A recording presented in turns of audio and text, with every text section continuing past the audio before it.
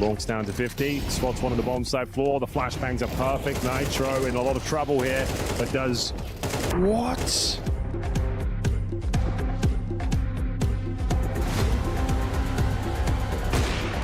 Maybe they've overcooked this one. High ground as well. Jukes goes down. Lonks trying to recover it here. Symmetry, he comes in with a deagle. Bro just showing his back, unfortunately. Only 10 seconds left. He's got the bomb and he's got the shot as well. Oh, there's a chance to recover that M4. Nice shot from Yabi. Continues that strong form. Making sure he doesn't get taken down here as he gets himself a lovely hat-trick here. Make it a quad kill.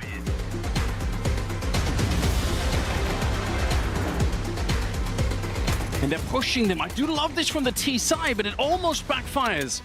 I like the idea of catching the CTs before they can even set up the retake here. A lot of damage. It's not over yet. Stair gets the headshot on the second player as well. A triple. They go up, no one moves in. Finally, over the top, through the window. Belchanok getting traded. Volt on a double. A triple kill from Volt. And it's all on no terms. They're going to try and deny them, but he's out of bullets. And Volt comes in with a 4K on the retake. But a 3-0 lead for FOKUS. It's a fantastic start. And, you know, it comes back to that conversation you had yesterday. You know, if PARIVISION goes... Oh my god, okay, Belchanok. Getting alerted to it, PARIVISION just in time. Noda hoping the utility from his teammate can help. Okay, Belchanok batters them. Rolf walking out. AK is already deep towards the side of Zinyo's Deagle. Okay, little taste of the Mongolian Deagle. It's oh my god.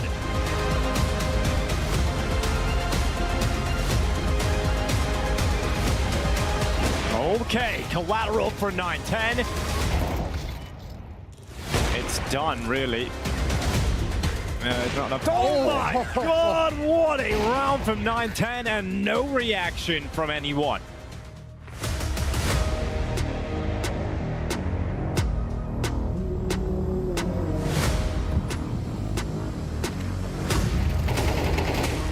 Ball attempted. There's Maka that cleans up the mess. He shows us the speed. Maka, this is the next. A swing from Reggie gets him across. Needs to be planting that bomb now. Maka goes, and Maka connects. Jumping no scope. It shows up on the school. Oh, we got a fight.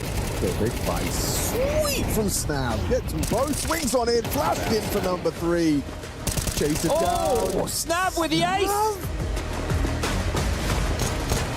You see that? Yeah, it's perfect. This round's over, everybody. B-bomb site is not fortified at all. They are in B, the bomb will go down, but the P250 from downtown!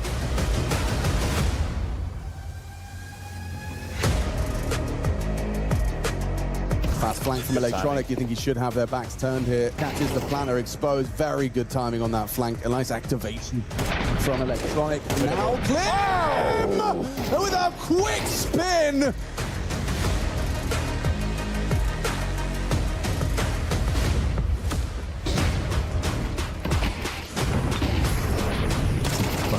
This can go wrong. They could lose another one. They could lose another one to Simple! So now 3v1. We've seen him clutch before. Do it again. Oh, Electronic. He's got 3. Tops up clutch. Whoa.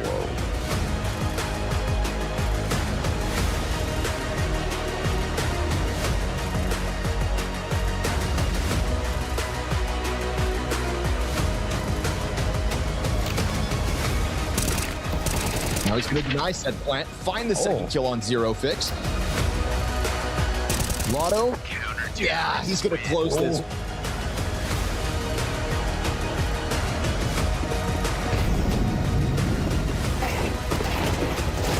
So yeah, that's enough to kill a piece from each of the pistols.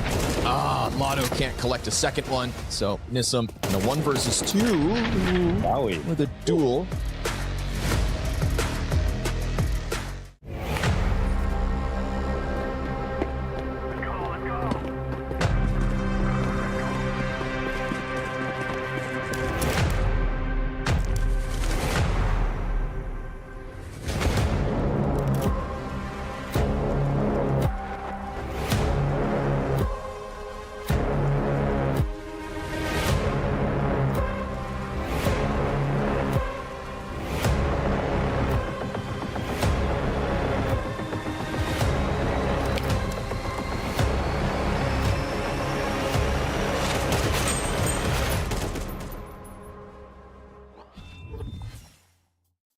Good morning, Counter-Strike fans. We're live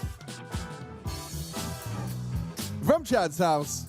It's early here. We're broadcasting from Malta, but this is for Bucharest, and we're going to try and get the best to the playoffs. Hey! Well, a bit more Counter-Strike to be played before we can get there. Only day number 3 for everybody playing at home. Might feel like the days are endless with all this major qualification There's a going lot on. of CS happening. The major qualification is done. Everyone's qualified? Everyone's qualified or not qualified. Or not. If you're FaZe. I saw it's 32 teams? 32 teams. Yeah, big long list of names. Yes. And I was telling you about my spreadsheet that I was working Chad on. has been I'm working on the spreadsheet. very spreadsheet focused in the last couple of hours. This got a is kind of schedule. it's kind of like a spreadsheet. How many of these teams are at the major? 1, 2, 3, 3. 3. 3. Okay, so Legacy, MIBR, and NRG. that's what we've got to look forward to. We've got Legacy MIBR, so a bit of a Brazilian battle. Now that's interesting. This is actually what I'm looking at right now. So my spreadsheet for those people playing at home is essentially all teams per stage and region, and the teams that they have either won or lost against in 2026. Just not a full list. Yeah, of not names they've played. Yes, so not like I haven't put if you've played against Red Canids 10 times. I haven't written Red Canids 10 times, but I've written Red Canids. And if they've lost to them once, would you have them written down? It's just to show. I'm calling it body of work. Right? The body of work of 2026 for the teams who qualified for the major. So, for example, Legacy's body of work, which I was just doing, would be wins against Game Hunters, MIBR, NIP, G2, PARIVISION, Monty, Astralis, Navi, Yawara, Odic, and Gaming Gladiator. Honestly, some names in there. With the losses, would have been against Sharks, MIBR, BC.Game, Foot, Aurora, and 9Z. So they have lost to MIBR. Yes, but they also have beaten MIBR. Yeah, so it goes both ways. So we actually are very interested to see how that one transpires. We've got NRG Eyeballers. I'm very excited just because I probably haven't cast the JW game since about 2016. Okay, well, that is 10 years ago. Yeah, so it's been a while. And I'm just very excited to be seeing that young man in the server. Yeah, Sorry, well, young man came out of my mouth completely how old do you unintentionally. think JW is? 29. Really? 36. One of the pick somewhere in the middle. 33. Oh, you got closer with that one. He's 31. Okay. But he's still going. Yeah, he is. He's kind of like Crims, the eternal sweets. But no, because Crims is like only 28. That's what freaks me out. I think Crims is also about 31. No, he's probably a bit older. Seriously? Actually. 32 or 33, yeah. He's not. Yeah. He's 28. Watch this. 31. You 31 see? for Freddie. Told ya. Now, this is Swiss. If you guys flick over to the A stream right now, Henry might be on explaining it to you, but we can do our best over here. Now, you start the tournament off with all 16 teams in the same bucket. And That's the bucket over there on the left. kind of like a bucket of crabs, and everyone's scrambling to get out of the bucket. Right. Now, sometimes you scramble too hard and you end up at the bottom of the bucket. That's where, for example, yesterday, 3D Max were taking on Voca, or FaZe were forfeit losing to Wildcard. Yeah. But sometimes you're scrambling hard and you get more to the tippy top of the bracket, and that's where you're foot and you're owning NRG in a 2-0 type of thing. But sometimes you're a crab who likes to wait. And that's where we find ourselves today with today's matches. The crabs who are at 1-1. The crabs that have not wriggled too hard, but not wriggled enough. Yes, then these are those crabs. Yes. Okay, so this is our bucket of crabs for today's indulgence. So 2 of our games are of those crabs. Yes, 2 are from that crab bucket. We've got Legacy, MIBR, we've got NRG. What do you like? What do you like the most though? What's your favorite game? 3D Max, probably. Out of our bucket. It's 3 rounds max at the moment, but isn't it it, from is. those boys? I keep forgetting who they are now. Who they've Okay. become. Probably a Legacy MIBR. Yeah, or NRG Eyeballers. Yeah, one of the 2. Well, we've won today on the beach. We got the best 2 games, mate. And that's because we got the crabs. Who have you got? Hello, everybody in Twitch chat as well. We'll Yes, say good hello to you. morning. Who else have we got chatting in? Any recognizable names? I haven't seen P Choi in here just yet. No P Choi? No P Choi just We've got yet. Awem. Shout out to Awem one time. It has to. The first thing is Max Ixor Max Xor. says hello. I've seen them in chat before. Yeah. Oh, Dim Sum's back. What's up, Dim Sum? Dim Sum's back. So it's great to see everybody coming back for this match of Counter-Strike ahead of us right now, but we'll get into it. The morning men. So a few tidbits, I suppose, to keep in mind, one of which Legacy changing roster this season. They brought in Ant to replace Lux as in-game leader. They've had some more flash-in-the-pan type results recently with their little foray over to Europe, where we saw them at EPL, and they were taking a couple of scouts there, and everyone was like, oh, okay, we got to worry about these guys again. On the other side of the server, we have MIBR, who before this event hadn't gotten a win against a European opponent all year, because they hadn't played against a European opponent all year. So they started off with a loss to Astralis, but then they beat BCG, Simple's boys, yesterday, 2-1, but they have a European flair of their own. It's LNZ, the in-game leader, and They've got young lad Klim from Russia in their team on the AWP as well. So it's a Brazilian mix. It's kind of like the Furia method, we're calling it. Yes, the Furia method. They still have Insani. He's great. Venom0 had some nice moments yesterday. Breno had a couple of crisp kills. Yeah, no, I mean, if anything, I'm intrigued to see, you know, what the ceiling is for a squad like this from MIBR. I think there was some, especially their T side. I had admiration, you know, these new gen IGLs, the Swedes, ETR, LNZ, 3 letters and about 3 calls, but they're good. But they're good calls. Yeah, I think. Was it direct calling? Yes, it was. There was that pattern calling where they just hit A like 6 times, conditioned them, and then they could just play with the rotation. Well, it's interesting today with the head-to-head we have, right? Obviously, we know the art stuff to some of his crazy moves, but it's a little bit more tempered. And he also has a madman in the side cut with him, Dumau, who loves to push as well. It is tempered, though, isn't it? It is much more. Well, you had to. Yeah. It was like James the other way. Yes. You know, it can't all be passive. We've got to mix it somewhere in between. So there's your veto. It's a big hard hat, isn't it? He's got a big melon like I do. So we've got the Inferno Mirage Nuke map pool. Dust to Anubis for first wave bans. That's to be expected. Ancient Overpass going out in the second wave, and then Nuke being that third and decider if we need to get there. Now, I did mention they have played against each other this year, and it's gone both ways. But that happened at the same tournament, and that was at the start of the year. So the one that was actually the more important victory was MIBR over Legacy in the final of the Rush B Summit Season 1. No, actually, sorry, Consolidation final, so for third place. Okay. One thing that I just want to talk about while it's on screen is the fact that, you know, with the 10 wins, 1 loss, MIBR did not elect to pick Ancient as their map. Instead, going for this reasonable Inferno, but it did give Legacy a chance to ban it. I'm curious as to whether or not they picked Inferno for their own strengths or if they have deemed it weaker by their own analytical standards. It could be something to do with the respect for Legacy. You take a look at Legacy's run on Ancient as well, and it's not too shabby. They've got wins against Astralis, Monty, and NIP in recent history at EPL, so there's some European opponents, whereas on the other side, again, they haven't really played against too many. Maybe feeling as well it's easier to temper the chaos on Inferno than it is on Ancient, which I think is fair, right? Like, as long as if you don't engage in the banana nonsense, you can avoid the banana nonsense. Checks out. So if you ever guys don't want to be in the tough time, just avoid the tough time. Just avoid the tough time altogether. Avoid the tough time, right? It's that simple. It's like turning off your screen. Yeah, but right? How you getting upset at words? What happened to grit? And determination? Just grit. Weren't they grits? I was watching this a really nice like Instagram reel guy. He does interviews with these like kids, and I'm actually sometimes inspired by what these kids are saying. He was like, "So what do you need, boy?" And he was like, "Yeah, I just need grit. You know, grit is doing something hard." How old's this kid? Like 3. I was really inspired. Really? Yeah. A 3-year-old? I don't know how old kids are. Yeah, you don't really... My perception of time is warped, you know? Like, I don't know. A 2-year-old, a 3-year-old, maybe he was 7. How old is this? He was talking. The 3-year-olds talk? The 3-year-olds talk a little bit. No, but he was having like a proper conversation. He was probably closer to 10 then. No, well, he was small. He was a small but boys don't start really getting their growth spurt until they're mid-teens. All right. Well, that's the end of that segment. We're going to move into the Inferno segment for today. How old is that child? Yeah, I'm going to find it because it wasn't an inspiring video. You know, Not I could tell 3. he'd been well parented. Yeah. I've got a niece who's 4. Yeah, and you could have a chat with her. But she's about 6'7", so okay. she's very tall.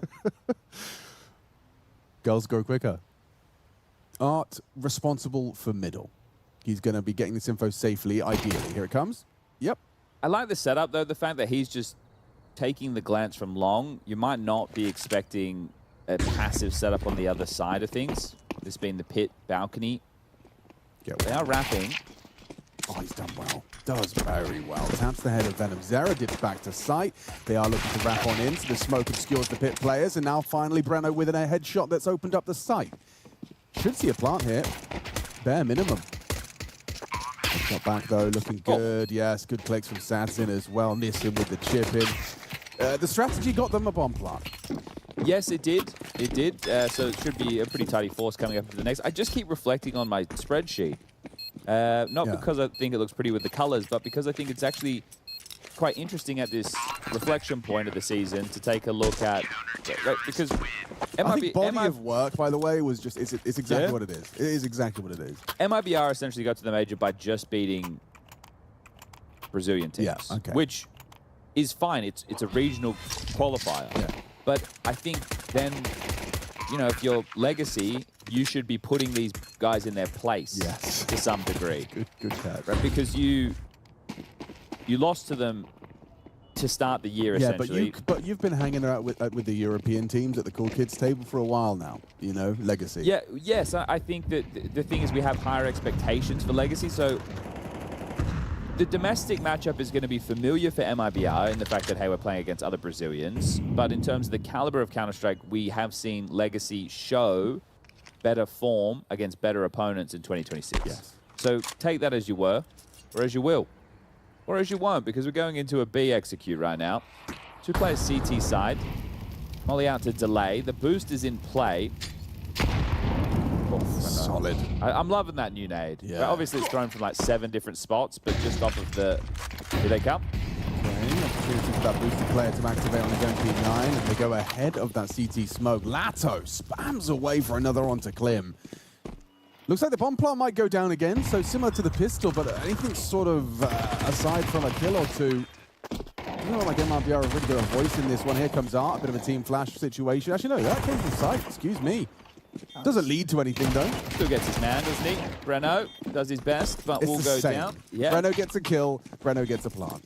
I am interested. Did you see that CT smoke that was in pool? I think as it was thrown, MIBR's pathing in basically headbutted it into what an awkward corridor there, but all good. For people interested, I see some people having the conversation. Invader 1989. You must be turning 37 this year. FaZe will be playing today against Inner Circle. They will be competing. That is what we have received word upon. So I don't know how they're going to play with their heart in tatters, but they'll give it a go. Play they shall. With some grit. That's what I'm saying.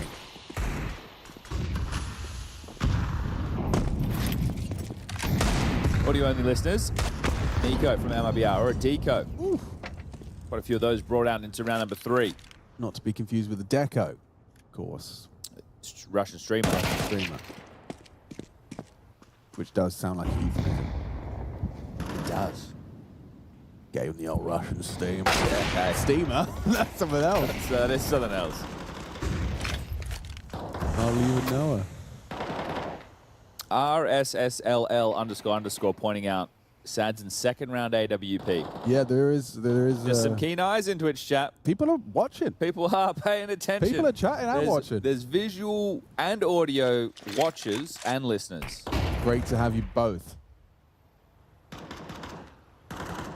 Is there a killer on LSD's plate here? No, I've decided there isn't. 1v5 situation with an unarmored Desert Eagle. You just want one. That's why you bought it. You bought it for what? It's Linus, Your Highness. Woo! He gets it. And dead. One more, crazy. That's a bit greedy. Take what you get, which is a one.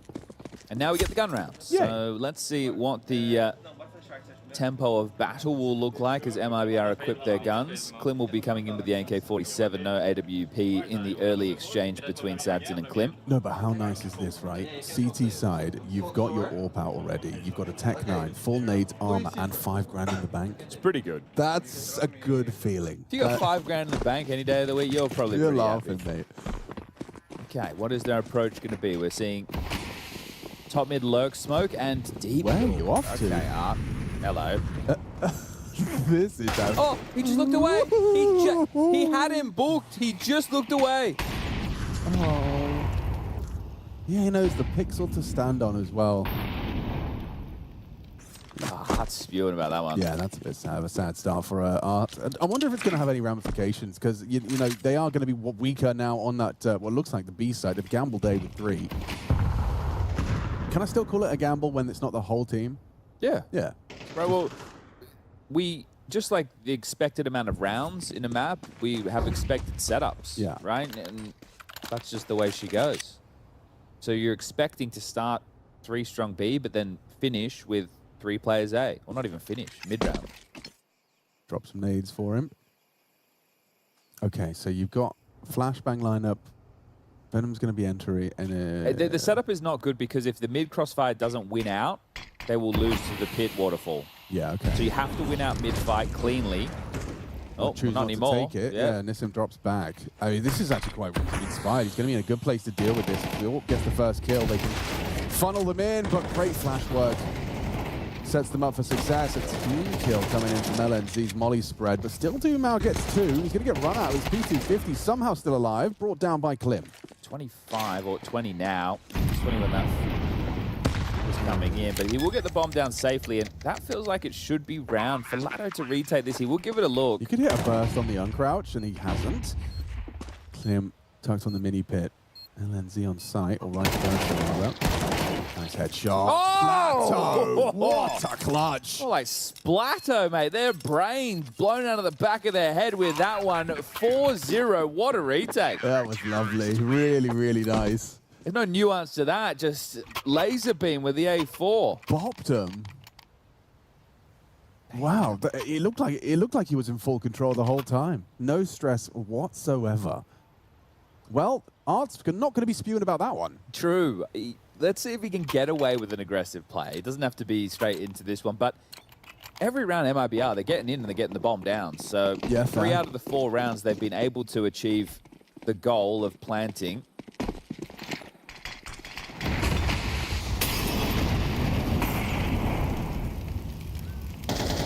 If you don't go banana early, you can avoid the crabs. Was it something like that? Yeah, stay out of the bucket. Stay out of the bucket. Flash, maybe? Nah, dry. Okay, let's go. Brano versus Nissim. And, ooh, Nissim not going to be too happy. He didn't find the headshot. Staying Playing a a bit cheeky nimble. angle as well. I think if the player jumps on the sofa, maybe he doesn't get spotted. That might be it. He calls it clear in his head and then... It's just a weird position because you're susceptible to a little bit more. But another opening death. This time not on Art.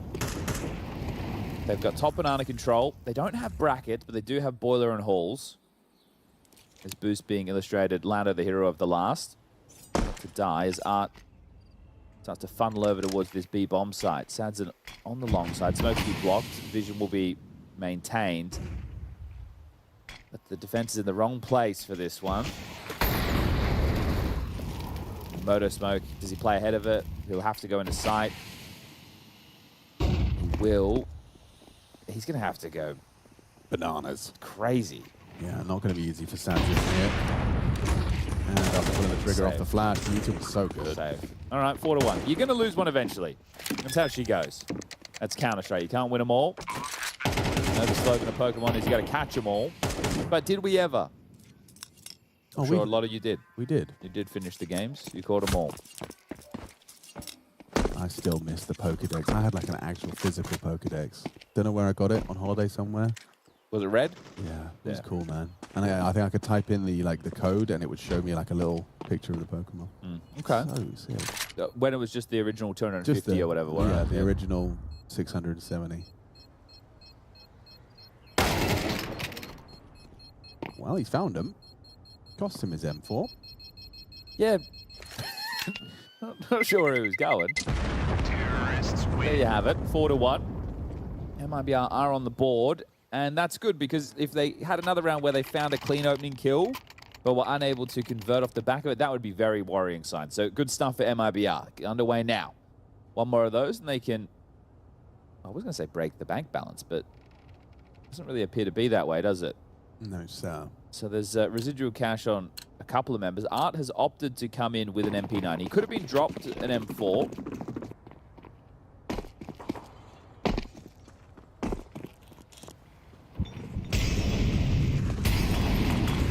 This one's going to potentially be a quicker move towards A. An extra body in second mid.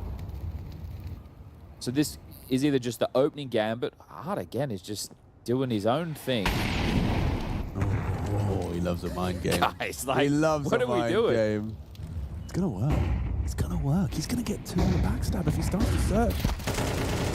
Up to the short side, now he activates. Got 2 on his plate. It's opportunity. Gets the first. Takes the head off, finds the upgrade. It's a 5-on-4. The fact he sticks around as well. He's playing his game, isn't he? I think, you know, it's great to have tricks and these little moves. I have no problems with them. I think it's very important. You need to have it at the highest level of Counter-Strike. It just feels eventually you run out of them. So if your whole game is just tricks, that, you know, your bag will run dry. I just think it shows his personality. Agreed, yeah. You know, like, I think I love that this game has such enough depth that you can see a player's personality in their gameplay decision making. It's not just, there's not one answer into how to play a round. This is a 3v3 retake of the B site where there is another smoke to replenish CT spawn. There is a defuse kit available on SADS and the AWPer. This is a very tough retake. What's wrong with just having another go next round? I think because it's the 3v3. When you've had your chance, the rod is in the water, but the rod has just narrowly missed the fish. Because that's what you do with the rod, is you're looking for fish. It's kind of like with the rod. Kind of like a spear. Yeah, a spear. Maybe it's more of a spearfish kind of situation. The spear tip is in the water. Well, it's a broken spear. The fish actually just ripped your whole. It was a shark. Spear, yeah. Bloodthirsty Which shark. are fish. They are fish. Sharks are fish. Yeah, sharks are fish. So when that shark in Finding Nemo says fish are friends, not food, is it Finding Nemo? I think so. Bruce. My name's Bruce. Sharks are fish. So when he says fish are friends, not food. Yes, sharks are fish. He's just like saying he's friends with himself. Yeah. All right. Well, yeah.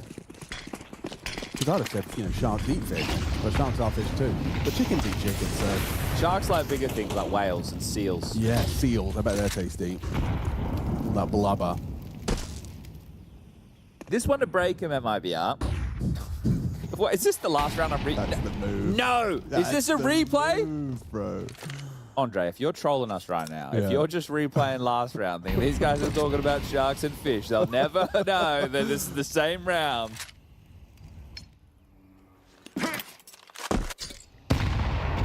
Ooh, thought they'd brave the block smoke, but no. Given the buff up, this is a tough round. Sure, they've got the forward. There's another one. Not so lucky. That looks like it should have done damage. And he's probably got more. Let's have a look. Little cache of nades. Yep, scoops up a nice extra smoke. And there's a third on its way from Nissim. So they are expecting action on the B-bomb. Yeah, Art's clearing second mid. You might even get the rotation of Santon with these flashes in a moment.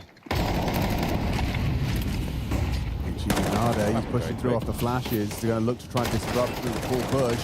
Nice headshot. Whoa. Transfer comes in. Now onto the 5-7, but denied. Breno pulls them back into the 2-on-2. Ready for contention to make this a one-round game. Forward position adopted by Venom Zera. Art approaching from the banana side, and you've still got Spawn for Sadzin. Not an easy clear for an AWP. Maybe Art can pull him away, hoping for a jiggle out of the Nubox player. Still, again, with these disadvantaged or rather uncomfortable retake scenarios. Art still searching, starts to make noise, hoping to pull the attention away, but barrel. The barrel is spotted. He understands the setup, but the timing's not good. Brought down. Art will have to dip out, try and maintain that Kalash for the next, but MIBR, you can't deny that they're getting into bomb sites. You know, for the first couple of rounds that Legacy won, they were still getting into bomb sites, and now their fate has turned around. So we'll have to be partial behind this AK, but yeah, I think problems twofold. Obviously, giving away the opening in that other round with Nissim Boiler, that's not great, and then you lose to an execute, fine. This time you're in a lower buy. You have information, your stack is in the right place, but your initial body goes down for free. So even though you're trying to multi-kill your way back in, because you've not a 5-man stack on that side, the trade game was always going to be tough. So it was a nice attempt from Paul, but a 2v2 post-plant without all the nades and AWP, an MP9, no kit, it was always going to be tough.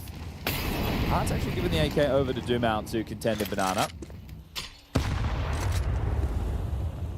And Sunny will cop a nade for his troubles, but all in all, he will be able to play this Banana control leisurely. Got admiration for players that can play like this and still be alive. Just a little bit. 19 points of health for Doomau, but they'll actually send another ball forward. You're not expecting yourself to damage. Art, yep, seen enough. I think Sunny doesn't swing there. Crazy, he turns his back. I think for sure Insani's swinging in that moment. No block, or? Guys, you gotta do something. You don't realize it, but they are at your front door. And back we go. I'm not filled with confidence for this round for Legacy. Just that saved AK. And the other three on the polar opposite side of the map. Yeah.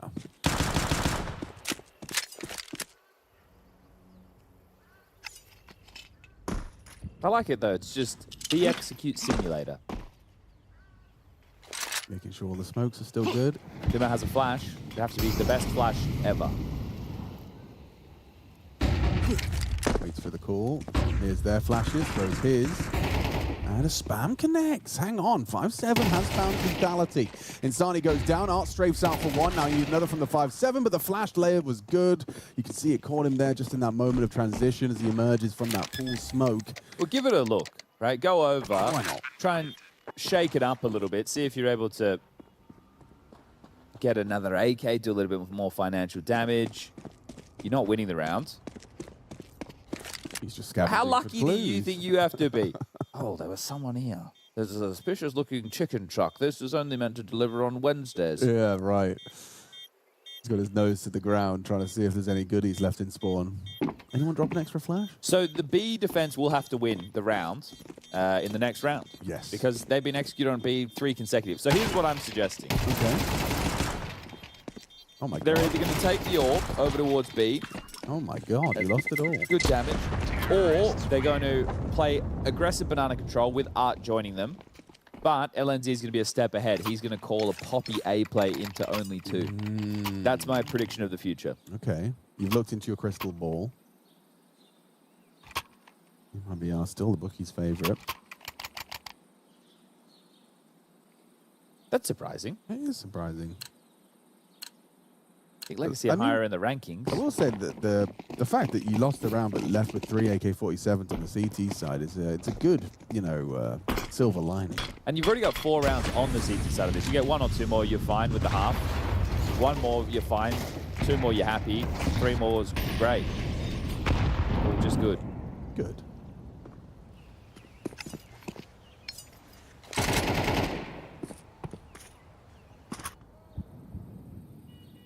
So they haven't charged down banana. They haven't put the AWP on B. They're playing a very passive setup across the map.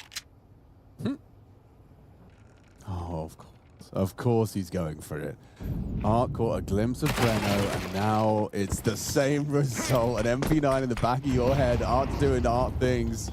Good chunky nade damage towards the B players. LNZ and Insani catching a double wave from the HE barrage. That's actually completely repelled them. Looks like they're on the back foot, and now Nissim's already pushing apartments. So Legacy have got them in the palm of their hand. Nissim's not in a great spot, though. Is he not holding the cross? Nissim can't do anything. No, he's pushed fully. Nissim cannot do anything. He's just imagining they stay in banana. So action is really on Art. Sheesh. Okay, last seen getting that kill towards Boiler. He's burrowed into pit. Nissim's going to be flanking them for the mid side, but it's a bit too late. They were already up towards the long side. You're hearing the library steps too. To go brave the flames, to ramp the arch. Only the one. Dumao. There's Sadzin Zorp as well. Solid reaction. Legacy feel like they're everywhere, but still good find back from Klim. Pivoting in towards the A site, and that's where Art is burrowed down. Perfect on the mini pit. It could be denying if they go for the default plant. They can safe plant. Safe plant they shall. Oh, makes a noise. Charging in, trying to deny. Loses his head. Not ideal. Insani and Klim to close it down. Just Lato. He's already had 1-1v2 on this bomb site. You have to go for another. Got the kid. He's got the time. Throwing out their smokes and flashes, or rather just flashes. Begging for a swing. Double swing, just like that. Insani closes it down. Beautiful kill from Insani. Yeah, that shouldn't be happening. Again, they get the jump on them in halls. They have the information. Nissim is playing because he's assuming they're not coming back. To come back means you're acknowledging that we may just die to a guy sitting in second in the window or die to a guy in boiler on a timing. But they've been able to pip the gap. Nissim's got around the world. Art's been stuck in pit, and Art's one of the last deaths within this round. He fumbles the movement, completely fluffs that. Should have the element of surprise, and that is an ugly-looking round to lose right there. So MIBR 5-4. Now the AWP's on B.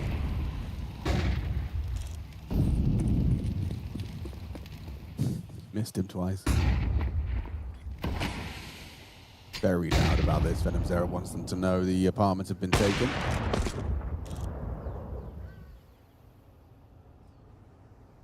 Okay, so you've noted the AWP on banana. It's clear that MIBR are not in any rush. Happy with to take their time, operate with the map control that they're able to garner off of their moves, and LNT with an opener onto Art. This is this. Do I even bother? Is it even worth it? What? Just that, you know, Yanko's really quite vocal about Art's approach. Yes, and he is. why it's probably not good for Tier 1. And you're seeing that here. Like, why does everything have to be a coin toss? Right. Because the highest levels are about the percentage. Double kill. And then, yeah, it's how you're able to capitalize in those moments. If you're just doing something out of the box every round, it's like, okay. Like, I see elements of like his decision making where it's like, it's like when you're playing a Prem game with us, you know, as in like, I'm going to do the thing that Should win the round. It should win the round, but it's because it's fun for me as well. Sure. Like I'm doing this because I want the way we've won to be satisfying to me. Yeah, and I get it. You want to be annoying. You don't want to allow defaults to function. That like I really liked his push on the first rifle round. It looked like he had a good idea. Yes. I know that they're going to scale with this smoke, and I put it but it doesn't work, and it just looks a little bit silly. And I think that's one of the key issues, and it's one of the issues where it can get old very quickly, not even with your opponents, but your teammates. It's like, bro, my in-game leader is fucking dead every round. It could lead to resentment. He is... But it's so good when it works. Yeah. How entertaining is it, you know? And this is it. I'm probably being a little bit harsh here. He has been involved in 5 opening duels.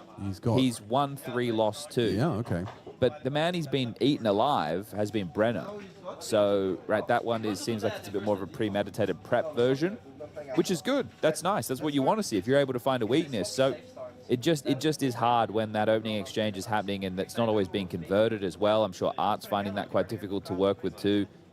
So this is 6 straight rounds now. It was the pistol, it was the conversions, it was a Lato clutch. But now it's one-way traffic for MIBR.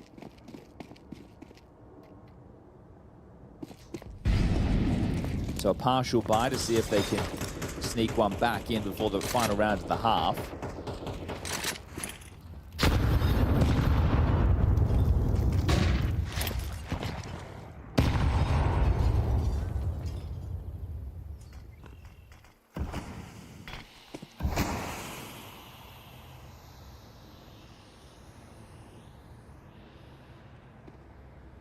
It seemed way too easy for them to be able to get away with these B executes. There's even been resistance as they're executing, right? The fight's trying to catch them coming through the choke point.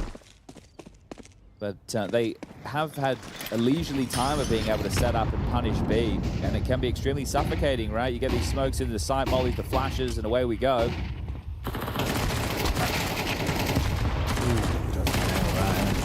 Gets the double kill.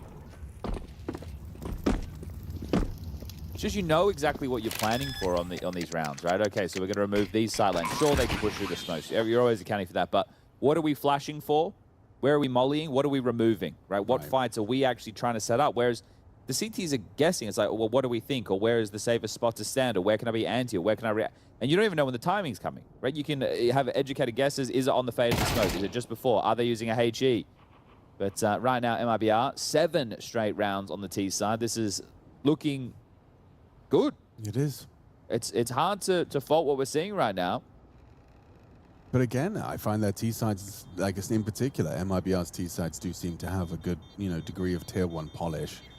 There's always the flash that's, you know, I always keep saying second wave because I don't know if that's the perfect term. But I have such admiration for not the first couple of flashes, the dum-dum-dum, when they're first starting their move through the smoke, if they're pushing B or whatever. It's the second wave where the defender gets vision back, they've made progressions into the site, and it's behind them for that next fight, that next potential. Yeah, I think it's just the layering was yeah. Because in terms of an execute, you want to have like an entry flash, and then you want, you know, but you know, those aren't for, that's just to force them back, remove the vision for the couple of steps, and then another one, then another one. But that when a round works perfectly, so some of this is dry run, some of these are moves, some of these are just mid-rush ideas or concepts.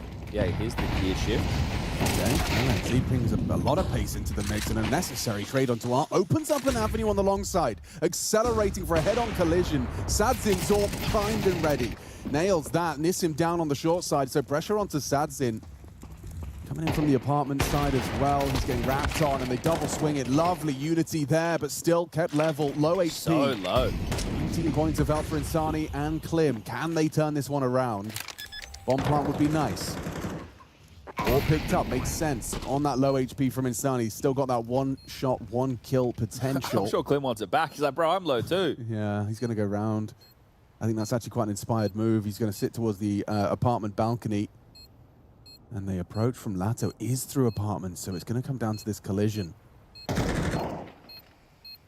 Nice find from Lato. Insani on that AWP game. The time's on his favor, and he hits the first. Not dead yet. Planted for him in pit. Looks like he's done enough to win this round. Going to be a run out by Dumao. Just enough time for the defuse. Just enough time. No. He doesn't have a kit. Oh, no, he does. He's got one. Oh. Oh. Nah. He got greedy. Oh my God. Calculated. Why is he? I thought it was tight before he went scavenging. Bloody Nora, okay. Well, they get one before the halftime break, which we're in right now. So here's some break music for everybody. Okay.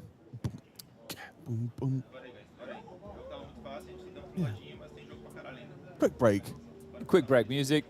We could do some stuff with sponsors with that. Let's check in with the chat. Take a break, have a, don't know, any product you could think of. Any product you think of could go there. I actually recently came into a large quantity of those, about a ton. Oh. Yeah. Wow. A whole metric ton. Shaped like Formula One cars, I believe. That's right. All right, guys, we're going to pull out page 432 here of the strat book from Letney. III.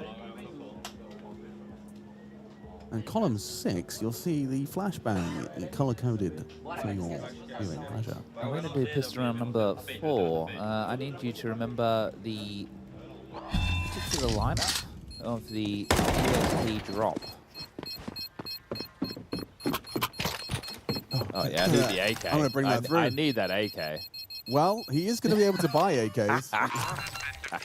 Crazy, mate. You know, Dumao, he is unique. He's one of the guys. He's one of the guys. He's one of the guys. He's got great energy. Always a very smiley fellow when you see him around the event.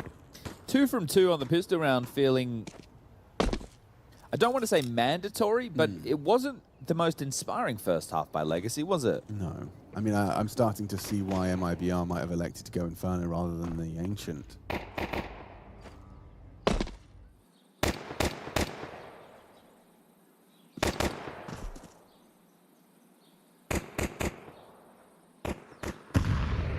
That's a lot of nades, right, Chad? That is like an unusual amount of grenades to have on a pistol round. It's a good amount of nades for a B executed into a 4-man stack, though.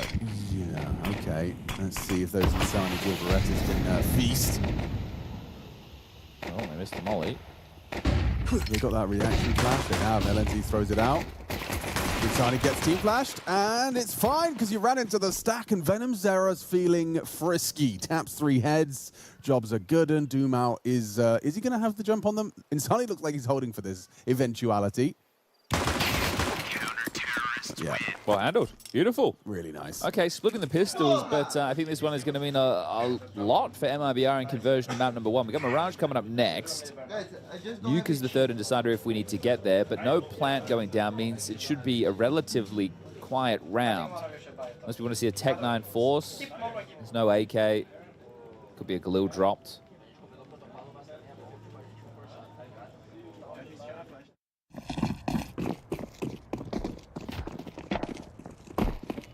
Can the coach hear the communication that's happening from round to round, says Dead Ships. Yes. Yeah. So here's a fun thing with the coaches, guys. The coach is in TeamSpeak, and he can hear the players talking, but he can't actually hear the game sound. So it must be quite weird, stressful for a coach in diffuse situations. Yep. When he doesn't know how long is left on the bomb. He's relying on the reactions of his team members to know what the bloody hell is happening, Dan. Caught me off guard with that one, sorry. It's all right. Well, Bobby's not here, so... Bobby! Bobby! I'm a big OG fan now.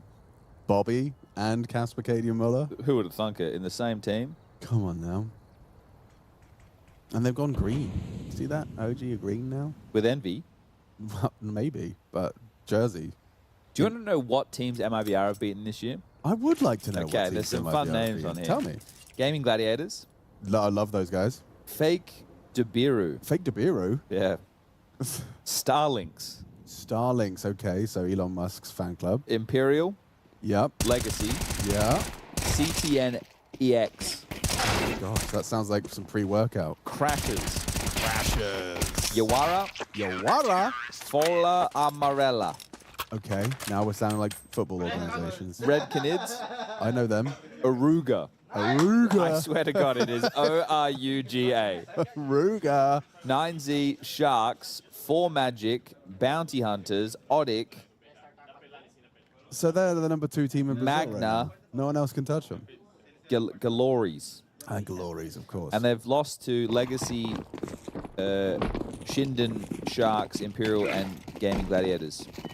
Someone just atted me and said glorp. They did. Moist Goose. Moist Goose 77. 1977, an older boy to be glorping, to be honest. Big fan of the Aruga team. Aruga.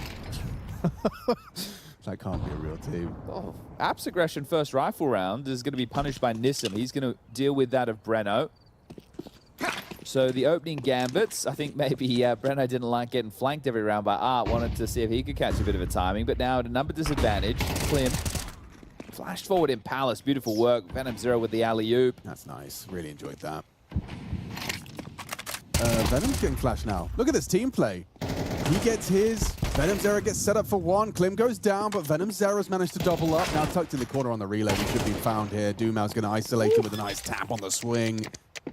You give it a go, Linus? Yeah, you should. Give us your clutch Get tip, your spear Chief. out, you know? Dip the spear in the water. Track the movements of the Sadzin and the Doomau. That nade, if perfectly placed, is a kill. It's not quite perfect. Well, he doesn't know. No, does he doesn't have X-ray. He doesn't have X-ray. But he could still win this. Now he knows where one of them is.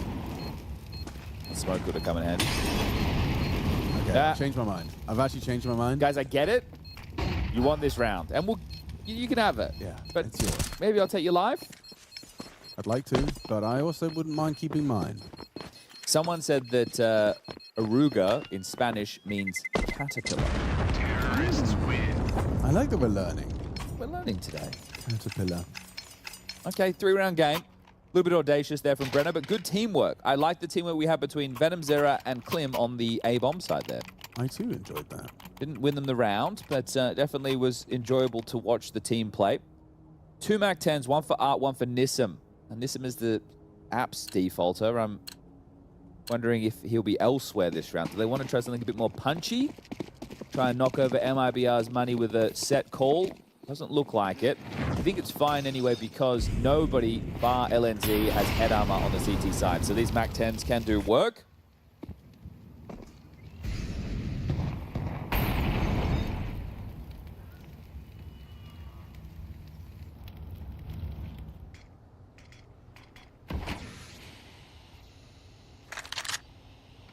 This is an A-pop.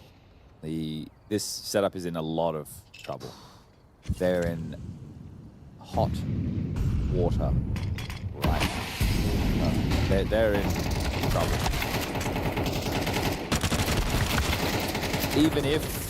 Even if that mid defense, they went 1 for 1 for 1, they were dead from Apps. That setup was designed to win mid, and they couldn't even do that. So they weren't ready for... When I see that setup, my thought is that they're just going to deal with the default. But they had to deal with essentially an all-in. Right. So they got more than they had bargained for, and unsuccessful. So money fleeting now for MIBR. Will they lose it all? LNZ and Insani looking to hold on to their guns towards B as we do just draw this into a 2-round game. After this one will be confirmed. Bomb, probably about 10 seconds to go before detonation. Question in the chat, what perfume do I recommend? Okay. I've recently been enjoying Tom Ford. Makes great fragrances if you've got you don't need a little bit extra cash to splash. It is unnecessarily expensive, but it smells good. And alternatively, there was this something called Valhalla or something. Valhalla? My dad gave it to me for Christmas. Okay. But it's just like some, you know... The new Lynx. It's tobacco and vanilla, and it smells incredible. Okay. You know, tobacco can smell good. You wear it, you don't smoke it. It's not cigarette smoke, you know. I smell like tobacco. Rich tobacco and vanilla. You're in a fancy cigar lounge. Yeah. Tom Ford does do tobacco and vanilla as well. Yeah, they do? Okay. What have I got? Mason Margiela? Margiela? That's something like that. Yeah, I just bought some shoes from there. When we were in China? Yeah. Kaboom! That was almost Yeah, a while ago. about 7 months ago, I reckon. I've worn them once, so that's nice. All right, well, the saved guns over towards B with this trap set up right now. One of them on a boost towards CT, one of them up close towards the mouth of Banana. The flash at the ready, but they've only got one kill they can find on R. And, well, with the boost, that's a lot of information. That would send the team quite quickly spiraling into an A open control. Yeah, okay, so retake? No, I think just look for exits. Okay, right. But they're actually over here in time. They haven't... Okay, they can contend. They took a little too long on this. It's just that one of the M4s is still on B. So if both M4s were on the site, Yeah. I'd say, yeah, give it a go. But Have a crack. right now it's going to be, oh, okay, he's pushing. This is okay. A needs something. A needs 1 or 2 kills here to slow it down. 1. 1. 2. LNZ, But he did get it. It's only here quick. Lato's in a good position, though, to catch any of these rotations in. Oh, they get the info off of it. Bensani's wrapping up, so I'm not sure they're aware of him. No, he could have the jump on at least one. Does he just walk out? Here's one sight. Assumes one hit. And a clean shot from Sadzin. Problem solved. Okay. Well, this will be the gun round now. That was just the eco with the save. So let's see if double digits will be won out by MIBR first, or if Legacy can tie us up 9-9. Tactical timeout has been taken. A conversation to be had. Letney on the microphone. A real eclectic mix over there of players and personalities on the MIBR roster, looking to start some more European campaigns. They've qualified for the major. They're now here at PGL Bucharest, looking to do some damage in a win against BCG. That's nothing to turn your nose up about. So a good win for them yesterday. Let's see if they can continue that today. Now, to start off the year, when Lux was still on this roster, Legacy lost to MIBR. This was back in January, right? So we've got a 4-month body of work that's played out in 2026 so far. It's the next 2 months, essentially, where you can start to ramp up.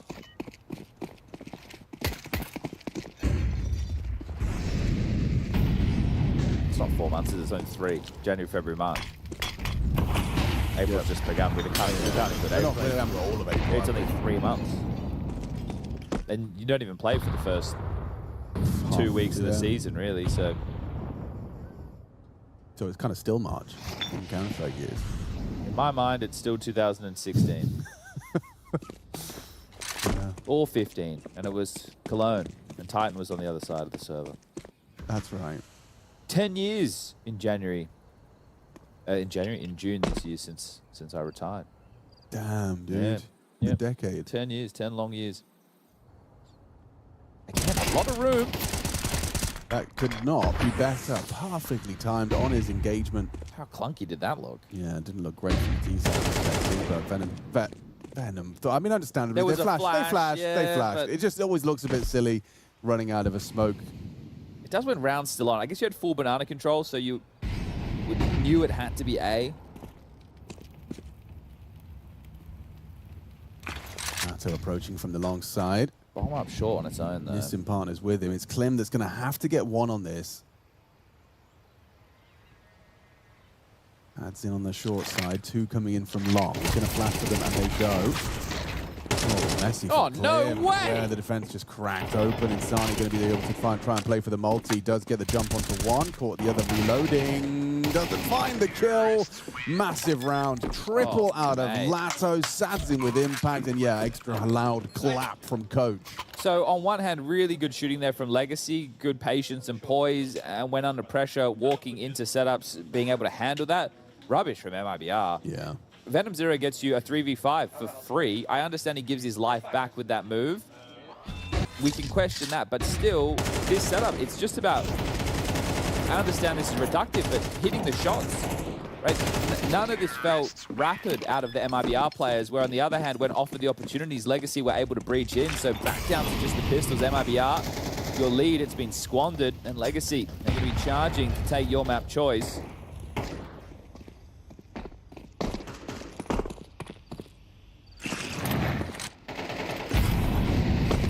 Double HE could be potent, and it is, without significant damage dealt, that now converted upon by Insani's close half wall on the 5-7. Was it 2 nades? Just 2. It was. So then you know there's 3B. Good point, well made. LNZ trapped at the sandbag position and is going to be escorted out by Now. Easy Venom. Oh, well, Legacy will get themselves up to 10 in a moment's time. Nice shot there from Nissim. He's got some good aim. He has. He's sharp.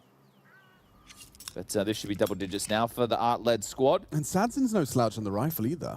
Yeah, I think...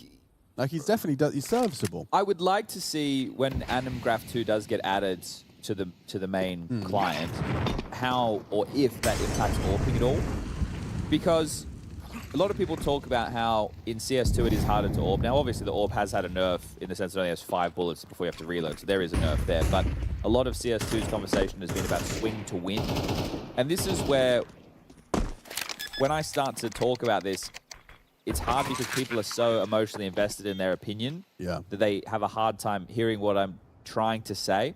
I'm not saying that there aren't parts of CS2 that make it beneficial to always be fighting and always be in motion, but also that concept and how good players have gotten are also good concepts, right? So first of all, if you look at the level of player and how good they are with their pre-fires, which is, I don't mean they're running around the corner pre-shooting, I mean their crosshair placement on their strafes, their jiggles, how procedural, how ready for fights they are. That in the modern game is very, very high. And then you add on to that, the idea of being the one to be in motion and choosing when to swing. If your crosshair placement is perfect, and you're the one initiating the duel, you're ready to react, where the other is waiting for the cue for them then to react. Yes. Right? You know, I am putting myself in this fight, and I have to click now. Yes. They're going, I'm waiting, I'm seeing, I'm clicking. So it's always going to happen faster if you're the one who's, especially if you're not in a smoke, you're not coming through a flash, there's not a molly at your feet, right? Like, you're just getting to be able to go through the motions. Well, I think we also, I think we lack the nuance when we talk about, when we use terms like Pika's advantage. We talk about Pika's advantage I think most people use it and would assume that's just about like the right eye peak kind of vibe. But actually, that is the Pika's advantage. What you're describing is an extension of the advantage of the Pika. Sure, yeah, and I think obviously there's another thing to do with the angles in which you're approaching walls. Are you close when you're taking the fight? Are you far? And you see players... That part too, yeah. Right, you see players as well as this one. It's a great start. Ooh, had the chance for a claw back there, doesn't find it. I think, yeah, with the way you're approaching angles, there's some players who are very good at talking about this stuff, like Yakinda and James. If people go back and watch some of James' content with Yakinda on his YouTube channel, it is in Russian, but there are subtitles. And they talk about the micro of how they're going for certain peaks on angles. Am I wide? Am I close? Am I crouching in? Am I wide swinging? Am I jiggling to bait? That level of the game would be a really fun one to get like a Yakinda on a desk for a long time to talk about the game theory behind those type of peaks. You have to find the right player as well, because it's a concept that I think all of the professional players obviously have their own understanding of, but very few can articulate why. That's a key point, yeah. I think it's just something you learn, and you learn through, your own process. That's what I liked about the MongolZ guys, even when like JDC and stuff was there, they always were able to articulate their Counter-Strike IQ well. Yes. Right, and I think that is, as you're saying, it's not an easy thing to do. You talk to some players and like, oh, it just is. Yeah, that's and that just why means it's intuitive. Like, it's a feeling, but it's a feeling that's been reinforced by a lot of reps. Good use of the word intuitive. That's exactly what it is. It's second nature to them. It's instinct as opposed to like a conscious decision. Okay, well, we're all tied up 10-10. We know MIBR games have to end 13-11 or 13-10. Yes, that's the rule. That's the rule. LNZ told us. So who's going to take it?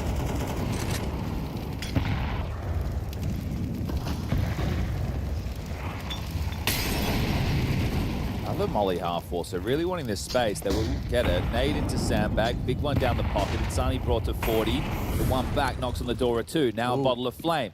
Have to respect that, backing off. Insani will get the room.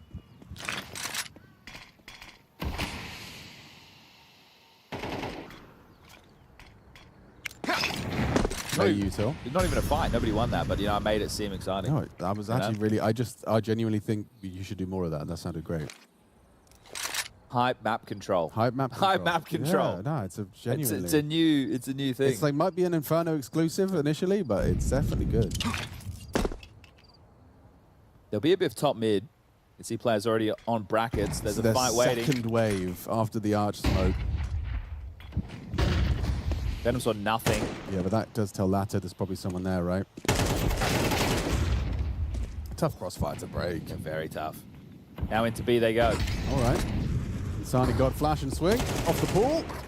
Oh, and they're doing the dance. Easy find for LNZ and Art being Art.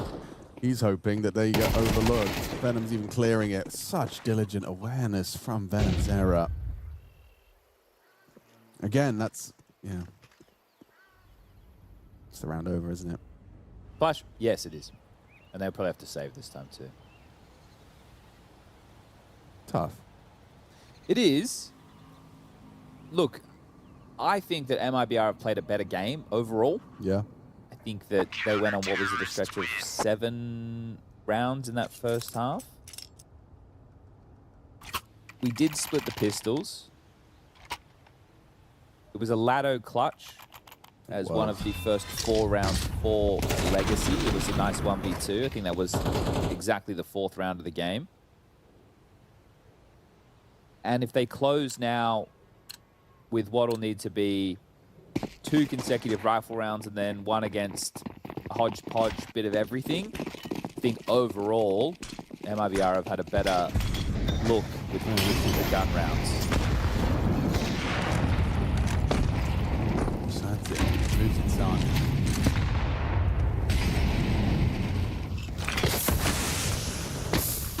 Goes pushing. Look at him go. He wants this fight. He's going to try and take it by force. But Venom's there in a perfect position to track the back of his head. Number 2, not going to happen. Lato provides the covering fire. Dead from the flames. LNZ found one onto Dumal, but now you've got Linus at the back of the site, and he lines up a headshot. Satin swings Paul. He manages angles very well. Anticipates the swing from Paul. He's already 2 kills deep. Finally brought to his knees by Nissim. Very threatening. Klim's already here as well. Will he be tempted to go for the mantle up, or is he going through? He used the edge of the smoke. Renault on the cautious approach. Up and over. Tracks the head of the drop off of Nissim. Klim does finish off the job. Now Lato in the clutch. Already 1 under his belt. Crucial juncture of the game. Can't do it. Can't hack it. Renault closes it down. A team effort. And you're right. MIBR, they've got real poise in some of these late round situations. Yeah, it's I'm just taking a look to reflect on that first half again. The final round of the first half was the Dumal defuse. Yeah. So it's and pistol. Save. Excuse me. It was the last round. Was yeah. Clutch and a save. So pistol win. Yeah. Force win. Eco win. Then a 1v2 clutch. and then a Dumal defuse. Yeah. Okay. So none of those were around like that. Clean rifle rounds where it felt like they were definitely stronger. Right now, this might be the final of Inferno. 2 Tech 9s, 3 rifles to complement that. A little bit more limited in the util department, but still more than enough to work with for a move as they saunter up Banana looking for a fight. Art does his best work with the Tech 9. It's the perfect gun for his style of play. I'm saying that unironically.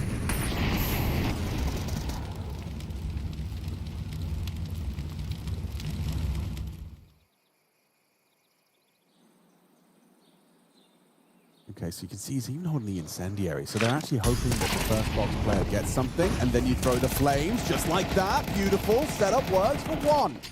So brings down Insani, though.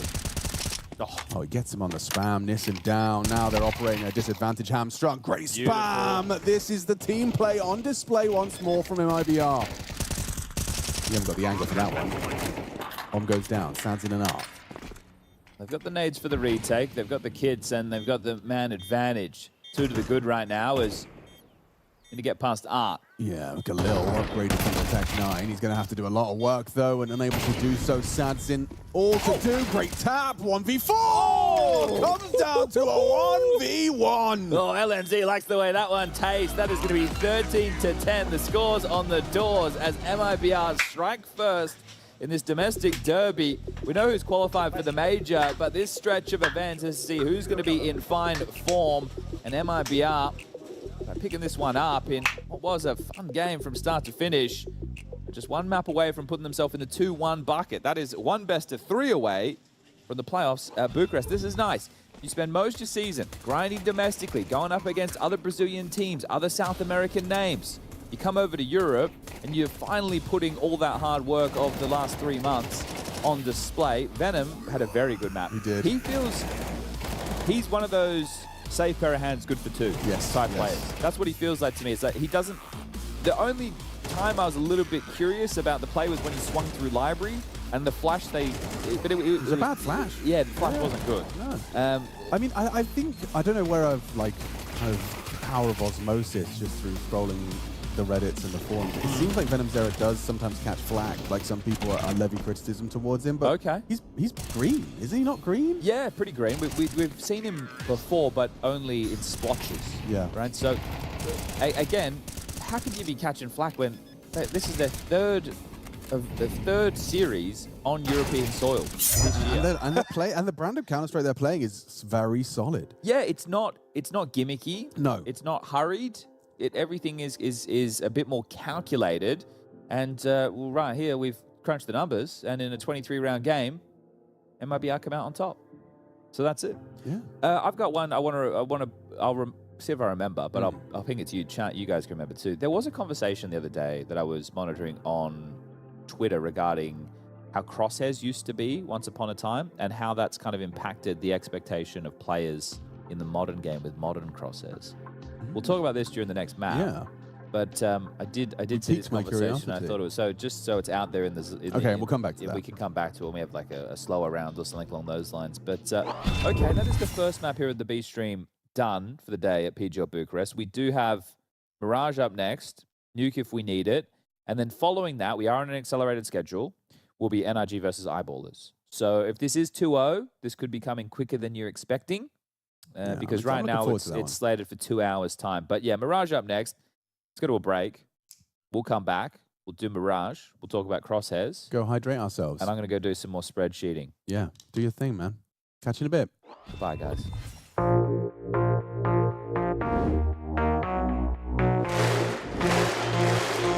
Astana, are you ready?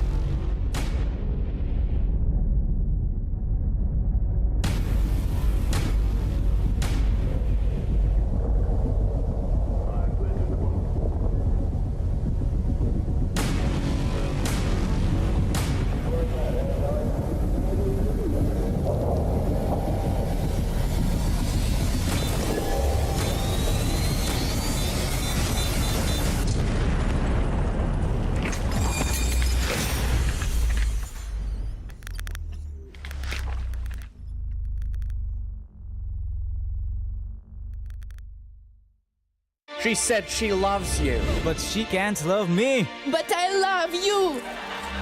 Yeah. Look, I know my man's going crazy. I gotta brag on myself, I amaze me. Like I'm back in the 80s. I won't play window anymore. What's going on?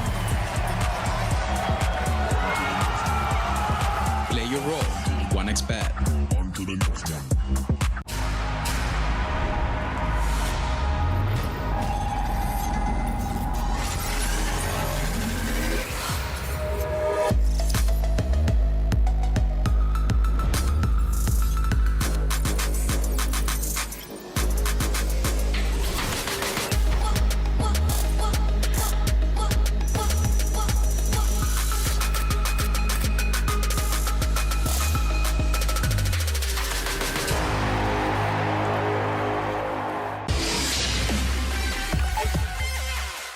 human body was built to move.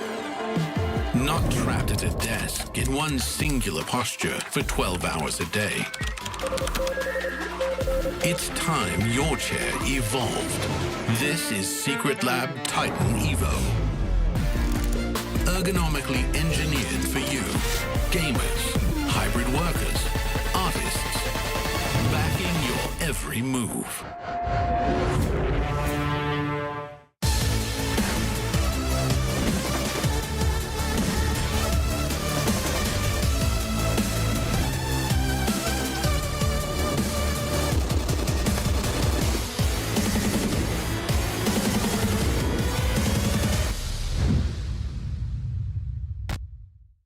What is going on, everybody, down on the floor with LNZ of MIBR? How did you end up on this team? From an outside perspective, quite a wild card.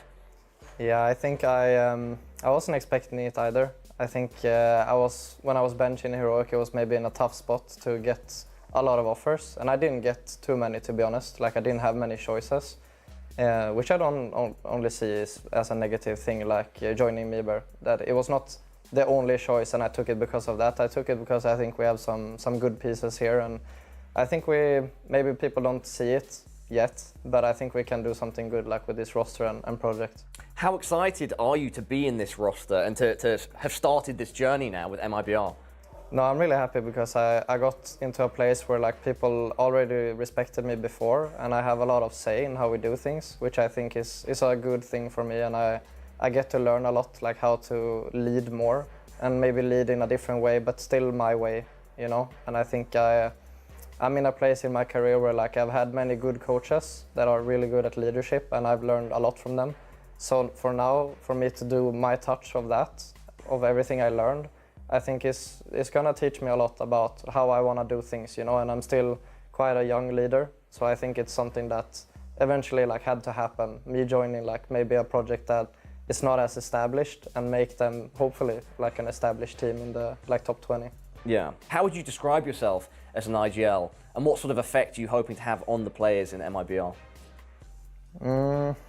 Good question. I've never really like explained myself how I am. Putting you on the spot. Yeah, but I think I've started to be a lot more like hands-on, like helping players. I think that's a bit my like leadership style, that I care a lot about the people around me, both as persons but also like players, that I want to help them and help them evolve, you know. When I see something that's maybe a bit off, I try to find solutions for it, you know, or be there as a friend as well, like if they're struggling.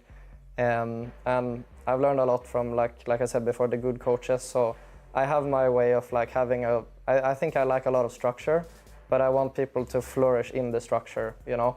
So I wouldn't say that I'm some super structured IGL that wants everything to be perfect, but I like to have some things where like this is how we're gonna do things, and then this is where you have your space to work, right?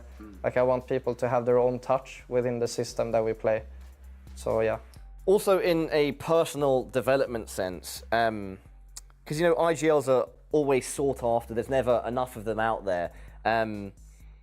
Since you're such a young IGL, this could be a tough question, but do you see yourself as like an appreciating asset, that you've got a lot of personal development and growth to be had as well? What do you mean, like an asset in a way? Like as time goes on, can you see yourself giving more and more value to this team?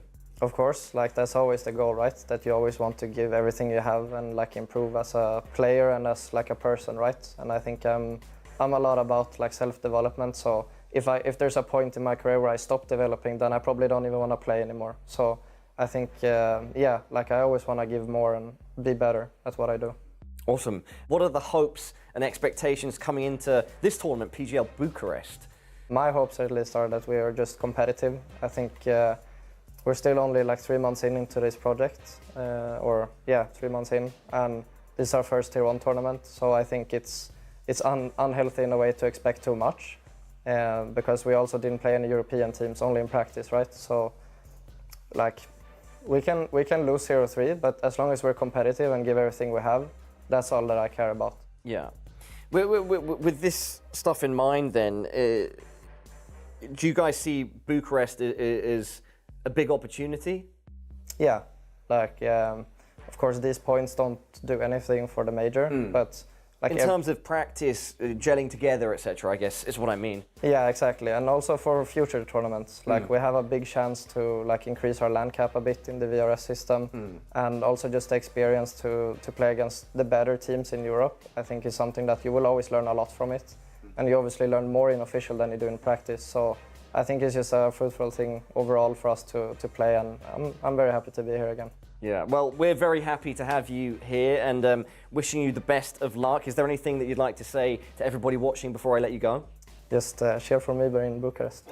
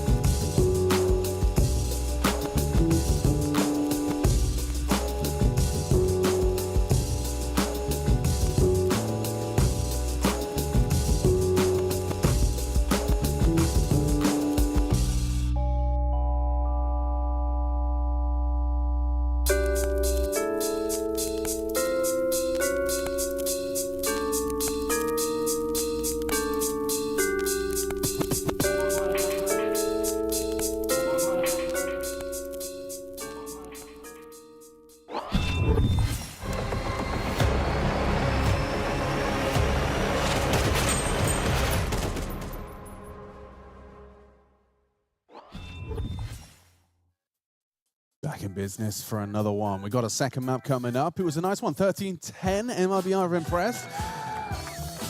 Everyone's happy about that. We got Chad, we got Machine, and yeah, we're going to Mirage up next. Now, we came into this one thinking Legacy, you know, they've been doing more things in Europe. They've been hanging out. They made a change. They got rid of Lux. They brought in Art, and they were looking rejuvenated for it. However, they have lost the first map to MIBR, and this is fun. It is fun. We've had some fun Counter-Strike. I have to say, I think LNZ has, you know, this trip to Europe, getting a couple of imports into the MIBR ranks, does seem to be paying dividends. Did you think he'd have more of a tan? Yeah, I thought a little bit more of a tan. I thought he'd be a little bit browner. I thought a neck tat was in his future. Really? Why? Just gonna rock up. He does have a one sleeve. That's what I'm saying. You think soon LNZ neck tat? Spend 2 years in Brazil, you get a neck tat. That's the deal. Okay. I think that's part of the immigration proceedings. Or break up with me. Yeah. One of the two. One of the two. One of the two. One of the two. Those are your two options. Yeah, and yeah, get a big old crow on your neck. But all right, well, everybody, welcome back. It's 10:10 in the morning here on a Monday. It's the 6th of April, 2026. And as we all know, we're here for one reason and one reason only, to watch some Counter-Strike. Counter-Strike, everybody's favorite video game. It is. It's going to continue. There's a lot more coming up today, of course, across 2 streams. They're happening simultaneously as well. Who's the morning shift over there? Jason Moses O'Toole? It's Henry and Henry and Anders. And Jason Henry and Anders. Yeah. you can go and join them for the AU Stream broadcast. And a big news report is that we get to see FaZe Clan. They're not giving away a free win today. Well, I don't know. I'm not sure. Right. It really depends I chose my words better. what type of Counter-Strike they play. They are here. They aren't forfeiting. Thank you. They aren't forfeiting. They will take to the server. Yes. Yeah. No one's saying it's a free win. They're not getting rained out. You know, they will be taken to the server in some degree. Are they shells of themselves? Yes, most likely. I think that's going to be quite an exasperating finish to this season for them. Yeah, it's tough because they have they have Rio coming up. They have Atlanta coming up. They've got Fort Worth coming up. You could just spiral. And they're not going to the major. Oh, you could just spiral. I'm laughing because it's so sad. What you'd have to do is you'd have to like team talk it out. Where team talk it out? No, how many more team talks do they have? A team talk it out as in let's how do we not get Mega Depresso doing this run of events? We focus on the next season. Okay, well, they need to make some roster changes. Well, yeah, but then that would make attending all of those events completely redundant. Start those roster changes ASAP Rocky. You know what I'm saying? Well, you can. Is that legal? But who are you going to get? Generally, the team's going to the major. Dexter's available. True. Well, he's right, everybody. All right, let's get this one underway. Sorry, that's not a window smoke. I was going to say miss because it's a con smoke. Yeah, it definitely did miss window. He was aiming for window. Not his best work. B split, up cap. Tap. Venom Zera. Venom. Going after one. Lato, important trade back. Now starting to pinch the ring. It's going to be up to LNZ. Good crosshair. Waiting for the Apps player now. Back up arrives as they wrap up through the short side bomb. Down now. Sands in tapped away at, and it's just art. Coming in long range, not a fight for the dual Berettas. MIBR will pick himself with a pistol, 2 for 1. Okay, so we starting strong here for MIBR. I'll just walk everybody through the expected CT positions of this team. Pray do. You're going to have LNZ, the Swedish in-game leader, as your B anchor. Kind of gets that shit job. He's not, doing an Apex where he's taking con. He's going to jump swap B. Venom will be his site holder, the short player. You will obviously have Klim as the AWPer, so he could be starting short, window, anywhere, literally anywhere. Your comp player will be in Sun, and then Brenner will be anchoring over towards the A bomb site. So that is the expected outlook for the defense. And, we will be taking comments from people in Twitch chat. So let us know how you're doing, how you're watching. It's a Monday. Is it a public holiday for you? Probably. Easter Monday. Is that a thing? Yeah, so... Good Monday, do they call it? No, that's Friday. I think it's just Good Friday. But I think because... Bad Monday. I think in Australia, you get a 4-day long weekend. Do you get a 4-day long weekend in the UK for Easter? Maybe. I don't know. I haven't really lived there. Yeah, but you must have known from when you were... I haven't lived in Australia for a long time. Yeah. I haven't lived in Australia for 12 years. Yeah, but like school holidays, well, they were a while ago, weren't they? Well, that's different. That's also different for you and me. We have holidays at kind of different times because of summer and winter. Summer and winter being reversed. So we have different lengths of holidays at different periods of time. I'm just curious if you guys have a 4-day... People in chat can let us know. They'll let us know. If you're from the United Kingdom right now and you're in Twitch chat, do you get a 4-day long weekend for Easter? Thank you, Shrimp Baguette. We'll talk about the crosshair combo next, Eco. You're a little bit late, but we will get in the next one. Good job, Shrimpy. Hello to James. Jamesy. Jamesy. Easter Monday, 4 a.m. It is Easter Monday. Public holiday. We chilling. Yo! Yes, so this is what I'm saying. You get a 4-day. If you're smart and you save up some vacay days, what you do is you take Monday off. Last week. Last Monday. And you take 4 days off. Anyway, gun round, A pop.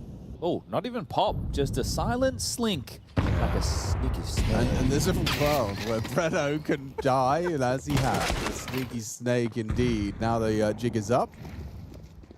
There's a smoke. It's a Molotov. Deep jungle. That will stop him. That will enable a cross. Need to start piping through CT, boys. MIBR still heavy towards middle and cat. Not expecting this A finish, but now they know. A minute 15 on the clock as the bomb goes down. Now we have 40 seconds. Ooh, okay. Spring has sprung. Can they get into this one? Heaps of smokes. Yeah, but who's going to make that that opening incision. And Sani looks like he's going to be the prime candidate coming in from CT. Two from jungle. Ooh, doesn't hit the first bullet. One tap onto the headshot angle. Smoke on the con player, but he'll play through it. Really far gone. He's got a very late retake. Nice burst. LNZ. Now they're going to get on the defuse. Doomau's hiding out in the smoke and be walking through. Klim finds him. Not too bad. Need to hold it. Need to hold it. Up to Lato. And the cover from Klim. Late retake. That's what you want to see. And again, MIBR impressed. Oh, Michael Klim, Olympic gold medalist swimmer, has done it again. Dude, I mean, Inferno was one thing, but the late, like, that's what the best teams in the world are doing. These super late A retakes, if you can pull them off, you're a strong Mirage team. I think that if you're happy to go for late retakes, which I don't think anybody is happy to go for a late retake, but if you are like a PARIVISION and you know that whether we win this retake or we end up saving these guns, both outcomes are acceptable, it kind of limits that pain. With MIBR, it was, well, hold up, it's going well, but it's not really going well, but let's go for it anyway. Yeah. What is this buy? It's a little bit more than you'd imagine, isn't it? Yeah, it's meatier. I guess the plants are going to help, and the damage. You want to keep the pressure on, so you're investing a little bit more.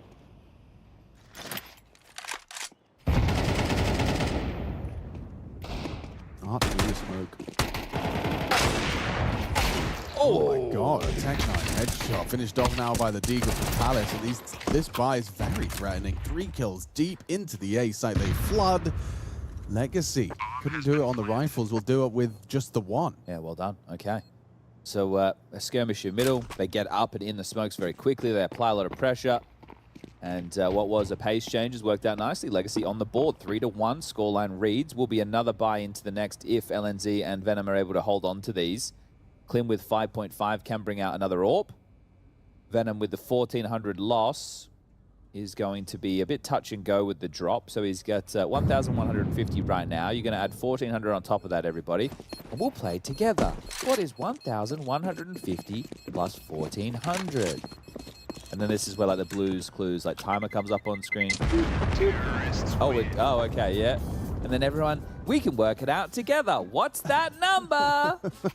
2,550. But don't forget the extra $50 from that one kill that was had within the round. He can drop a FAMAS. That was fun. But it's, you know like Blues Clues. Yeah, you know, yeah. 100%. Or Bluey, I guess, is what they're watching these days. All right, well, he has dropped the FAMAS. They were able to get an MP9 on Breno, the A anchor, Insani the complag with the FAMAS, LNZ the B anchor with the AK. Let's go, Venom. Smooth moves. And an early swing short side. Is this just going to be a palace? This is so art-coded. This is a full gun round. You go for a palace waterfall? I hate these calls when you have full nades, but it's going to work. It probably will work unless Klim goes lights out. That for a start, solid tracking. Nails it onto Doomau. Quick reaction as well from Insani. Pokes up from the staircase, finds another. Sads him down. Still the spread of the flame. Moves Klim. Lato that's found it. But access to the site is granted. What's this lurk on B supposed to do? Do you have to slow down? Because you're on B, but the bomb's leaving Palace. Okay, wow. But it's going to be too quiet for too long. Right, like nothing's happening. Guys, they have the side they haven't planted. Yeah. Right, so when does the penny drop? You think they could be hiding inside, they could be chilling around. Like Lato, if he just goes down for free, now you know. Now you know.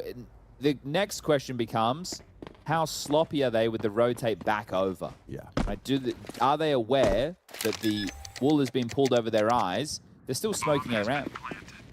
Okay, they're not. They're aware now. Yep. But now you're under the time crunch of the 40 seconds. You've got kits. But you've got to assume that someone is burrowed deep into market, You will check everything. You of have course. But, I don't know. Galil versus these guys. Easy. 33, the second as well. Hard to hit the shot. Nissim strikes onto LNZ. Still goes down from the grave. A little martyrdom Molly's just from the HG. Nice incendiary, gets it onto the bomb. It lands successfully, rots the clock. There's nothing for Insani to do. Art has pulled it off with the most art-coded maneuver I've seen in some time. Yeah, that's wild. I thought it was actually helping MIBR, the fact that they were still clearing A, smoking, because when the penny dropped, it's like, okay, well, now we know that they can be fought. If they got that kill on Ladder and like, oh, hold up, they're not here, rotate it back, maybe they give one over lazily. But regardless, same outcome, 3-2. Legacy break the funds of MIBR through a bit of an all-in call, right? Just an apps pop that turned into being something a little bit more measured, or let's say risque at the end. But they're forcing back. All right, let's have a go.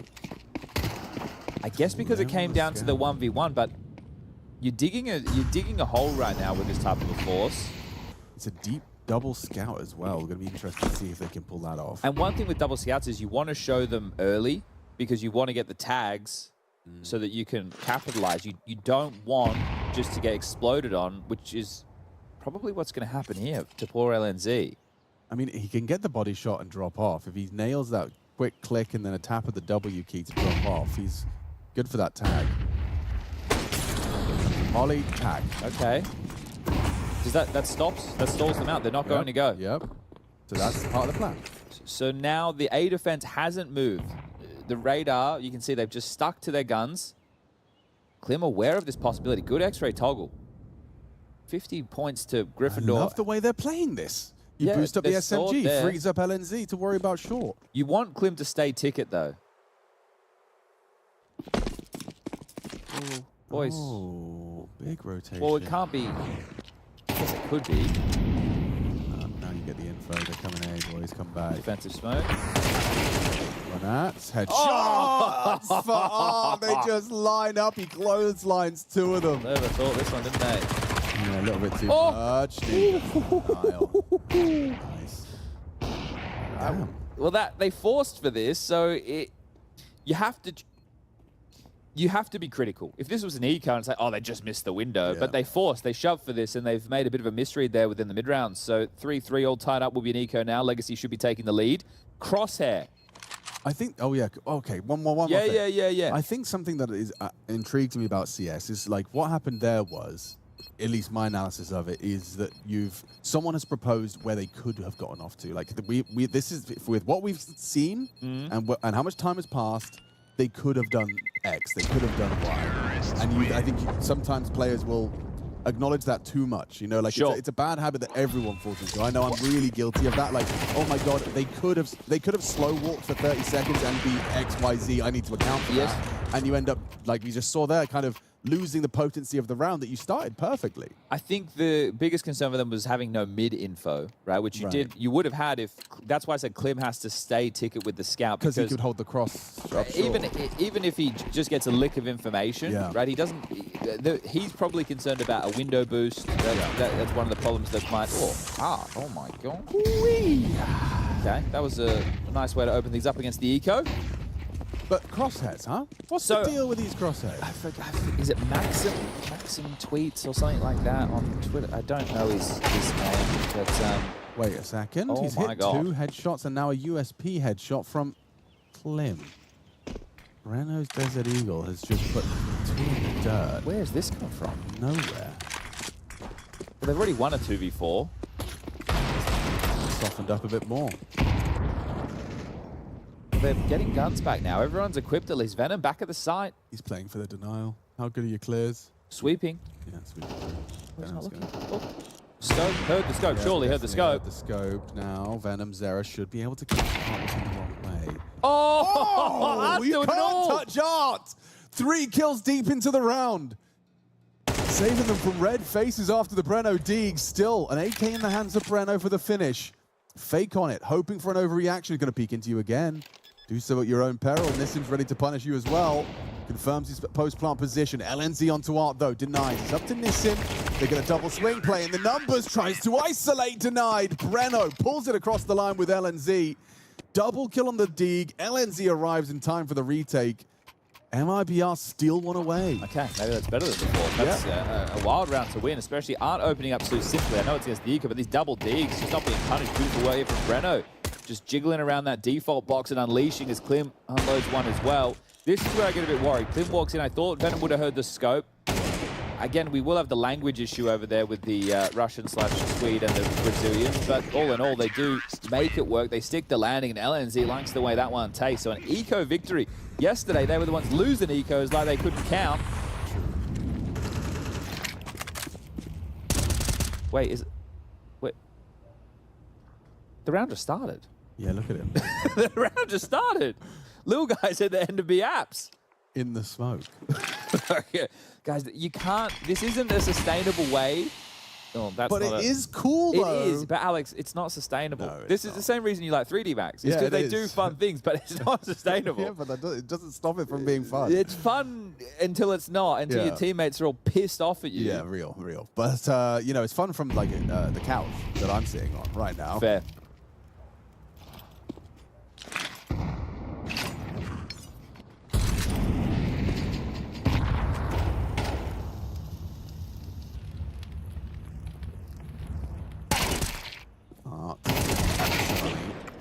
Not able to find the double up.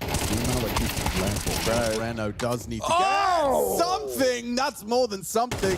That's everything. A third on top as well. See you later. Dumao left in mid. No man's land. MIBR have found their footing. Their money is in the mud. Yeah, muddy money. No one wants muddy money. That is huge from Breno. A couple of statement rounds and back-to-back 9-5.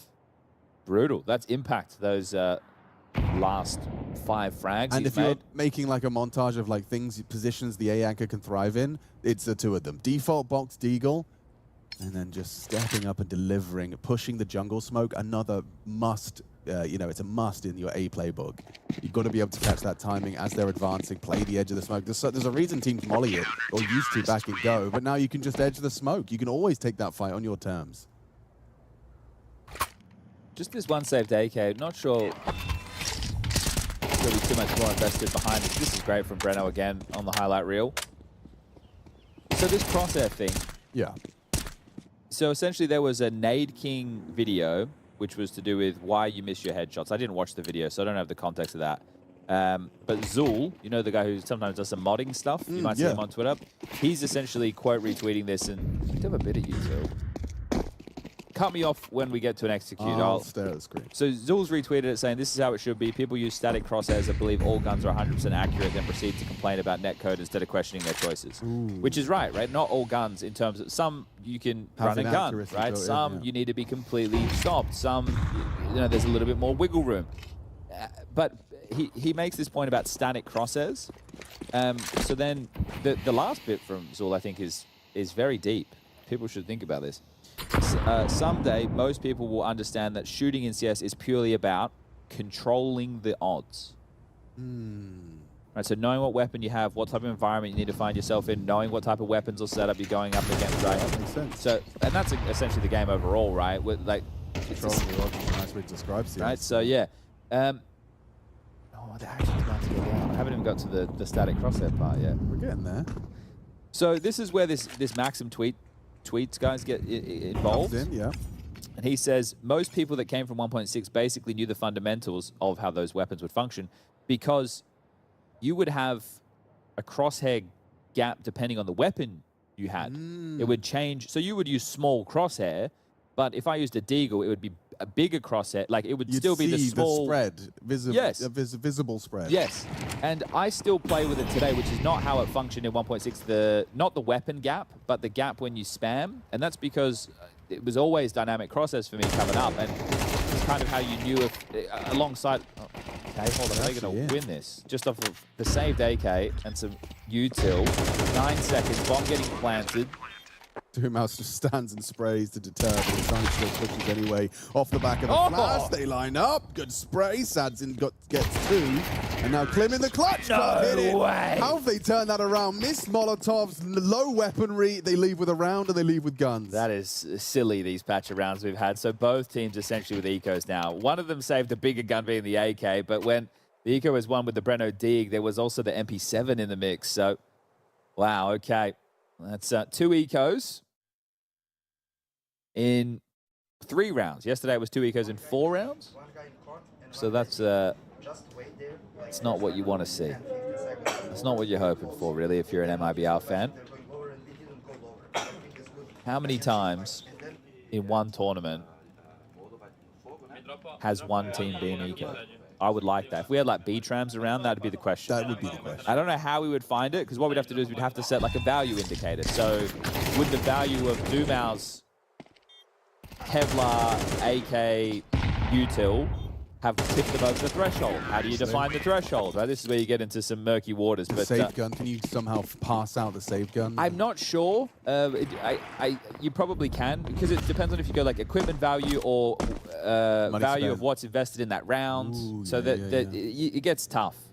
Hang on, is Lato holding this? Or yeah, they're two-man holding this. They're There won't be a anticipating flash. this move. It'll just be a swing. It's AKV FAMAS, so Insani should have a heavy disadvantage in this. He just swings it, still gets his headshot, and a second man down to Art as well. Venom Zera, second piece of that aggressive CT maneuver. Ooh, well, I don't think he was trying to do that. Maybe he was. I think he was trying to drop it. Yeah. I think well, he did drop it. He did, yeah. Just pulled the pin. What the hell? Okay.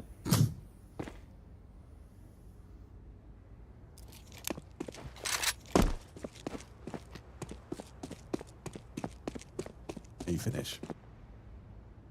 And a very empty bomb site right now as they investigate in towards middle. Breno and LNZ find themselves out of position. So Legacy, to not only tie things up, but put themselves in a powerful position to win out the half.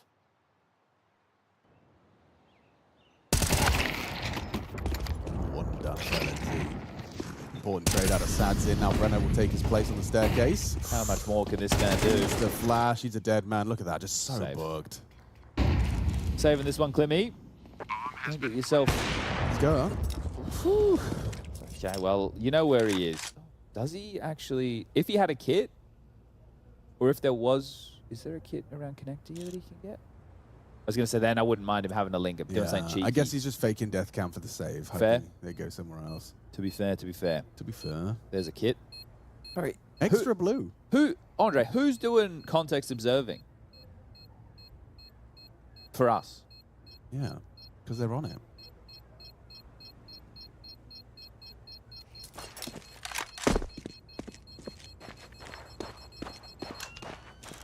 We'll ask him later. He'll tell us later. Yeah. It's coming, it's fine. Yeah. But yeah, you were right about Legacy not only closing the gap, but they could kind of run away with the last couple of rounds here. Money's poo. AWP for Clem. But already, as you said, 2 rounds have been turned on its head by the lower money. Yeah, so it could keep happening at this stage. It could definitely, especially knowing that the AWP is in the mix.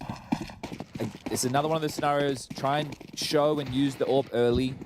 Oh, they're just going into an A piece. Okay, I like this. This is the keep it simple, stupid method. Right? You don't have to worry about, okay, how are we going to avoid the AWP? Are we going to look for it? No, let's just do an execute. Let's use the smokes to cut off some key choke points. Then let's layer in our mollies and flashes and remove any possible threats.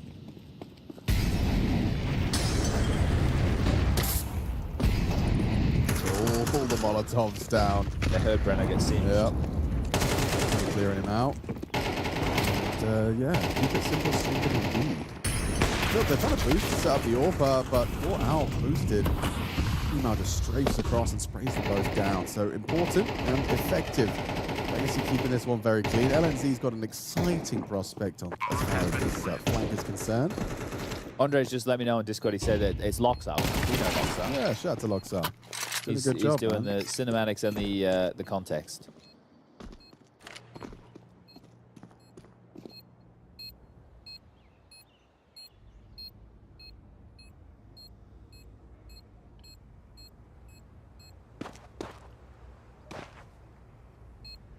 All right, 6-5 in favor of Legacy. Still a little bit early to know if Nuke is going to be needed, but we're definitely edging in that direction ever so. Yoink. Terrorists win. Oh, man. At least he's smiling about it. Sorry, Clem. I tried, man. I can drop you an AWP, though. I've got 5,750 schmackaroos. So he's going to hook up Clem regardless. It is just going to limit Util and potentially diffuse kits across the board here, but we'll take a look. On the other side, you can upgrade your pistols, you leave flashes in spawn. Everybody should have all the goods for Legacy for this final round of the first half. Treat yourself. Not a single defuse kit, but a round they have to go for.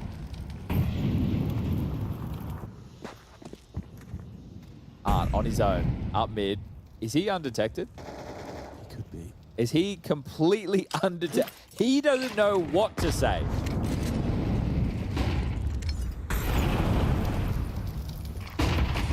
Oh, no one's going to push short into him.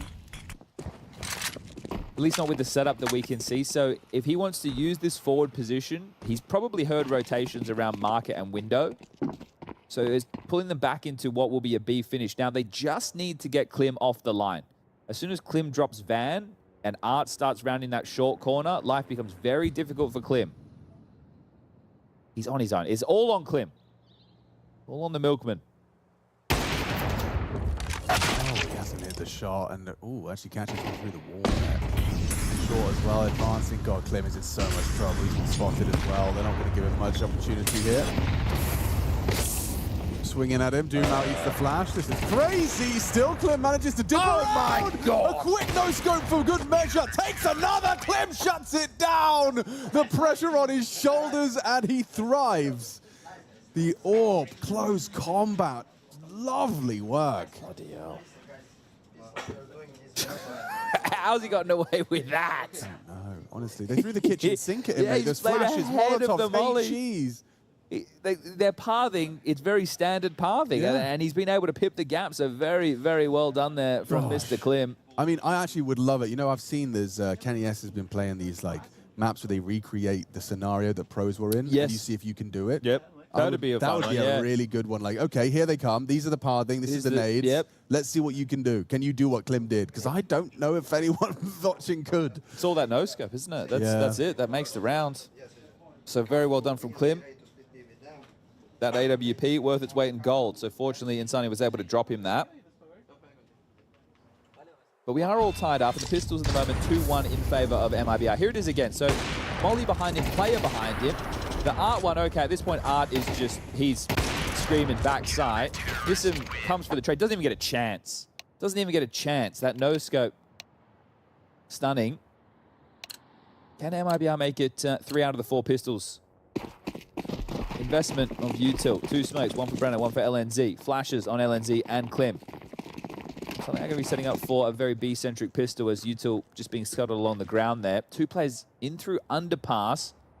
They're the problem. They are the problem right now. This is really cool. You're going to get like a fast flank. You hear him throwing nades. That's going to be free frag onto LNZ as he throws his nades. Now committing in towards Art's bomb site. You need to kill Art. Kit's down next to the bomb. Nissan with a double click. Oh, Sadson as well runs at them. That's a really nice counter. Was that a picked up flash as well? I think he did. Got off LNZ. So that went a long way. Damn. And no bomb going down means that MIBR likely not forcing into the next. So Breno, this would be one hell of a 1v4 attempt. 1 minute and 7 on the clock. Completely surrounded. And one and done before Dumau pops out of the apartments and secures 7 for Legacy.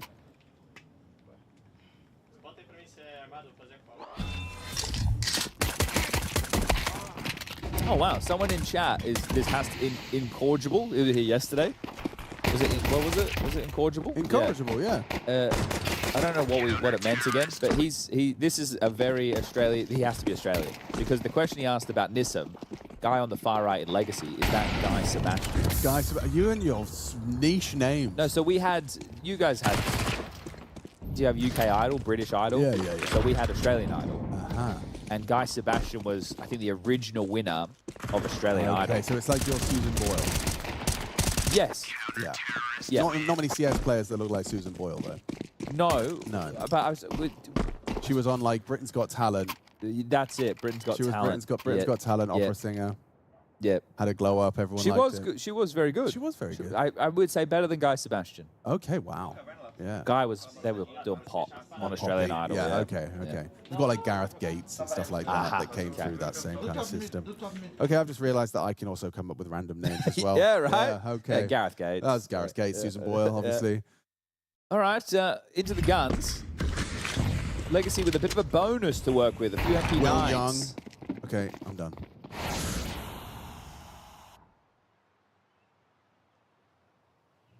these days. Love. I mean, suits him. Suits him well, sir. What, aggression? Jumping out of underpass, like pushing underpass every round. Yeah. Yep. That's. I mean, I know that would annoy me. If I'm the observer in a game like this, I'm like, where's this crazy guy going this round? Why is that number going over there? Yeah, let me just follow this guy.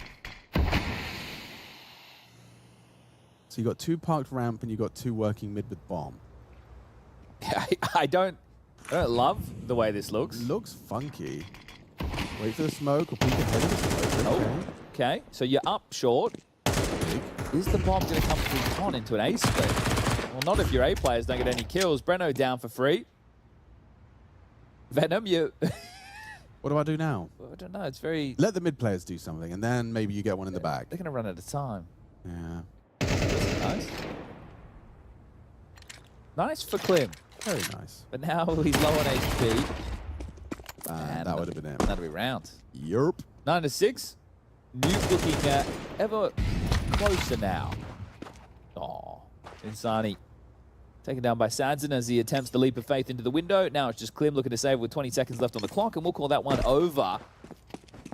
Pass.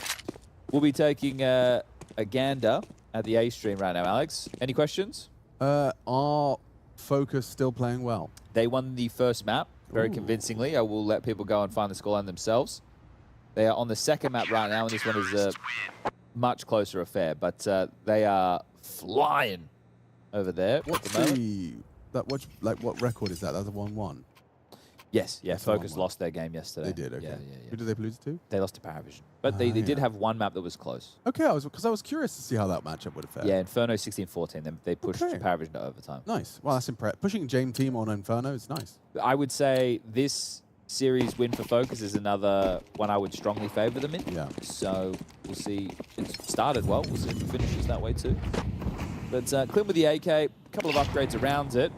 As MIBR feeling a little bit weaker so far in the second half, but we've only played one gun round, so it's a little bit too early to completely write them off. However, Legacy are set for 10, as long as they can keep these pistols at bay. Good flashes, really nice flashes. Forces Dumao into a defensive stance. Backs away, throws out his incendiary. And now here they come with the double swing. There are 3 CTs here to receive them on the site. Easy playing forward position, does get one. Can't track in, nice from Insani, and they're keeping it level. The Tech9s need access, and they've granted it now. Important from Insani with just 5 points of health available to him. He wins the duel, and the bomb goes down.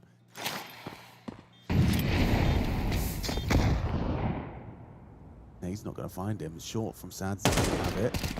Oh my god, he gives him a warning shot. It's not a world when Insani hits that head. She gets away! How? Don't know how he's still alive. Good survivability. This means a lot. It really does, especially now Messi spray from Sads in time, ticking away, using that smoke to their own advantage. Now they can rot the clock further back turn, though, as Sadson strikes again. They don't know where Klim is, hiding out, ready to deny this defuse. There needs to be perfect covering fire. The pre-fire headshot not going to work!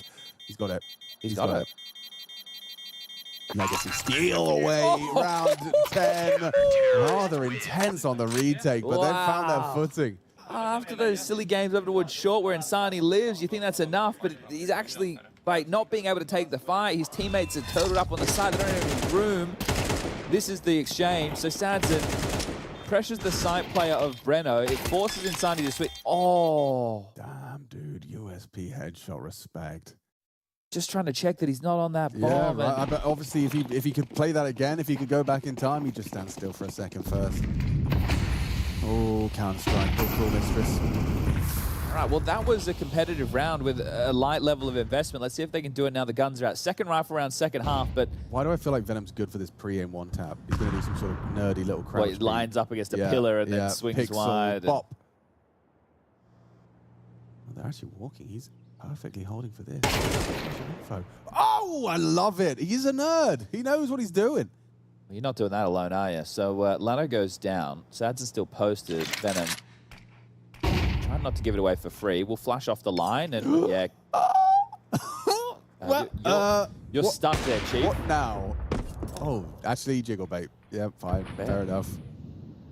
Wow. I've got a lot of admiration for the way he's approached that. Hasn't had a lot of impact on Mirage, but starting strong in this one. He was great on Inferno. Was, yeah.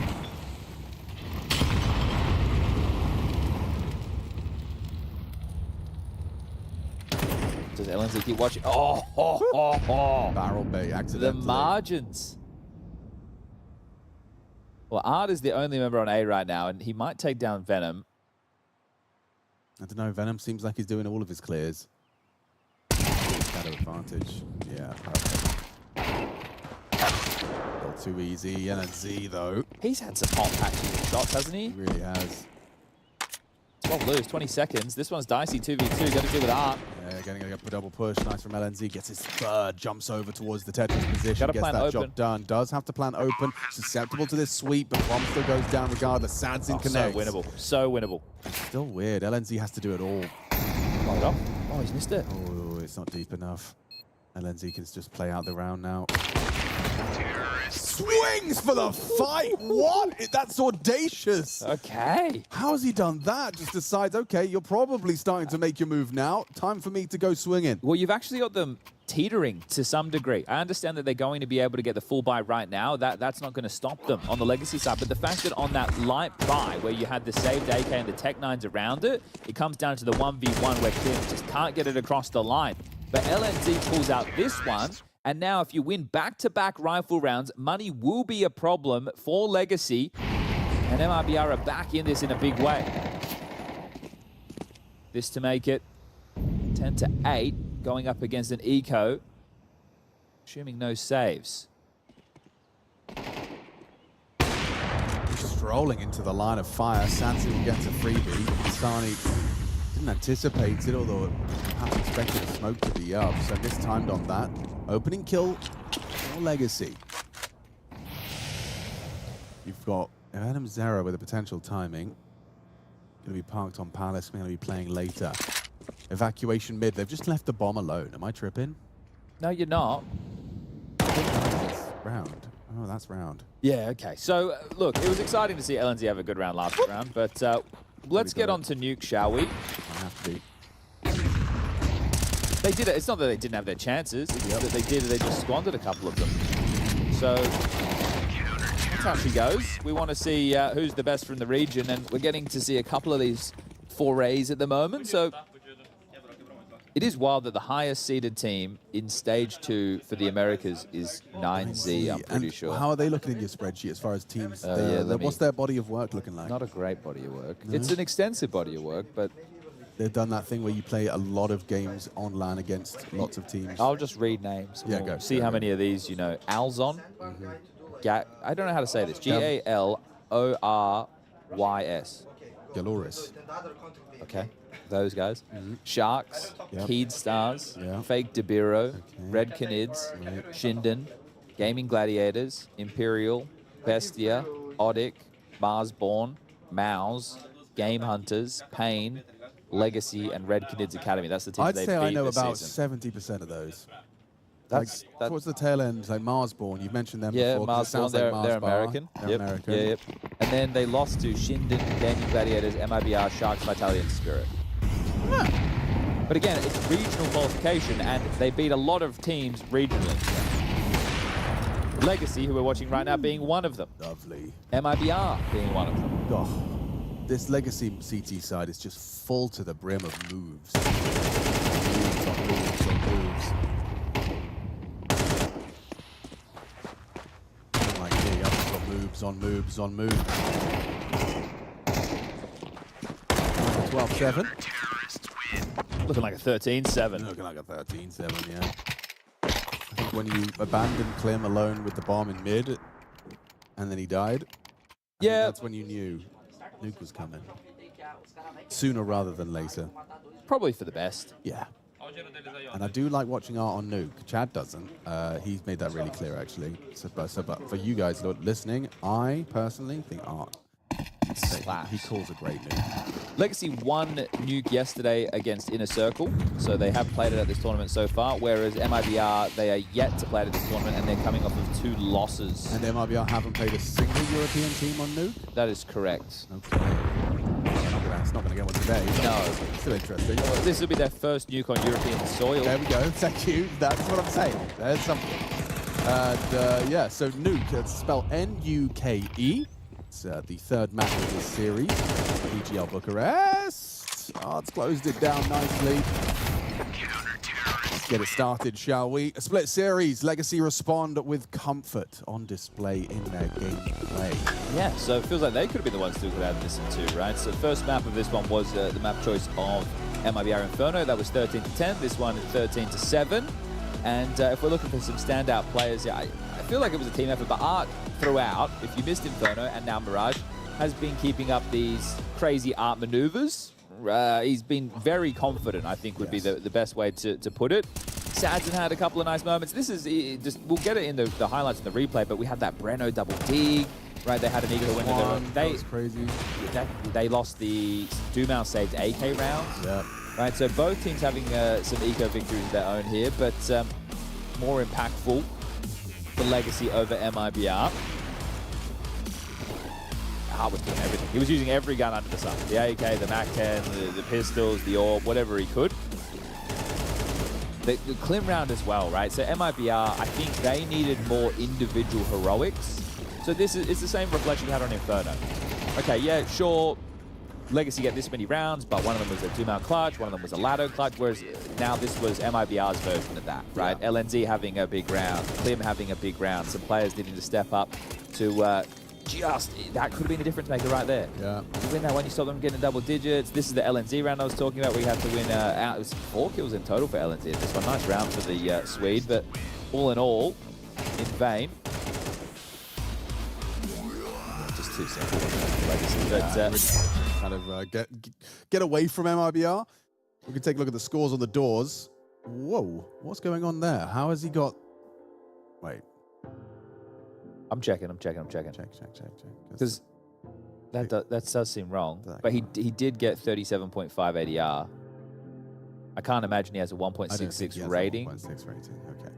Off of it. It could be like 0.66. That might even seem a bit low. Maybe, but either way, Venom wasn't the highest rate. He wasn't. Take it back. I take it back. But he did look good on the card. He did. And you got a little glimpse of that's a sneak peek, because that might be Nuke. It could be Nuke. It was Inferno. It was. Maybe he's only allowed one good map a series. That's the rule. There is a rule. You got to share. Yeah. Okay. You got to share. Okay. Love that. Socialist Counter-Strike. Yeah, that's the way she goes around here. All right, everybody. Well, we have another map of Counter-Strike coming your way for this first series. I think you guys should go and get hydrated, go to the bathroom, if maybe the sun's out, a nibble. I'm going to try get some fresh air on my face. Good luck. Oh. We're on the shady side of I'll just go for a 10-minute walk, then I'll do a loop around the block. See you guys in 10 minutes. We'll be back. She said she loves you. But she can't love me. But I love you. Yeah. Look, I love my friends going crazy. I gotta brag on myself, I amaze me. Like I'm back in the 80s. I won't play window anymore. What's going on? Play your role. 1xBet. On to the next one.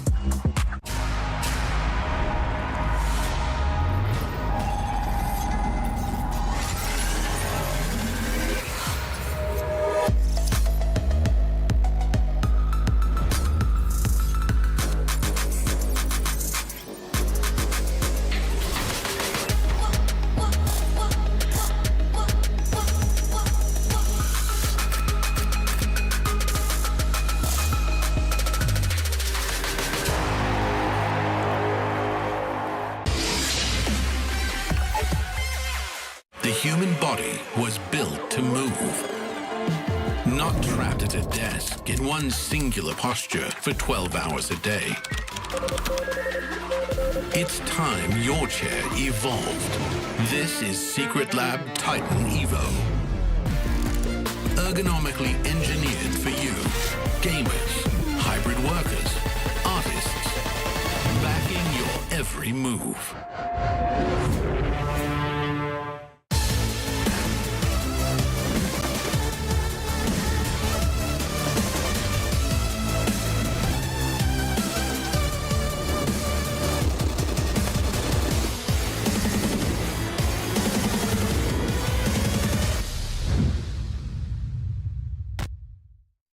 What is going on, everybody? It's time to chat to some of our players here at PGL Bucharest and pick their brains on the recent changes to ammo and how magazines work. With Prabini of FUT, Nitro Nick Canella of NRG, with Rek of Wildcard, Damao of Legacy. Do you still spam smokes now as much as you did before the change? I think I spam the same kind of, like it's not yet registered in my head that there is this update. Yes, but less times. Like, you just want magazine, that's it. Yes, I don't ever remember a situation where I've used like all my clips in a round. I would say yeah. I think it's a very like position dependent thing, right? I think as an anchor, I'm not spamming smokes a whole lot compared to other positions. I think when the update first came out, it was like, it seemed like it was going to change a lot, but it didn't really change that much in my opinion. No, I think just the first day, just some pistol rounds. Like you spam your FSP, and then you just go reload, and then you, oh wait, and then you just change to knife again and go back. But after, it's okay.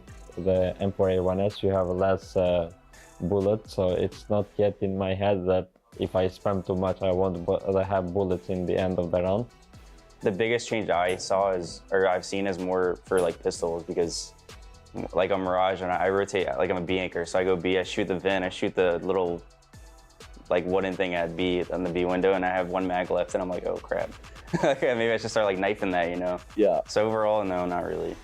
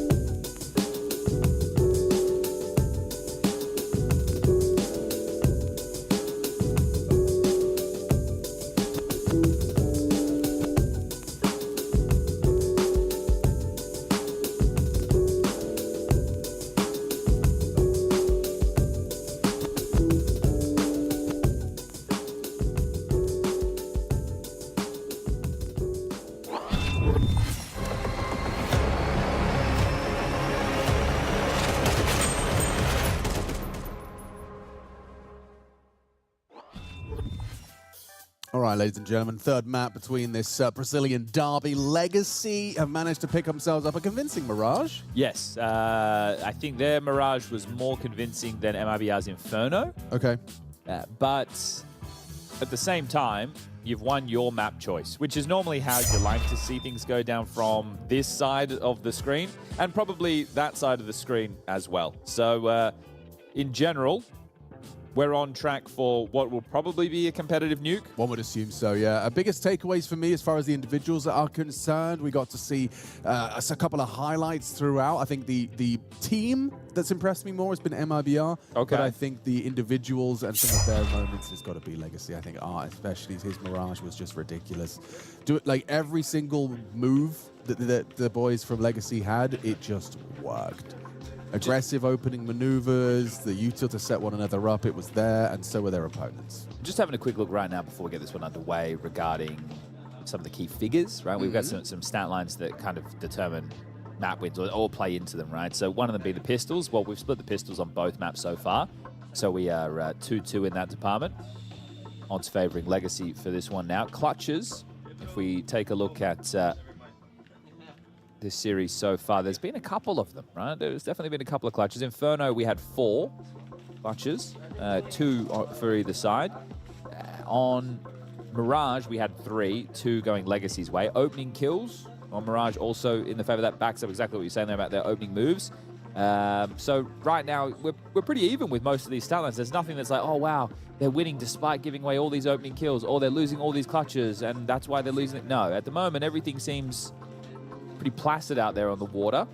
In terms of Nuke for this year, again, MIBR, hard to gauge. Haven't seen them play against international opponents very often, and not on Nuke at all. But and then they go to Europe and play against the locals. Yes, and they have played against Legacy at the start of the year on Nuke, but with a new in-game leader, right? This is when Lux was still there. Now that Art's here, it's a completely new look team. And also since then, there's been more growth from MIBR too. This is after LNZ had just joined. This is going back about 2 months ago since they had last played. So, you know, we'll take that with a grain of salt. But it looks like the fist bumps, are in, and we're about to get Nuke underway. Were they knifing? Is that why they were fist bumping, or maybe there's no knives here? There's no knives here. I'm pretty sure there's no knives here. Keep your knives at home. Legacy are going to be starting on that CT side here on Nuke. And a lot of util invested for LNC's grand scheme. Brano and him with a full belt. 3-man ramp clean. Maybe that's anti, maybe that's a gamble, but either way, they're about to have a lot of friction. Running and gunning and gets just the one. T-side have the advantage now. Dumal will activate from the lobby side. I think he spots the toes as the bounce is hard to crack. So hard to crack. Runs out of bullets. Last one is all he needs. Hits the headshot. I can't believe how blind he must have been there. Yeah, crazy. All right, well, Insani, 19 HP in a dream. Just broke. Nice It's ridiculous, that flash. That looks so funny for poor Venom Zera. I thought it was impressive how evasive he was being while fully blind. Yeah. Like, you know, the backward jiggly wiggly. They call that one in the biz. Okay, well, that's twist around in favor of Legacy to kick off the third and deciding map. This is so funny. Last bullet. Bop. Yeah, that's an odd-looking one there. They're going to go for the Force without the plant. Okay, Snappy would be proud. So they've thrown util, so this is telling that there is an investment, especially with door blown off, run boost, the pace on this. This is lovely, a scorching speed into the walk to arrive main faster than their internal timings allow. Now Dumal down quick, Lato distracted, could go down to Insani, still considering the option. They flood into the site, the trade is there. Heaven occupied by Nissim. Burst with the MP9 at range puts Venom low. Sadzin, a patience from him that going to be rewarded as he catches Insani walking for the Heaven wrap. But with Klim's Tech 9 frag, it's put them into a winning stead. Yeah, a lot of low-buy wins. Yeah, they have been all over. Justified in their force. Well, he's going to be opting to hold on to this one. A couple of details that I enjoyed with that. The run boost was cool. So, first of all, you will have seen on Insani's POV the flames spilling over on top of main. That's a CT incendiary used to block a smoke for a smoke wall early outside, so we'll keep our eyes on that. Do we see any forced gaps for MIBR's chosen walls? The second part was that Mustang molly. You saw it, I think it was the perspective of Laddo when he was on top Hut. He's unable to actually guard Hut because the Mustang molly, which is the rafter above Hut, is being burned away, but also it's just on the front lip of Hut, so he can't actually stand above and kill them as they're spilling out. So that worked twofold. Very well done as they do level things at 1-1 and put themselves in a strong position to be able to win out the economy wars early.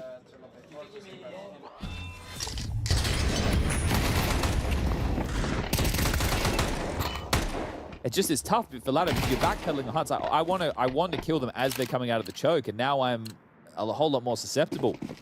Save Dem 4 has been dropped. Sands and will take a scout for the troubles. It's Art and Sands, and they will be the outside duo. Sands and the rotator, Art the yard rifler. Combo of Laddo and Zuma holding A, and this told Ram.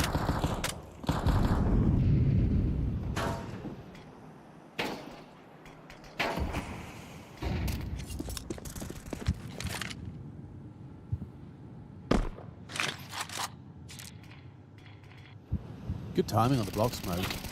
I don't know if they actually want to go ramp. Insani, there we go, okay. I thought he was going to start pathing towards main, but he's just played close to the wall, which is a smart move. He knows the scout was on the other side, doesn't want to be open to heaven. Now that he's down there, we'll try and split B through ramp and secret.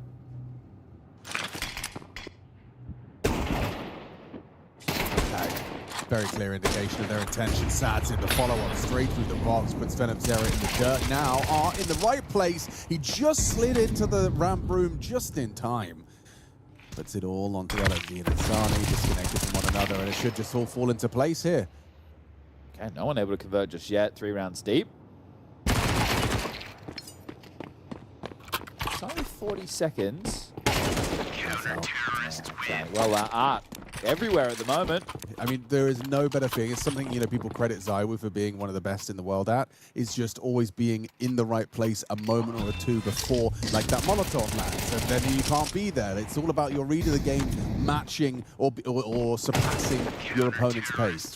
And what you're bringing up there is why it can be nice to have your in-game leader playing rotator roles. Yes. Because without having to communicate for somebody else to do it, you're able to be in the right place. Now, the biggest critique that comes with that is in-game leaders tend to be some of the weakest mechanically. Yeah.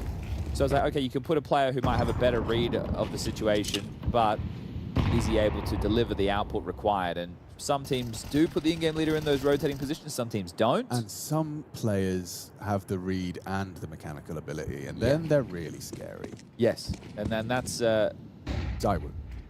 Yeah, well, but that's one of the nice things about being an AWPer. Well, he's an AWPer who kind of does always he does rotating. everything. Yeah. He's doing everything. All right, Nissim, you're up to bat. Good luck, son. A little bit of bait. That sets him up to see Clem gets caught, looking the other way, but a nice Tech 9 find from venomZero. This secret lurks key. Yeah. LNZ's got a freebie. He is. Oh, Bence distracts. No. Okay, lets him go. Take it, bro. Just take it. Left. Didn't clear. Didn't clear. Nissim's low. At least LNZ gets the info on Nissim so his teammates don't go down. Yeah, but this is now 4 straight rounds with nothing consecutive. You're right. Like, Nissim didn't play Trigger Discipline and then just like mop up all of them, but it is interesting. There's only a couple of places that Nissim could have been. You knew that he's the ramp I think it was the vent player. Yeah. He was so locked in on control. Too much stimuli. Yeah. He's double doors. Like, no one's double doors, so you just don't even consider that someone else was down there already. Okay, so again, back for tit for tat for tit for tat. And these are hard rounds to win, right? These aren't like full ecos like we saw MIBR lose one yesterday. That was really tough to watch on Overpass. Yeah. So these rounds, and we also saw some of these on Mirage, there was hero weaponry. They won the closest thing to a full eco themselves in this series, right? It was the venomZero saved MP7 and the rest of them were on USPs. Breno had the double D. But these are 4 spies. So even though these are rounds that you think you should have an advantage, it's not a huge advantage. You don't have all the weaponry, you don't have all the utility, you might not have the required armor, you might not have the defuse kit. So you are lacking on either side of the server as we do go back and forth in this economic tug of war.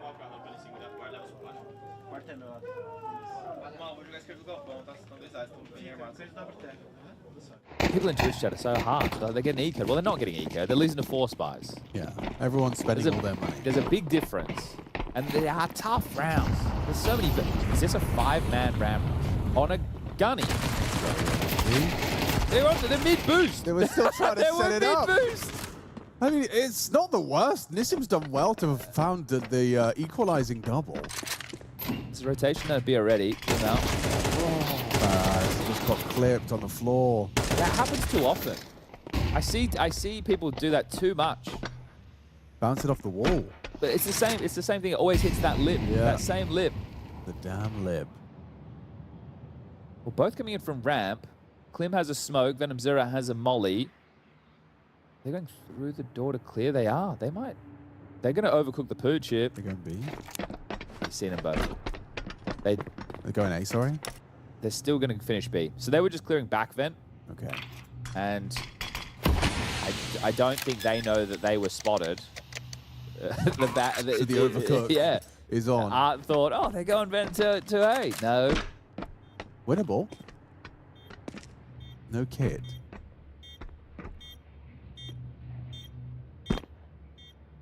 Drops in. It's Lato. Gets caught off guard by that. Klim finding Art, and just a 1v2 here. It doesn't look great for Lato. Klim makes it clear. 4 kills from Klim in that round. The T side delivering. This is no, yeah. It's not meant to be a dig at Klim, but he loves a pick, doesn't he? He does. Imagine if he died there. There's a 2v1. That guy's trapped indoor, and Venom's gone, bro.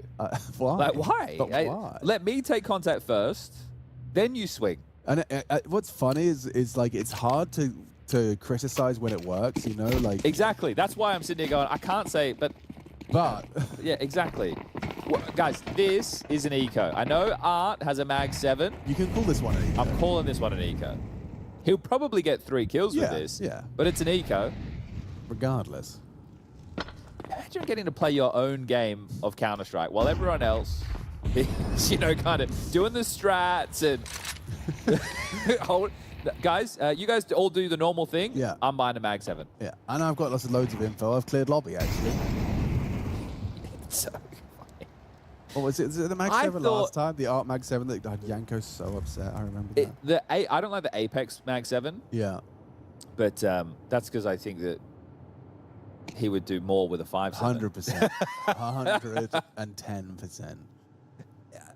I'm pretty sure the starter Look at this guy. I was like, he's back in heaven. They can't go up ladder. Yes, it does get one. Oh, good awareness. Okay. Well, they can go up ladder now. Hello.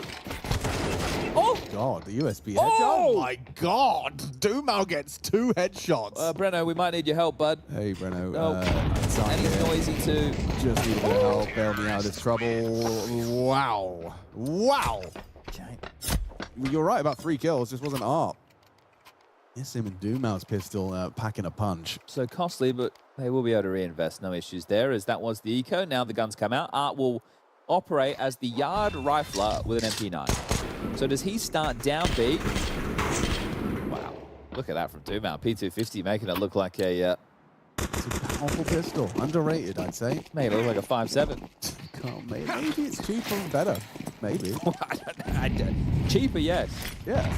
I wouldn't say better. No. Go on, Art. 3 here. He gets all 3. He gets all 3. On the backstab, a burst. Just the first. Now dips away. Damage is done, but the silo player will pick him up. 4 on 4. Can reset the round now. Oh. What happened there? Dumau's caught Breno. And you're blocked, Klim. Do you go after this? You're alone. He has to make a solo endeavor maneuver.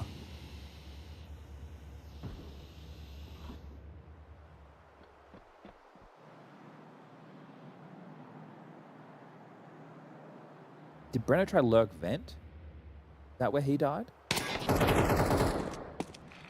I'm still trying to work it out. Was it Dumau that killed him? Yeah, it was. Okay. And then he had the AK instantly. And he killed him with an M4. So it must have been a vent skirmish. 50 seconds, decent amount of room. Klim can smoke Squeaky. Very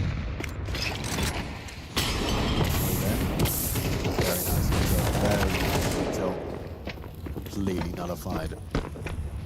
So biggest worry now is Hut and Ladder. Molly Heaven? No, Klim just gonna shoot him, I guess. Full belt. Of nades, yeah. Here we go. Oh, and now I know you're close and you're dead. And that now he's going to go, you see, this is why I don't throw nades. Well, if you threw them earlier. LNZ forced it in, flushed out. Nice work from Nissim on the retake, but now a 1v1. Here's him coming in, Sonny on the pre-fires, nails the headshot. Big from MIBR, the individual step up, and you can see Valenzuela raising the roof. It's 5 T rounds of Nuke right now. Yeah. They are starting to run away with this. It has to be a partial buy on the other side of the server. So this is looking very good for MIBR. This is some solid T Counter-Strike right now. Right there, they're in a number disadvantage for a very long time. And I think MIBR's T sides are head and shoulders above Legacy's. They're less gimmicky. Yes. Yeah. Yeah, it's like it's more regimented, it's more structured, and I've got a lot of admiration for the brand of Counter-Strike that they're playing right now. It does work out nicely when, you know, you smoke off door and then there is someone CT vent on that molly, right? Yeah. And that but helps a also, lot. just the fact that there's supposed to be a language barrier, you'd think the T side would have... Actually, no, well, I've had this conversation before, and there's been good counterpoints made that CT side is actually harder with the language barrier because it's rotations and it's nuanced. It's not just 2 coming A, 2 coming B. I think your theory is where a lot of the hard work is done, and how do you set up the theory? Because you're essentially reducing ideas, concepts, moves to code words, and then you're combining them together to be whatever Counter-Strike language is. But down the vent goes LNZ, ramp rush for the rest of them, believe in Molly. Oh. Teammate. Probably deserved. LNZ has to rotate. I'm sure he did something to deserve that. Yeah, must be. Oh, nice back. I can't believe he's got the audacity. Just drops after them. Yeah. All right, let's see what happens here. Safe. Yeah. So LNZ does win the round. Yeah. By dying. I think it's, you're going, okay, in-game leader's just vent dropped. He's probably looking more at the radar than he is at the ladder. Yeah. Because the idea of that is so obnoxious. And he's not focused like he should be, and he gets pipped to the post. Yeah. It's a gangster move from Dumal, though. Yeah, I'm just dropping. Yeah, here I come. Yeah. No ladder hijinks, no like bait with the legs. It's just bonk. I'm here. That is kind of the Dumal way. It is, exactly. It's very Dumal. It's very Dumal. How's everyone doing in the Twitch chat today? How is your Easter Monday going? Are you well? Are you fed? Are you caffeinated? Are you hydrated? I see there's a lot of madness. Yeah, Everyone's there is. mad as hell. I don't know how that... Day one, it felt there was more whimsy. Guys, we're looking for fun, good times. Good times, guys. It doesn't all have to be doom and gloom, capitals and BAD. Yeah, no. Let's enjoy what we're watching together. We're all spending this time the same way right now. Another top go. Go, go, go. Oh, the flash. That's nice. Bounces off the floor, catches, forces the dismount. Dumal, though, stalwart on the defense. A double, make it triple kill. And just LNZ about to go down with this little flash push. You see on the moves he's making it, underhand, smoke push, USP. He just wants to biff. I did like the execute. I know it didn't work, but I did like the execute. Grounded in reality. Yeah, I like the smoke that they pass through there into the side. There's a lot of nice stuff. Stars says, I'm dancing today. That's nice. There we go. Now we're talking. That's the whimsy we're looking for. Wet Cup of Coffee does say, I'm starving. I could eat. If you're starving, that's... No, don't do that. Someone wants to know what food they should make. Make a gourmet lunch sandwich. I hate to brag, but I came home after our broadcast yesterday. Homemade bagel. Oh, that's nice. Bacon, cheese, egg, art. He's got a kill. He's the outside player, by the way. Who? Art? Yeah. Why is he? Because he does whatever he wants. We've talked about this. Yeah, but I feel that it's going back to how it was when he was on Furia. When I was watching them at EPO, it felt less often. Now it's every second round. They're doing this warehouse control on Insani. He's going to... steps of the orb, and that's a big shot to hit on Sanson. Nissim. Just the one and done. Quick trade. What? Come on then. He's going to win it. He's going to win it. High control, Hectic spray, wins it of course, just like we all expected, and Legacy take the round. Do you reckon he meant to fall? Yeah, I think so. You think he meant to fall? So. That's like Doom out. You know, here I come. That's the Spider-Man. Here I come. Or the Batman, maybe. The Batman. The Batman. He did the superhero landing, you know, fist to the floor. Yeah.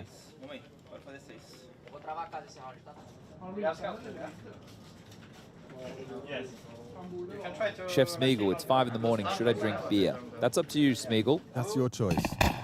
However, Chef Smeagol's a good name. I'd give you an extra 5 points to Gryffindor. Actually, I don't think Smeagol would be in Gryffindor. No, it'd definitely be a Slytherin type situation. Oh, he didn't crater. Respect.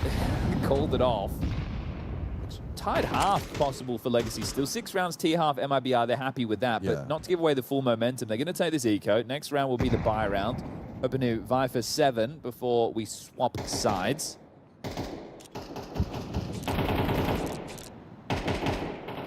Klim given an opportunity to try and search with this scout. So an upgrade to do some damage, tickle a couple of players. Violently. Violent tickling. Oh, they're going to come and fight this through main. Oh my god, he's team killed. Well, at least there's been one on either side in this map. Keep it efficient. Let me help you, sir. Headed to spawn, are you?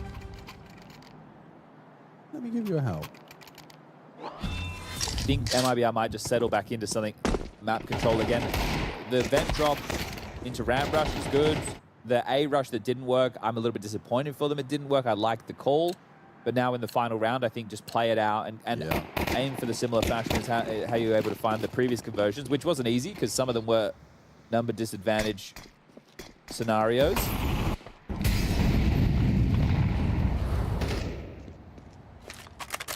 So 2 looking to make space outside behind a smoke wall being lined up by LNT. VenomZera on top of Red just to assist with anybody that may have pushed back Red or below Silo. The ramp players starting outside so they can put this AWP to deal with ramp. So Art and Nissim aren't going to get anything found as Insani will cross. Really well timed with the flash there for the that looks seamless. Very rehearsed. Red pole still available for Nissim to get a frag as main has been smoked off. VenomZera probably wants to jump around, but there is a player unbreakable. Did he catch a glimpse? Not at all. That's been information been relayed by Art. So noisy, they know exactly what it is. Free frag, nice and easy onto VenomZera. Well, you just go B now. You don't have a choice. You're going to need Brenner to find something on this rotation as the rest of you try and brute force. Do you go vent to A? I don't think that's the play. You could try and sell it with like a smoke on the crow. You don't have one. You got nothing. You just have a flash. Okay, yeah. And Nissim's now flanking. Boned. Last round of the half, boys. Give it the best shake of the stick you can. Sad's in primed and ready for that door to swing open. He knows exactly what's up, and a missed shot, though, from the AWP, and now a dead AWPer. Fake plant. Yeah. Oh, no, actually, excuse me, I thought it was the other part. It's Astralis. Okay, now Doom has to drop vents once again. Nissim, he's already on the scene. And he's nailed it first, but goes down. Oh, the doors by Doomau. Inside, clutch. Woo! Doomau's been hitting hard today. Yeah, he had to hit that Insani, right? Otherwise, in that situation with bomb planter backside, he's never going to be able to ward them away in that situation. So good shooting Doomau as we do tie things up 6-6. Take a look in the interim, the A stream. You can go and check that out. FOKUS versus Wildcard still raging on. Their next series, which will be Henry and Anders, we bring you Bait versus 3D Max. We'll be covering NRG versus Eyeballers, so stay around, stay tuned, stay ready and raring for that one. One more half of Counter-Strike to play before we can get there, and these teams, in case you are just tuning in, have split their picks, and we are on the third and decider. Rightio. Winner of this one is... What's the scoreline on this? Is 1-1? This is 1-1. So we'll be one best of 3 away from the playoffs. Winner's one on best of 3 away. The loser is one best of 3 away from elimination.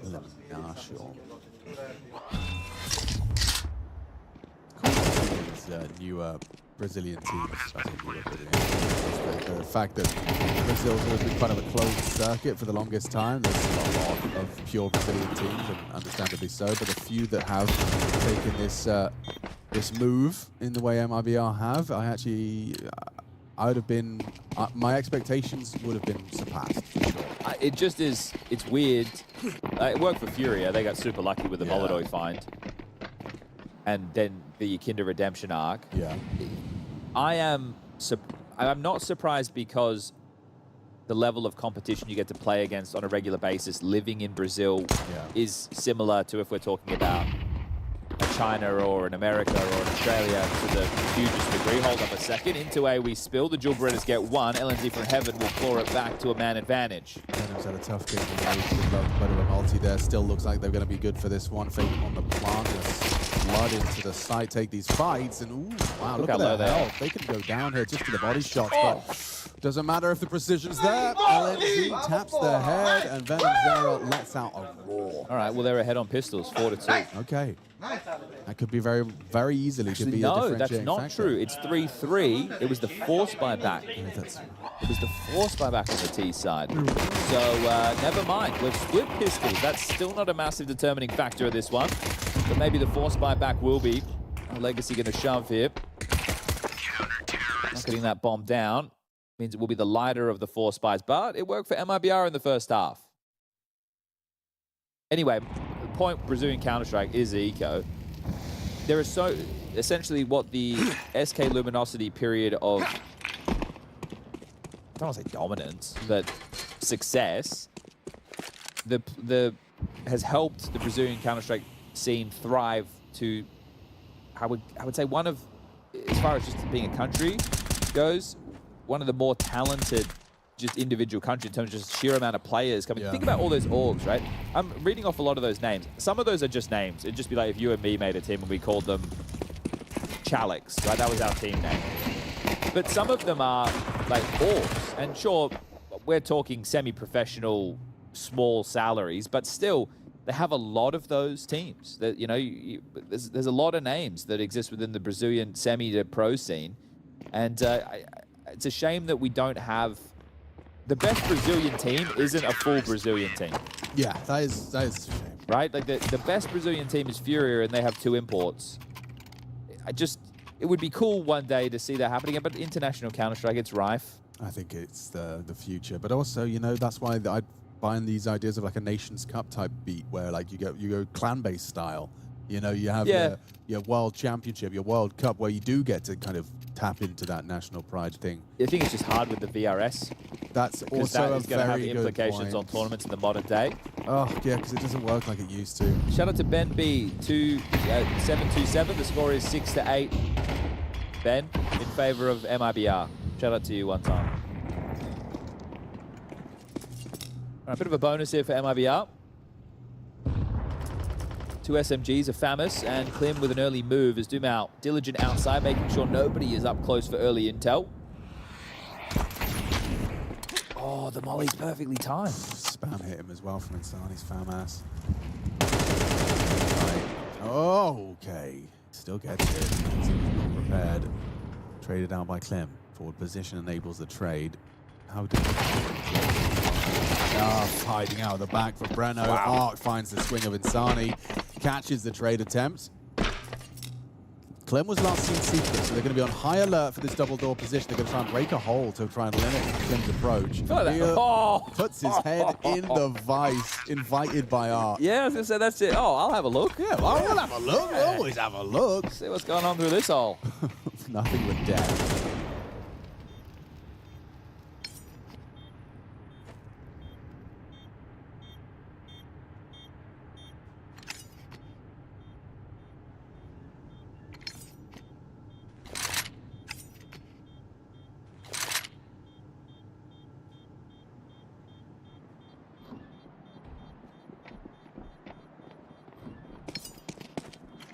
Venom? Venom, you just saw a guy. They told him. He hit them with the nade. He's had enough. He's had enough. Okay, I didn't see the conversation you saw about this guy on Twitter, but maybe there is conversation about this guy on People Twitter. be having conversations, man. Ooh, there's some numbers for you to read. If you want to read them, you can. You can. There they are. So any VRS points accrued at PGL Bucharest will have no implication on the major for Cologne. However, it will for Singapore. And for MIBR, that's a 10-point jump in their ranking if they can pick up the win versus Legacy. I think if I was MIBR right now, after playing domestically all season long, 10 point, I mean 10 placements, 70 to 60. Okay, that is quite a jump. This next couple of months before the major is where I'd want to get international reps in. Yeah. And then if you do get some good results there, like an event like this, you can put yourself in invite range, hopefully. That's what you're aiming for. You want to be in invite range. Essentially, you want to be somewhere in the top 20. That's where you want to be. That's the goal. How detected is this slink down secret? They're very quiet. Is LNZ addressing this? I think so, yeah. But no nade, so it's just a jump spot, then run away. Run, jump up. Yeah, he's going to do the classic. They're not going to chase him. Well, at least not quickly. They're not going to give away the game. Only one man's been noted. Is there support for LNZ? Kind of, you'd hope Brenner would be on his way. He's worried about a lurker. He has no help. Oof. I like the angle he's adopted. He's backing himself for the clear. Yeah, but he's about to... This Molly will go off at the same time Thor's will go. Yep, here we go. From 0 to 100, as I think you should save. That's brilliant. Very well structured. And you put that, you watch that round from LNZ's perspective, you feel helpless. You feel completely helpless. I had the info. I knew that they were around me. I feel that there needs to be some accountability for the rest of the team, though. Of course, they could be lobby, they could be radio, not making any noise. But like, go find it. But there's no noise. There's not, like, it was completely silent across the whole map. So that's what we talk about when we say playing in the black box. When I doing Inferno and saying you don't have bracket control or banana control, that's how it could feel. If you only looked at X-ray off POVs of MIBR that whole round, their information was they could be down secret. That was it. Helpful. That was it, right? Yeah. So.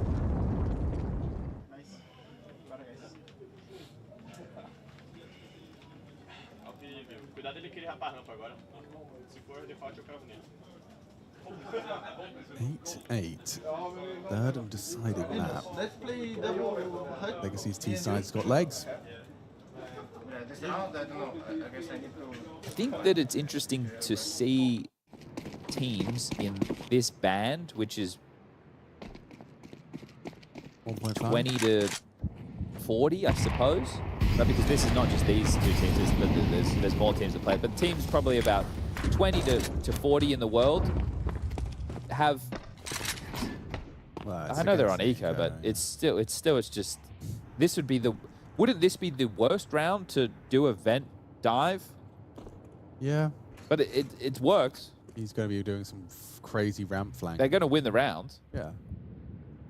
But yeah, anyway, the band of those teams, they obviously have these are very good players. These are very good Counter-Strike players, right? We're talking about but we're not talking about the elite level who are playing, you know, the chess game all the time. Sometimes these matches can look a little bit more like checkers.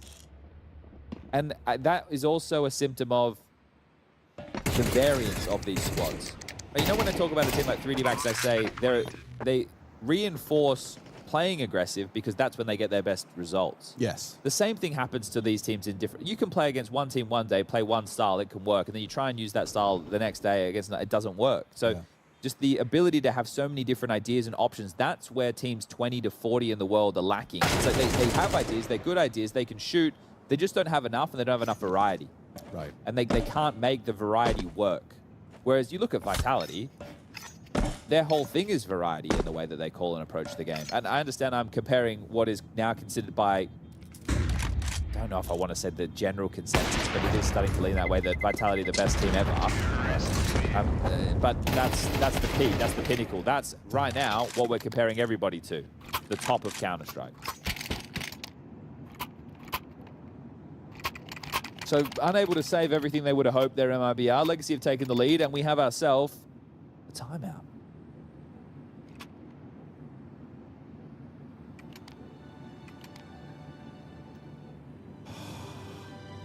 That's nice. Round recap at the top of your screen. You can see that was a bit of a tit for tat to start. Pistol went Legacy's way. MIBR responded. Legacy 1 out, 3rd round until a run from MIBR. Into the second half of play, we've seen MIBR pick themselves up the pistol and the conversion, but since the guns have come out, we've seen 3 in a row from Legacy. Will this be 4? Well, let's find out, shall we, Alex? 9 to 8. Just going to start the alt-ram. We're just going. No, we're not. Looking for a fight. Look at the harassment. Venom! Sorry, I sounded like a mad dog dad. Get off the couch. He should change his name to Carnage after that one. Yeah, yikes, bro. Effective Molotov. Someone's going to see 86 in 12 when they go back to spawn. That there is one of my favorite type of harass moves that Art used to do with Furia, because remember, all their nuke play used to be lobby-centric. And you'd threaten you're doing it? But what they would do is there would be mollies everywhere on the top side, and there'd be so much hut spam and wallbang going on from Yuri and Quesarado. They were able to like soften up and put the top side under so much pressure early. But this is where Art, once upon a time, his strat book was a little bit weak. It was yard crawls, and right now a smoke wall has landed successfully, but Insani, he's ahead of this. Information, MIBR. Insani in a prime position to just find that immediate headshot. Dumao caught crouching. Opening kill provided. And then he'll use their smokes against them to reposition. Worried about Silo. Looks like flashes into the top side. Whether or not there's commitment behind it doesn't look like there is from the door side. There is 2 merging in. Down the vent. Wow. Wow. It's creative, I'll give him that much. It is creative. And that is 2. Klim gets there just in time. Not going to quite hit the flick. Worried about a lurk arriving. But they have the numbers now, Chad. It's going to be hard to see this post plant going in favor of Legacy. Klim's the only one with a kit in this situation. Okay, yeah, that's a good point. I don't love this for MIBR. Insani goes late. Oh, makes a step. Audible. Something on that. Keeps at least one of the 3 busy. Easy find. That was a little too easy onto Lato. Art down after 1 and just sads in. At the first, the flank comes in. Insani's patience prevails. Going to be another round for MIBR. Breaking that run from Legacy. All right, well, still early stages in the second half, but it feels like we're already out in deep waters. An important one there. There is going to be more than enough money for a buy on the T side. Don't you worry about that. So they can keep the pressure up. I liked how the round opened. Obviously, Insani being ahead of that smoke wall, not accounting for that Legacy. And you can understand why. If you're going to put so much resources into the top side play to make it look like it's a hit, you're hoping to draw that type of a player. So he's closer towards main. He doesn't have the intel. LNZ having to restrain himself from the cheer until that defuse is confirmed. But they do convert the 5v3. Insani across this time. Lip of Secret. We'll have company earlier this time as the smoke wall starts to dot the yard. Klim, by playing forward, overlook Insani's position if they do opt to go down Secret. Oh, they're molly deep. I don't know if they clear him. Okay. Definitely grounds for Insani to find another opening incision. Oh, it's not cleared him. You're absolutely right. So a free frag onto Art. Now his position noted and Dumao on the path for a clearance. Gets another one. Onto LNZ. Working well in yard. Sadly trying to go for some quick wall bangs. Oh my gosh. Try again. Ooh, Klim goes for the flick. Connected. So still that man advantage for MIBR. Insani's still here. And a Molotov should be safe from it on the box. I think he... Oh. Well, he's dead now. Yeah, okay. I think the red box, I've seen people kind of just laugh at that Molotov when they're up on it.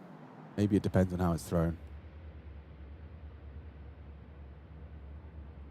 29, pressure on the T side to find that bomb plant. Samson's back, and this is the fight. That's the fight. Breno goes for the lobby clear. Now knows it's going to be coming in from yard. Yard-centric for the remains. Venom should have a free position. Spots that barrel. Nails the headshot, and that's a possible one. Oh, okay. A couple of nice shots from Venom. It's been a while, but that is going to not humble the money completely for Legacy, but definitely bring themselves into a point of conversation. There's the ability for Sanson to get an AK. The rest of them can upgrade ever so lightly, and they'll take a timeout to do exactly that. And you all know what that means.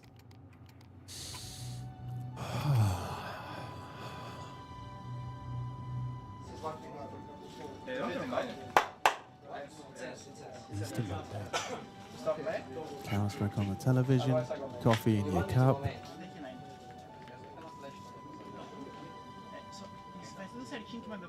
Perfect time to start typing vitriol into the Twitch chat. Let's all be mean to each other. Come on. Let it out. Take out those frustrations on strangers on the internet. And I will spam if they break door. You do carry gun like on Maybe that will make you feel better. Okay, you want me break the door or smoke for you? You check left side.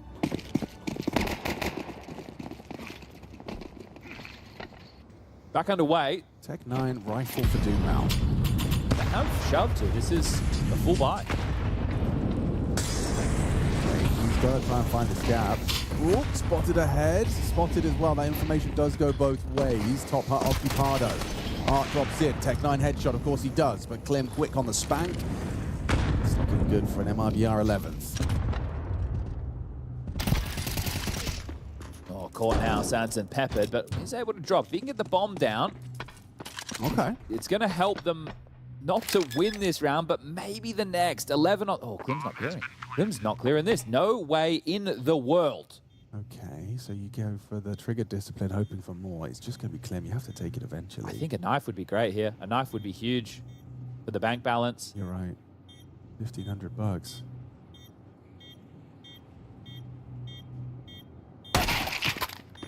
Now he strikes, lets the clock rot as much as he can. T side up against this, well, now three-man unit for the retake. It's very late, very labored. If Sanson could find a way to get them off that bomb, they're starting to defuse.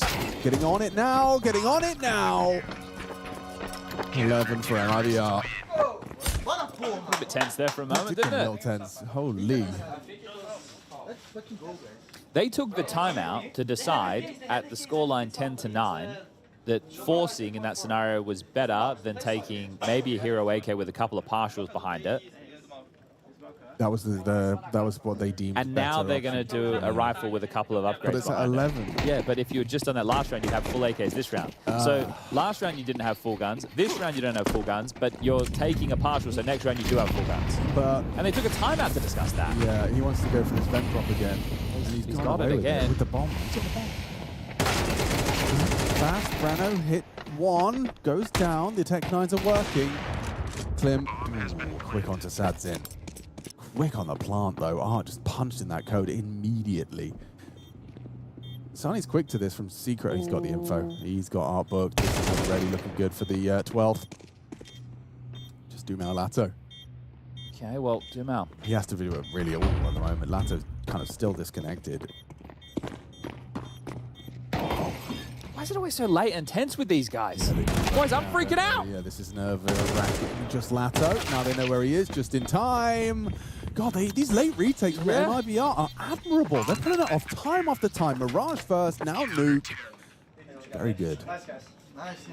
That's bro, give me some some crazy guys. Can I just be cut? Now it is the full rifles. They've got... I think I'm putting MIBR on my pick'ems. Sorry? I think I'm putting MIBR on my pick'ems. Really? They stage 1 team? They will be a stage 1 team, Yeah, yes. they're in my pick'ems. Okay. They've impressed like me to today. be your 0-3 team, or? No, absolutely not. All right, just checking. That's my dark horse. There's always a dark horse at the major. You have to know who it's going to be, Chad. And I am saying it's MIBR. So that's stage, my opinion. You can't have that. The stage 1 field is Gamer Legion, Big, Bet Boom, Bait, Heroic, Sinners, M80, NRG, Sharks, Gaming Gladiators, MIBR, Liquid, Tyler, Lynn Vision, Thunder Down Under, and FlyQuest. Oh, I wonder which one you're putting as yours. Dark Eight horse. of them do have to go to the next stage. So actually, not a bad shout. No, I think that's pretty reasonable. You think Alcaran's going to be playing the major for Heroic? I don't think so. Where are you going? Lato braves the flames. And they've got this 2-man yard squad. How do you lose this one? I don't know. Spent like that, actually. Yeah, Brenner and Klim both get kills, and then Venom Zera swings in, and you get 0 kills from ramp, and then your 2 people that were yard, they were supposed to be kind of the late flank, are actually going to have to do it all on their own. I think you're baffled at how audacious they were willing to take that fight, but that should be round. Should be. Match. MIBR's post-plant looks solid. Art's going to force this fight with the Molotov HE combo, and he's going to be trying to evade, but to no success. Nice find to pull it back to just a one player advantage. Now you wait and you let Dumal work, right? You want to be able to connect with them. The fact you've got that one for free, it's all good. But this 2v4, it's truly on. There's 30 seconds. They have to go for it. They don't have any other choice, but there's a real chance they win it. They're all playing ramp room. Dumal's peeking into this, yeah, and AWP does close it down. Clear with some impact frags. 23 in the third map. You can only have one. We discussed that. He's chosen to save it all the good for that third and deciding map here. So a 2-1 for MIBR. One best of 3 away from the playoffs here at PGL Bucharest. And that's going to feel damn good. Yesterday we discussed that MIBR got their first win against a European opponent for the year against BC.G. Now Legacy are a team in stage 2 who they've just taken down. And this is something that, obviously domestically speaking, the bread and butter for MIBR. This is where they've picked up almost all of their wins. Bar the BC.G game, have been against domestic opponents. Now, this one's done in Europe, so it's going to feel a whole lot sweeter. It's a $1.25 million event. There's other big names here, like your PARIVISIONs, your MongolZ, we've got Astralis, we've got FOOT, some other promising teams. Legacy were the one for me. They were the 5th team, right? They were the maybe they can make the playoffs. We need to see more of what we had earlier on in the season, the EPL, the tenacity. But the more I saw of Art in it today, it just felt like everything was, you know, he was using, what's the thing you shake? And it has the dice weight. in it. No, not a snow globe. Oh, not a protein shake. The thing you shake. It's got there's got a window. There's a window. The magic 8-ball.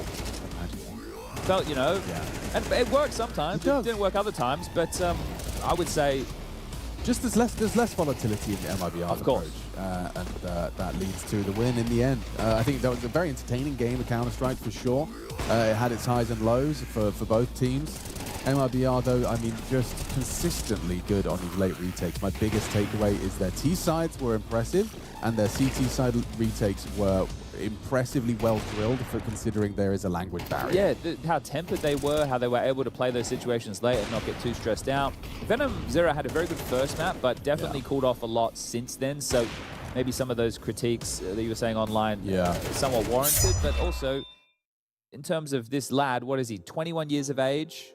In terms of the teams that he's played for Red Canids, right? So this is kind of his first outing. So if he can make some steps and progressions, that'd be great for the team overall. And you're learning under an EU IGL. Like, yeah, that's as a young Brazilian talent, that's really good.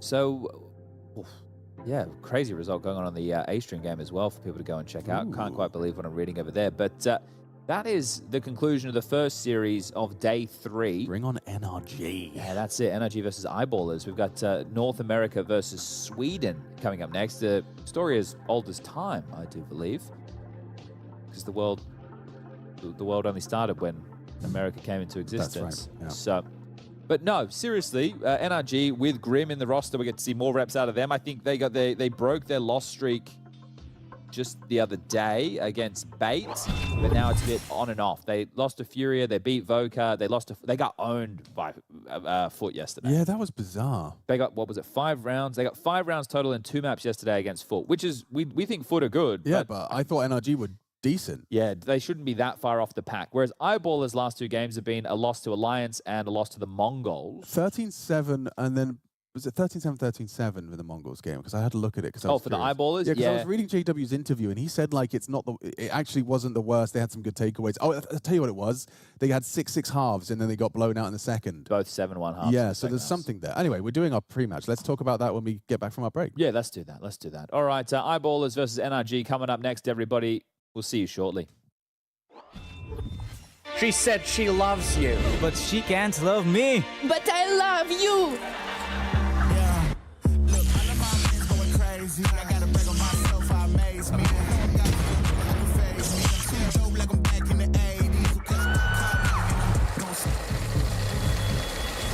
I won't play window anymore.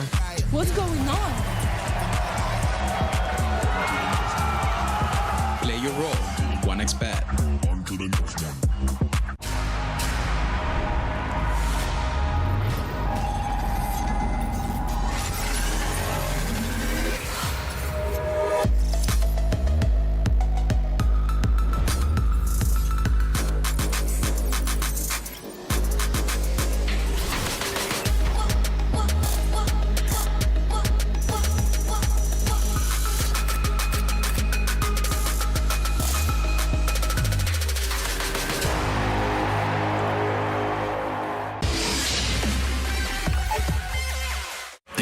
body was built to move.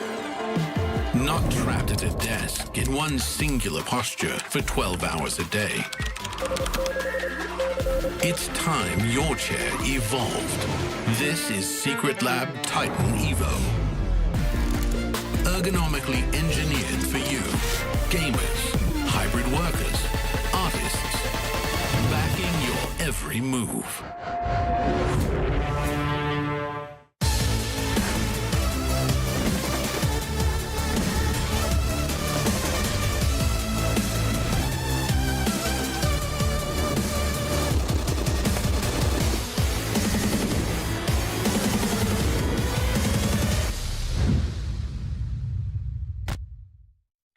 What is going on, everybody? A very special treat for all of you at home. Now down on the floor with one of the best AWPs of all time, multiple major winner and an absolute legend, JW of Eyeballers. How's it going, bro? Great to see you. Great to see you. Happy to be back. Yeah. Just tell me, what are you feeling right now, being here, a tournament of this scale? Obviously very happy. Feels great to be back in this kind of environment. Just get the feel of like PGL taking care of you, all these things like outside the game. All you have to do is focus on CS basically. Like it's almost like playing on easy mode, while the other kind of tournaments are more on expert mode, I would say. How's the pressure coming into PGL Bucharest? So the pressure going into the tournament, I wouldn't say we have any pressure at all. We're here to have fun. We're here to show our game, and I think the pressure is on the others. They should be beating us on paper. We're just here to make that not happen and show what we are capable of. But when it comes to the pressure, I would say we have no pressure whatsoever right now. And how much of a chance, like realistic chance, do you think there is of you guys upsetting teams here? I think there's a big chance of us upsetting. Obviously, the first goal is to make playoffs, and if and when we reach the playoffs, then like anything is possible. We can win the whole thing. We can go to a final. We can go out in the semis. But as long as we get to the playoffs, I think that's when things get really interesting for us. What's going to be most important for the team to have a strong result? You know, potentially have a strong groups and reach those playoffs. I think the most important for us is probably going to be that we need to focus on ourselves and not so much on everything around. Perhaps some teams are going to scream, I don't know what the environment is going to be, but I think as long as we focus on ourselves and bring out our game, then that's going to be, that's going to put us in a good position. Other than that, I think just take the opportunity, because it is a big opportunity for us, and try to develop as much as we can. It's a great environment to accelerate as a player and get these kind of vibes within the team and learn from it. So I think all in all, like no matter the result, I think it's a big win for us no matter what. One other more personally related question that I'd like to ask is, considering you're a founding member of Eyeballers, considering you're JW, is it difficult at times to be in the sort of position that you're in? Is there like where you have presence, you have aura, you have the experience, and you want to use that to help, but can it sometimes intimidate some of the newer guys, etc.? Perhaps you get what I'm getting at. Like, what's it like to be in your position in this team? I think it was perhaps a bit harder, like in the beginning, to get people to realize that I am an equal within the team. It's not like I am their boss or anything like that, which I am not anymore. I mean, I have a stake in the organization, but I have no say in like business-related stuff anymore. So yeah, I think we have had that within the team for quite some time now, that they see me as an equal, and we are here together. And other than that, I think I just do the best I can to put them in as good position as I can do. Obviously, I feel like I have more stuff to do within the game, but I don't feel the need to be a star player anymore. I don't really feel that I need the eco frags, or I don't really feel that I need to show myself to the world anymore. So it's more about pushing them forward and help them show the world what they can do. Because I feel like I have already done that path, and now it's all about making others better for me, I feel like. Wicked. JW, thank you so much for your time. Is there anything that you'd like to say to everybody watching at home before I let you go? Just a big shout out to everyone supporting, being there. It's been a long time since I played on the stage, but I'm happy to be back, and let's show the world what we can do.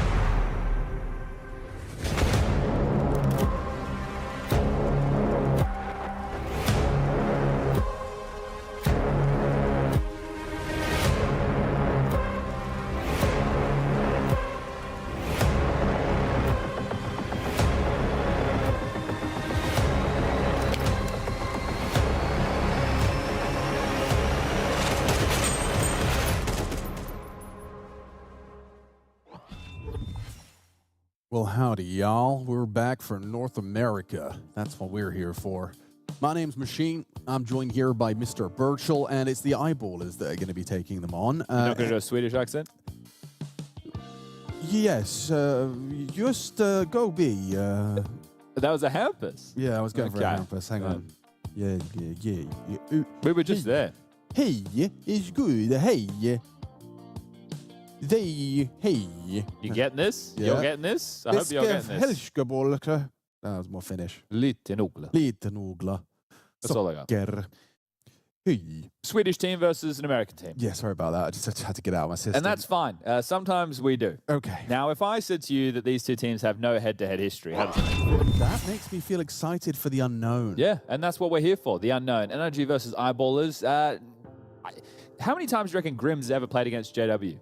0. I don't know if he has. I don't even know. Maybe once in an online cup. Can on a cold someone night go in find out? Basingstoke. NRG's official Twitch account is in Twitch chat right now. They should be able to tell and us. their social look, that's free. That's something they could do. That's first time Grimm has ever played. I don't know if that's true. They would have to check it out. Yeah. You go find it out. Tell us, please. Do our job for us. Yeah, let us know. Anyway, long story short, NRG versus Eyeballers.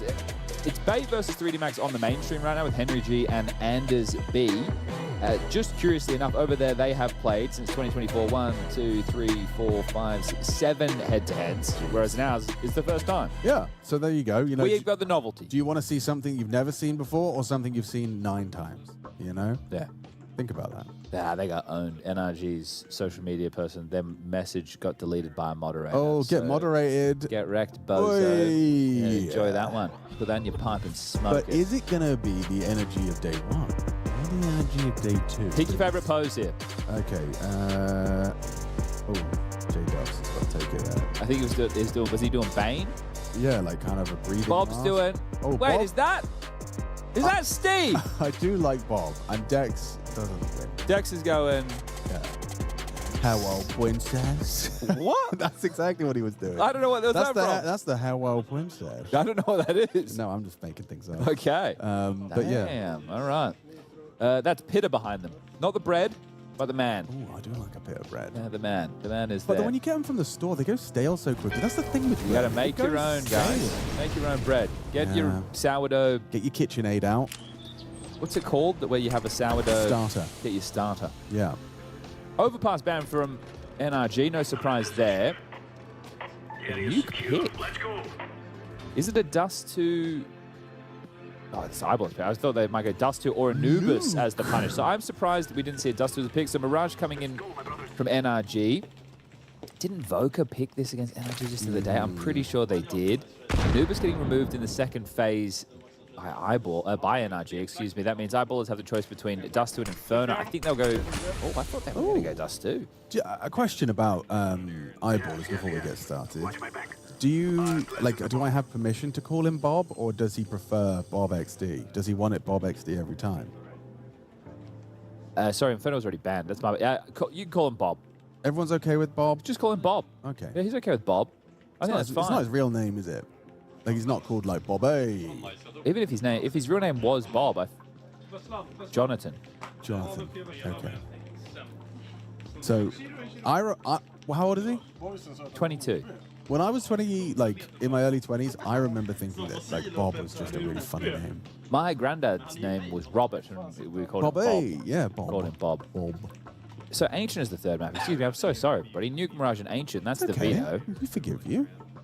And I just looking right when you look at HLTV and you look at the match stats in the last 3 months, I'm a little bit confused. The Inferno ban, fair enough. Eyeballers have a 36% win rate over 11 maps in the last 3 months. That's a lot. Whereas NRG have a 62% over 8. So, all right, fair enough. Lines up. The Nuke pick makes sense. NRG have a 17% win rate over 6 maps. Eyeballers have 83% over 6 maps, though. It's their actually least played map of the last 3 months. Okay. So that's something to keep in mind. Then, in the second phase, Dust 2 went. Let's go. Eyeballers have a 43% win rate with 7 maps played, but NRG have a measly 12% with 8 maps played. Yeah. So I thought Dust 2 might feature here. And no Anubis either. So All right, Ancient the decider.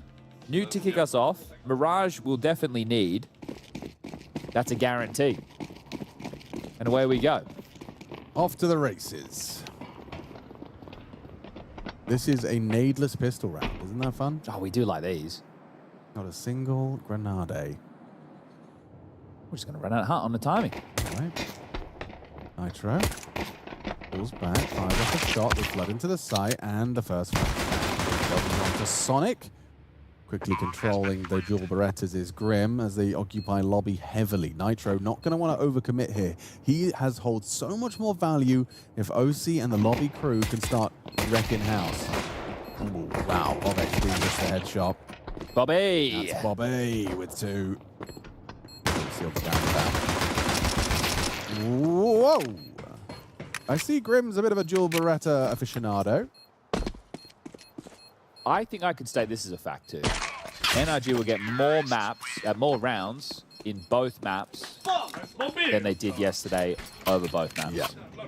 Yes. So that means they will get 5 or more rounds per map. Per map, yeah. Got it. Got it on a per map basis. Good start from the eyeballers. They be balling. JW, man. He's only 31. We established this earlier. We did. He's just 31. He was the very first major MVP, everybody, back in 2013. Jeez. Winning in DreamHack Jönköping. Back in the NIP era, I suppose. Toppling them on stage. Devil Walk dropping his trousers. Oh, of course. Didn't do that cool trick that I haven't tried to do. With the trousers? Where you can zoom down the ladder if you do a jump at the top of it. Yes. Have you been practicing? I haven't been practicing. Can you do it? No. No. I don't think it would, come in handy for me very often. Wouldn't it look cool?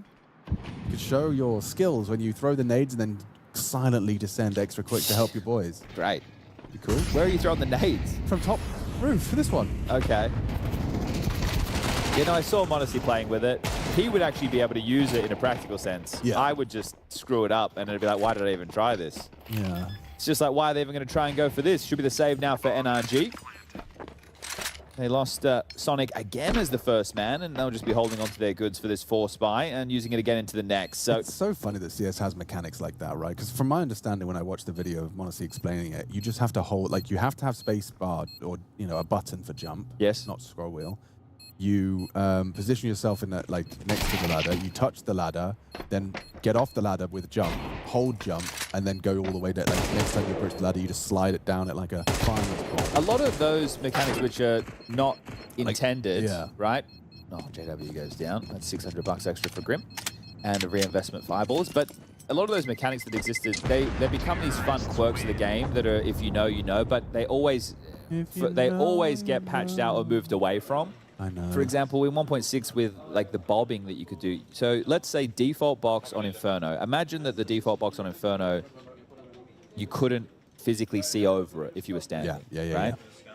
Yeah. You could just stand behind it and hit tap crouch, and you would just, your head would bop up and you could see it. There was also something whereas in 1.6, once the bomb was planted, you could actually use the bomb as a footstool. So you'd plant, use the bomb to give you a higher elevation, and then jump on that box. Oh, that's so geeky. Yeah, there's a lot of nerdy things. But that's the fun of it. Yeah, that's the fun. But because it's not intuitive. Yeah, of course. But learning, like, you know, learning the game and discovering those little tricks that you've been getting beaten by, you know, and like, oh, that's how they were doing it. Dead. Well, he gets the opportunity to at least pull out a gun. Good one, Bobby boy. Handles bro. Now they just need to get out ramp to get down to B and join Bob. The boost to worry about, the scout as well. This will be tough. Yeah. He needs to find himself a multi. OC connects as well. Okay, important back. That's Dex with the double. Nitro has that kit and the smoke. Sonic descending the vents. He's flirting with that anyway. It's not held actively by Bob as Nitro approaches from the secret staircase. Again, this one is just about damage now. Yeah. There is the kit on Nitro that does change things. A lot. An awful lot. Sonic hits that headshot like that. They're going to group up, try and get the smoke on the bomb. They're going for this. They're going to give this a proper shake of the stick. Could be an awkward Galil moment for G-Dubs.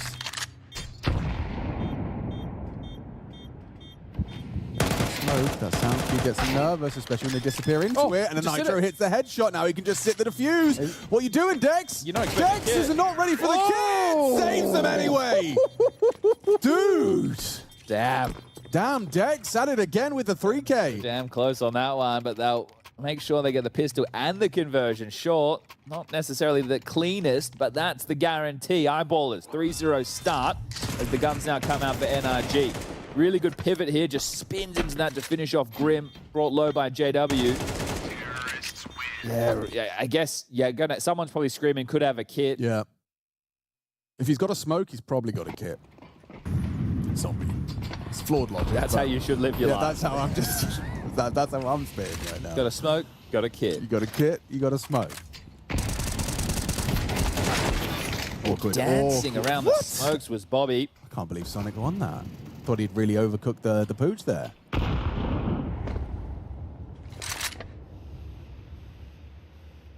Does that change the call? Looks like it. They were set up, postured, ready, waiting to go, hoping to force that rotation with the secret space. But now they need to change their tack to do eyeballers. Back to yard late. Sonic is reposed right now. I had a weird dream last night. Tell me more.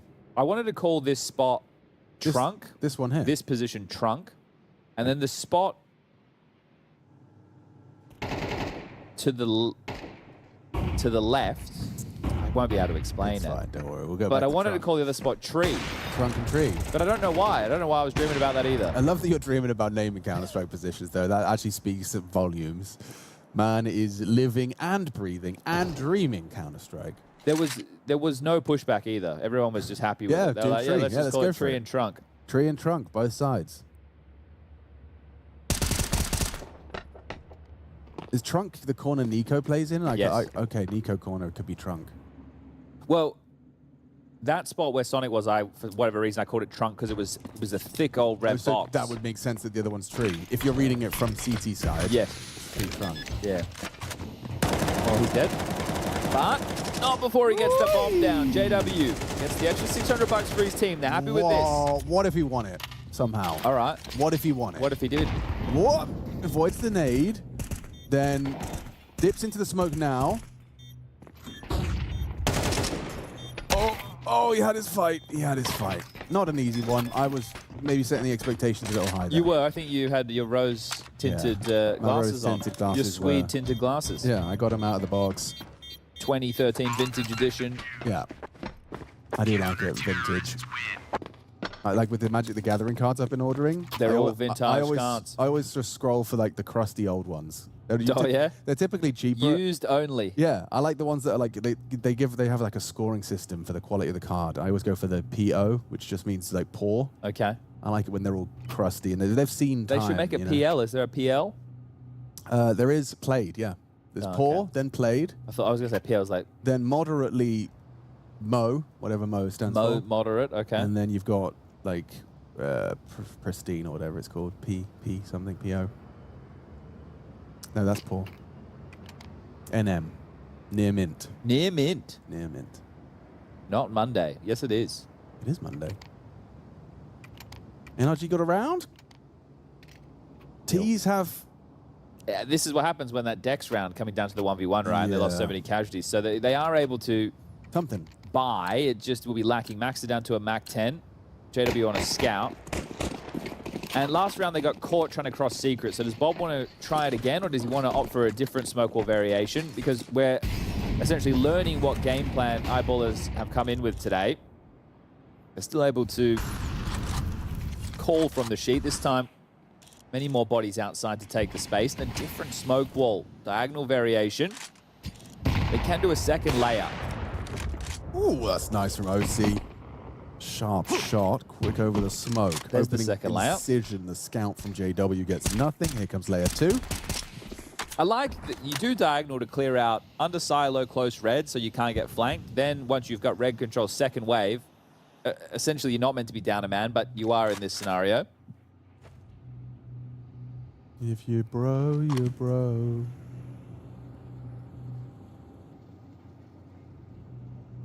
I think this type of a win is important for NRG, not just this round, but in terms of a series. Again, they're another team we'll be keeping our eyes on in the road to the major, and they need to start peaking in form. Well, not peaking, but showing better form. Yeah. And they've only played against good European opponents. This is a more middle-of-the-pack European opponent who are taking the B site. Ooh, Rolf. Not going to be too happy with his spray there. Roasting's opened the door perfect. It's the one back from Dex. And handled. Eco now, 4 eyeballers. The Swedes will have to relent and take the near nothing investment. Dex could invest in a Deagle if he would like to, but everybody else is going to have to be keeping things relatively cheap. P250 is at most, because you're only going to get 2,400, so not even P250, I don't Presumably a bit of a newer viewer. We have Fricky TV asking who TF is OC. It's a great question. How would you describe and inform about OC? Who is he? OC was probably about 5 years ago, maybe 6, an up-and-coming North American AWPer who played on Extra Salt alongside of your Floppies and your JTs of the world. Sonic. True, yes. And was, I wouldn't say being touted as the next big AWPing prospect from North America, but definitely he was on the docket. Yes, yeah. People, you're always looking. You're always, when a new name emerges, you're always like, you know, can they? And they gave him a go on Liquid. Didn't really work out. He had to kind of drop back down into the, I wouldn't call it doldrums of North American Counter-Strike, but he was not playing on the main or main-ish rosters, you know, the ones who are actually getting international opposition. Then showed some really good form again, and Exotic, who was AWPing for NRG, decided he had enough, wants to do IRL things. Okay. And then OC comes back to NRG. Yeah. So that's OC. Do we read chat? Yes, we do. Pyras. We do read chat. We like to make this a bit more of a conversation. Yeah. Because you're sat at home, we're sat at home, and the players are sat at an event in Romania. Just wonder how many people are watching on a couch as well. I think a lot of people are on phones. I think the couch viewing experience is the best for a Counter-Strike match. Frick says it sounds like they're talking about Kusa. There are a lot of similarities there. Oh, double nade dunk, Nitro. Dead man. Now they're into A. Okay. Something from the heaven side. Going to try and pincer in from all these different advantage points. Grim. Ooh, quick on the dispatch of Rolf. JW trading, but nice flash work. OC sets up Sonic. Double off of the flashbang from OC. Lovely and solid from NRG. Mate, the fact that you open the round with, I don't want to call it a free kill, but you manufactured a kill where you didn't have to use any bullets right there. Yeah. And then it unfortunately falls apart like that. You're going to be feeling a bit rough, eyeballers. Now, you were talking about this earlier when we were in the last series. Yesterday, their game against the MongolZ, they had strong first halves, which was 6-6, but then they were only able to win 1 in the second half of both of those maps. Whereas NRG yesterday only got 5 rounds over 2 maps, and they're 1 round away from equaling that. Ooh, they're going for the geeky one. Respect to eyeballers. A heaven smoke landing. And it's going to matter because Dex has got the kill onto Nitro and Sonic catches bullets through the smoke on main. Dex with a double. OC audible. Grim drops in. Tech9 headshot. Grim overextending and Dex will punish. He is having a marvelous start to this T side. 11 kills from Dex. OC getting tricky with it. Slips into the lobby.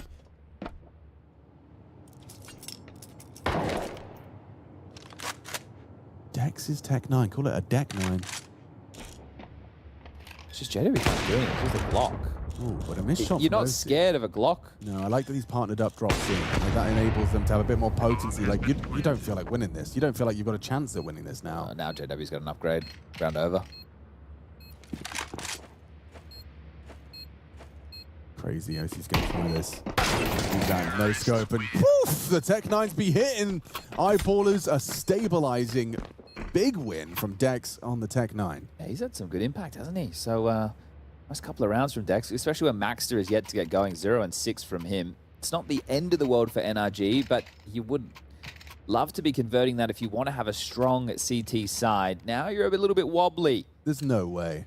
What's up? You asked how they're watching, you know, are they on the sofa? Yeah. And Pleras, am I saying that right? Pyrus says, watching during my lunch break at 240p, sitting on a steel beam on the side of an under construction skyscraper. I would love that to be true, but prove it.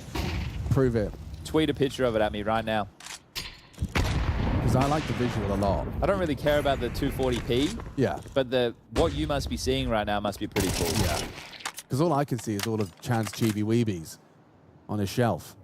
In 240p. Yeah. I do need to get my eyes chest. I think I'm rocking 480 right now.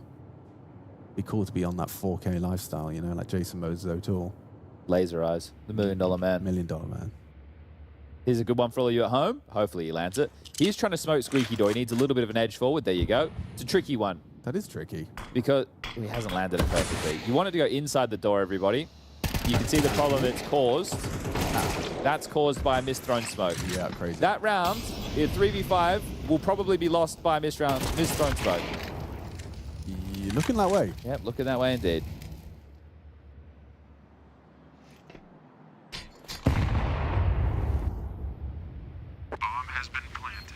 Still winnable, but they're so low. Rolf back sight. What hell of a flash. JW closes it down. Ooh, Grim's tempted. Just gonna die. Yeah, I think the gun covered spotting Rolf there. Yeah, nice off angle. It's a bad round to lose, NRG. You can't be losing that one.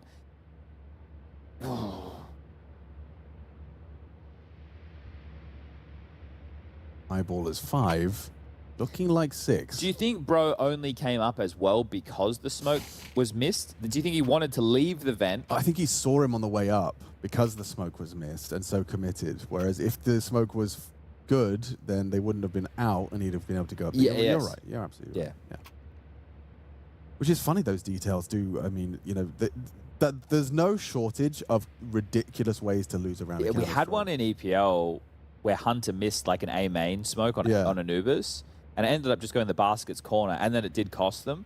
And it didn't, like, obviously, there's a lot more things that happen. But it's the way you know, you're exploiting tiny, like, lapses in your opponent's expectation. That's an unforced error. Yes, exactly. They Foot fault. They did so hard to get the first 2 kills, then to fumble the round like that is less than ideal. But they are going to shove again. So Eyeball is in a very strong position right now to have a absolutely wicked first half of play. They've got like some cool ideas. Yeah, and I think that with what I watched against the Mongols, it felt very W heavy on their T sides, and I didn't like that. This feels a bit more structured.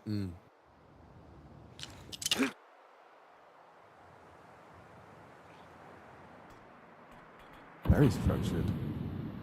This whole play. So is JW doing... JW's... Ooh, this ramp push could unravel all of that conversation. Forget about that. Interesting. He's escorted forwards, but with Bob finding a way to fight in. Grim reveals and peeks into the AWP with Max.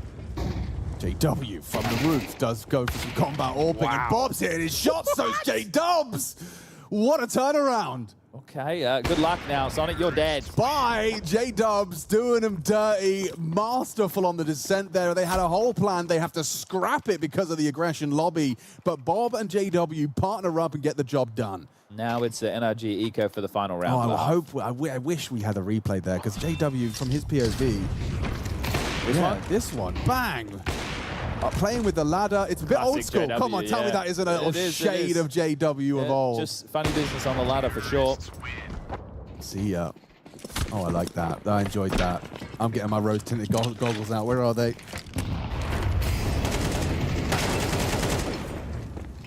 So this should be 7 now as Max will get on the board with his 2nd kill there, showing some confidence against the Eagles. It's important that Max does get going. There was a while that people were quite excited about this lad, but never really came to be. Grim is going to be so upset. Spitting chips. Ooh, that's some awareness. All right, Max. That's an AK given back over. Bobby Boy's missed a bit of util.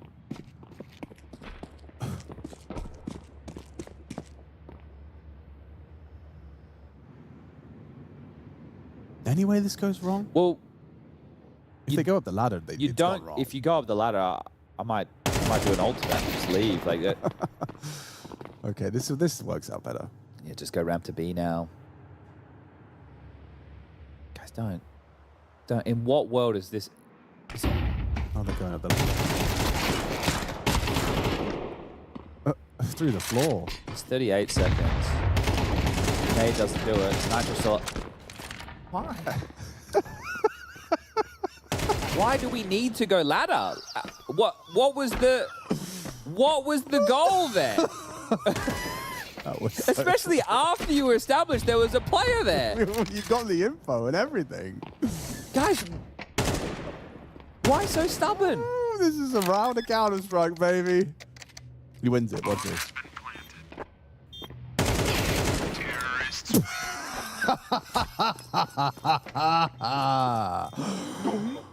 Oh, that was a good one. That's a good one. I enjoyed that. Counter-Strike, baby. Going up ladder when you know... So now you know there's a 5-7. Where are you going, JW? What are you doing? Well, at least they won the round. No harm, no foul. That's what they say, right? That's what they say. That's what they say.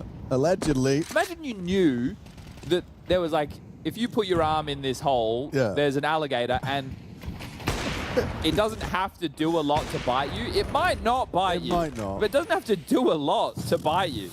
And you, yeah, here's one arm. Oh, here's my other arm. 7-4. 3-on-3 though. Thank you to Sonic for putting another on the floor. Well, considering how NRG have lost number advantage rounds, this one in an equal state doesn't mean anything. Even less now. Dex is the GOAT. Yeah, he's really nailing it today. And they know both on A. Grim's on the clear. Gonna try and stop. Yeah, perfect. On the vent drop, he goes down. Master, though, an opportunity to clutch. He's done very well. Eyeball is thriving. Beautiful. Okay. Max, it wasn't the most glamorous of halves, but does end with a nice little clutch to extend the lead. So looking very powerful on their map choice of Nuke. It is Mirage up next. That's been the selection of NRG, who for the last 3 months, they're 9-2 on Mirage. Whoa. But there have been roster changes that have come in here, and some of those 9, three of the 9 are against Marsborn. Voca. Voca. So, yeah. One of those is at Flomland, which is at the start of the year in Vegas, too. So that is, it's quite a ways away. Whereas for Eyeballers, I know we're still a whole half a Counter-Strike away from this. They've been playing a decent amount of Mirage as well. They lost yesterday to the MongolZ, but other than that, they've got wins against European teams like Heroic Academy, Metasport, Young Ninjas, NIP. So yeah, they're okay names. They're not great names.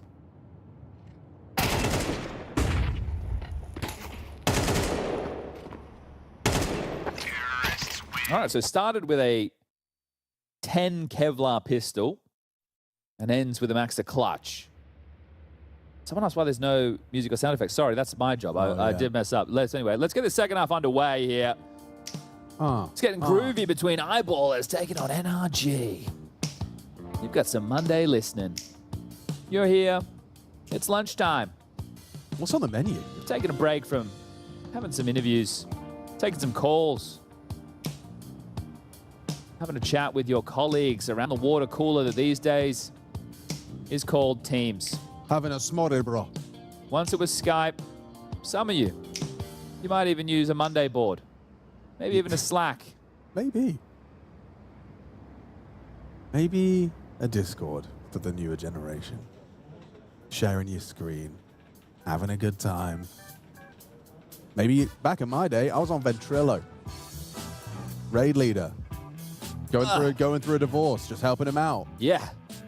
15 years of age, just talking a guy through a divorce. And that's the power of the internet. That's the power of the internet. You really grow up quick. Yeah. I learned what sleep apnea was from a teammate in a tent. Thought he was dying. Sounded real weird. His name was Warlord. What were the two guys? Raid Leader and Warlord. Yeah. World of Raid Warcraft? Leader was a World of Warcraft. Yeah, His okay. actual name was someone else. Yeah. But the nickname of Warlord with sleep apnea in the tent was what I learned what that is. Okay. That people just stop breathing in their sleep. That's not that. It does. It's scary. It is scary. It is scary. Do you breathe in your sleep? Let us know in the chat. Your menu's machine. Okay. See you soon, Bazaar. Bazaar hacks. Ventrilo. The real OGs know it. We need to. Do we have anything else in here? Let's have a look. What else we got? What about Raid Call, Chad? You ever on Raid Call? No, I do know of Raid Call. Was never on Raid Call. You never Raid Called. No. I did use Ventrilo. Yeah. There was one more. Started with an M. Mumble. There you go. There you go. Mumble was another big one back in the VoIP world back in the day. Back in the day. Voice over IP, everybody. VoIP. Voice over Internet Protocol. Idiot. Yeah, fair. That's just true. I did just say. Voice over 2 of the other letters. VoIP. VoIP. Wow, the soothing sound of sirens, you know? If nothing is going to relax you, nothing gets me get more out relaxed. the sirens. Oh man, I'm so happy we got eyeballers on our screen today. It's a real treat from PGL. The replacement team as well. Yeah. Ooh, DJ. We're back underway. Just around second half. This time, both teams have some nades. Flash outside, taking space, scaling heaven and hell. Grim, off to the races. Not going to hit the first bullet is Rolf, feeling the pressure. He's got support from beneath. 2 players now in the locker area, and the first Glock bullet's not going to connect. Grim dancing with trouble, and does get put down. Bob XD. Sickest nickname in professional Counter-Strike, next to only Disco Doppler. The Swedes, they get some funny names. Wenton. Jay-Z Walking. Jay-Z Walking. Was actually a player. Yeah, that's pretty good, actually. Middle name B. They got a kit, but need to get a wriggle on here, eyeballers. Sonic's got the perfect headshot angle for this on control. Nice tap from Nitro with the CTs on this retake. If eyeballers win this, they are set to succeed on Nuke. Just got to knock them off the bomb. The 10-second defuse to be locked in, and it's theirs. Eyeballers 9, NRG 4. That was the wrong one. Thank you. Yeah, that is exactly what it is. I hit the trombone. This is huge. Let's not forget that the strong half. They've had that already. They've already tasted what it's like to have a good half, but they haven't tasted what it's like to have 2 good halves back to back. I think that's one of the fun things about Nuke is that if you can have a strong T side, and a strong T side is 5 rounds. Yeah. They've managed to get 8. Then you know, okay, now we're on the CT side of our map choice. This is where we feel we have a very good understanding. They've brought out the second round AWP. How does this go wrong? Oh, baby. Oh, in the smoke. Maxter can be tested. The perfect flash is layered nicely into the entry Grim provides. Bob's some guy from above. He doesn't know. Going to get dunked on. Tech9's into the top site, and all of that for naught. Go save your AWP. Sorry, this is what I meant. Yeah, real and true. Real and true. Could have had a couple more nades, maybe. Yeah, as I mentioned yesterday, I am still a purist in the sense I don't like the second round AWP. Yeah. I would have preferred in this situation him to have a 5.7 or a P250 with head armor and nades, and then he could have brought the AWP out when he knew it was going to be something a little bit more. I guess because the bomb went down, so you knew it was going to be a force. But what variation of a force? Is it a force where they go Galil heavy and they try and take yard space? Then AWP's good. Is it the variation where they go SMG and Tech9 heavy and they go erupting into the A site? Or not so good? Not so good. Not so good. Well, that's better than a pistol. Well, take it back, because they did save an AWP and an M4. So, you know what? They're just as good as each other. Fair. I'd drop 2 MP9s here. Okay. They've opted for nades.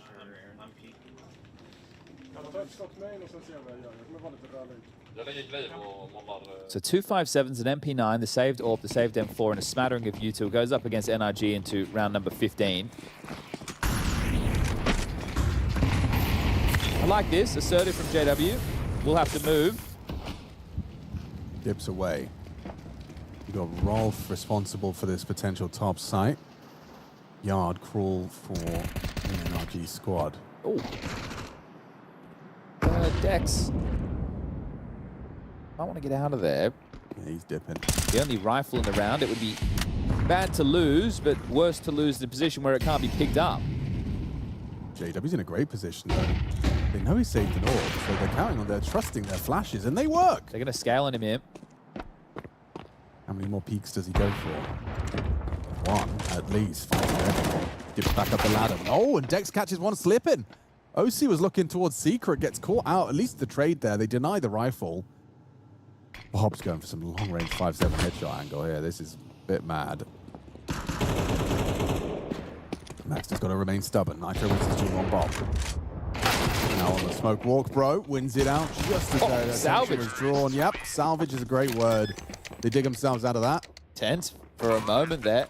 Like Dex playing off of his teammate JW off of that opening kill, springs to action through the main smoke, gets a frag back. Now it'll have to be the Eyeballers Eco with the 2400 loss coming into the next. And it'll become a 2-round game at that point.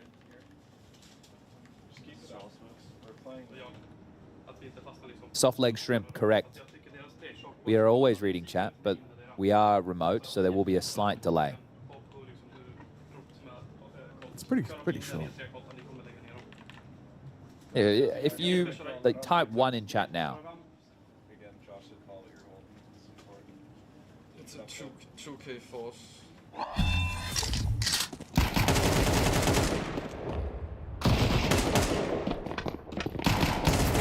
Terrorists win.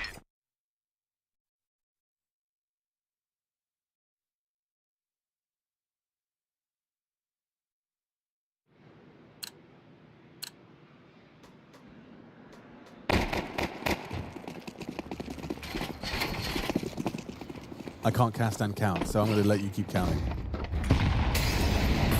Economical. A bit of a lobby crunch, classic. The Eyeballers keeping it.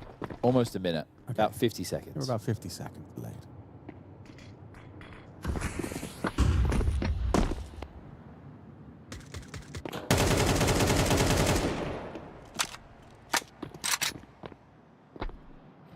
Maybe you get a little USP headshot, but they're going to be clearing this box properly. You're not losing this round. Not losing it, but you might get yourself a little something, little 300 buckaroos. Okay, there he does. He's going to hopefully catch that back there. Oh, hits the headshot. And the follow-up. Pretty good output. Pretty good output, Chad. Okay. You still stand by that? No. Well, can they get the AKs? They've got one of them. That's good enough. They... Oh. He puts down J-Dubs. If Bob dies, yeah, we're back to where we started. Yeah, Bob. Play it safe, Bob.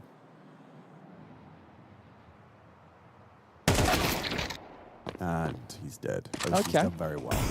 Well, it was threatening. Exciting.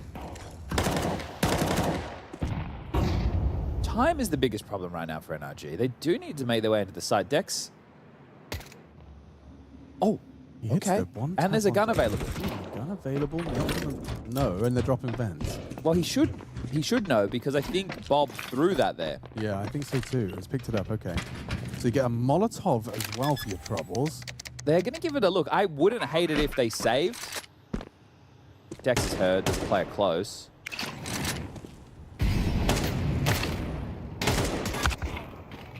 Yeah, but now it's a 1v1. Row round. Oh, he's not planning for him. He's not planning for him. Doesn't know. Oh! It's the long range from way downtown. That's an MP7. eco. Add another. We need an eco tally on screen at all times. What did they invest there? A flash? Flash, USPs, an economical. Oh, wow. That is madness. Oh. All right. One of these sounds we will use every time there's an eco win. I don't know which one it'll be. What's the eco win sound? Maybe it's this one.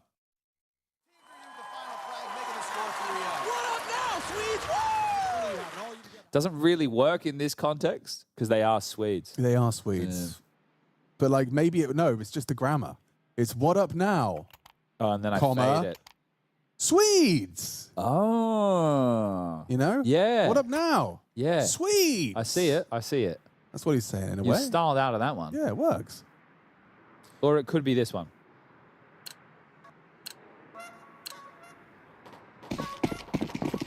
Yeah, a little bit of that. That is probably... When was the last time you went to the circus? Cirque du Soleil, does that count? Yep. I think so. When was that? A million years ago. Probably about 10 years ago. Damn. Last time that you... Ago. I bought parlor tickets. Well, he asked me to... I was buying tickets for myself and my partner. Yeah. And he wanted to come. So, but we were going to get him. He's like, oh, can you grab me a ticket? And I was like, yeah, and he never paid me back for the ticket. They're expensive, And a too. Cirque du Soleil ticket is somewhere between like 100 and 200 bucks. That's not like a chocolate bar down the shop or anything, is it? That's, Never paid me back. Oh, right. Well, I'll let him know. That's unacceptable. Smoke grenade. Flash on top. Is this just like a little force util moment? Yeah, I don't think there's any commitment behind this. They're trying to force out some type of a reaction. You can see with Nitro down secret. So you've lost the yard control. Are you going to push into lobby? And that's what they were hoping to force the handoff with a move like that. But now starting to congregate towards ramp. They need to get past the JW wall. And they will. He's fun with movement. He's going to surely go down to this one. He's going for Hail Mary. No scopes. He's still alive. JW. The immortal. And a dink on the drop from Grim. This is getting a bit awkward. Nice find from Bro. Spam back connects. Nice from Dex. Dex having a great time on him. JW looks a little bit lost right now. Wow. Still managed to get his output at least. And ooh, Nitro removing his partner in crime. Magster. That explains why he was lost, because they knew somebody was down or could be. Couldn't find him. Yeah, and then it made him look a little bit stunted coming through the door. But the eco win was good. You need the rifle rounds though, boys. Well, Grim's taking down Dex, and now it's just Rolf. He's the hero of the last round, has walked in undetected right now. Gets the backstab on the healthiest member, and then you got low HP, but no time. They can just play the clock. Chance. Just hope that they don't. Unless he just sits the defuse. Yeah. Unless he just sits the defuse. Unless he just sits the defuse! Oh no! NRG are fumbling. Fumbles on fumbles. Fumbelina.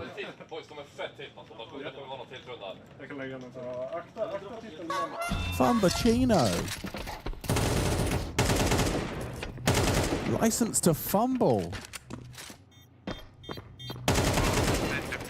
Fumble McFumbleson. Both of them didn't want to make the move because both of them were low. And then the comms would have been, he could be defusing. Grim goes to make the play, it's too late. Oh my God. Boys, that's, after that and the eco loss. Come on. That's not good enough. No, the question is do eyeballers kind of overcomplicate things? Doesn't look like he got Bob's getting open close. He goes down, spotted in the vents though. It's going to make life difficult for Max. He has the smoke to elope. Feels better than last round. Yeah. Last round they felt like they're under a lot of pressure, even though they've still lost at least a lot of room on the map, right? You have to see what's a concern, and it feels like everything. Obviously B being the biggest problem, but it's passive on yard as well, trying to catch them as they slip back through his JW. This is a weird angle. It's gonna work. I mean, it works. The angle works. They weren't looking at him. He did get to empty his entire magazine. Doesn't get any kills. Rolf just the one. Okay, in what crazy out-of-the-box fashion are you somehow going to lose this round? There's no way. Well, I thought last round there was no way. That's true too. Yeah, all right. Let's just strap in and see. If there was a kit on Dex... Yeah, right, with the kit and the smoke. And then they both stay heaven and they wait till they start running away, and Maxter tries to cover while Dex sits the defuse, or vice versa.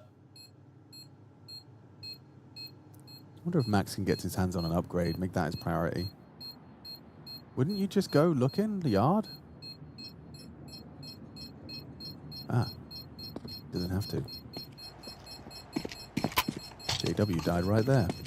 Idiot, come on. You saw him do that. You saw that, didn't you? As much as it feels pretty rough for NRG right now, their way back into the game is wide open, right? They lost 2 stupid rounds they know that they never should have lost, but that is actually a positive sign because game's not over yet. They will have these 2 saved guns that will most likely be ecoed behind. So next round, what are they shoving? They're shoving, okay. I don't take it back. You are now getting to play against a famous 2 M4s, a Deagle, and an MP9. If you win this round, they're eco next. That's 11-9, and you're back in it. Oh, easy onto Rolf. See, easy's the key word. They just walked all over them. So now it's just about tightening up the ends to the rounds. Right. And not losing to an eco, which is coming up next. You're all good. You're back in it. You can still win this map. Just feels bad when you see the scoreline, but you just have to remember where they came from. Misplays.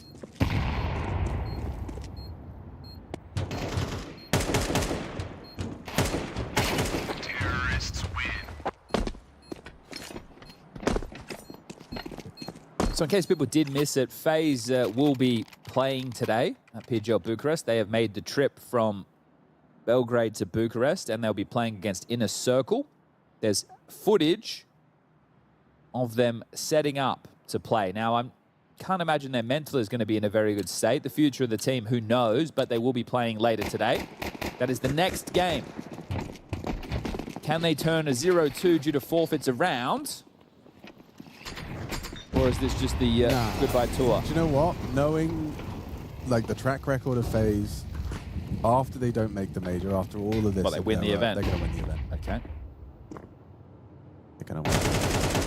And then they won't make roster changes. And then nothing changes. Nothing changes. Producer says they weren't looking too happy, which is understandable. Completely understandable. Yeah.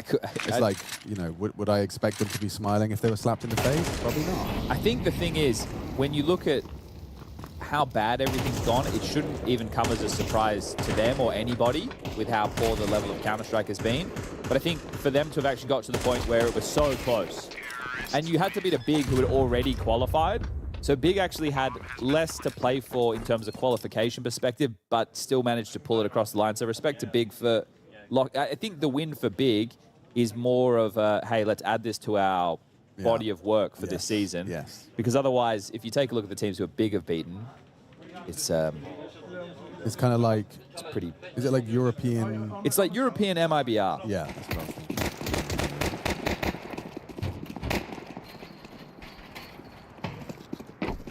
MIEU.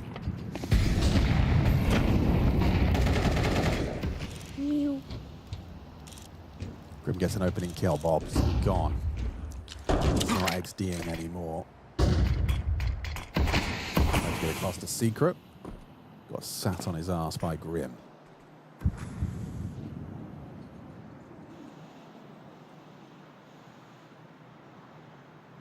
What's Sonic smoking? Is that lockers? Hello? Is he going to run? I really want to see it. If it's a static one, I think it's gone. Where's it go? Okay, on top of main. Cool. This is all erupted quite quickly. They give him one back. Grim goes down. Dex peers out to see if he can draw another in their favor. Nitro with a minute on the clock will take warehouse control. So established in yard are NRG. Down towards B there is one man. That's JW.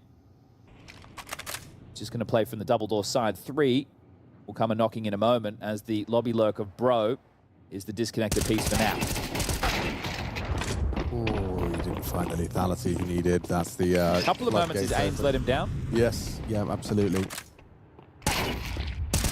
Oh, not letting down Dex today, though, is it? 21 kills deep for the CT side. He is a big reason that Eyeballers are up in the lead, but for how long? Maxter is aware of this potential for the Bro lurk, but isn't going to catch him. Rolf down ramp. Bomb yet to get planted. So that, there you go. That'll be round. Okay, Maxter should save. And this is what I'm saying. It's fortunate that Eyeballers are at 11. Sure, they had to capitalize on the mistakes, but it hasn't been Team Counter-Strike that got them to 11. Maybe up until 9. Yeah. But otherwise, there's been some rounds that NRG have fumbled.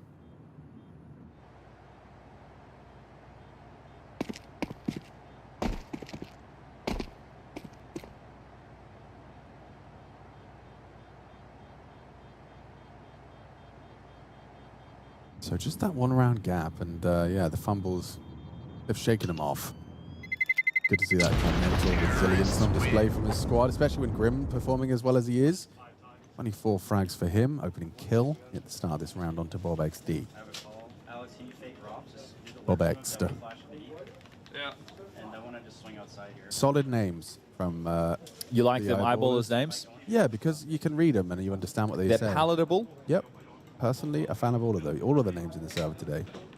You know, there's no Steam Guard Authenticator. How come the Swedes never got mad at us for calling him JW? Yeah, they didn't. That's because the Swedes are cool like that. The Swedes are cool like that? Yeah. Shouldn't it be Yay W? Actually, it's Yay W. We say Yay W here. We never got that from the Swedes. The Swedes they just let us do it. They just let us do it our way. Shout out to the Swedes. Yeah, respect. Respect to Sweden, man. You got lakes, you got houses. Among other things. Electricity. Electricity, that's cool. People. Fruit. Yeah. You guys have sand. Sand's nice. Sun, sometimes like 3 times a year. Water. Running in your taps. Got to respect that. Save them for. The quad HG. The quad HG. I'm not sure. It's going to kill Silo. Come on. Now, do it. Kill Silo. There's only 2 of them. Oh, that's the third.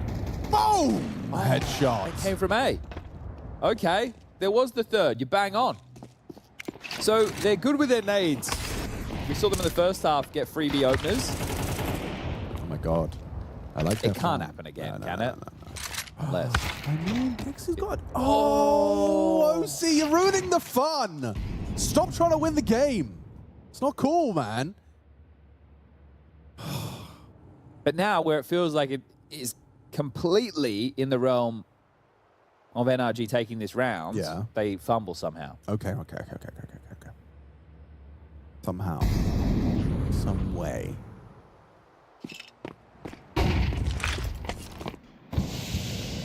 You die tonight, he has to get 1 headshot here and has not hit it immediately.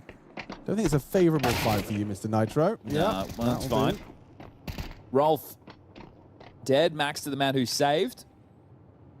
There was groundswell around Maxter for a moment, and maybe it just came from Prof, but he's never impressed me. I think there hasn't been a single moment. No, yet.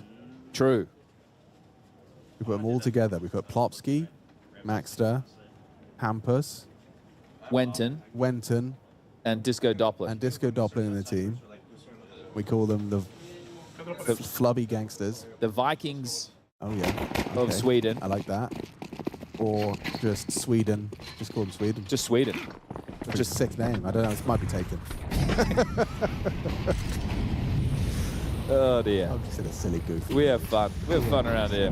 NRG, I'm in it to win it. Yeah, and people would have written them off after they lost those 2 rounds. Not here. Not here. Nope. No, sir. Not here at Chad's house. No writing anybody off. No, sir. Chad's house, it demands that you respect underdog. Orb Star Secret. That's a guaranteed frag if ever I saw it. So we don't have to look at it. Oh, should probably look at it. Okay, there's the guaranteed frag. Second time's the charm. That's how the saying goes. Dex. Good for 1. That's his middle name. Great delaying. Yeah, not bad. OC, however, constantly trying to win the game. OC in a 1v4 has the first. Here he is. Oh me, oh my. My, oh my. He's got full belt as well. No funny business with a smoke, though. That's a shame. That's a smoke pluming down B could force rotations that he's begging for them to give him. Here's what I'll say. If NRG win this round... Sorry, let me try this again. If Eyeballers win this round, this game is 100% going overtime. Okay, 100%. 100%. OC will need to win the 1v4, which will be an ace. Yeah. To make sure this stays in regulation. Okay. JW hits the leg shot, so it makes it even more difficult. Hamstrung further. Is OC going to have to just stick it? The Hail Mary, the door swing open. J-Dubs finishes it off strong. Convincing scenes, but we have, however, received assurances from Jad's house that this one is going overtime. That's 100%. Now, if you recall, oftentimes in commentary, we discuss the necessity to avoid our absolutes. Saying 98% gives you room to kind of wiggle, you know, room to maneuver. However, when you do say things, I don't know, for example, like 100%, you can have it thrown in your face by Twitch chat in 1 minute and 50 seconds time. Let's see, shall we? Twitch chat, you versus me. Let's go. OC going to go searching for an opening kill. You wouldn't shoot right now. He wouldn't. Bro got a kill onto JW. Yeah, JW he was feeling pushed himself. Hard, he was didn't feeling he? himself. Yeah, he was. Because the only way that they feel like they're going to win this is by making plays, as opposed to just playing like standard default Counter-Strike. They're trying to win as if they're playing against a top team, and they're not. So overtime. Yeah. All right, Smug, Mr. Smug over here. Was right the whole time. Maxter and Rolf, just the last two pieces to fall into place. Their coach eyeing Maxter, adjusting his monitor. It is hard when you see players uncomfortable and you're like, bro, just shoot them. Like, I know you can. Can we just lock in? But some people do have, I was using stage fright as a term for a while. It's just... performance anxiety. Yeah, that's it. And there's no pill for that. No. We do tests for that.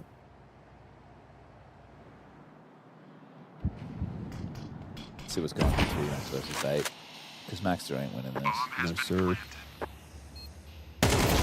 They're playing Ancient as their first map, Inferno and then Nuke in that series. Bait versus 3D Max. You guys can go at that one on as well if you like to watch in conjunction with this one. So,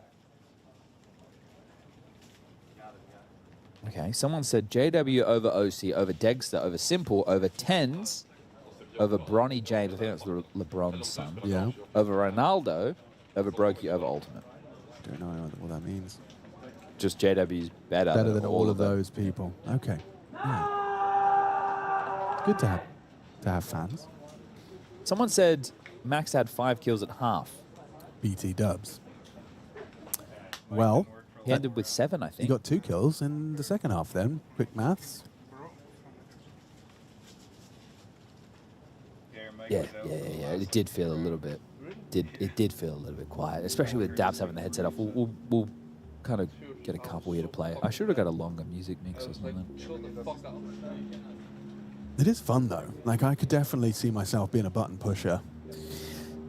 Like, yeah, fade it up, fade it down. So turn it on, turn it off. Imagine, right? We had something like this, but it was a stream deck. Yeah. And as we were casting, the HUD was interactive for us. So it's like I think the observers and the whole team over there, they do a great job. But the only way they communicate with that through us is visuals, right? Imagine if I could be talking about round timeline and hit a button, and then the round timeline comes up. When obviously you wouldn't want me to do that when there's a site execute going on, but you would hope that I'm sensible professional enough discretion to use it in an eco or. And then the next iteration will be, and we used to have this, but having like a telestrator at the caster desk so you can just draw on live. Ooh, that would be sick. You know, so you can draw on the radar as things are happening and try and draw attention to certain things and be a little bit more interactive with it. But that's the future. That is the future. And we're not there yet. It's coming. All right, I'm going to jump onto the forums, see what people are saying. This soundtrack, it's kind of like Sherlock Holmes-esque, like I'm... Okay, you're creeping around a house? No, I'm like, the clues are all coming together. Uh-huh. You know, like as in I'm going, oh, did she her handkerchief? There was a blood stain on her handkerchief. And under this fingernails, there was a soil that's only found in Northern Europe. Then you can tell that by the taste. Yes. Yeah. Precisely. And then if that soil was under the fingernails, well, her dog's called Sherry, which actually, if you think about it, is a drink that's popular in the Bourgogne region of France. So if you go to France with Watson, yes, indubitably. So not a lot happening around the space. People obviously excited that FaZe are going to play, but that's about it as we get overtime underway. Here we go. I don't I think NRG deserve to win this map more, but it's not about who deserves, it's about who earns it, and you earn it by doing it. So grit. Let's see.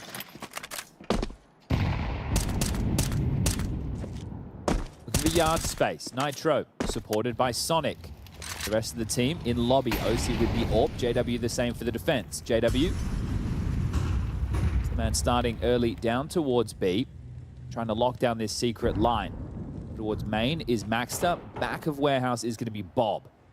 Nitro, can you get past the AWP? You couldn't last time. Give JW a second shot. This time it's just the first one that's needed. Now ramp pressure. Advance in, bombs on the back of Grim.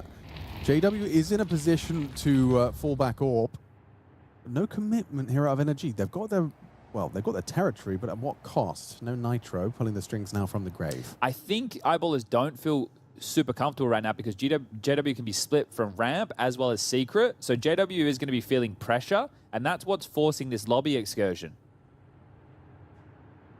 OC doesn't fall asleep at the wheel there on the hold. Catches Dex later rival trophy, and now Bob is under a lot of pressure. He's going to get swung on. All too easy for Maxter, though. Catches the secret aggress. Sonic was so focused on catching the warehouse player, he wasn't ready for that. Eyeballers to take his first round of overtime.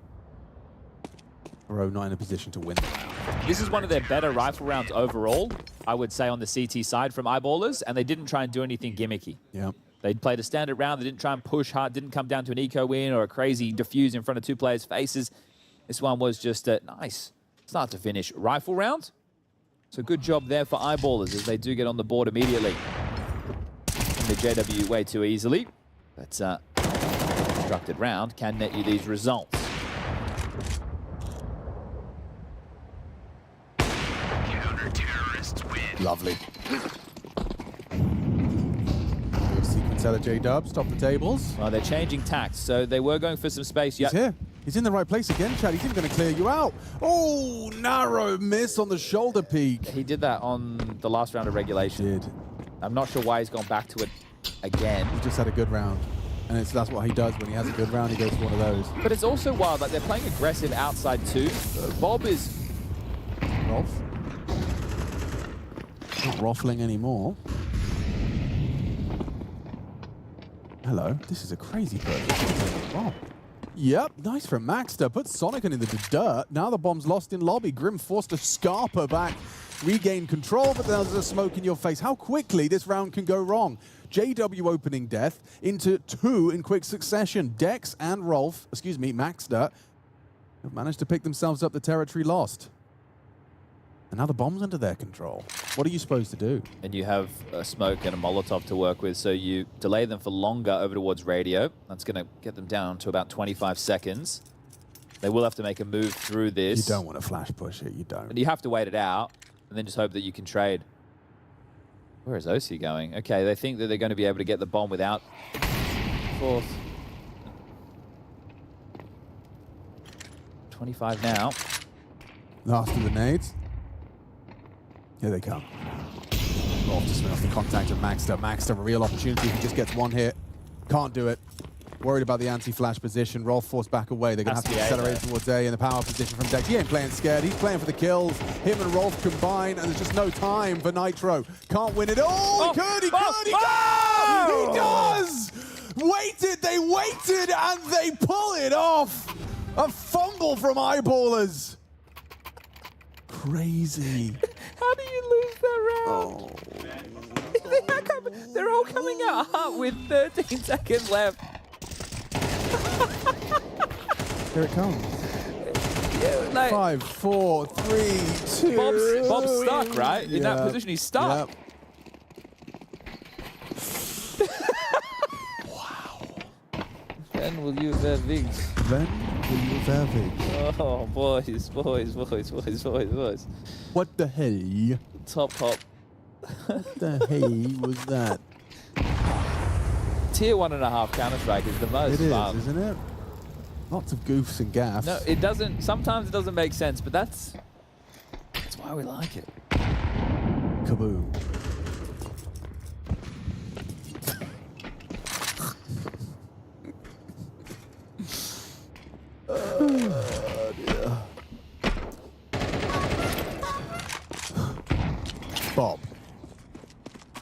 to Sonic. Look at the health from these early lobby nades. It's really got them rattled. Someone's just put a really funny name. You know how they come up with names like players and stuff? iBottlers. iBottlers. That's good. That's not bad at all. Funniest people. Twitch chat. Twitch chat, funniest humans on planet Earth. Guaranteed. Missed the heart molly. Not very convincing. No.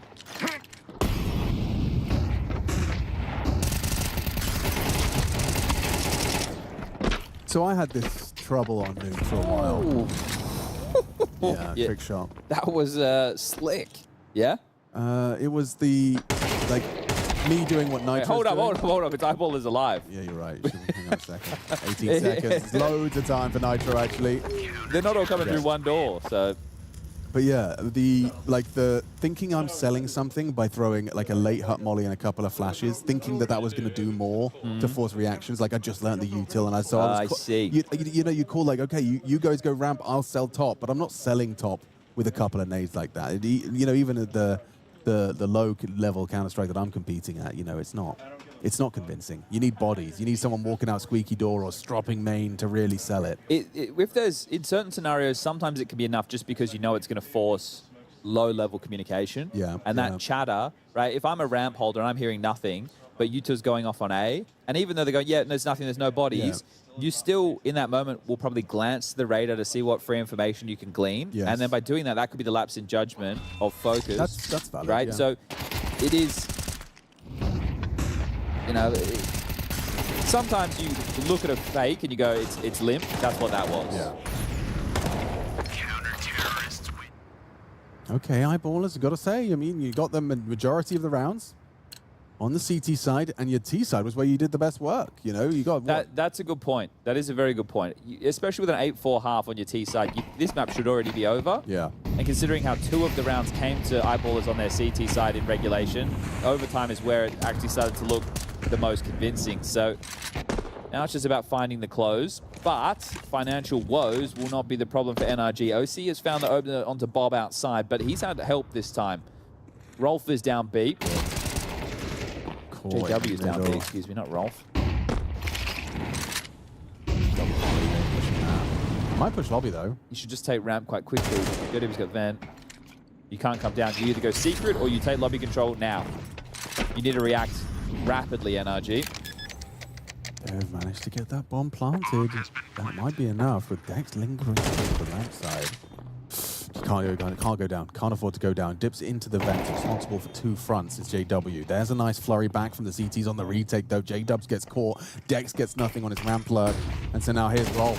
Tucked in the corner. Needs the multi. Can't find it. Nitro overwhelms him. Still maxed out. In it to win it. One hell of a clutch to die. I much wanted to hype him up. Could have actually been a clutch, considering. So there you go. Tied up again. 14-14.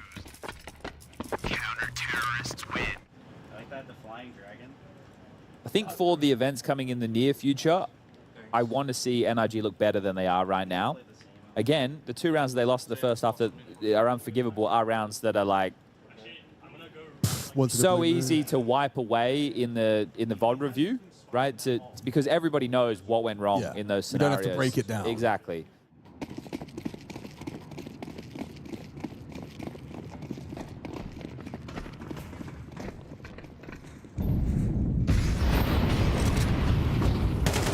Ace from Dex. Oh, looked like a plum there, Sonic.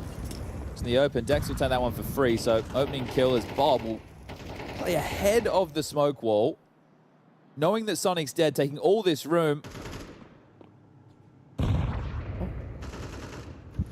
Does he have him here, or does he jump up? He'll jump up. Good part. Everyone's dead. Bob doesn't even have to do anything. Double OT almost secure, just 2 kills away. Yeah, he got the info on the steps, so he's going to get the free win. The dunk. Terrorists win. Okay, eyeballers. Map point. I will say, I am enjoying the liberties taken by Loxa here in some of these scenarios where a context cam will do the information better than POV. I agree. Like that heart exchange before where 2 players on either side, nades were coming through. Thought that was class. I think there is definitely like a real nice balance where like POV is less informative than over the shoulder or bird's eye.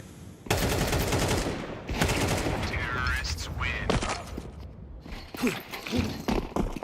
Will this be another OT? We haven't got the 100% guarantee this time. If NRG somehow pull this back into double OT and they win Nuke, I see them winning the series 2-0. I think I'm still going to back them for the series regardless of this map loss. Yeah.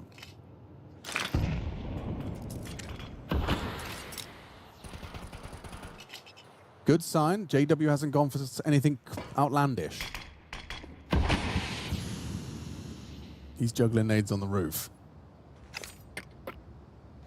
No, guys. I said double OT secure in 2 kills time because they have got double OT as a minimum. Right? Right? Yeah. Yeah. Minimum. I'm not crazy. No. Like, Yeah, double OT is secure. Yeah, well, it is secure. Exactly. Yeah. Like worst case, they have double OT. Yeah, that's what I thought. That makes sense to me. That's how I heard it. That's exactly how I heard it. Come on, guys, that's keep what you up. said. Guys, come on. You're quicker than this. I know it's a Monday. Everyone's a bit sleepy, long weekend, but keep up with this stuff. This is high-level stuff. Get a double espresso in you. Okay, well, it's a top fake into a ramp pincer, and rather a ramp take. No pincer involved. Still dropping and committing to this. OC's not able to help him out, so Grim's just going to have nothing. Absolutely nothing. Empty hands. Sonic, the next man on the scene. Opens the door to his demise. Eyeballers, they've got the advantage. Bro's been heard. 2 coming in from the ramp side, 1 approaching Decon. It's their advantage. JW extends it. Looks like Nuke is going down the gurgler for the NRG squad. Just Nitro and OC to try and forge a path back in, but Eyeballers have really shown their proficiency on this map. Well-rounded, T-side effective. JW closing it down top of the tables, and nice shots from OC. He's going for it. Only option is to give it a good go. Rolf denies and secures. Eyeballers upper map of redemption from their shortcomings in the second halves of their matches versus the Mongols. This time, it's 2 good halves put together and some extra on top. Yeah, this is the Super Bowl for Eyeballers, right? To be in an event like this. JW saying how happy he is to be back at a Tier 1 event. Now, obviously not all the big names, but still nice to see them putting up a bit of a fight. They are in this 1-1 column by only playing 1 game because they were meant to play against FaZe, but FaZe forfeit. So this is only their second match of the tournament, and you would hate to be down 1-2 and you haven't actually played a game. So, sorry, you haven't actually won a game. That would feel that would feel just as bad. Yeah.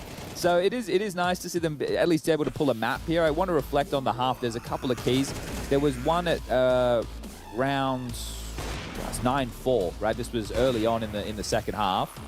We had, where was the eco win? It was a bit later than 9-4, wasn't it? Yes, okay. 10-6. They won their 10th round with that full eco. JW and Bob XD outside working together to get that. And then there was the Rolf defuse in the following round. That's what got them to 11. But I think otherwise, here it is. So this was the eco victory. Yeah, that was a nice shot. Shout out to Dex. And then Rolf at long range with the MP7 gets that frag. Bomb not planted for them. And then this is where Rolf just snatches away their defuse in the following. That's what gave them enough to get to OT. But at the same time, it wasn't. When you look at how poor of a CT side it was from both teams, pretty tough. Yeah. No, I mean, I know you've backed NRG, but I definitely wouldn't be ready to write them out of Mirage. Sure, the stats don't look great. We'll talk more about that when we do come back. But 28 on the totals for Dex, 29 from Grim. So yeah, the individuals firing on both sides. Big takeaway for me was JW still doing JW things. I like that. I enjoyed that. I think Dex has had an incredible performance. There was a lot of impact in that first half, especially. I wonder if, so we had Art, now we're into JW. How would you, what would be your trifecta of crazy players? Who would be a third to go, if you had another team coming up next? I can't really think of one. Both of them are so well known for their... Well, I would have said Flusher. Okay. I think he always brought this kind of, he was ahead of his time. I would have gone with Fur, but he's essentially what your Aggie riflers are. Yeah, he's your Kinder, you know? Yes. Yeah. Or like Insani today, for example. So maybe doesn't fit the same bill. We're talking about guys off ladders, with revolvers. Let's ask Twitch chat. Who else do we put in that category? J-Dubs, Art. I think if you wanted to do something that would be completely different, well, you'd add Jame. But it definitely still has like a flavor. Distinct flavor, yeah. Oh, I like that. Yeah, are we looking for the same kind of craziness, or are we looking for your own, just like, you've got your own That's plan? the thing, yeah. Don't know what we're looking for. We so don't know. We never really know. Just let us know. Yeah. In about 60 seconds, we can read it all, and we will be doing so. We'll get back to you guys in map 2, right? So it's Mirage coming up next. It's Ancient if we need it. And remember, there's also Bait versus 3D Max on the mainstream with Henry G and Anders right now. More games to come later today. FaZe up after this one. But let's go to a break. We'll be right back with some more Counter-Strike here at PGL Bucharest 2026. Goodbye.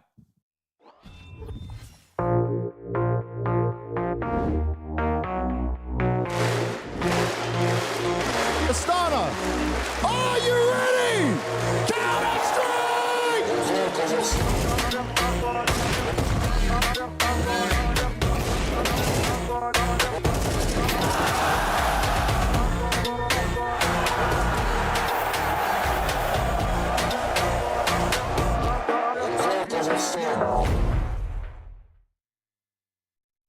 She said she loves you. But she can't love me. But I love you.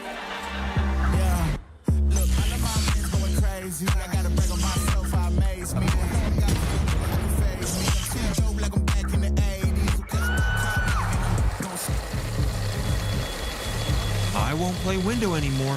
What's going on? Play your role. 1xBet. On to the next one.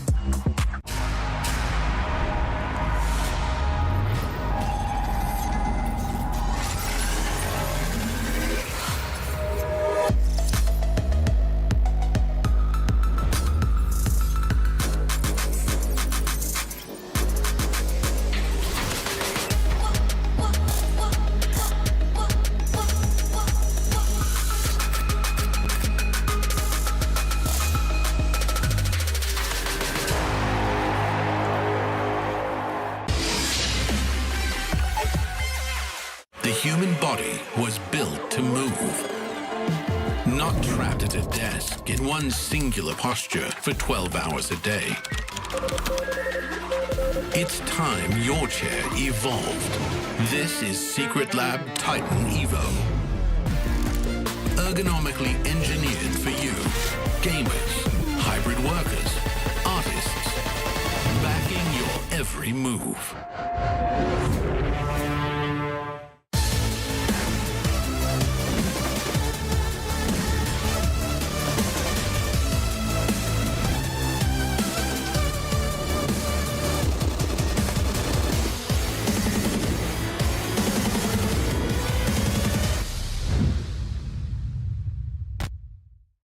I see, you see, we all see, OC. Josh, great to see you. How's it going, bro? It's going good. How about yourself? Yeah, great. Super excited to chat to you. Let's talk your most recent result, right? 0-2 loss to Falcons, 2-0 over Bait, and a 1-2 loss to Furia.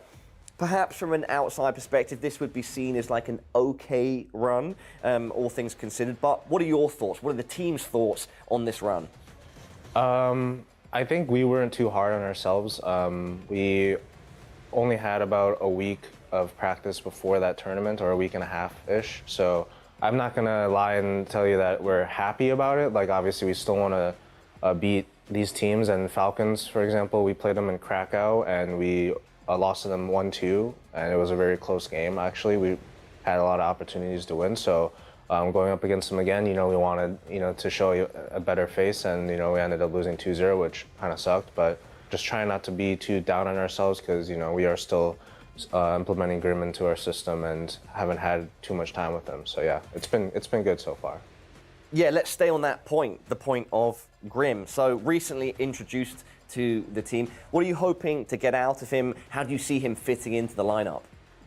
Well, I've known him for a while, honestly. We're coming up in the NA scene together, I'd say, at the same time period. So it's actually kind of crazy that we never played, but yeah, he honestly, we're not looking for too much in a player. We wanted more, I would say, consistent firepower first. He's obviously, I think, in my opinion, like one of the more mechanically gifted players in the scene. So, he brings a lot of raw aim to the team, but as well, he has a lot of experience, and, he has no trouble dealing with like high pressure situations.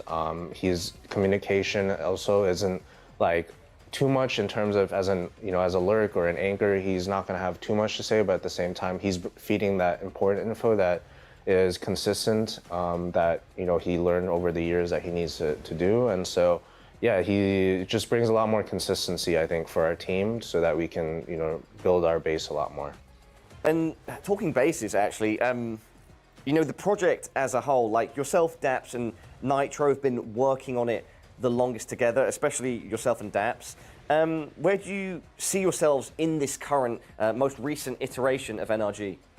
Yeah, well, obviously Daps, he came in first as an IGL player, and he stepped down after a bit and moved to the coaching role. But for myself, I would say my beginning stint on NRG was not the best. I would say like I focused a little bit too much on trying to accelerate our progression, and in terms of our expectations were too high. I think I had a lot of wanting to prove myself after the Liquid stint. I felt like I had a lot more to show still, and so I was picking up players where they're not as experienced, and so there were times where it was very frustrating, and I think my expectations got the best of me. So I would say one of the biggest struggles I had as a player was my mentality. I was inconsistent in ways where my confidence would dip in certain periods, and then it would rise in other periods. And so I think I had shifted my mindset more from being so like hard on myself and being more just like I'm human, I'm a player, I try my best, and that's all I can do for the team, and I can't be too upset at myself as long as I know I did my best. How important is it for you and the team to get a big result here? The biggest thing, but it definitely is something that we want to see in terms of are we progressing in the right ways, after just having a bit of a boot camp, or are we not focusing on the right aspects in our team and how we want to progress? So yeah, I'd say it's a good way of showing like, are we on the right path to becoming a better team, I'd say. Well, such a pleasure to chat. Wishing you the best of luck as always. Is there anything that you'd like to say to the fans watching from home before I let you go? Yeah, I just want to say, thank you to all the fans in NA who stay up and watch our matches. I know a lot of the time zone difference makes it hard for you guys to tune in, but I still see a lot of you guys, in the chat and like on Twitter and stuff, showing your support. So we really appreciate it, and yeah, we'll do our best for tournament to show that NA still has it.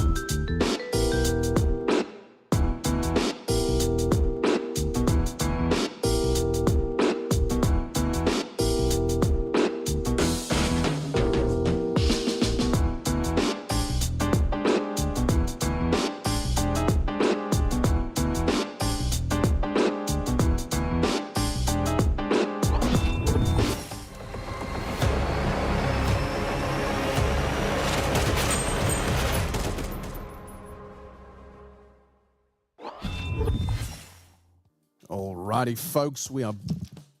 I was doing it so well before the camera. Yeah, no, as soon as the camera went on, I think it's because it's a full bottle, right? Yeah. Normally it needs to have, like, A it little needs to bit be more. half drunk. Half and half. I don't know where I put my water bottle. But yeah, we're back. What's up?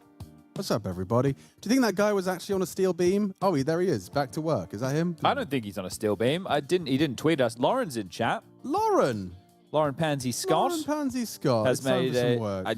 Wow, that's the thing. What's she doing here? What have we done wrong? Yeah, usually that means someone's been talking, saying, "Yo, you seen these idiots on the internet?" She's definitely seen us idiots. Everyone say hello to Lauren. Say hi, Lauren.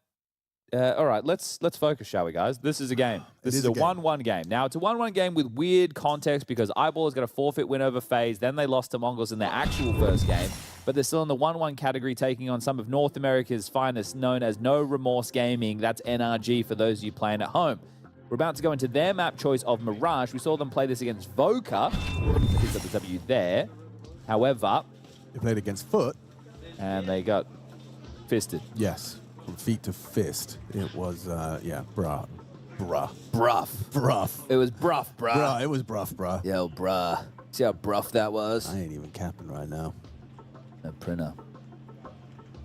I saw some guy was trying to pitch that the youths should start saying IGL. Like, let me IGL this one. Like, when you want to take the lead. Okay. Yeah, let me take IGL. That's pretty cool. Yeah, it's starting to I could get behind that. I bet you would. That's nice. Yeah. You know, someone taking social responsibility in a group setting. Yeah, like, hey, we're going out for beers? Yeah, I'll take IGL. I'll start the WhatsApp. So you're going to pick like the player. Yeah, okay, all right. Was there someone who said that you saw someone saying? No, I saw, it was a young man. He looks like he's more of a Valorante kind of fellow. One of their I mean, okay. I'm making assumptions purely based off of his haircut. Okay. Yeah. But he was saying, like, yo, why don't we start this thing? Because I'm thinking, like, I'll take IGL on this. And I was like, yo, that's like a thing that we've been saying for ages. But, like, why not make it a thing? Fair if enough. the normies start saying IGL, I don't know what's next. Let's do it. Let's bring it in. Let's make it popular vernacular in the Big 26. Big 26. I'm just waiting to get the players situated, ready to go. My Rage is the map. And expectations are for Eyeballers. You set them pretty low, right? What was the stats you gave me? It was like Eyeballers have played... It's not a terrible map. They played it 16 times with a 62% win rate, whereas it's played 11 times in the last 3 months for NRG with an 82% win rate. Obviously, the Grim Edition, some of those being more domestic opponents being over in North America. Positions. Oh, this is nice. This is nice. So, I mean, I can do that thing you normally do. So you can see Rolf is going to be working with Dex on the A side. JW is going to be open everywhere. And you've got Maxter and Bob XD as that kind of short B duo. Obviously, Max going to be fighting for mid with Dex I as think well. that Maxter and Dex play opposite spots. Okay. But maybe that was before yesterday's game. I mean, if Dex is having a game like this, I'd want him short. I'm looking at yesterday's skybox of their match against the MongolZ on Mirage, and Dex was short. Okay. I mean, don't they say that you put your best aimer on short? So let's put Dex there. Yeah, a bit. There was also Bob was also playing B-Apps, and so they didn't play a lot of rifle rounds against the MongolZ yesterday. I'm only using one map because if you want the most up-to-date positions, you just watch one. You either do it just with the most recent map or the tournament just before if nothing's happened, right? And you want to keep that at a relatively low amount. As you go broader and broader, you start seeing players in more and more positions, and it can get a little bit tougher there. But yeah, who else is going on in here? Cab 69. Hi, Cab. Hey, Murky. Oh, Teacup 2018. Valorante viewer equals girlfriend steady job goes to gym. CS viewer equals allergy to job application, never talk to women's, occupy parent basement. Teacups. Wow. What is it, 2018? 2018. God, there's a lot of big words for an 8-year-old. Keep it together, mate. Eyeballer's name remembers me to that weird cereal of Rick and Morty. Okay, let me try that. What was that? It's like about a weird cereal in Rick and Morty. I don't know what the weird cereal is. There was the Szechuan. I remember the Szechuan. Yeah, there was a whole thing about that. There was a whole thing about that. Yeah. I've never seen more Reddit individuals outside in one place buying sauce. Good sauce, though. I smuggled 8 bottles of my favorite sriracha honey back glaze. What, in little packets? No, it's like glass bottles in my suitcase. You smuggled them? Well, by smuggled, I mean it felt... I mean, you bought them overseas and you took them home? Yeah. Yeah, maybe smuggled isn't the word, but... Smuggled would be if you're doing something illegal. Okay, well, it felt illegal because it's such good sauce and you just can't get it in Malta. So what? I brought it back. And From the UK? Yeah, glass bottles in a suitcase. How's he going to get that right? Well, I'll tell you. Very diligently, wrapped it all up in some plastic at different layers. You know, so like 2 bottles lined up in like a line and then roll. Then 2 bottles lined up in a line, roll. And then I shoved the whole thing, the whole roll of sriracha honey glaze into the sleeve of my winter jacket so it wasn't going to rattle around. Lots of padding. Very padded, very wise. So I was very proud of myself. It's a good way to deal with glass. Not a single, not a single cracked bottle, not a single little bit of sticky honey on my clothes. That's nice. Very happy You've with done that. well there. Yeah, and I'll be making delicious honey and sriracha meals for the next month. Guys, just 1 second. Oh. Oh, no. Oh, hang on. I think we've got a call. Hello? Why do we have a tech issue? I don't know. Why are you asking me? I'm the caster. I don't start these games. I'm working out. It's something to do with a headset, I think. That's my guess. That was me live answering a viewer's phone call. That was cool. Saying caster start Imagine game. we could do call-ins. That would be abused. I've just... Yeah, you can't do call-ins. Because you need to have like that 5-second delay with the red button. Radio, they do that. How do they do that on radio? Because there's a producer sitting in the on the glass box on the other side, listening to everything, ready to hit the big red button in case bad words get said on live radio. I was going to say. So there is a slight delay on the phone call to what we're hearing. Yeah. Okay. And also, I think that you need to vet these people too. That's kind of what the producers do. They talk to them first, make sure that they seem normal. You can't get any guarantees with that. But yeah. Sponge, do you wish you were born somewhere other than Perth? No way in the world. Yeah, Australia's kind of going with the sauce, man. Perth is one of the greatest places ever. Yeah. And I've been to a lot of places. He has been to a lot of places. And I can attest, as someone that's also been to places, Australia's really cool, man. Just too far away. Yeah, it's too far away. Teleportation? Circle. Did Rolf go close ramp, intentionally make a step, and then path back to slow down this A attack? That would be cool. Because he was definitely audible. Little cache of grenades for the retake. Here we go. Util dumped in. Ram moves first. Palace to be the second prong. And that's the end for Rolf. Whoa, at range, finds the headshot. NRG into the site comfortably. CT as well, some deep post-plant space already acquired. Keep your eye on the bomb. It's being juggled back. Grim not interested in doing that. It's going to be Nitro. But it's the flash and the... I guess you'd want to wait. He doesn't want to wait. He's throwing it now. Jiggle, flash, connects, headshot found. Nice on the way back in from Dex. It's trying to maintain that form we saw from him on Nuke. Spots the info on a second jungle side. Still, though, overwhelming. It's a 2-on-2. Smoke on the bomb makes things a bit weird, though. Dex is low, though. Yeah, he's easily going to get spammed on down, you'd think. You would think that he would be easily spammed on down. Oh, no! He could be easily spammed down. 2 in a series so far. They've got away with high-rate robbery on these diffusers. Jeez. I can't believe that. Oof. I mean, there is nothing. No, there are worse things in Counter-Strike, but it's a tie up there on the list of like hearing a defuse and spamming the smoke and running at it with your knife and missing that, and you just want to die. You just want to die. The fact that you can't get anything done in that situation. I can't believe they won that retake. So very well done for Eyeballers. Will this misery for NRG continue?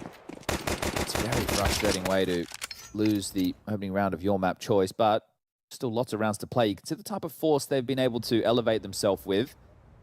An AK, a couple of Galils, pistols, and enough utility to get them this mid-control. Window smoke, top cat. Now they're peering down for an A split.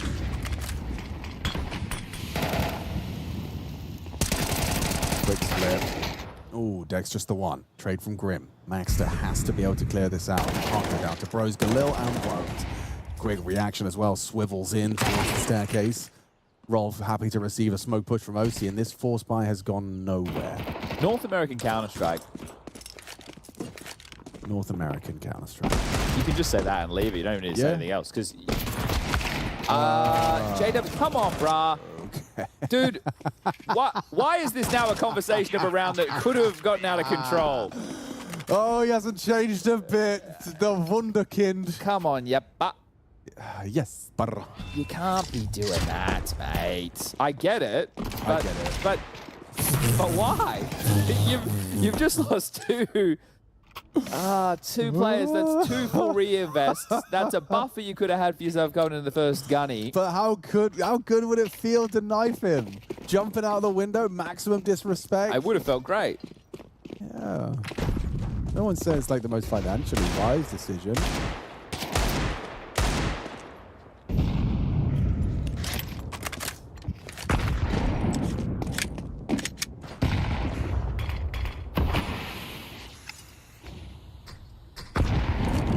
If you could pick, would you rather be entertaining or win? You can't have both. You can win occasionally, but you're not going to win like all the time and all the trophies. Well, I'd rather win. You'd rather win? Yeah. Okay. Same. Because, like, being entertaining is one thing. But I'd want to be entertaining while I win, you know? But I understand. You've asked a good question. What if the trade-off was you win, but you're very boring in victory? I would do it. You still take the winning? Yeah, I'd join James in a heartbeat. Yeah. Well, this is an eco that has turned into a 2v3 with the bomb down, but don't you worry, Dex is here. Try and knife him. Knife him. Oh. So let's get Dex. We get Poi. We get Dex, Brolin. Poi, Brolin. Get right, coach. Freiburg is actually coaching. Okay, Freiburg's Freiburg actually we could actually Okay, that's nice. use. Get the Frib. Exist, assistant coach. True, he's also coaching. Best Swedish AWPer? The best Swedish AWPer is Draken, but you're not ready for that conversation. Draken stepped down from Johnny Speeds for a while. What? Lumi, no. Nork. FOSE. That's the answer. FOSE, of course it's FOSE. What am I saying? So we just need one more player. Dex, Poi, Brolin, FOSE. One more. Nail. Nail. I'll take it. Yeah, it's a good roster. I don't even care about player profiles at that point. We can work it out. Yeah. I actually think that could be fun. That's the roster. We're going to call them... Well, I thought we decided we're going to call it Sweden. Yeah, we were. Just SWE. Yeah, sweet. Team Sweet. The two openings... System Balaga to sponsor us. You mean the government? Yeah. That's how Sweden does it, isn't it? Getting a bit dicey in this 5v3, boys. Giving one back over. JW's low as well. Maxter in sandwich. Is your death going to haunt you? Never mind. Gets overlooked on the sandwich position. Still good for one is Maxter. OC trading, but MongolZ swinging, and he's gone down to Bro. They've pulled this back into even contention now. Things get weird. Bench. Occupied. Fragging. Bro pulls it back, and Eyeballers have let this one slip. It's 5v3. They got 2 kills in middle. Ugly. Ugly. Oh. Wouldn't have happened with Male on the roster. I'm telling you now. Yuck. Any Swedes in the chat? How do you say that was a bad round in Swedish? And I will not fact check you. Right. I mean, I don't have the capacity to fact check you. I'm just trusting you. Let me be clear. I don't want to say something rude. I'd like to be able to say that was a bad round in Swedish. Just tell me how to say that. No funny business, no extra words. Yes, I'm giving you my trust. I'm saying that I will say what you've said, but I'm giving you the trust that you're not going to ruin my career. Okay? Wow. That's trust I'm giving you. That's a lot of power to the people. I'm just asking for a little bit of insight. I like to learn the languages. It's nice to be able to say something other that isn't little owl or sugar. Those are the 2 words I have. And I love you, and thank you. That's all I've got. Rolf, let's have a look at this guy. How's his stats? Oh, it's never good when Chad starts asking these questions. He's the 3rd highest rated player for the team. So it's a Dex over performance day. Oh, Dex is the 2nd lowest rated player for the team. Oh. JW's the lowest. They have a tied rating. It's BobXD and Maxter who are the highest rated players for them. Oh, that was a good one. Full flashed as well. J-Dubs gets him an opening, but as we saw, that's not always an indicative of the outcome. That's in 261 maps this 5 have So played Dex has together. had a real overperformance today and an underperformance from Maxa. Yes, and Rolf, because Rolf looks like a duck out of the pond. Yeah, he does. Looks like a fish out of the water. Duck out of the pond. He's been making things look a little mal-hard. All right. Like a...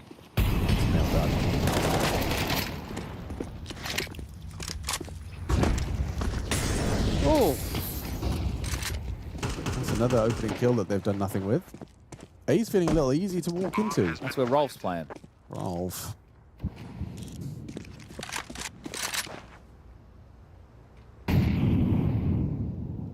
How many of those games are online? That's the next question you ask yourself. Oh, yeah. When you see a team who, as a 5-man, have played, 280 maps together or something, you have to start asking yourself, how many of those are online? And if it's anywhere near 50%, that's bad. And you're about to do the Oh, Jesus.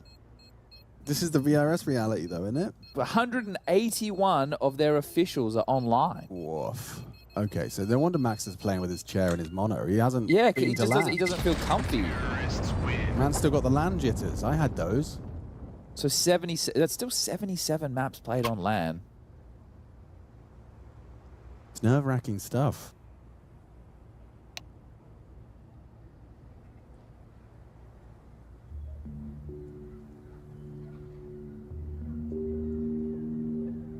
Oh, we did. I didn't look if people were telling you how to say it in Swedish. Oh, yeah, the Swedish. Any help?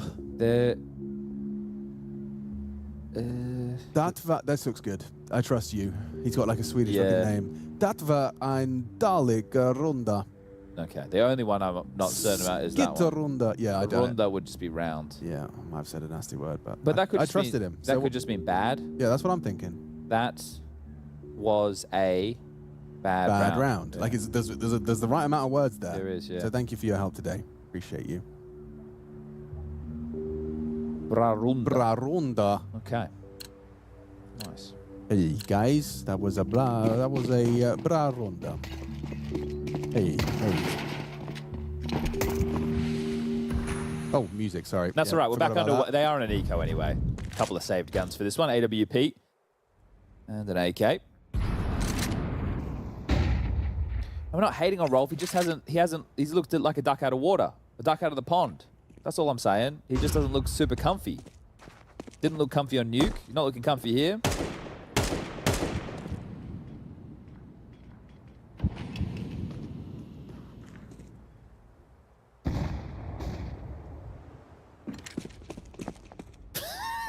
They're making me anxious. I think Twitch chat trolling me now. Yeah, you are. You're getting pulled in now. Yeah. Oh, Jake W rolling back the years. Needs more of this. Needs more. He's got Bob XD chipping in, tracks him on the drop down. Bro's gone. Number 3. Sit down. The Wonder Child's here. But Nitro, Captain America, in 1v4 takes down Dex. 3 to find. Plenty of time on the clock. Sub 50 seconds. JW. He knows. He's reloaded. He's even trained on the line. This should be his every day of the week. JW. Get owned. Rolf, that's his catchphrase. Gets his second. 11 kills deep. JW's not skipping a beat. Well, he just essentially won them an eco. Yes, So, sir. Thank you very much. Yep. Ah, they needed that. Confidence was starting to wane a little bit as he makes them say uncle. That only works if your uncle's name is Wayne. Yep. But shout out to my Uncle uncle's Wayne. name is Wayne. So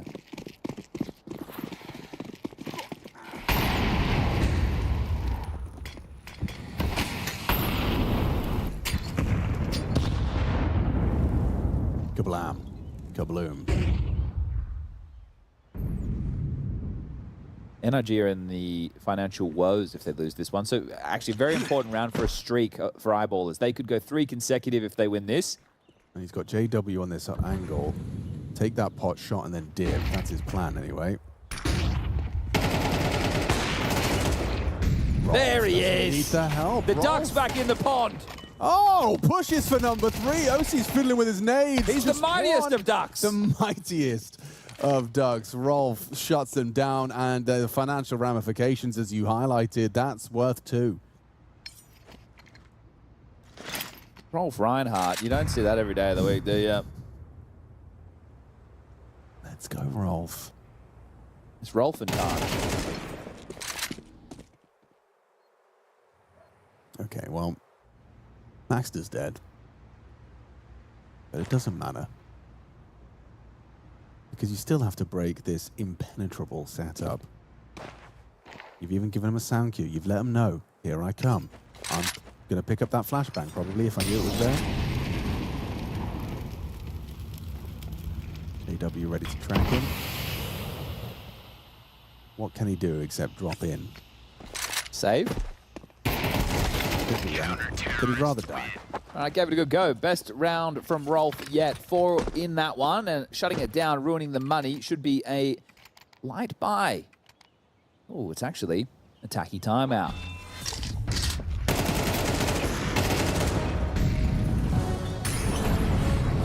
Eyeballers up in the lead. Second map of this series. Performance from Rolf. Slow start, but an underperforming Rolf has not held them back. Competitive map 1, and looking to take it in 3. No, they actually won first map. Yeah, they won first map. Yeah. Okay. Sorry. We can fire that and use high. Yeah, that's right. We can re-record. Yeah, thank you. Yeah. Oh, the beauty of not being live. Yeah. Pistols for the No Remorse Gaming roster. What it stands for. Chad, you get your fingers off those buttons. That at any point, anyone, you could say anything and I could just... Yeah, let me say that Swedish thing again. Yeah. Okay, whatever it was. Yeah, Gelskade. All right, Rolf. You did the hard one. This is meant to be the easy one, which is actually the harder one. So yeah. Give us the beans here, Rolfie boy. It's Rolf in time. He needs to play retake. He cannot contest this. How about a crouch spam commit? Looking donk-esque there, isn't he? Yeah, right. Rolf's back. Just getting donked on. Smart from Rolf. Chills out, calls his jets. Just playing full retake, not giving a free kill back over. Maxi boys here, gonna throw the flashes. No one needs to go through jungle or Youngle. Youngle. Yeah, we can all just go through CT. Let's go Youngle. We've got so much util. This should be easy.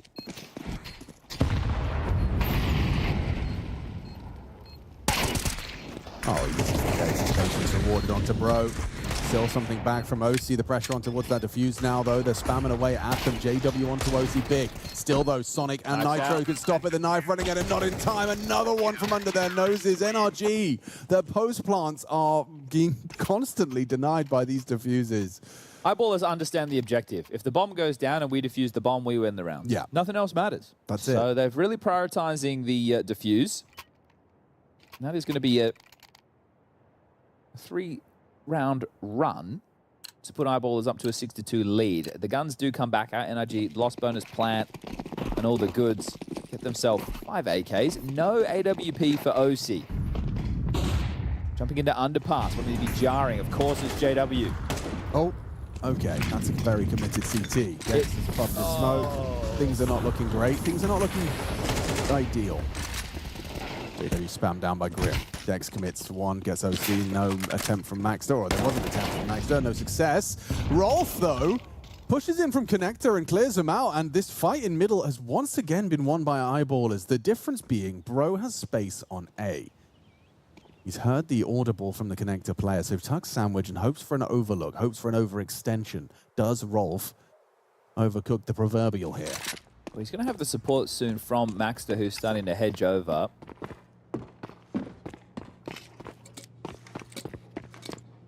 Where's this smoke destined for? Trust your gut, Rolf. Trust your gut.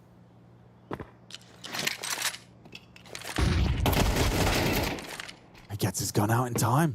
Anti-flash turn. Frag found. Nitro in the clutch, but denied. Just as easy as that. Eyeballers CT side haul gets better and better. It was, what, a 9-3 half on the T side of Nuke. And now they've managed to wrestle 7 CT rounds already. Yeah, I think 8-4, but either way, excuse me, regardless, your point stands, right? A very, very strong first half of play, and now this. So it is another partial buy opportunity for NRG. There might even be a hero AK or two smattered into the mix. but that was fumbled. That whole thing was fumbled, right? Dex getting spotted coming out of the window late. Yep.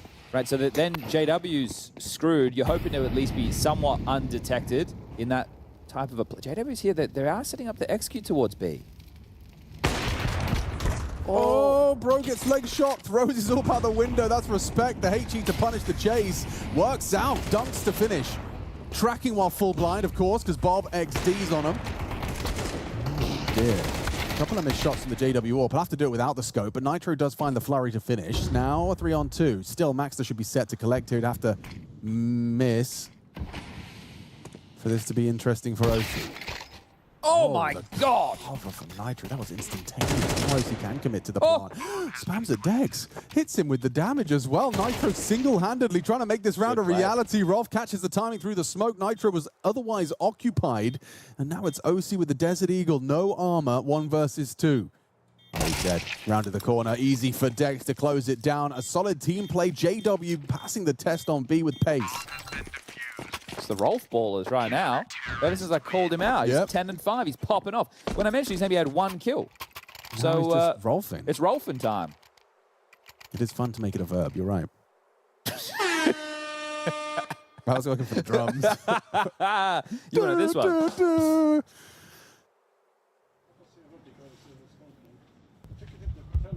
In the timeout now, your heart's beating. Oh, yeah. Pressure amplifies. It's pounding in your chest. You know that you are owning them in this first half. You could be 2-0ing NRG right now. Eyeball as a team battling. 280 plus maps of Counter-Strike played, 180 of them online, now on LAN. Back at the tier 1, JW playing like a young man. Calling the shots, Pitter behind. Hitting some bangers, staying alive, bringing the pizzazz. Back to Counter-Strike. You're going to be able to 2-0 NRG, a team who has qualified for the major in the Americas region. Can you be in a match tomorrow for playoffs contention?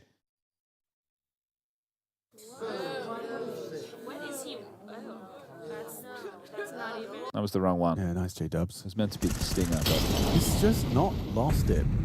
Still got the groove. It's meant to be this one. Oh my God. Sorry about that. You are the winner. Oh, that spiked my cortisol. Oh, Dex is back. Oh! Okay. Check the strength right now. Yeah. Is this the best team in the world? I think they might be. Especially after this rumor I heard that Molodor and Alexi B were going to join Eyeballers. Crazy. Ash is the coach. Ash is the coach. Snacks is the mental coach. OC's in a 1v5, and he ain't winning this.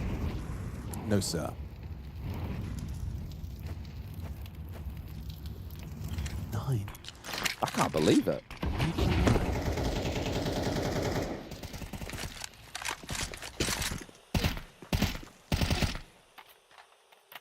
We woke everyone up in Twitch chat with that one. Mate, I'm still in recovery. It got them all. I've got like a cold sweat on my brow. Another molly. All right, OC. The American sniper piecing this one together. PC util after PC util. Second molly lands. 4 body stand behind the flames, and OC can't get anything done. Eyeballers now confirm their 9th. God, they could even find 10 here. They could even find the double digis on the defense. Things are flowing. Sure, the win rate wasn't great. You know, it looked like a strength and a weakness. Nice one, Alex. Let me try again. Looked like a strength for NRG and a lot more of a vulnerability for the Eyeballers, but the results are speaking different. They, you know, they played these online reps, they got through those games, but now the extra juice of LAN is motivating them to find their footing. Dex with a strong performance, over-performance on map 1. Now into map 2, we're starting to see the true colors of Rolf and co. And Dex has just opened up the account, smashes the skull to smithereens of OC top mid. And JW, dynamic as ever, all this B space. Not only do they have the opening kill, but they have a very good idea that the finish will not be through the B apartments right now to turn the screws to get them 10 before the halftime break. Just 4 more frags to find as Nitro needs to call his team out of this mess. Bro finds Rolf though, that's a big one on the head-to-head, a big scalp to have removed.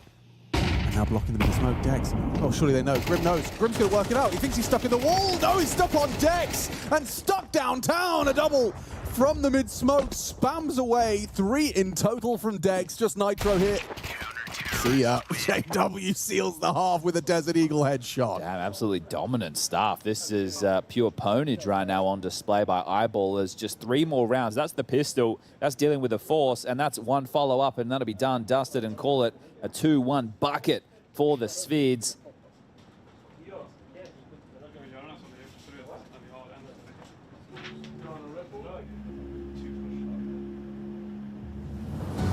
Okay, you can't do both. What about? What are you trying? I'm just trying to layer some. I'm trying to build like an atmosphere. Oh, that's not really helping, is it? No, you could put like you could have the DJ. tack while you have. Yeah, that's what I was wondering. You could have this. Kind of hate it. Okay. But I do like the Hobbiton one more. So if I would go back, like, look, let's try this again. Yeah. 10-2. Eyeballers 3 rounds away from not only winning a map, but winning a series. See it again from Dex's POV. Just a crazy headshot through a smoke. Just straight feel, straight vibe. Walks through, catches another, and leaves with 3. Respect to Dex. You could see his eyes were going all over his screen. I can't believe he got both kills through that smoke spam. Yeah, I don't know how Grim didn't kind of clock that. Like, it wasn't clocking to him. I know that's a Zoomer thing that they say, but I think maybe he thought he was on the bench. I know, but you're in a grey screen, radar. And I can't talk because I'm the prime candidate for losing myself in the smoke. Ahead of this util. Bob's going to get Bob picked XD here. should be dead. Oh my God. Wow, that was quick on the double headshot.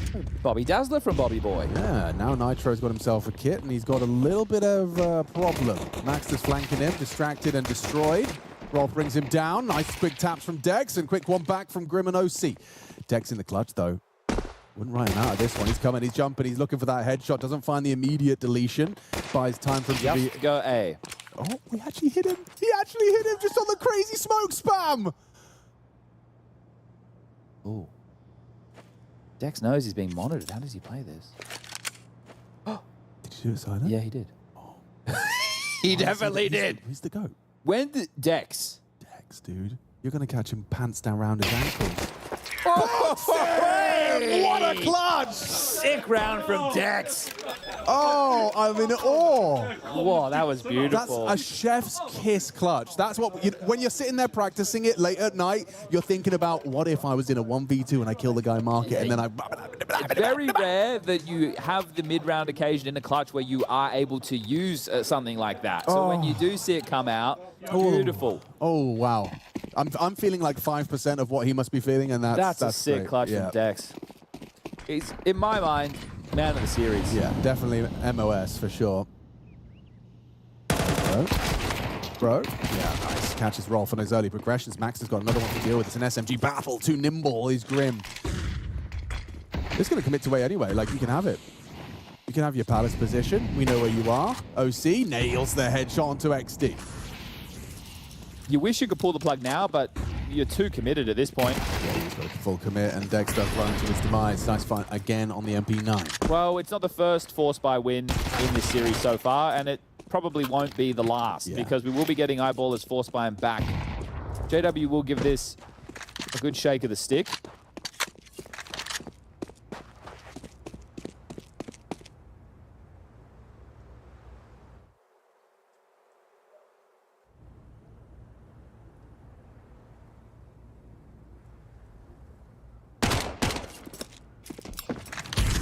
Good play right now in this 3v1. Oh. 2v1? I meant less from JW. I like that from Sonic, right? Jiggling for info, then rerouting. But the fact that he wasn't in a position to actually do anything with his teammates, so maybe I don't like it as much as I thought I did. If you're going down is huge. Do you go on your own, or do you wait for your boy? You go on your own. Okay. I see. Should have this dead to right. Just like that. I know it feels risky to go on your own, but if a player is planning that brazenly with you that close, they have no idea. Yeah, right. They're not doing that knowing. Well, I guess it depends on the. If they knew you were there, but know you're not going to peek. Like if you and I, you're on the other team, and I knew you were there, and I knew that you were going to wait for your teammate, I might just plan in front of you. Yeah, exactly. Because you're going to think maybe I'm. But how do you know that? What gives you the certainty? Well, in that situation, they had no idea. Yeah, right. You never know, do you? No, but it's about like being more correct than your opponent most of the time. Yeah. What was that? Yeah, that was good. Whatever he said the other day. Controlling the odds? Controlling the odds. Controlling the That's a odds? good way to put it. It's just another way of saying playing the percentages. Yeah. Yeah. But it's, we say as that a people lot. who say the same things all the time, yeah. I wish people in chat knew just the joy that we feel in our heart of hearts when we're speaking and we say a word that we know, but it's just not in the lexicon. Yes. And it comes out and you're like, wow. Yeah, and sometimes I've even Googled it afterwards and been like, oh, I did use that word was nice, correctly. yeah. Oh. Oh. Hopperton, top row. I don't know. I was just thinking something different. Bit more fun. Police sirens again. That was quite nice wake music. What about this one? Off the force by Win, the comeback begins for NRG. It's a long road. It is a long, steep road back up those stairs. You know, like that place in China with all the stairs. That place. The Great Wall. That's what they call it. Does it is it known to have a lot of stairs? Yeah, I think there's some stairs involved. There's definitely stairs. Isn't it more known for the wall? Well, yeah. Well, there's also a place in China with the stairs, but I just didn't know what that was called. But it's like they do Red Bull competitions where you have to run up and down the stairs. Oh, really? Yeah. Okay, I don't know anything about those. Yeah, pretty famous stairs, but it's fine. Punish them on their own clear right there. JW will go 1 for 1, but Dex dropping first gives the man advantage to NRG.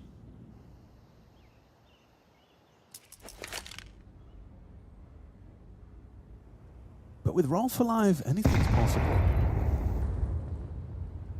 See, soft-legged shrimp gets it. Yep, if only we understood what it's like to speak words. And see? Yeah, if only you guys get get it. You're just typing words. It's different.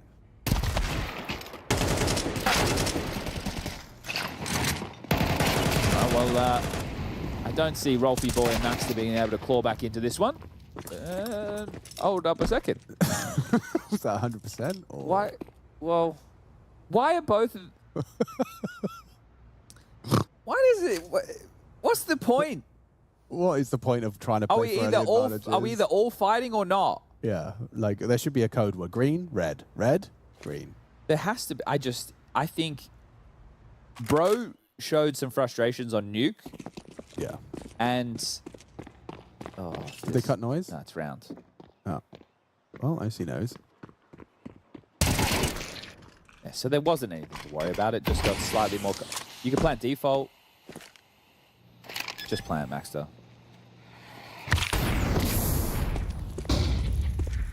Now you might die. You're lucky OC's a kind man.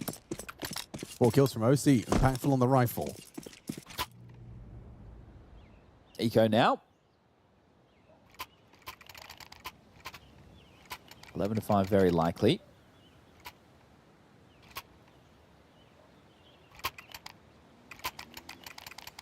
Do you think Bob XD's dad's called Robert Smiley?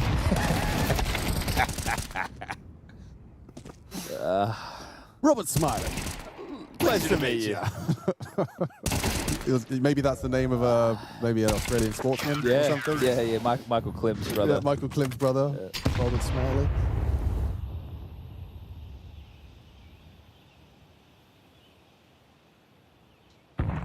Why is he doing this? Like the dance he's doing right now. Why does he do that dance? Because of you trying to... I think you want to make sure you're not static around the smoke, because if you're in motion, when something happens, either a player pushing through or a flash comes in, you can accelerate out one way or another, depending on the inertia. But there is an art to playing around these smokes. You press your radar zoom in button 3 times.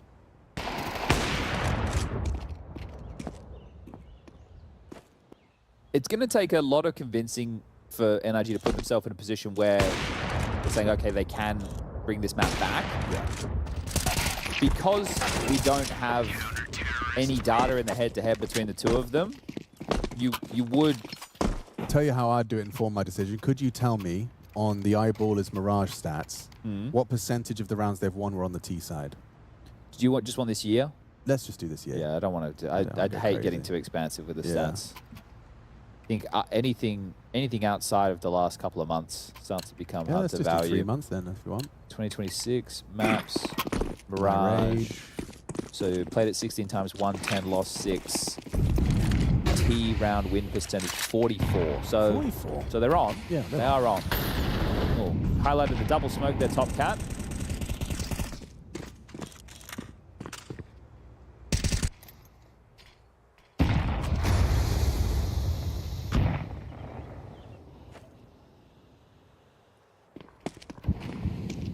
Someone in chat just said Dex is not burdening Pog. Dex has been the best player of the day, so maybe traditionally, I know we looked at the stats and he's towards the bottom with JW, but he feels like the most comfortable player in the server other than JW at the moment. That's because he's a LAN player. It could be that people are just built that way.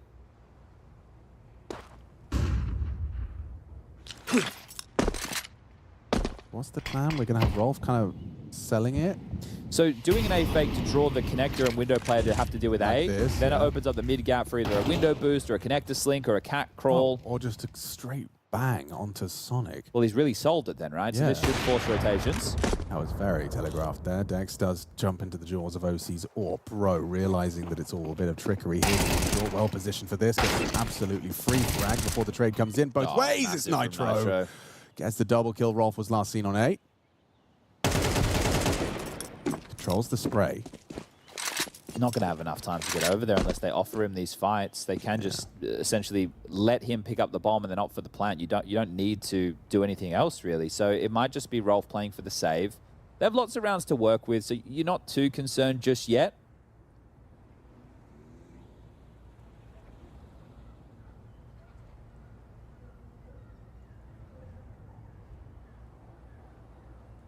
Counter-terrorists win. I think there's another one where the round was already in motion.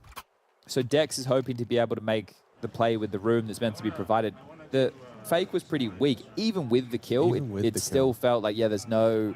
This is to force a rotation. Did they have someone in front of the smoke? Because I saw OC was flashing. They had a site player. Yeah, they had a site player. So that's so if no one's out to Tetris and no one's come out of Palace, you know... He's saying, I'm cool. Yeah.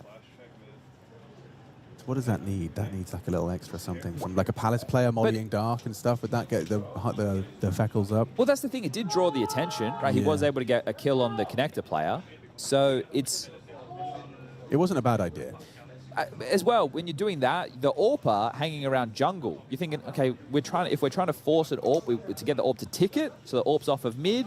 He also tried to maneuver into jungle while the smoke wall was up. So this is something where potentially they've identified rotations. I've got the strap. Yeah. You do the lurk smoke Tetris, and then from the behind Tetris, you throw the Molotov, the jungle, the one Nico throws, where like it stops the AWP line. So you're adding a couple of extra layers to try to make that play. Yeah.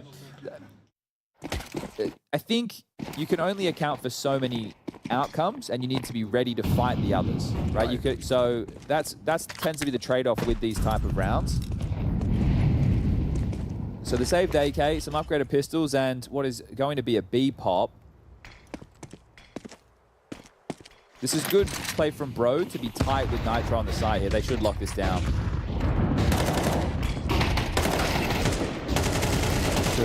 Should be fine, but Bob's doing his best, so is Nitro. They're into the site, Chad.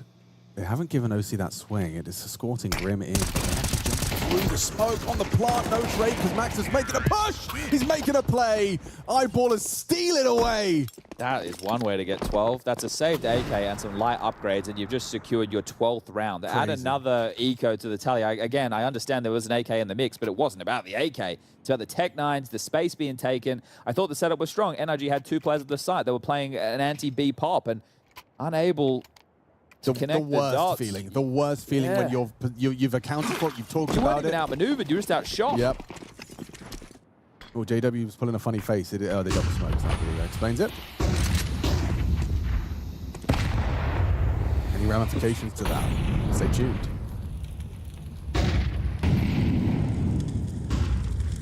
Makes it harder for them to find a finish, but whether or not that's going to be the concern in this round.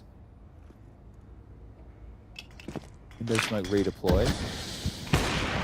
Oh, JW books him. An AWP head-to-head. OC just fell off of the line at the worst possible time and now concedes an opening death. Another high-flying performance from Jesper Vexel. Still the guy as well. Two really high-impact maps from him. Top fragging this one. Had a great performance over on Nuke as well. So with the man advantage, just need to pick the site. This is all just going to come down to some good spacing, and with the limited util that you have, placing it well. It will be the A crunch because of Rolf's position. Nitro getting that intel now. Have to be very wary of ramp. You have a player in Palace. You know, ramp's a possibility. Site, jungle, not so much now that Molly comes in. So you tilt towards the ramp. Yes, it is. Incendiary thrown. Okay. Open. Oh, I'm going to get a shot over the top of it. Oh, quick from Dex. But there's one more. You know it's on the A. He's ready for it. He's ready for both of them. How has he got that so dialed in?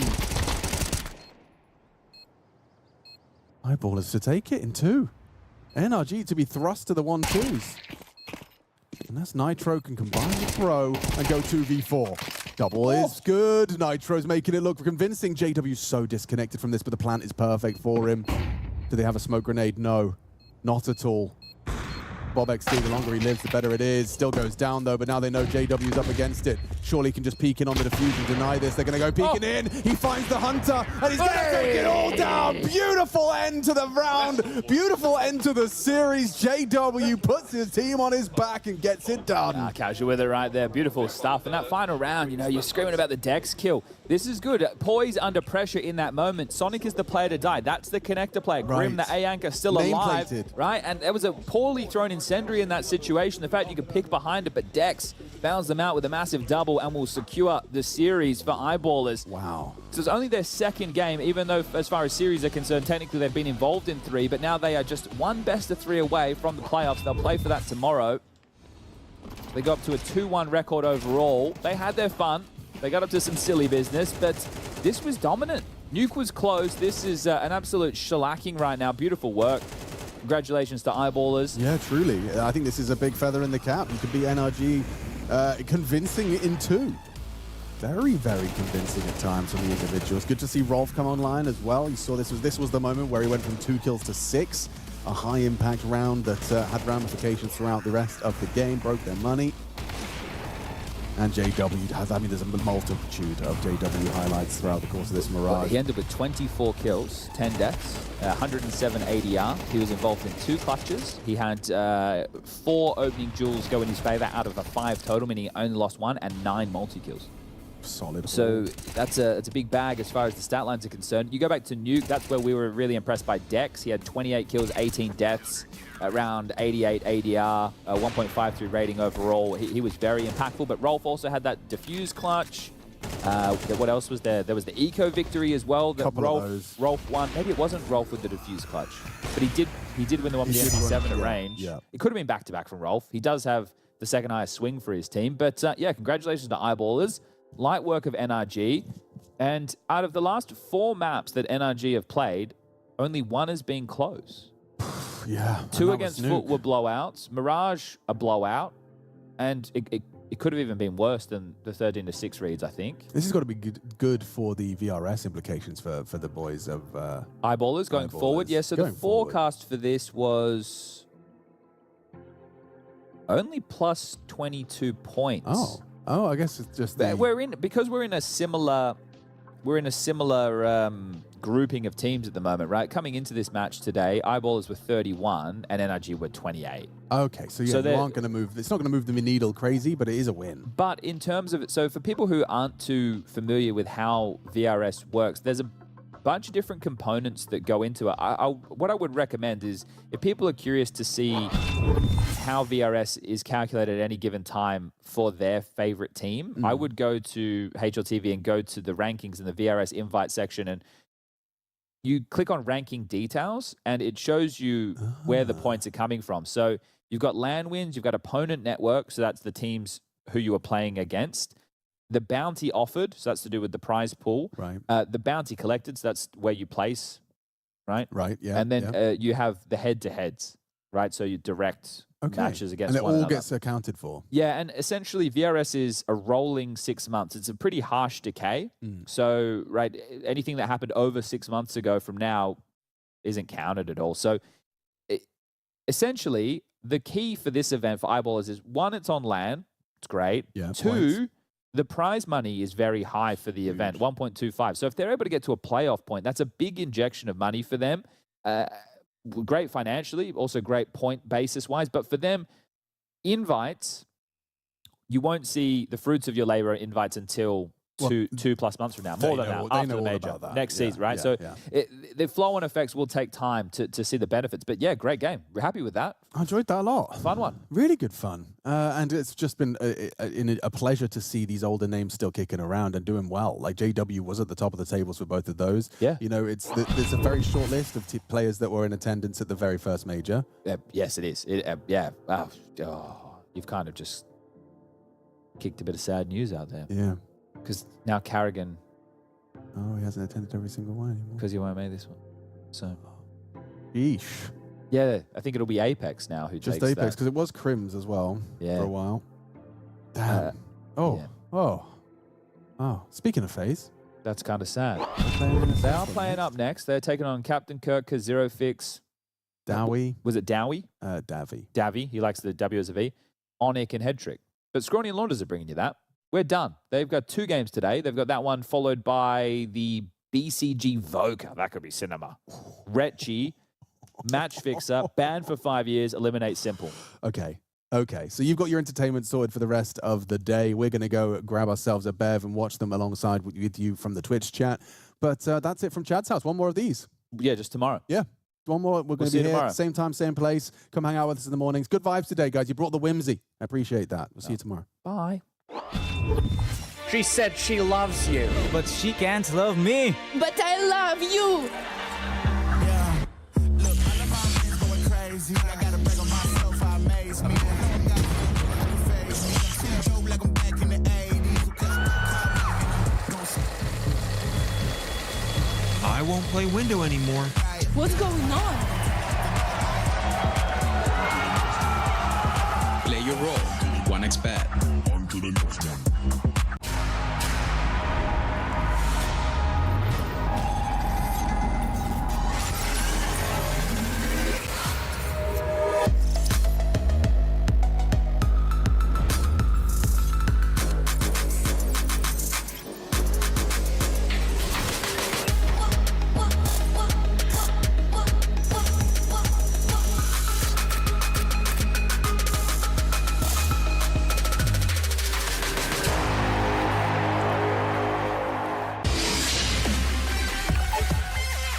The human body was built to move, not trapped at a desk in one singular posture for 12 hours a day.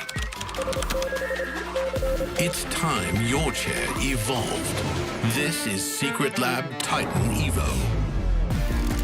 Ergonomically engineered for you, gamers, hybrid workers, artists, backing your every move.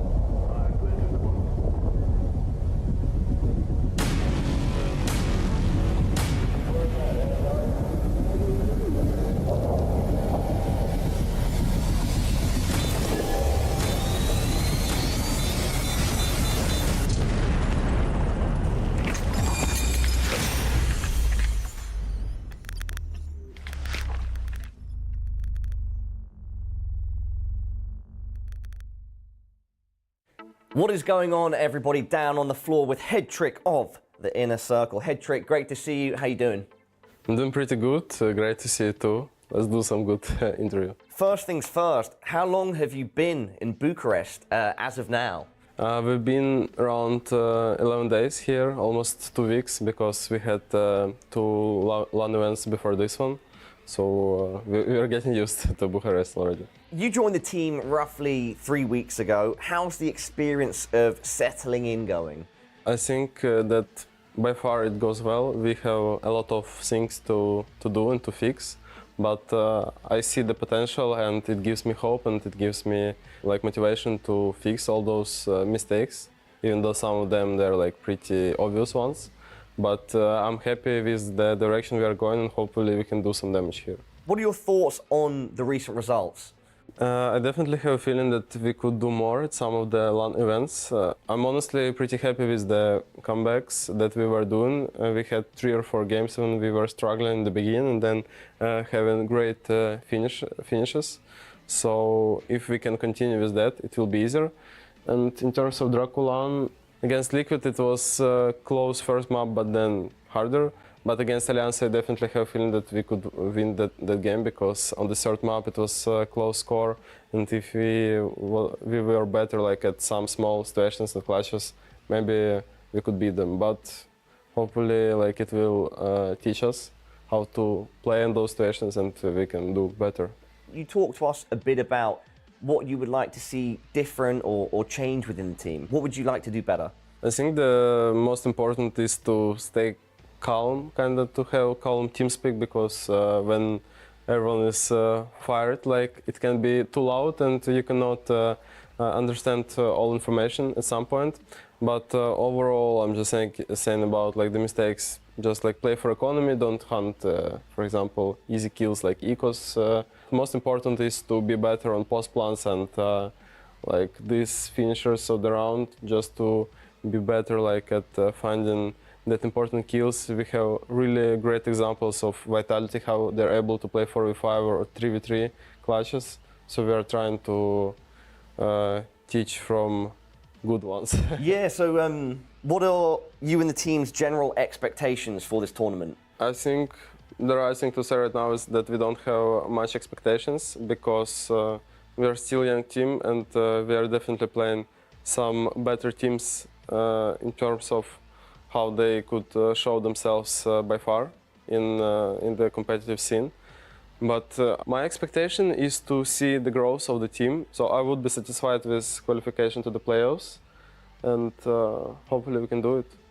How important is it for Daewee to pop off here at the tournament and just going into the future? Because he seems like a star in the making. What can you tell us about Daewee?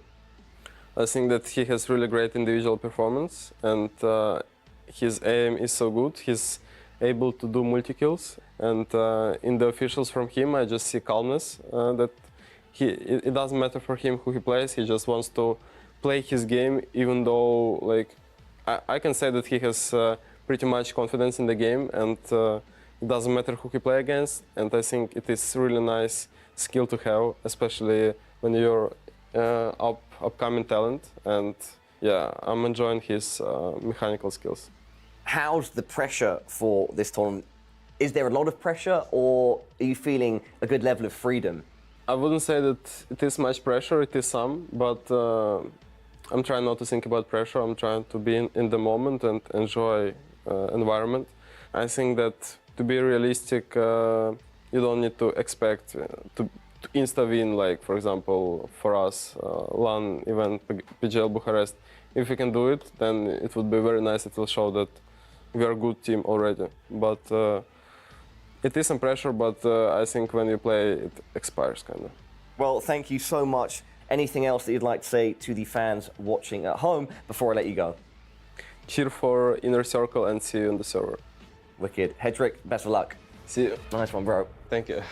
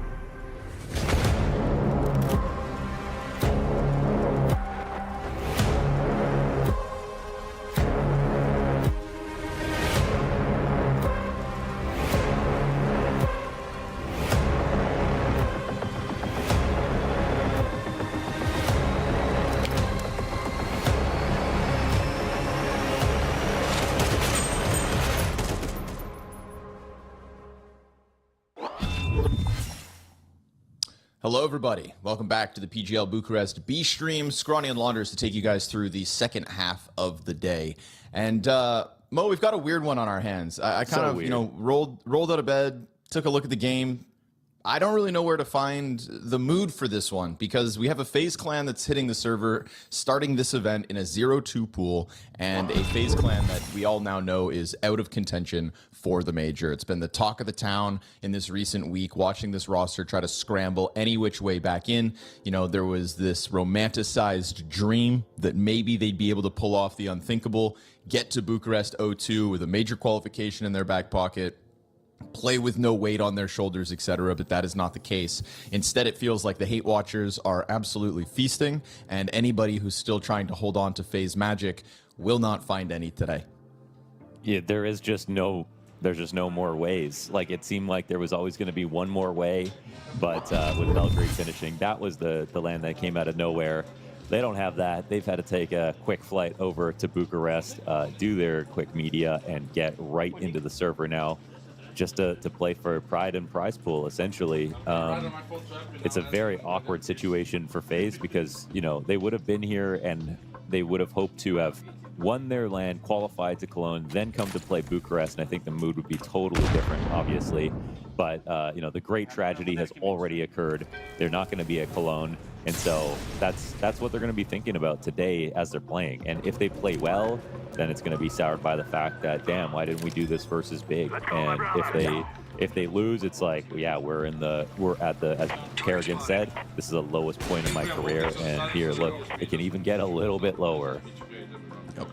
One of only 3 teams in history to be in a major grand final and then to miss the following major. And I think the scariest circumstance for FaZe particularly is obviously the VRS implications continue here. This is one that now the second half of 2026 is on the line for.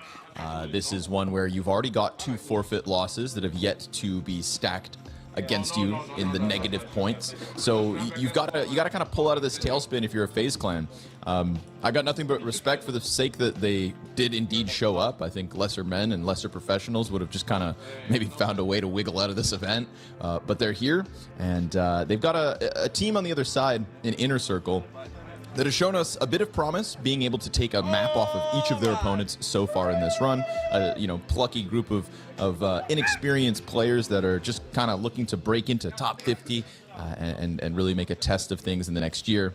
And so FaZe Clan, I would love to just say, walk in the park. But obviously right now with FaZe, it's just so hard to put our fingers on the problems and kind of, you know, get a read. So we're going to have to settle it in the server, Mohan, and we're going to hope that FaZe Clan can show us their best today. There's been a lot of conversations from a lot of the teams in this VRS race that have discussed the pressure of it all, how it's affected their games, how for a month straight it's just been kind of this looming, you know, shadow kind of keeping up to you. And maybe hopefully FaZe Clan can find some freedom in their gameplay today because, well, again, the major race is over, but the race for Bucharest begins.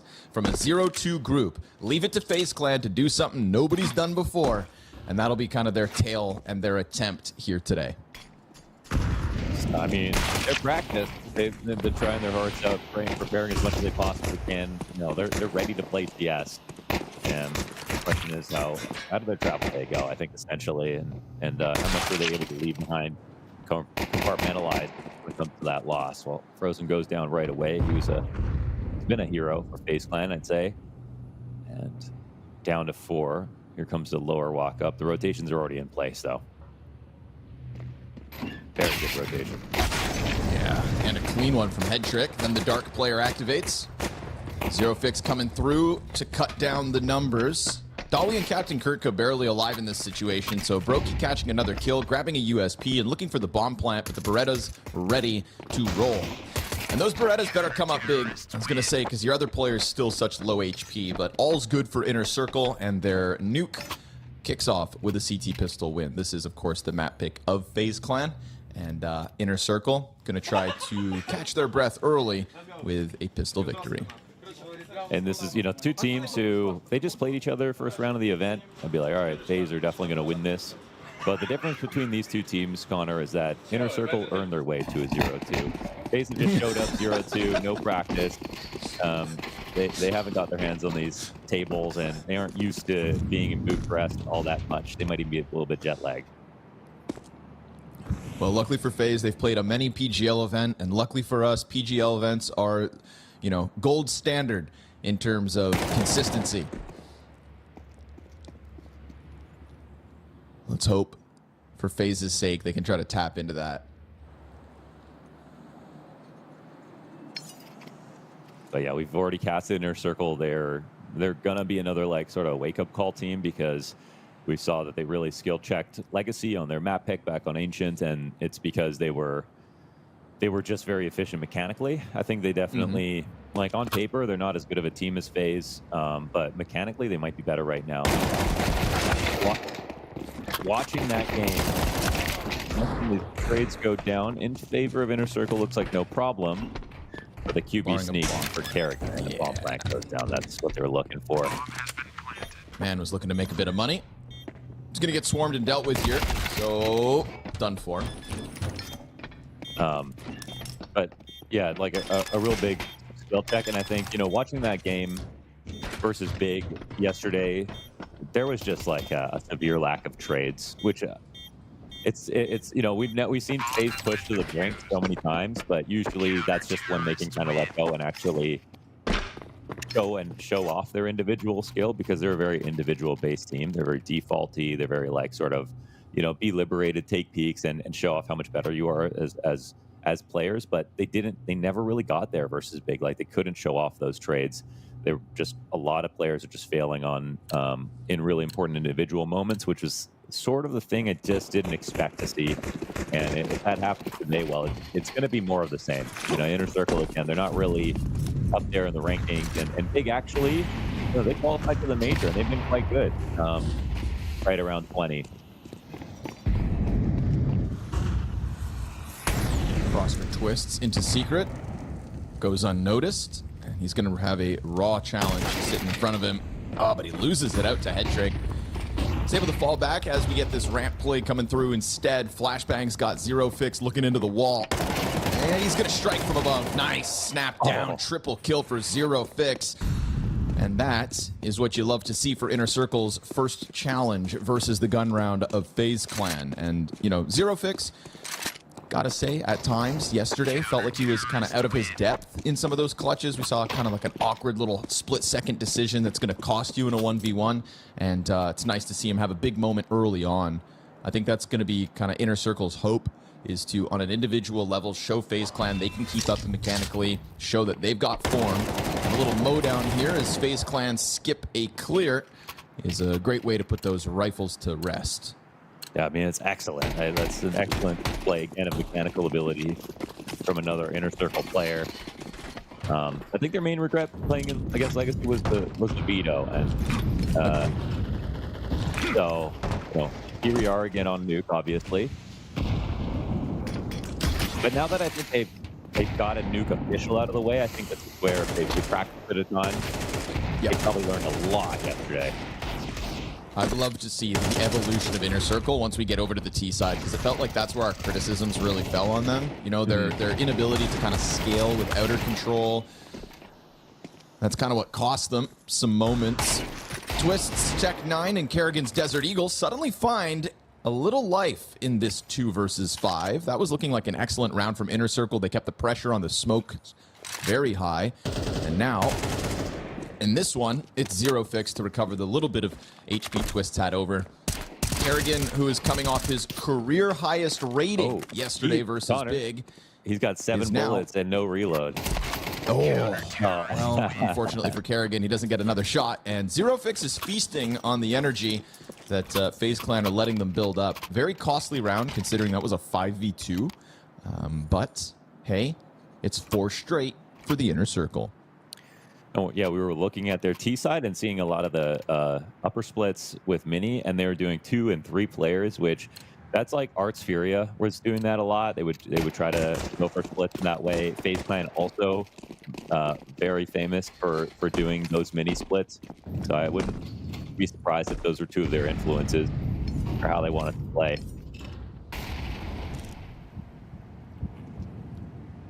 And the set stuff was fine on how they executed, but they just struggled to be fundamentally sound in the default. So that's the improvement we're looking for today.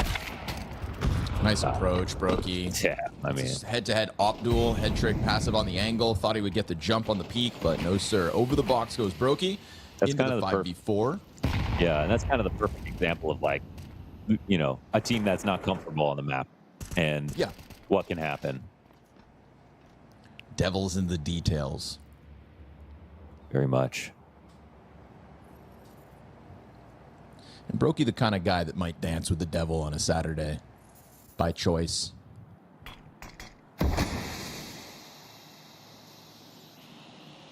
I think if he struck up a good deal, they would have made the major. Okay.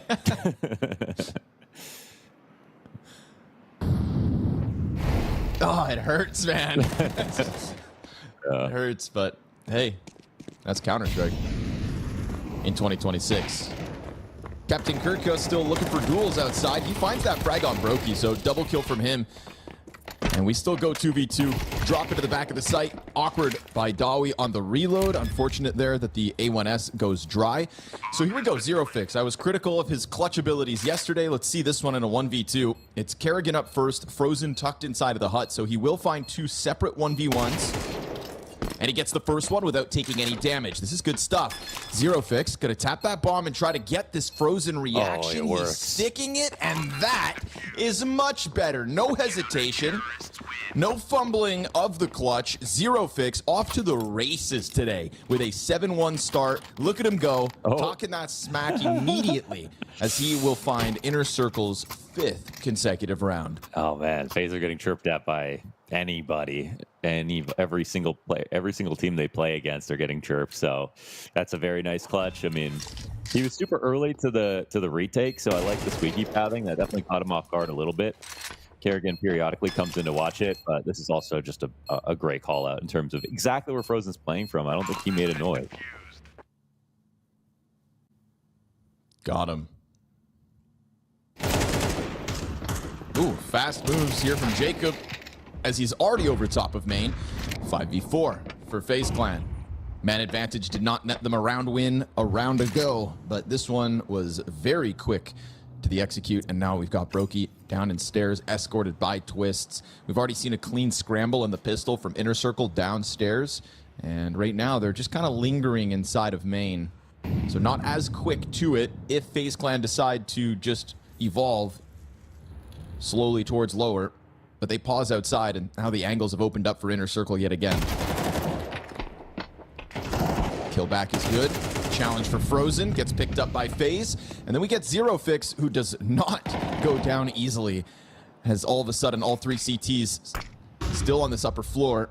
That lower drop never happened, and the threat comes back to main, but you're just giving a duel over the player in the rafters. Onyx chucking the nade out as ZeroFix continues to rack up impact. Frozen's attempt to come through gets denied, and we've got Twist's 2 kills into this 1 versus 3 already. So does Headtrick have the clutch in the tank? This is interesting. I mean, he's a little bit late to come into mini, but it's a fake plant, and Twist is worried about Heaven. With no peek coming out of Heaven right away, Twist is going to be on high alert. He's low. He could actually just die to pistols if he's not careful. Another fake, and Headtrick's not poking out just yet. Oh, and now it just has to be planted. So Headtrick is definitely going to walk up into this. Headtrick makes it over to Squeaky. Now playing in the open floor. Twists, we'll see how much of this he clears as he tucks into the box. Headtrick is 100% going to figure this out. It has to be back box. Yeah. And so he's going to take this peek into it. Oh, headshot for Twists. Triple kill for Twists in the 1v3. And that is the way FaZe find their first. It was played quite well there for Twist. I mean, he was clearly trying to cover a couple options because he wasn't 100% certain. But he put himself in a spot to make sure that he doesn't get flanked. And he was watching this a little bit. So Headtrick can't get one over. Now let's see if Inner Circle can afford to hand over a clutch.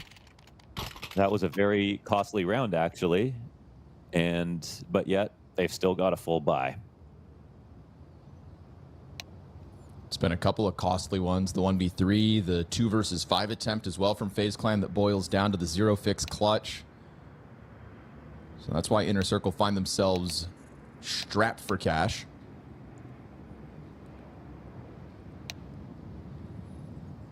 And the reality of Counter-Strike with just how fast this game moves, just literally tournament yesterday in a different country to playing today. You know, you'd think that's just like something that doesn't happen very often, but it honestly, it does. And I feel like just repackaging your emotions and being able to like put them in different boxes and move on is one of the skills you have to have if you want to compete at this level.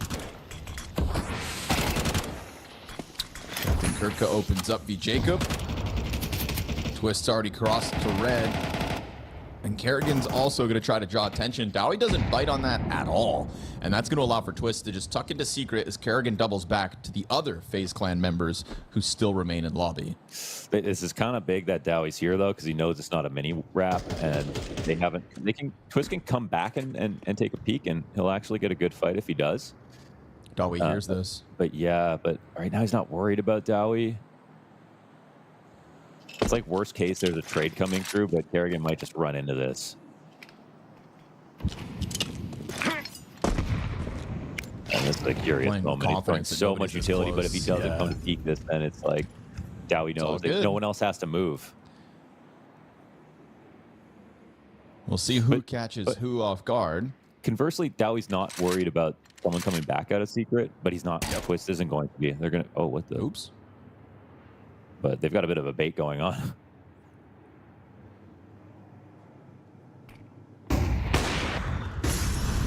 Hopper blinded. ZeroFix loses his support.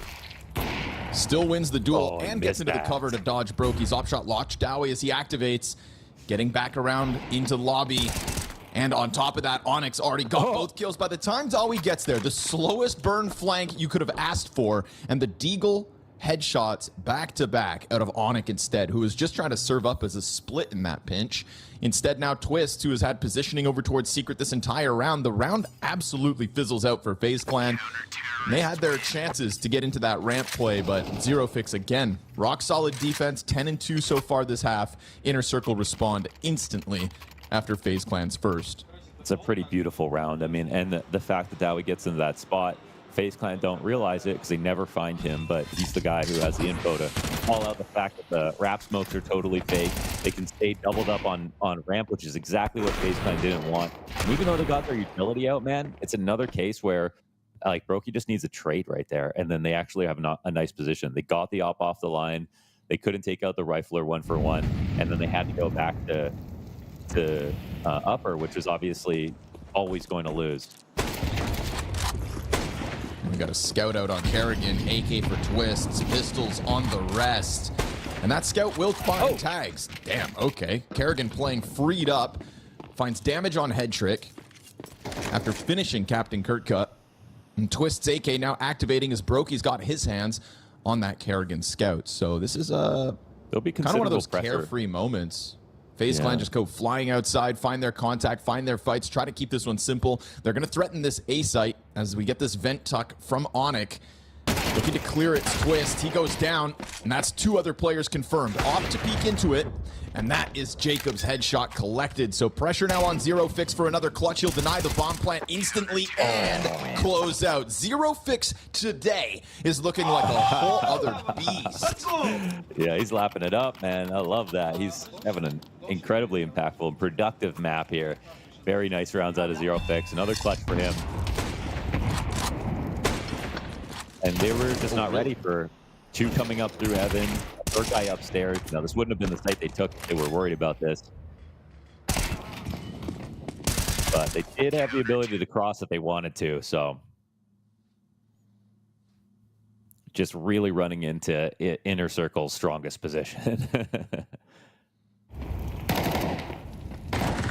Really kicking them while they're down, huh? Yeah. I mean, hey, that's the brutality that is the situation. Inner Circle absolutely fighting for this one. If the Nuke challenge was meant to be a walk in the park for FaZe Clan after what they saw yesterday, if they saw what Inner Circle... Actually, they didn't see that game yesterday. Let's be real. They had, they had something else on their plate. Yeah, they had something big on it. Inner Circle for the 8-1 CT side. All you got to do is put this 5v2 to bed. But Kerrigan brings it back with 1. Yeah, and ideally you don't lose any more players, and then you're crushing this half. So we'll see how that goes. Onyx in a strong spot for 1. Kerrigan, does he clear it? No. Brokey will find the trade and an open route downstairs. So he thinks. Vent player trying to scramble down to the double doors to stop this plant, to stop this clutch attempt. They will open this door. They have 2 players here. They even needed if they wanted to. Ooh. Good on Brokey. Giving himself the challenge, giving himself a real chance to plant. And as he tries to get off of the bomb site, that is when he falls to head trick. So that's the 8-1 Inner Circle CT side coming together beautifully. Zero Fix just feels unkillable at the moment. A part of all of these rounds. 12-2. And giving FaZe Clan problems here on their map pick. He's having one hell of a map. They're having a lot of fun, which is another thing that FaZe have to go up against. Like, the bar for fun for FaZe is kind of like, there's no bar anymore. Like, they can't. They just have to, you know, I feel like they'd be able to crack a smile for even winning this event. That's how much bitterness I'd assume is. But at the same time, they haven't won a tournament in so long that should still be a goal for this team. Sure. You know, they're at the end of the day, like, they wouldn't be in this situation if they weren't going to if they weren't planning to fight as hard as they could to just make this team work. Because otherwise, you know, they would have just had roster moves or whatever. So, in the end, at least you know that they're here to prove something. I think they just feel like they fail their most important test. You know, in the most important moment. So. Well, Inner Circle might have some issues with their Nuke T side. Maybe they're a little worried about it, but maybe they don't really have to deal with it if they just have such a fantastic CT start.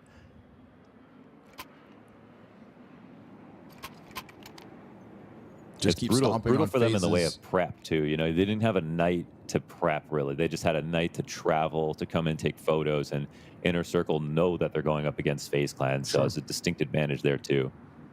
I think the reality is as well, just I'm not going to sugarcoat it. I don't think FaZe want to be here.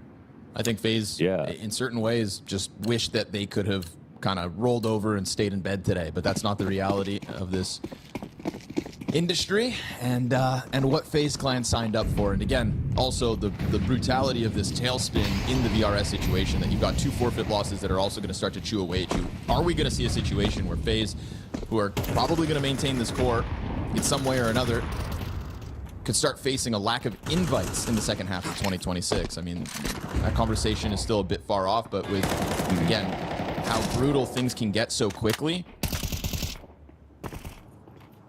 you gotta have a recovery plan of action. And right now, I don't think one night, a half night after the travel is gonna be enough to pull you out of it. Yeah, otherwise it's gonna be... How much fight do you have left in you, honestly? This VRS gives you a great net when you're in the invites, because you're just like constantly getting invites, even if you're not playing that well. But once you fall through that, it's just it's a horrible looking grind. I mean, it's the kind of grind that just makes you, you know, you might be jealous of pro players and the lifestyle that they get to live, but not when you're like rank 100. Bomb plant comes through for FaZe at least, but with it, Twist is dead, so his 1 kill gets that bomb down. We still got players upstairs, and that drop off of main from Jacob should have been heard by Captain Kirka. That's 2 players confirmed not towards the bomb site. But what are you going to do about this, Inner Circle? Wait for the ramp retake to get into position. That's going to activate Head Trick to start moving forward. Bomb planted behind the site silo. The only person who can actually stop this defuse is Brokey. If it's not Brokey, this bomb is not getting covered, and now that he's dead to the single door, smoke on top of it, we're going to get Inner Circle sticking inside of the smoke. Oh, he does get cleared. Frozen out through double door, and that's all they need. 1 person to dive the bomb site. It's crazy that with another CT towards double, he was able to get out into the bomb site like that, but a fast scramble out of Frozen is what gets a 2nd round to FaZe Clan's scoreboard. Yeah, that's something, but it does cost them every single player. They buy in, spend all of their money again. We're down to 3 rifles on this buy, so nice to get a win, but that's just barely. They're even lucky to have, again, like you said, snuck someone out of control to get that kill. So, I mean, on the other side, Metric's got an up, but they're also suffering a little bit. Maybe this is a real chance for FaZe. Gonna try to simplify. That's a good nade. Frag grenade sets up the FOMUS for an easy alley-oop. Zero fix. Quad kill. You know he's gonna scream. Lets him know. And that is the 9-2. Off of the nade, sets himself up for the FOMUS. An oversimplified B rush from FaZe Clan gets totally stuffed by the FOMUS. The lineup is perfect. You don't see anything else in the kill feed because it's his own HE that makes those kills easier. Every single nade he threw through the molly, they got a little bit of damage and nade into it. I mean, it's just it's been a beautiful half out of zero fix. You've got to be over the moon. 16-3. And they really all in that, you know, just ramp rush. Let's see what happens. It feels tired.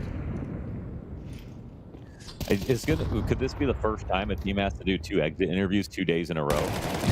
Probably. Yeah. I mean, it's the first time I've ever seen a team in, what, almost 10 years of casting start an event 0-2. Yeah. It is an unfortunate first that we have on our hands today. No exit out of the hut. A total stompage of the T side here for FaZe Clan. They go up against an Inner Circle who yesterday couldn't even contend with Legacy, but that struggle really began on the T side. So we'll see if Inner Circle's T side, I mean, again, you said they might not even really need to tap into it. A 10-2 half, this is, you know, a Twist's 1v3 is 50% of FaZe Clan's T side. Not gonna lie, this is kind of like, I mean, to be really, you know, maybe, I mean, this might be really dark, but if you lose yesterday, and it's just like the tournament that you lose yesterday, it's a moment where, as a human, you need time to digest. You need time apart. You need time to, like, mull over what happened, and then you come in today and you subject yourself to sort more brutality, and then you lose. Like, this is where, this is actually the game where it becomes really ugly. You know, where you really could turn on each other because you normally wouldn't have subjected yourself to this. This is essentially like, you know, you've got like a a calf strain and you're forced to run 10 more miles. You're just like, this is horrible the whole way through.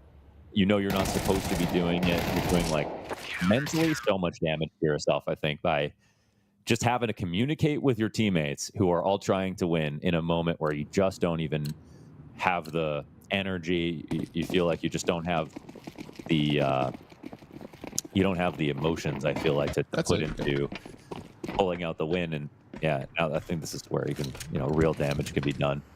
There's a genuine Some might say that's hangover. good, though. A lot of people are just like, you know, this needs to end in the first place. Some people, you know, are arguing that this needed to end before.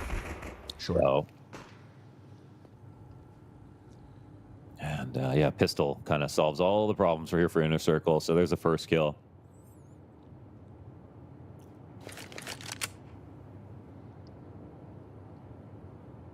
Trying to set up for the main split. Broky's going to have his hands full with Dawi dropping down on him.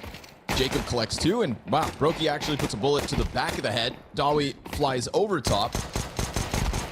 And head trick activating in from main, looking to tether off of Zero Fix. It gets put down. It's FaZe Clan CT side starting with a pistol at least. Yeah, okay. And, well, the real romantics would say, Mo, that this is where the greatest comeback starts.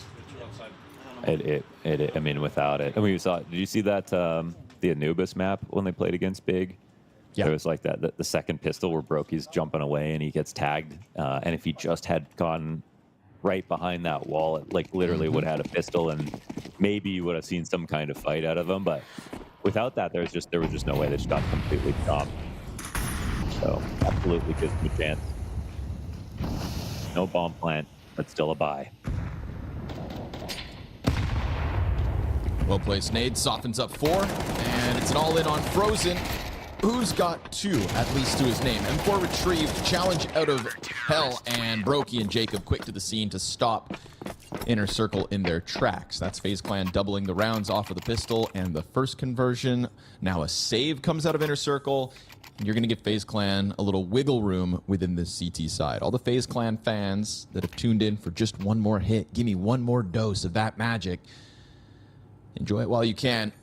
It's going to be a tough battle today. Like you said, I wanted to kind of tap into that. Like when you said yesterday is such a, if you just think of the absolute disappointment, right? Kerrigan's saying it's like a career low. It's like the hangover you're describing is one of the emotions, you know, and it's like an open wound. And you just think that this is just festering at this point. Like, I'm sure if they were allowed to buy their way out of this tournament, they almost would have, because all they want is a day to kind of process what's going on. You know, it's such a tough place to be in. Don't do it with Deagles. This one's supposed to be easy, and still should be. And if it could get even darker, I mean, this would be the lowest ranked team that they've lost to, and I don't even know how long, because like not this year. Although they played a lot of low ranked teams to, you know, grind through. Draculan and Belgrade, but they won all those matches. They only lost to Fnatic at Fnatic and Big, essentially.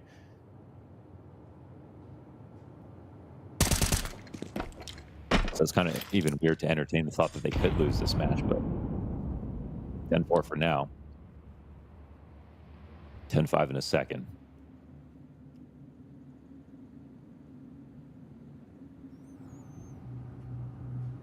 What are you looking to get out of this head trick? A little more economic damage, soften up the CTs. Bomb should never get grabbed sitting behind red box at the moment. Man, I'm not going to lie. This might be, like, just in theory, if they lose this game, it might be years back since they've lost to a team that was this low ranked. I would chalk some of that up just to the reality of the situation, having been dropped out of the grand finals yesterday, missing the major, and then having to play again today. I mean, they got on a flight after the loss yesterday, showed up in Bucharest, had to hit the studio after everybody else was already back at the hotel to do their media obligations, at the very least, take photos. Yeah. 2024, they lost to Sangal at Pro League. Not sure how low ranked they were at the time. Let's see. Probably comparable. First gun round comes in from Inner Circle. This T side had struggles yesterday versus Legacy. The struggle wasn't necessarily opening moments. It was just kind of adapting to when what was very clearly some outer play to the A site was starting to get stuffed. We saw them try to smash their way through the lobby in the main split time and time again. Didn't quite work out. Captain Kurtka was successful in creating space at least, and we've seen some decent rounds from him already. Right now he occupies outside alone. It's going to be Ramp instead that Inner Circle want to take a swing at. Oh, that's awkward. Looks like ZeroFix kind of ate his own flash for a second. At least Headtrick gets the trade back. And a quick challenge from Dawi into Hell. We'll see nobody else is here. So now a bit of map control for Inner Circle. They would have heard Frozen drop from Heaven into the back of A site. And I wonder if that is going to activate them to try to get into Heaven themselves. So that was one thing that was missing from their game plan when they played against Legacy, is they never used Heaven on T side. They never tried to wrap outside. And now that they've shoved everybody into the site, obviously what will happen is FaZe will go and take over lobby control naturally, just to make sure they don't have to worry about that. But then they kind of get stuck in rotations. They have a good amount of map control, but they can't really help each other out as easily. That's a sacrifice they have to make. And this one goes towards lower. This one's going to be on Brokey. Lance's shot as he re-engages. Fast move in the rafters here as they try to just take over the site. Door opens and Headtrick takes a tag. Brokey's going to follow up. 3 for 3 on the shots. And he's also just got this position to hang on to. Concerned that maybe they'd come over the control panel. We're going to get this, walk towards bomb. Dawi trying to find an angle to best Brokey, but he is rock solid for the B defense. And FaZe Clan's CT side is starting to give them a bit of a lifeline here on Nuke. Inner Circle struggling in the first gun round to get what they wanted. Ramp was costly. They didn't scale towards Heaven again. And just trying to go down to that B bomb site left Captain Kurtka out of the engagement the entire time. And this will create a really nice, interesting moment to see where Inner Circle go from here. Because this might be a moment where you take a pause. Maybe you've got your pocket strats that you want to pull out. Again, they struggle a bit on the defaults. They were a bit more confident just to move into some of their set strategies. And because they only need 3.5 rounds, a game plan that involves set stuff, if you've really got some tricks, could be enough to take it over the line. But the investment here, the half-5 behind the AK, they'll probably save that idea for next round.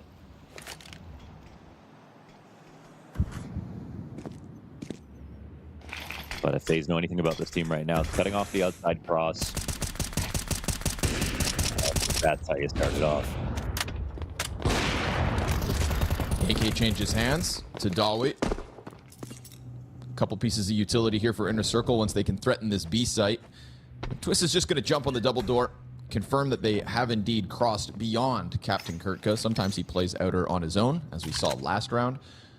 But it's confirmed that he was not solo. And that B site could be under siege. Although these siege weapons more like sharpened sticks, no trebuchets. No real way to explode into the B site. Brokey passive on the line. Just waiting for that single challenge, but as Inner Circle kind of pause here momentarily, that just allows an additional piece of the defense to get downstairs. And FaZe Clan's starting to show you that there are layers to this. A CT side that has brought this game within 3 rounds. Inner Circle suddenly not looking so loud in this server. God, everyone just looks so handsome on CT side. That's definitely the nature of the game sometimes. But yeah, here's where Inner Circle will have to show us what they've got, what they've learned from yesterday, why they wanted to bring Nuke into their pool in general, with the addition of Headtrick, and with the buy that they have. We're talking about no ops. This is a situation where coach is getting involved. And I want to see if they try to do their mini splits, if they try to involve a bit more in outside wrap, if they want to go for that, or if they're just going to go lower again. I would be tempted to go for a scrappier, faster round, definitely. But they also know that, CTs have all the money, so pre-nading is going to be a distinct advantage in the early portion of the round here for FaZe.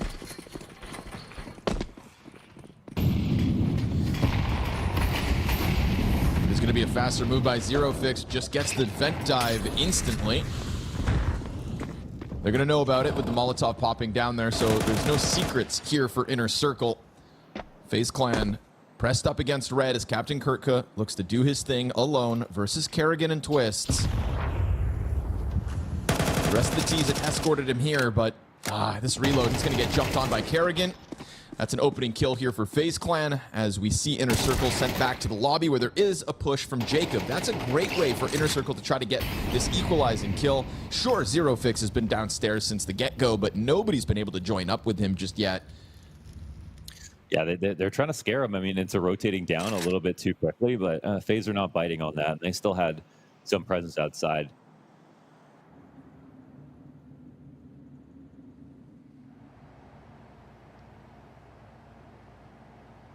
So I wonder what the comm was in the tack pause, but the plan isn't exactly clear at the moment. And now they're into the getting creative part of the round. At 40 seconds, they're going to need to make something happen soon, and they don't really have information. Oh, there's the trade. Oh, Kerrigan takes out Zero Fix. Now might be tempting to go upstairs just while he's down in the vent. Just remains tucked in. The Heaven Wrap. Decides to activate. And as he does, he meets 3 Inner Circle players. Here's the challenge from Kerrigan, trying to stop them from getting into Heaven with ease, but you've still got an op, which misses, and the bomb's now dropped back sight. Onyx going to get away with this plant unless Frozen can dive it. As Hedrick, he goes down, and Kerrigan starting to collect, but we've got Onyx 1 headshot away from Inner Circle's 11th. Huge health advantage here for Finn. 3 kills in already, and Onyx just trying to get the jump on him. Oh, as but Kerrigan he's not going behind the closer box. and closer, Onyx tries to snap that shot over. Kerrigan, a quad kill. And that is going to be FaZe Clan now 2 rounds away from tying up Nuke. This CT side, impenetrable at the moment. Yeah, unfortunately, you can see the difference now between the two teams when FaZe are feeling a bit more comfortable. This is off the back pause, but the sneak down the vent is it's a great idea if you pair it with something. It can be good in a default, but that's where they struggle the most. And behind that, there is no real set play. It feels like in place, Captain Kirka doesn't realize there's someone outside, that there could be pressure there. When they lose their kill back, they're kind of hoping that FaZe makes some kind of really big mistake, dropping down the vent too early or something else, but that's not happening. They're doing a better job of keeping an inventory of what's happening on the map.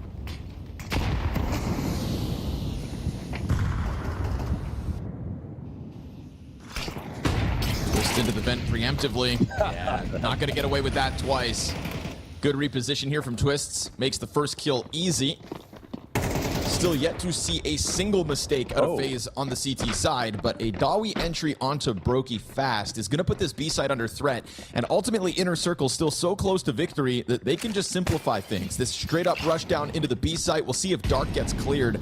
For now, you've just allowed Frozen to lock in. It looks like Captain Kirk is worried about this, and yeah, he's going to find his man advantage secured in the post plant off of a Brokey death towards ramp. It's a fast move from Inner Circle. They're going to leave no chance for FaZe Clan to get their hands back on this, you'd think. Twists blindsided by that second layer on the double doors, and Jacob already down at half health in a 1v3 as Inner Circle, after struggling to get their openings, find a 4v5 simplified ramp rush, and it could have been enough. The layering there in the back of the site's going to secure it to survive for Inner Circle as the drought of rounds comes to an end, and they will be 2 away from victory. I'm going to say it's still a dangerous position for Inner Circle because now FaZe Clan have full buys. They still have 1 more after this for sure, and they're going to give Inner Circle a lot of trouble. So they lose a player, they make the ramp rush happen, and with the vent drop that they were attempting, a quick ramp rush, I feel like was the strategy they should have probably employed last rounds. That would have just been way more clear as to what their exact idea was going to be.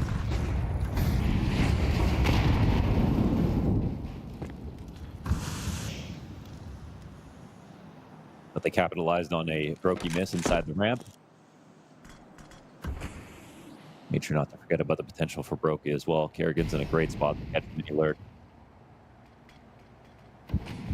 The smoke is poofy enough he can get through it. Ooh, could still walk right into Kerrigan though. Yeah. See how ready he is for somebody in this deep corner. Not at all. Way more concerned about main, especially as Twist is kind of just popping up the smoke, chucking out utility. Another 4v5 attempt goes towards the ramp, and Frozen traded out, at least able to get 1 this time around. Dawi also down to the half HP. Now we've seen Heaven Wraps underutilized by Inner Circle. They have a chance to threaten it yet again, but they smoke off Hell for a moment, and Headtrick confirms 2 players challenging him outside. That should get the tease through that smoke. They do silently activate on Hell, and they're going to find this backstab moment onto Kerrigan, but now where do they evolve towards? You've got 2 players downstairs on FaZe at the moment. Not the Inner Circle know this, but honestly, A-Site looking prime for the taking otherwise. Yeah, Jacob's got to talk. This is an excellent molly to buy them even more time to hit the upper side. God, I was doing bomb plant, just going to come down, and Headtrick still watching Secret. You can keep one up in Heaven, but Dawi opts to go wide into the rafters. No trade as Jacob jumps back around, and Brokey's going to start clearing out the players from outer. We go 1v1 for Onyx again, this time full HP for his clutch attempt. He dodges the flames as Brokey cannot afford to miss this shot. Op the AK. And Onyx just sits in the middle of that site for now. I think he's, he almost got the chance, but Onyx didn't bite. Pistols out, Onyx swings, and that's going to stuff Brokey. Into the grave he goes as Inner Circle take one more. And so that's just the one mistake that they needed. And the fact that they're using Hell just more than they did yesterday shows that they are evolving a little bit more. And you can see the options that it opens up. It helps them stay flexible. They're getting the trades, and that's 2 in a row. So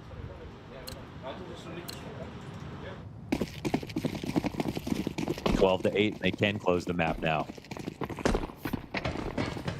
FaZe's silver lining as the money was deep. Still a full buy back. MP7 limitation for Kerrigan. That's really it.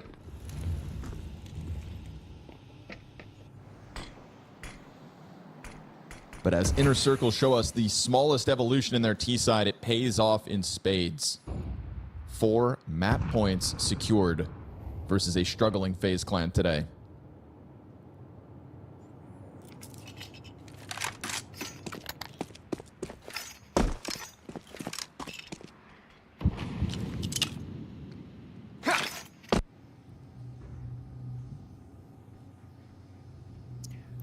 The bigger the gap, the more confidence I think they have to actually close this game. So, they're probably a little bit tense about making it happen now. However, nice shot from Brokey.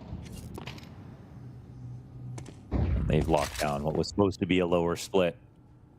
Yeah, Kerrigan catching the secret play as well. That's big. 5v3 all the more comfortable. Another raw duel for Jacob. He finds his, and this round just fizzles out for Inner Circle. No real chance, no real explosiveness to it. Just 3 separate engagements with no real trade potential, and each and every one of them get picked up by FaZe Clan. Do not forget how good FaZe have looked on this recovery within the CT side. Yes, a couple of consecutive rounds for Inner Circle. But FaZe have had their hands on the defense, and this round will be no different. It puts the money back into question for Inner Circle as well. They will be able to rebuild that over these 4 rounds they've secured to try and close, but this one really not as inspiring as the last 2.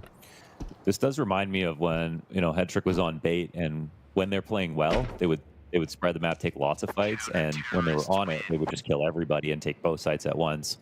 But now it's not quite as strong of a team, but with that same strategy, you see that a round can just totally evaporate in odds if you don't win those duels. And essentially, I'd say one note for them is just, more commitment in one direction to at least get something back instead of 2 50-50s or 40-60s. You're going into CTs who are holding their favorite angles. You're not really flashing Brokey properly. You're just trying to run at him, hope somebody misses. And that the last time they won the round was when Brokey missed a shot on ramp.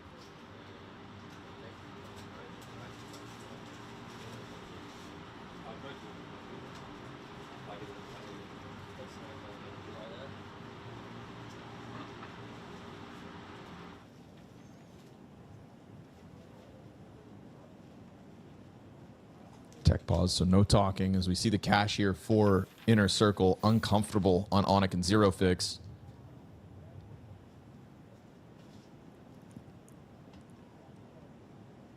Good chance to still review the notes.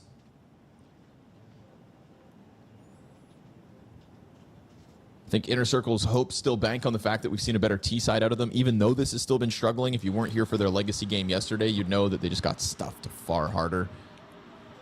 Yeah. Just due to repetition more than anything. Kind of obvious repetition in their plays. they've kept this attack varied. And yes, okay, that last round, not as inspiring. Yeah, but it is nice to see when they distill into late rounds that they actually have a chance, which that's something they just didn't have versus Legacy at all.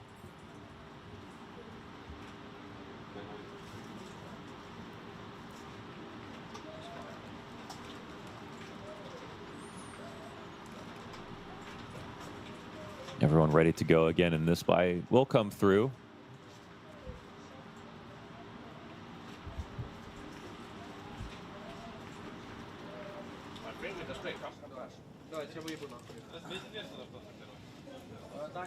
So a 3-round gap. It's not a guaranteed close, but FaZe are still making mistakes. They make a slight comeback off of the back of a pistol as well. So it's not been a perfect CT side.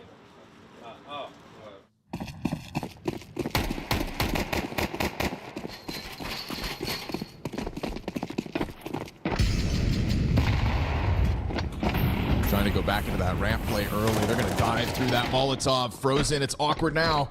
And there's a lot of bodies coming at this jump over top. The health support on the scene, but already Onyx just guns him down. And what we've seen Inner Circle break through with was that faster B play, so for them to tap back into it now could be the end of FaZe Clan on Nuke. Dawi collects on Twists, the only player to drop a body so far for the FaZe Clan. Jacob and Brokey in a 2 versus 4. The Opper misses, and Jacob given no chance. An electric close out of Inner Circle as they decide to simplify and just rush down that B site. The rock-solid 10-round CT half sets up Inner Circle to succeed, and even the smallest improvement in their T side today is enough this time to push it over the line. So FaZe Clan will start this series down 0-1 on top of starting this event 0-2 in the Swiss groups. I mean, it's beyond what you expect from a team like Inner Circle, who they're low ranked. They're trying to expand their map pool. They're playing against great teams when they normally are playing online versus much weaker competition. Even if this game becomes marginally close, this is just such a big improvement from what we saw versus Legacy already. They're actually showing us they can play Nuke. This is going to be their biggest win so far. And I mean, I was even looking back at like that Sangal match that FaZe lost. Sangal were ranked around 20 at the time, so that was like a peak for them. This is still going to be their. I haven't even found what would be a weaker loss in theory. So a great start here for Inner Circle, and because we watched their previous match, we know that they can play, and they did scare Legacy, and now there's 2 maps they've taken versus much stronger competition. Obviously, this one going to Mirage. This is FaZe's map pick that they lose, and it's not like they were missing pistols, but they were missing some shots. Yeah, they were, and a couple of missed opportunities as well, right? There's 6 1vx moments going down in this map. They split them between the teams 50-50, but you know, that's always where the FaZe Clan magic tends to thrive, is in those close nail-biter moments. And we saw Kerrigan post his, but we also saw Zero Fix clutch a couple of rounds very early on. And that momentum for Inner Circle on the T side, or excuse me, CT side, it just had their confidence high. And I think confidence is going to be key for an Inner Circle that are looking to just kind of get their game going in Bucharest. It's not easy for anybody to recover from a 0-2 pool, let alone a team that has not had as much experience at these kinds of lands. And that really is the reality for Inner Circle, right? You know, Headtrick in his pregame interviews with Paula has said, you know, expectations aren't out of this world. We're just trying to figure out where things land. This is a new roster. It's a young team, etc. And I think today a chance to beat up a FaZe Clan that's obviously walking wounded is just one that they have seized with this close on Nuke. And yeah, I'm sure even just building their confidence off of what could have been a victory versus Legacy yesterday, but they let that one slip on the T side. They're confident that their T side was able to break through, right? We get these 6 rounds in a row out of FaZe's CT half. Something to stand on, a little more respectable, but at no point in that first 12 rounds did FaZe Clan really feel in it to win it.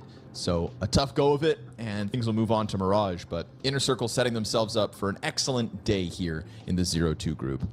They've won, they started off every series so far with a map win and then lost their first 2 series, but versus Legacy and Foot, there's no shame in that.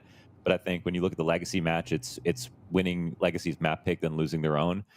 Maybe things change today. This is technically the team that's in the worst form of the 3 teams that they're going to be playing. And I also want to just give credit to Dawi for having a great tournament so far. He's at a 1.10. He's put up another 180R map.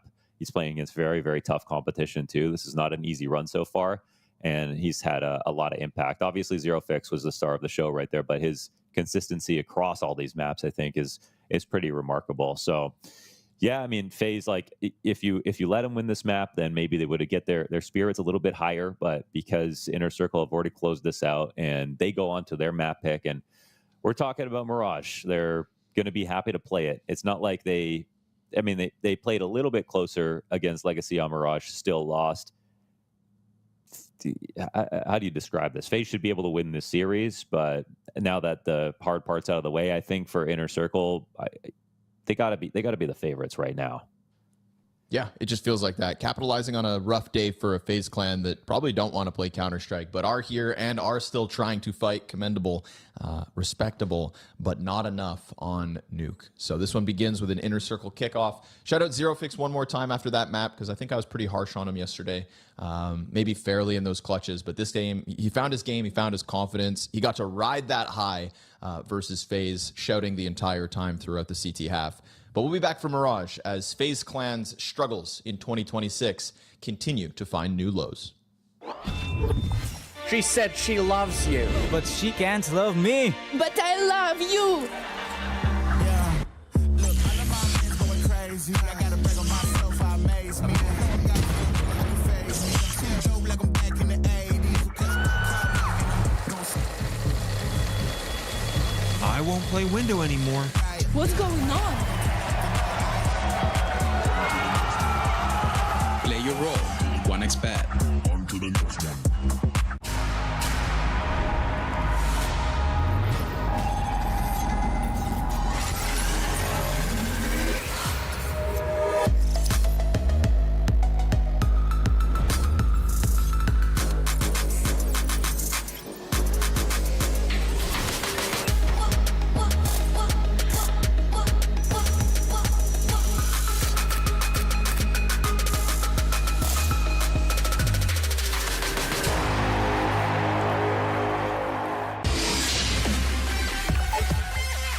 The human body was built to move, not trapped at a desk in one singular posture for 12 hours a day.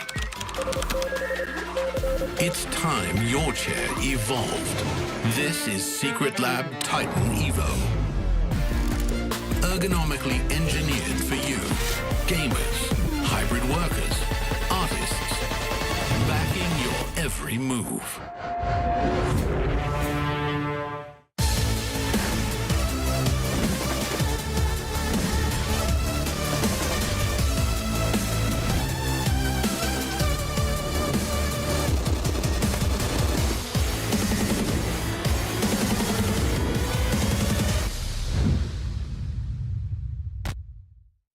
What is going on, everybody? It's time to chat to some of our players here at PGL Bucharest and pick their brains on the recent changes to ammo and how magazines work. With Zway of PARIVISION, FOZE of Astralis, Junior of Voca, Insani of MIBR. Do you still spam smokes now as much as you did before the change?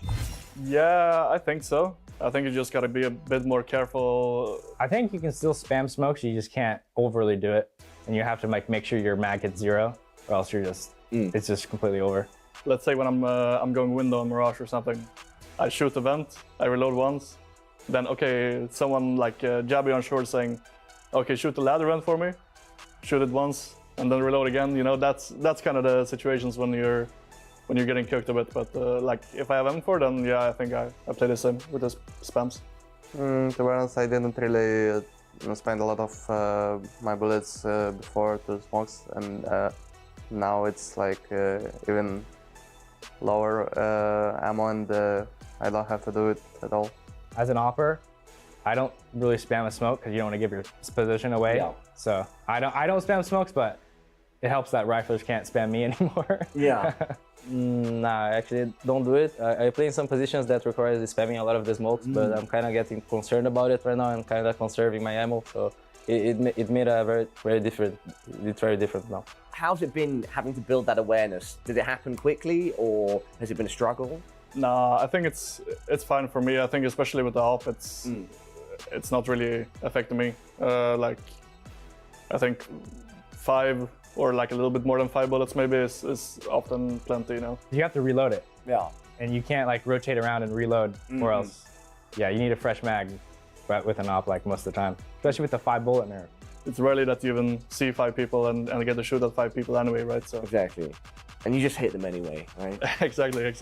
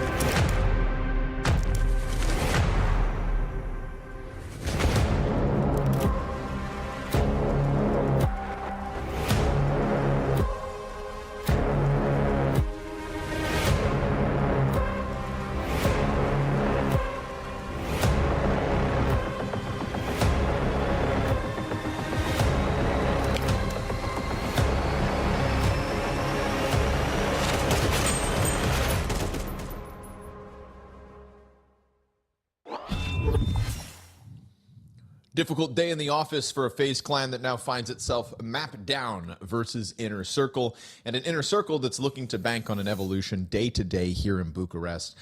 Never easy for any team to be in the 0-2 pool. Inner Circle want to make sure that they don't go out of this event without a win, and they secured that Nuke game with a close on a T side that we had questions about. So it's nice to see that Inner Circle on a day-to-day basis are showing evolution worthy of a win. Over on Mirage, Mohan, we'll see if they can kick this off. Their own comeback in a 2-0 fashion over FaZe.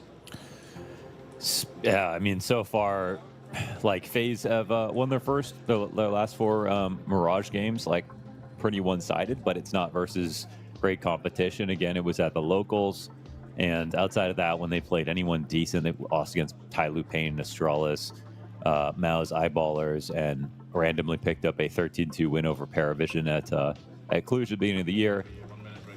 You know, there's hope for them, but it just feels like this one goes beyond the stats a little bit. We're obviously looking at a team that should be, like, FaZe should simply have 2-0'd this, but we knew that that wasn't going to be that easy. We already casted Inner Circle and know that they are playing much better than their ranking shows. And with the circumstances, obviously, this is the time to beat FaZe. This is the time to play up like we saw from Zero Fix. This is the time to play the CS that got them a map in their last 2 series versus Foot and Legacy. And definitely, you know, here's a time to strike. You have a map pick. You have a map you can play. And FaZe, you want to keep that mood low if possible. So let's see if they can pull it off. They start here on T-side Mirage. Kerrigan into the apartments, about to face a whole lot of Inner Circle players. He's got support and Frozen, hard dedicated to the corner on the site. Dawi to lead the charge, Glock flies downwards, Twist's also here for the crossfire, so they do bite on Kerrigan's bait. And then the CTs activate, clean headshots coming through for Russell, and it's a close out of Frozen. So pieces in position here for FaZe. CT side bode well for them back on Nuke, if only they had a little more wiggle room to lose more rounds. And, well, it's going to be a tough go of it for Inner Circle without the pistol. FaZe, that's exactly what you're looking for. Again, just a chance to kind of shake it off. Shake off the start of this series. Shake off yesterday. Shake off the disappointment of the major miss out. There's a lot to shake off the shoulders of a FaZe clan, and a Mirage CT side could be one where you're just allowed to frag out. Totally. You know what, Inner Circle, they come in with a full mid default to buy. They have just Tech 9s. They don't need a plan. They're looking to spend some cash. No plant, but a plan. Tech 9s into connector? No. They want this mid-window challenge. And they find Frozen's head, spamming away with the Tech 9s. Desert Eagle from Zero Fix. Oof. Luckily here for FaZe Clan, that Brokey lineup's got 2 players and the third on Captain Kirkwood, who just tries to jump across the site. Kerrigan's M4 roars towards Zero Fix. And so, yes, you've done some damage. You've got a bomb plant, and you've got Head Trick in still a 1v2. But Brokey's going to get the 4 kills this round to make sure FaZe don't end up with egg on their face. It is the 2-0 start for the CTs. When they invest like that, this is kind of the minimum. They get a bomb plant, they get 3 kills. I think that's pretty. The plant money they go off of, so they make it marginally scary here for FaZe Clan. Spy's not going to be the best, and for Inner Circle, it'll actually be pretty decent. Brokey does go up into the op, though.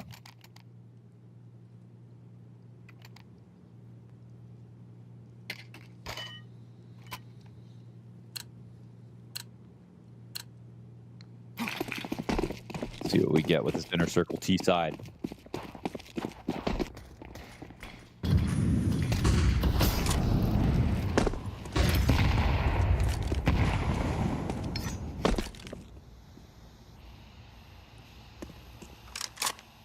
They're ready to walk this one out. Oh, Flash is good. Missed that, it looks like, and he's dead. He's dead as a solo A anchor. Twist's half health inside connector is good for a couple. Brokey even catching the headshot back on him. But as we get Onic moving over top of the stairs, Kerrigan cuts that one down. Flusters Zero Fix. Who doesn't have bomb control. Yeah, and they can see it, so it's just about Onic coming back into their view, and he's got to make noise.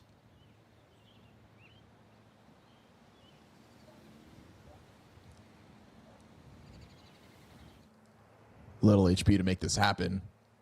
They're just going to sit on top of the bomb. Brokey zoomed in on the angle. ZeroFix showed us an improved clutch ability from yesterday to today, but this one, very dire.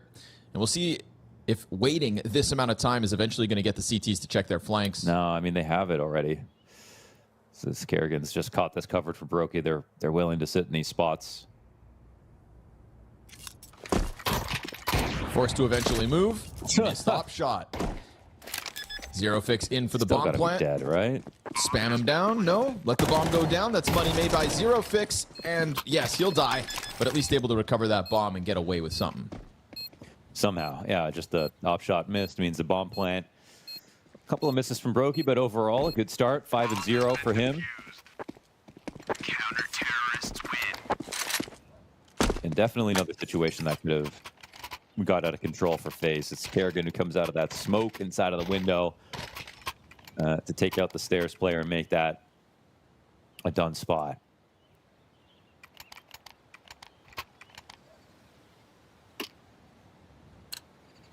You're getting a lot out of their investments, for what it's worth.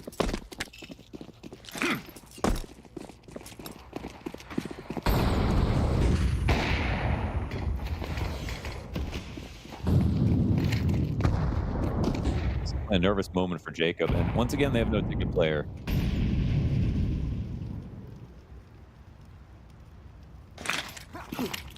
Might be troublesome for Jacob if he's not careful. Oh, it peaked too early.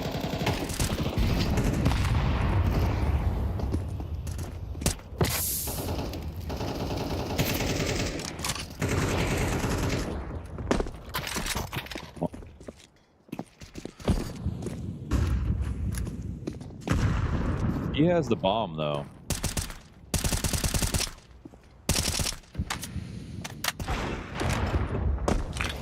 Oh.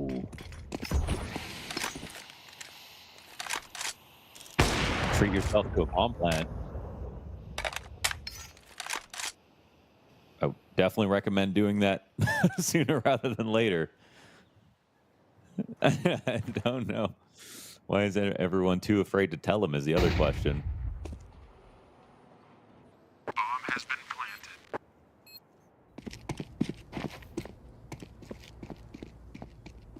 Ooh, they're building a connection towards CT. They took some risks here, but now they have a very strong spot to hold.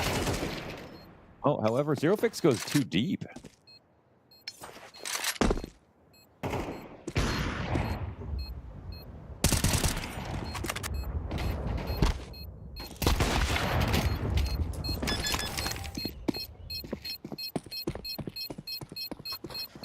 It's not the best moment here for Inner Circle. Like, look at what happens if they had planted this bomb sooner.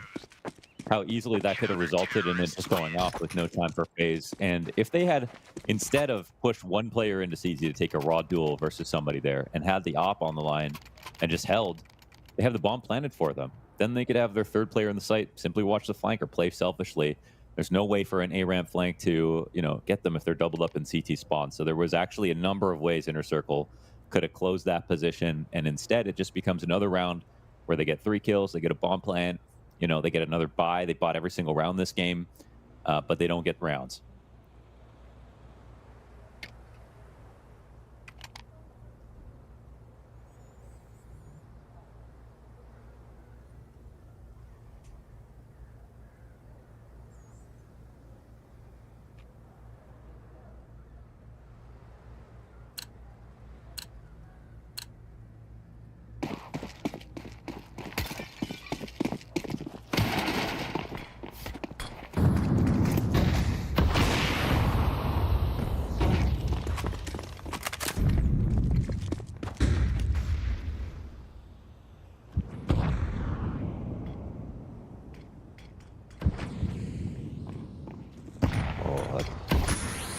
That's pretty huge. Jacob, I think, in his mind, has had a lot of vision.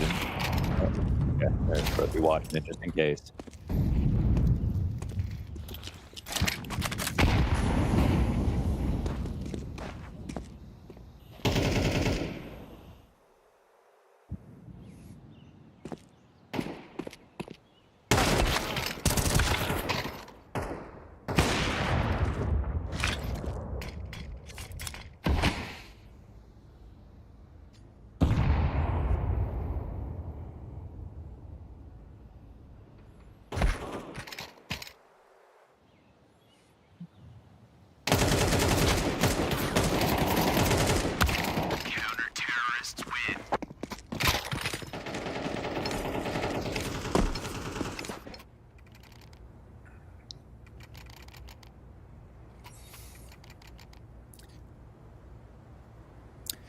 The upside for Inner Circle is they can learn a lot from these demos. I mean, they just break down so hard individually. They start just lingering into easy kills for FaZe Clan. They're not flashing into retaking utility. I think they need to into retaking spots. They need to really organize a bit more in the micro. And again, some of these choices they can make are really easy to just guarantee kills or hold and delay.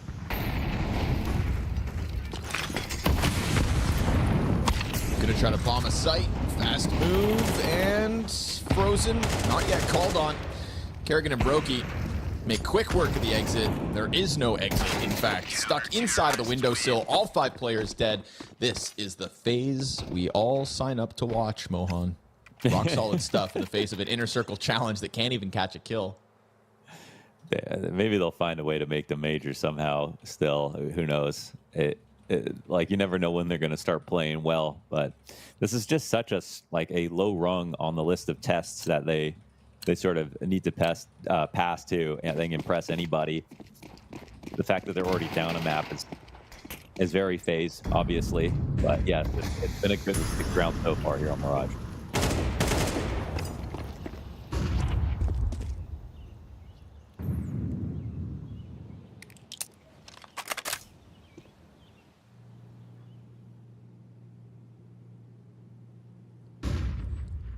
Inner Circle to hit this A site from a completely new direction. Hoping Palace will be the solution to their problems. Jacob to face it. Frozen over towards Ticket yet again. Plenty of grenades still on Frozen as well. Oh, that was a bit early. That kind of reveals their here at the end of Palace. And this is the most players that they've had in A to stop a split so far, FaZe Clan. Trying to throw bodies at the problem. Entries found. A little awkward on the drop there from Dawi, so Frozen free kill in that regard. But the trade frag's efficient. Inner Circle this time, challenging into CT with a couple. No, separate 1v1s for Kerrigan. He's not able to get the player in the backdrop as the flash makes it hard for him, and all we've got now for FaZe Clan is this Brokey cat angle. So 7 rounds into this T-side, and Inner Circle able to muster together the all-in A-hit, emphasizing Palace, trickling down into the player towards Ticket. You know, Frozen, it's like an awkward flash. Kind of gets him off of his angle, can't fully commit to the mowdown. And within that, Inner Circle are able to seize the bomb site. And I think this could be a symptom of FaZe Clan. We've seen it now, not necessarily playing bodies inside sight. Inner Circle identify it, exploit it, and they'll lose Onyx. But hey, it's 2 players alive. And finally, Inner Circle's first round. It's almost as if they're better off when there's more targets early, because I think they come into A again. Normally it's been they get a kill, it's a FaZe retake where they're breaking open the jungle smokes and everything.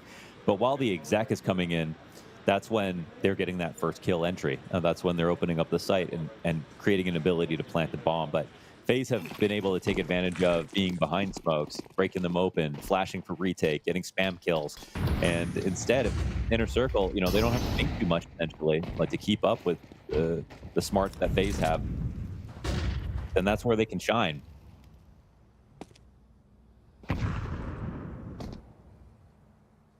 FaZe feeling frisky towards ramp. Take a look at it, pop that smoke open, see nothing's home. And we'll see Brokey calling for reinforcements as Kerrigan comes sprinting over with utility. Dawi finding an opening onto Jacob, though. You play inside that A site? Yeah, you get punished by it. That was his own nade, and there was not actually anybody to fight that smoke.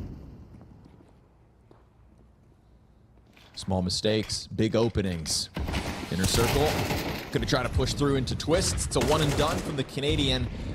And while we do still have this forward ramp control for FaZe Clan, it's been there since the get-go. It's going to be Kerrigan up next and traded effectively by Dawi. Now we know about Frozen's position on the Inner Circle side, and Onyx going to catch him through that smoke. A late activation through the ramp catches Frozen off guard. If the smoke fades ahead of the bomb carrier, you try to cross that, and Brokey's going to cut you down to size. They know where he is, and this is an interesting spot for Dawi, because if he wants to go through the murder hole, he knows Brokey was just there, and Brokey doesn't hear a plant. He might turn around, and I don't know if this opportunity is really real, but Brokey is full committing to this. Is crazy that Dawi gets away with this. He knows exactly where Brokey was. Brokey is going to hear this plant, and he's like, I can't even believe he tried that. What's Dow even watching right now? He thinks he rotated around through Cat. Just go ahead and plant, man. You've already done the job. And now he can get off to... I don't know. He's figuring it out, Mo. He's in the process. He's just going to stay in the site. All right. Life is a work in process. Progress. He's going to take this dual raw. Yeah. And he lands the headshot. No questions, only answers. Yes. So he could have jumped up into market window, gone for the second window, played that slowly. Could have planted for Cat, gone push Cat, but he thought that Brokey maybe would have gone there. But he also planted for it, so Brokey turned around, he could have died. So a few ways where that could have gone wrong, but I think the last thing that Brokey was expecting, with him having that much space, was to just be standing out there. And it banks on a headshot, but he delivers it. Yeah. So Brokey, who's been lights out so far here on Mirage, 11-2. And opening up yet again. Op Impact is connecting here for FaZe Clan, and it's fueling a CT side challenge that Inner Circle have been able to find solutions for. When they go heavy in through the Palace and they find those players hard committed to the site, it's worked out well for them. They've got majority here. This is a strong rifle core for FaZe Clan inside A site. They walk up quietly. Jacob activates. He gets traded as Zero Fix comes through the Palace smoke. And that was going to be vision on twists confirmed. They know he's somewhere here in jungle. They'll keep that one covered. And they're going to plant for connector side, having just, but exposed. Brokey's there to punish. And he's in another clutch. 2 kills into the round. Him and Dawi both a part of this one again, but Dawi's brought reinforcements and Captain Kurtka.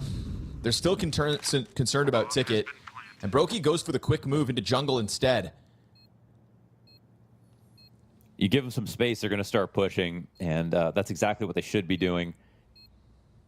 They're still kind of worried about everything. Brokey might have a chance for a mistake. They get a little antsy sometimes. Perfectly timed with the double swing. Excellent. Lethal decision here from Inner Circle to close out their 3rd successful T-round win, and one that comes with a reward. FaZe Clan, for the first time in this half, sent back to the Pistols. Back to the Pistols, no op saved. Brokey can't afford that, so he's hit a lot of shots this game, but even despite that, these last 3 rounds have been very solid for Inner Circle. And it's another example of there's more targets than normal inside A, and they win because they just get those kills so fast. They don't have to worry about locking down a post plant with perfect positions. They don't give a chance to a team like FaZe to use their experience to come through with a retake that can confuse you, get players blinded, pull out big flanks, which worked for them in the first 6 rounds. Inner Circle have tossed a few of these rounds away in both of their previous matches where they were playing up against Pistols. They sometimes want to get them done as quickly as possible, which is fine, but they don't throw in all the utility they need to, respect back the other team, have great pistoling players. Here they get some damage off for free.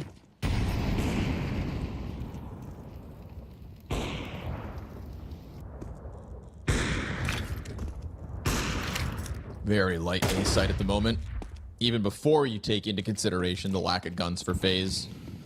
Yeah, they're not playing Scout. Incredibly tradable spots, but this is an A split, so I mean, round should be over already.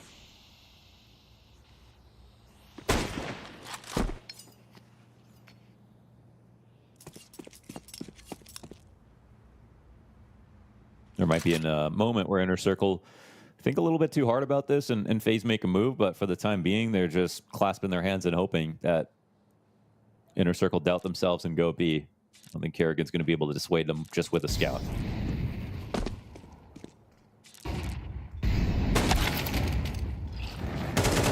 Not going to stop it. Fast scramble from FaZe. Maybe a little more damage with pistols, but feels like Inner Circle have found an open door to try to recover what could damn well be a tie at half if they have their way with it.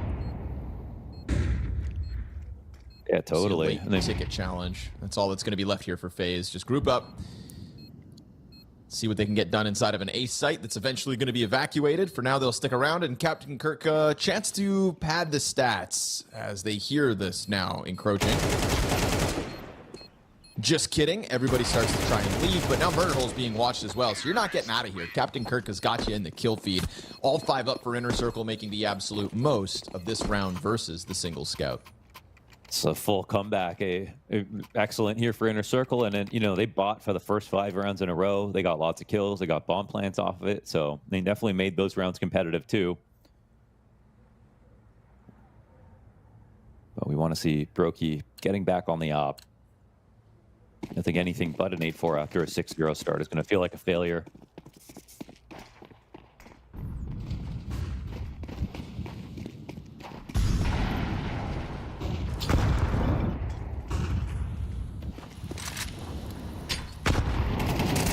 Palace Pop could catch you open in the sight. The twist's good on him. Yeah, gets the kill in connector, turns it back over to the Palace play, and finds a 5v3, a more comfortable look for FaZe once they're back onto the rifles. Tetris challenge from Frozen goes well. Second player has slipped the net. Doesn't actually wind up getting the trade frag, so Frozen thriving at the moment. 2 kills into this one. And Head Trick, what can you do in a 1v5, brother? No bomb possession, CT swarming you, Molotovs in front of you. FaZe Clan still with some life left in this defensive half. I guess it's round 11 now. He's got enough money to buy again. Maybe doesn't feel like he can escape, so let's push forward into the fight.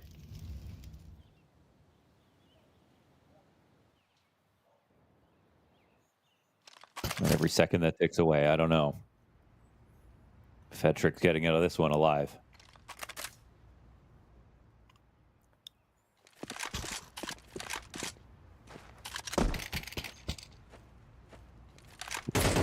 Tall enough to get rid of that right away, but eventually does. Don't think they're interested in a second op this round anyways. You know, it'd be cool. You could, if you could, you know, you pick up that op and then you get to sell it back. Yeah, you want to shop in T-spawn? Yeah, you sell it from, you know, you get better guns, you sell them, and then you buy your cheaper weapons afterwards, make some cash.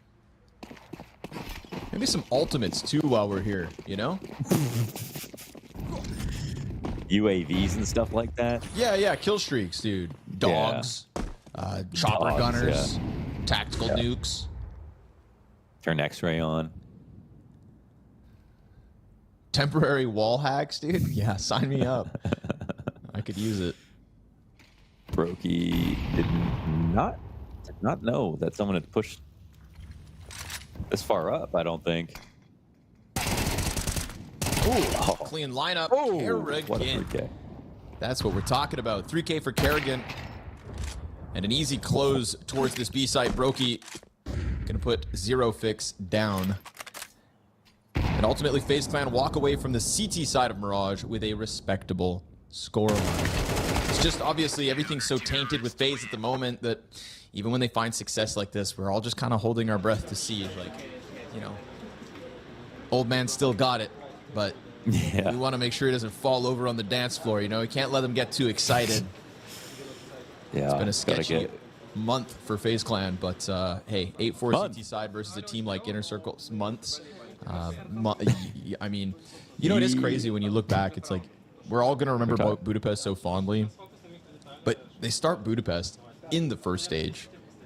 They start Budapest with no victories in previous events. It's like that Budapest run now in hindsight is going to be just put on an even higher pedestal in terms of like spectacularly unexpected runs.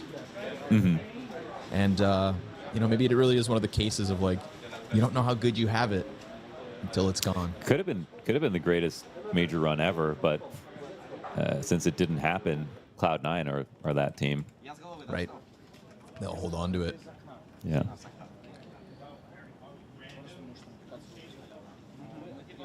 But hey, man, they could have won a lot of majors.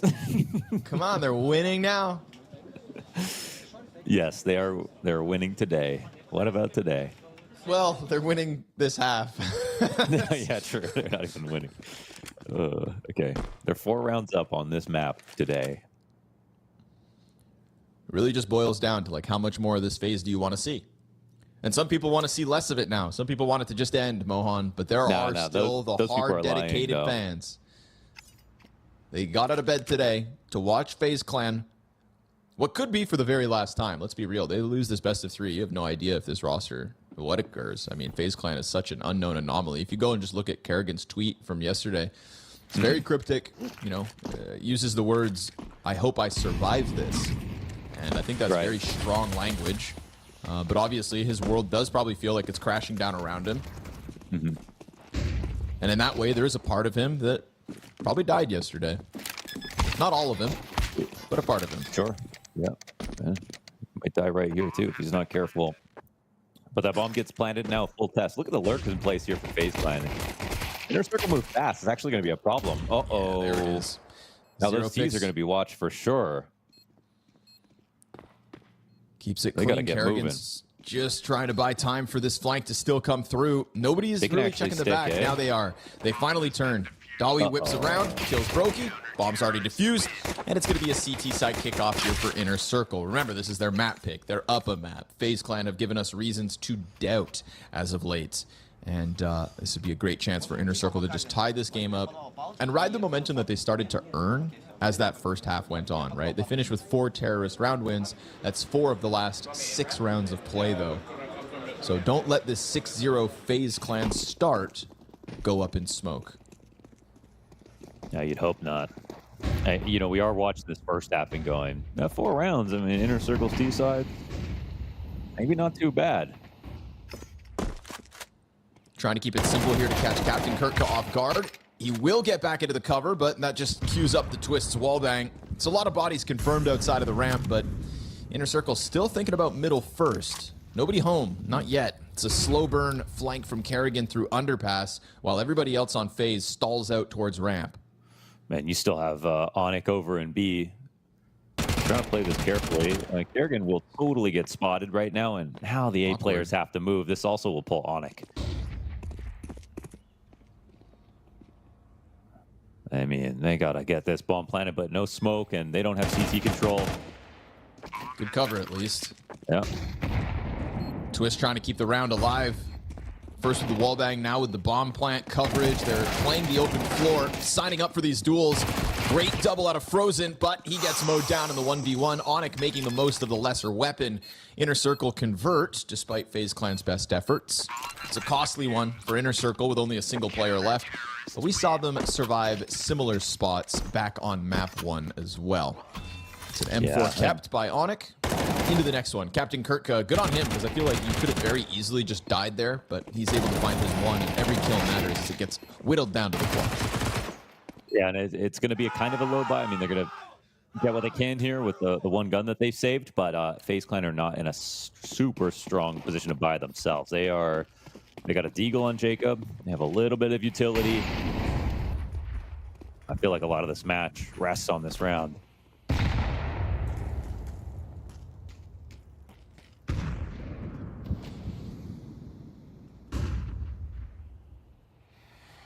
If FaZe kind of lose this round, it's basically instantly tied, and then I'd rather be Inner Circle, you know, on CT side with the tied score line.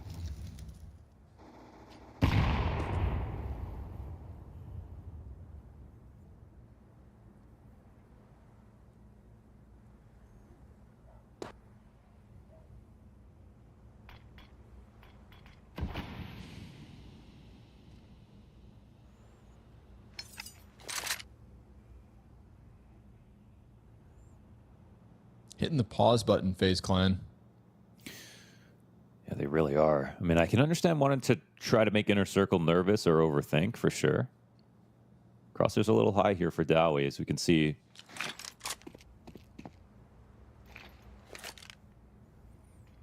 FaZe really trying to puff their chest here with the low amount of utility they have. Using it late to walk in. Bomb's coming up, Cat. Oh, my goodness, Jacob. Excellent shot. Going to get the utility instantly out of Onyx. Captain Kirka catching a bit of smoke spam on the crossover. FaZe trying to evacuate. They've got this jungle to tether. Oh, they had the jungle to tether off of. Oh, and Kirka gets another one. We're talking about 3v1 now. Twist with 60 HP. Genuinely a clutch they might need. Stomping over is that MP9, so Twist knows damn well there's somebody close. They're going to jump into him and just end this with the flying MP9. Shout out Captain Kirka. 3 kills this round, and I think really catching that kill inside of jungle is huge. Also cutting off a player inside of connector versus twist. It felt like that was never going to be the one that happened. But look how spread out the deaths are here for FaZe Clan on the radar. Just couldn't get anywhere around the map without losing a body, as they all tried to flood back to the A site. Step by step, numbers whittled down, and step by step, Inner Circle closer to this tie. Yeah, Captain Kirk is just a total hero right there, because that B split is huge with that first Eagle shot from Jacob. You know, one player cowering at bench with an MP9 and head trick on this apartments line. Once they lost that split, I think they felt that was dead, but Captain Kirk still had a little bit more in the tank, and he kept the numbers high the whole way through.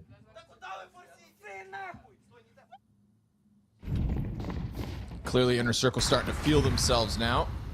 That's that hype we saw when they were dominating Nuke in the first half of this best of 3. We've got FaZe Clan in a weird spot. Tech9's included, 2 Galils, and some utility over the top early. He's at another buy. This one's getting chopped down at the legs. B-split's coming in, and Dowie does get flanked, but another shot in for head trick. It's opened up the cross for the bomb carrier. Brokey tucked into the apartment's corner for now. We'll see what FaZe can make of this connector move. Twists trying to catch somebody off. Oh, Captain Kirka's nasty, though. Finding that headshot onto Jacob through the edge of the smoke. It's a bit of a gift given, as he doesn't even see the player. Still pops his head. Covered in twists. Now we get the 8-8 score off of that one. Inner Circle making quick work of the double Galil, triple Mac Tech9. Instead now, guns back for FaZe as their lead has been lost. They managed to do a lot with the money. I mean, they got a decent buy last round. It just didn't win. But they were prepared for round 17 to be that buy coming in. So it does end up being a tied game. Edric's only got 8 kills with his op. I feel like most of them happened in the last few rounds, though.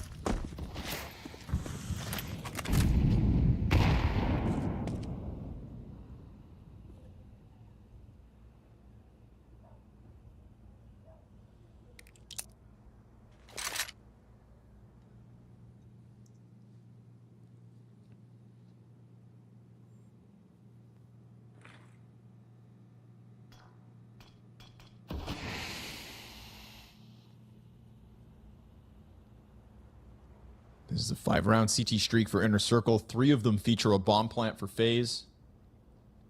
Excuse me, 4-round streak.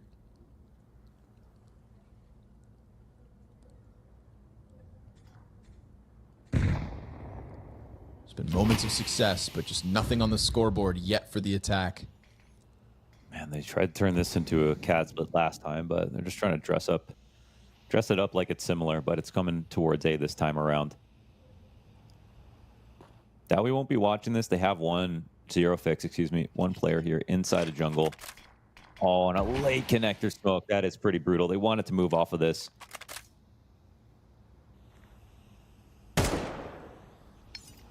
Cat challenge confirms they're just on the other side of that. Yeah. And Zero Fix is just going to stay tucked in. Flanked, though, from jungle. Good move by Kerrigan to split this jungle hit. And then you've got Captain Kirka activating damage over towards connector. Head trick still focused on that player, but it's inside sight that he collects one. 7 seconds. Brokey's going to need to go for this bomb plant. It's forced. And now Head Trick can just gun him down. No plant, no win. FaZe Clan fizzle out within that bomb site. That connector smoke at 35 seconds spells disaster for FaZe in terms of the scaling, the comfort to get up. You needed Kerrigan to come around through jungle. Everything got slowed down by Captain Kirka's kill. And on top of that, Head Trick just the ace up their sleeve, sitting on the site. And that pressure is enough to get a lead secured by Inner Circle. That's one thing that FaZe are normally good at. It's like spacing their utility out throughout the round, so it feels like they've got more than they have, and then they force you to use your counter util.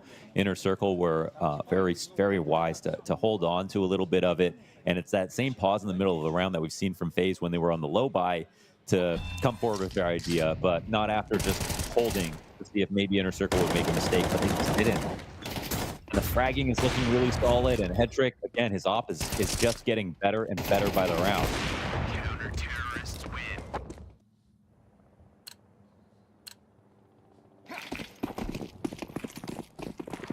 It is a roundless T side so far for FaZe Clan. Hard edges and a harsh reality.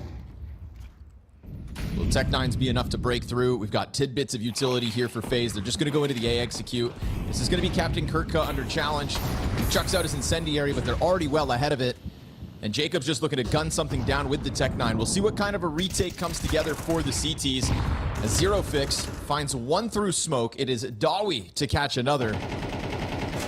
Oh, and he denies the bomb plant even. Man. Felt like FaZe Clan were going to have something to stand on, like a retake was going to be needed. But now it's an act of desperation as they plant on this side of triple. Good headshot from Frozen as he grabs that M4. Onic kind of welcoming a challenge there. A little too ambitious maybe, a bit too excited. Tries to line up a fight and instead offers an opening back over to the FaZe Clan. 2v4 feeling real. As the gun's now empty, Dawi is dead, and Head Trick has afforded them a little more space as they get back into CT. Gets on bomb. He's gonna get spammed. Frozen comes through. Oh, he got it. Oh my God. What? Head Trick is unstopped. Oh, he's throwing up the face. He throws up the face. Oh no. No way he throws up the face side. No. No. That can't be real. Oh my goodness.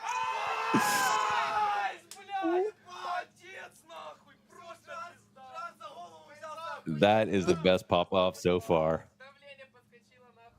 The sub 1.0 rating bandit throws up the double FaZe Clan. Oh my goodness. That was such a good clutch though. He actually So drew them gross. out, knew the jump up would come, hit 2 great shots, used his smoke to pull off the 1v2. He's had immense impact in these last 5 rounds. No, that's not real. Oh, that's brutal. I don't think I've ever seen someone do that versus FaZe. Nobody. It's been done in what could be their last game.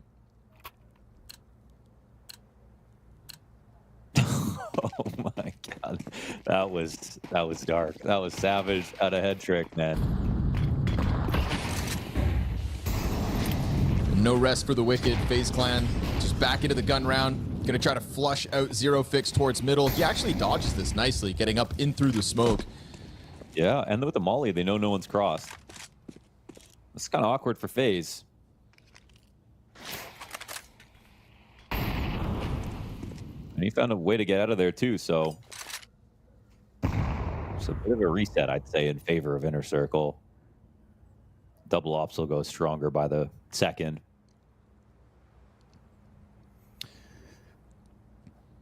Interesting. They're pre-flashing B. They hear one op. They are kind of readying. It feels like another cat split. They know that Dawi will fight them. I think that's one thing they've seen. But do they want to run into this op? Who knows about the second? Tries to mow down the second. Brokey, good trade in at least. That's the bomb confirmed, however, on Brokey. Ooh, and Frozen, just a raw duel versus Captain Kurtka inside A. They would love to come barreling up through this connector smoke. Thing is, that's their own smoke. Cause for concern momentarily. Head Trick on the jungle angles. Gonna gun down Jacob. No cross afforded. Bomb you know is still low, and now Frozen dead towards ramp. This is FaZe Clan running into the trap. They were looking to scale into an A site, but that off's got something to say. Head Trick dominating in these last couple of rounds. Kerrigan surrounded, gets dinked and dealt with. Inner Circle's flawless CT run continues. Bro, this is mental. I mean, Hedrick is just playing so. I mean, he has recovered his score in a way that's like remarkable. I mean, the impact that he's had, it's not, and it's with the clutch, it's with the op shots and the positioning and everything. Like, he's playing his best CS right now just to absolutely destroy FaZe Clan. This round started 6-0 up in favor of FaZe. Double up again for Inner Circle. They flew here today. Yeah.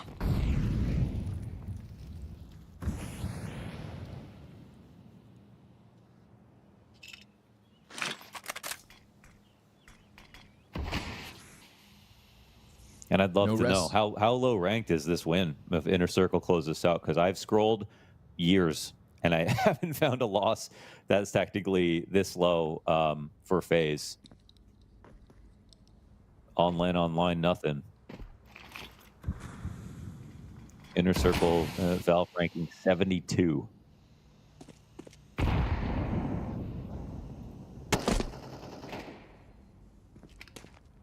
No challenge for the mid control. Inner Circle's given that space up, but it leads them into Onyx. Frozen just trying to jump through smokes, unprepared for the player up in apps. Onyx, good headshot. No second as Kerrigan at least clears out sight. We do have a jungle threat here from Twists over towards A. That could make the rotation over for Inner Circle a bit awkward. Zero Fix dead real quick, and Twist getting the hell out of there. So it opens up the market challenge, but this is also an occupied spot by FaZe Clan. Yeah, No they're trying to protect all these choke points, but yeah, they need to protect Jacob first and foremost. And okay, this kill helps out a lot. It's been a dire dry spell for FaZe Clan's T-side. Could have just come to an end. 8th round on this T-side, and FaZe Clan finally break through. It's just heavy numbers up middle, which was uncontested from the side of Inner Circle.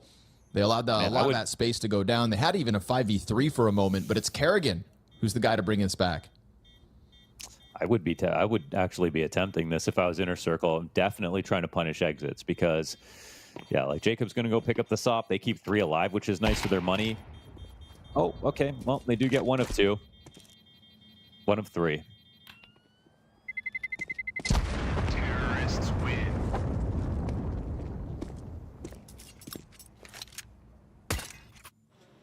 It's a 3 versus 5 that's going to keep FaZe Clan in this.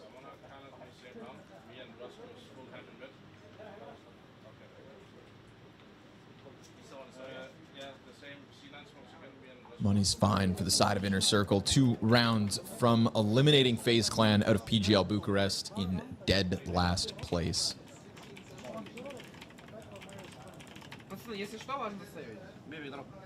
If you haven't been keeping up with this week of Counter-Strike, FaZe Clan 0-2 at this event because of those 2 forfeited matches. Playing in Belgrade for their hopes of a major. That went up in smoke. Now trying to play to save face. And the nature of this second half could just be more and more embarrassment piled onto a team that would probably be rather doing anything else today. But professionals every step of the way.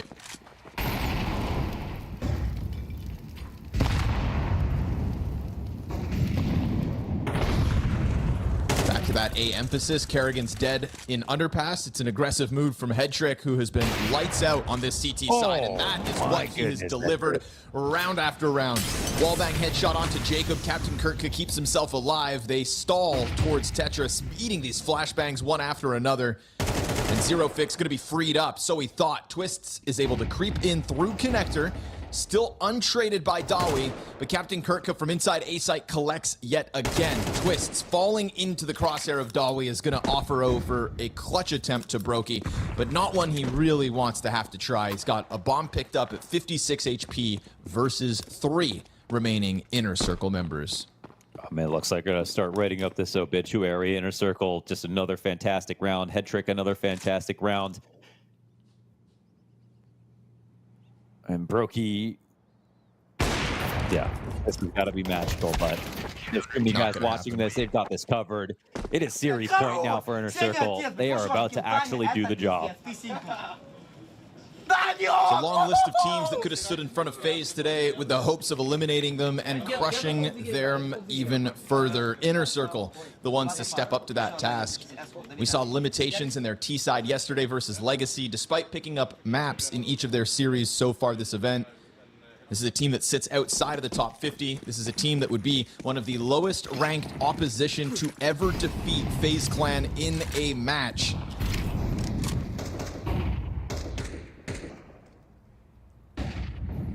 And they don't even get to say, at least we've made the major. The absolute bottomless pit gets deeper here for FaZe Clan.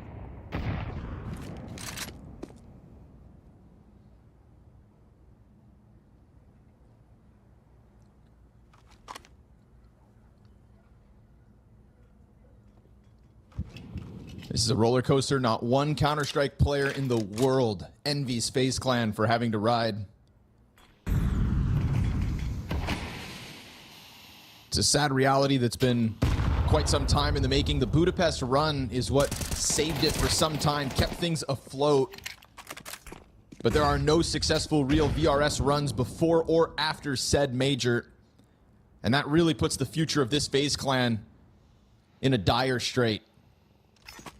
Uncertainty is the only way you can describe it. And today we had hoped that maybe they'd give us one last hoorah, one wild Bucharest run.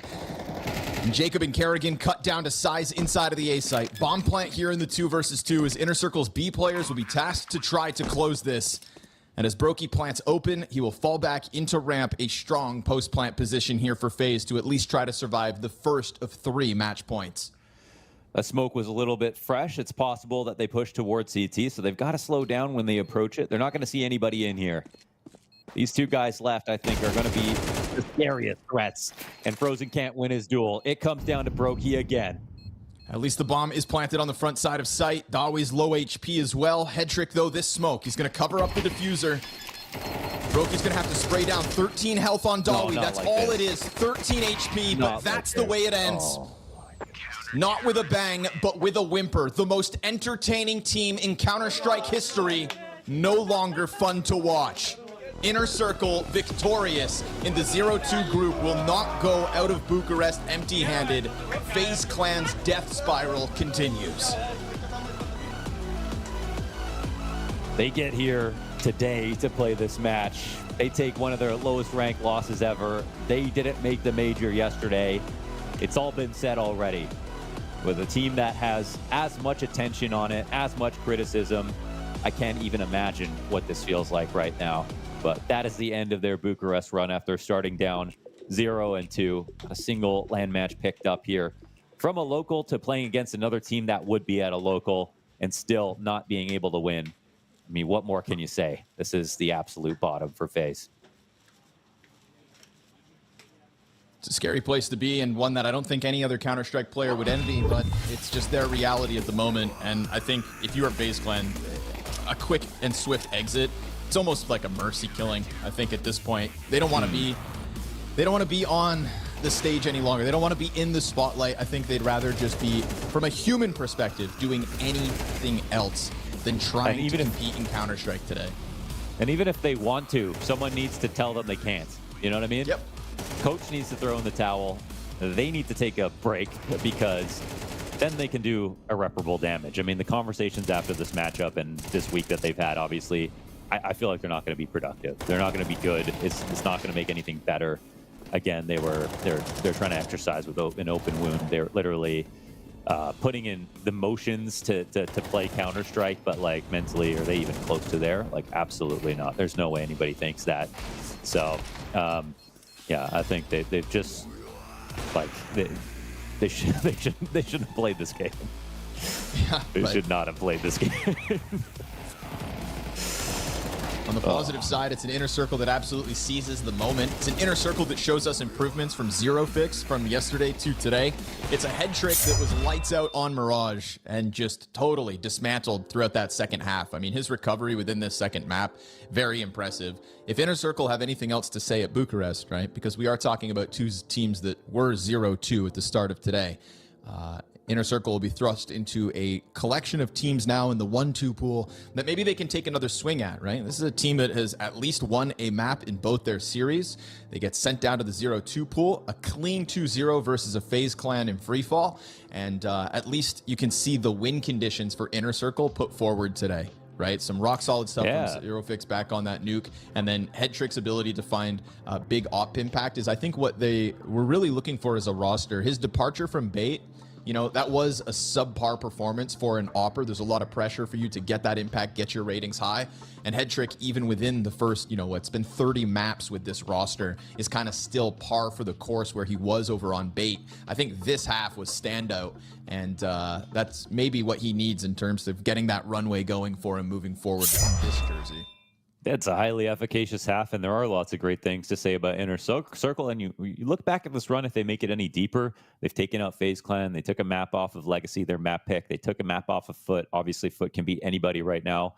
So, like, they're playing way above what their ranking shows, and hopefully, like, they'll actually benefit from that now. If they pick up this win, maybe any competition they face from here on out are going to be pretty scared about playing a little bit sloppy.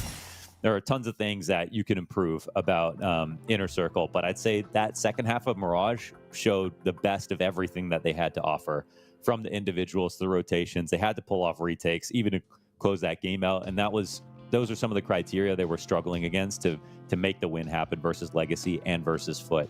So we're not surprised to see a team come to an event like Bucharest. It's LAN, but it's studio. You're playing in groups.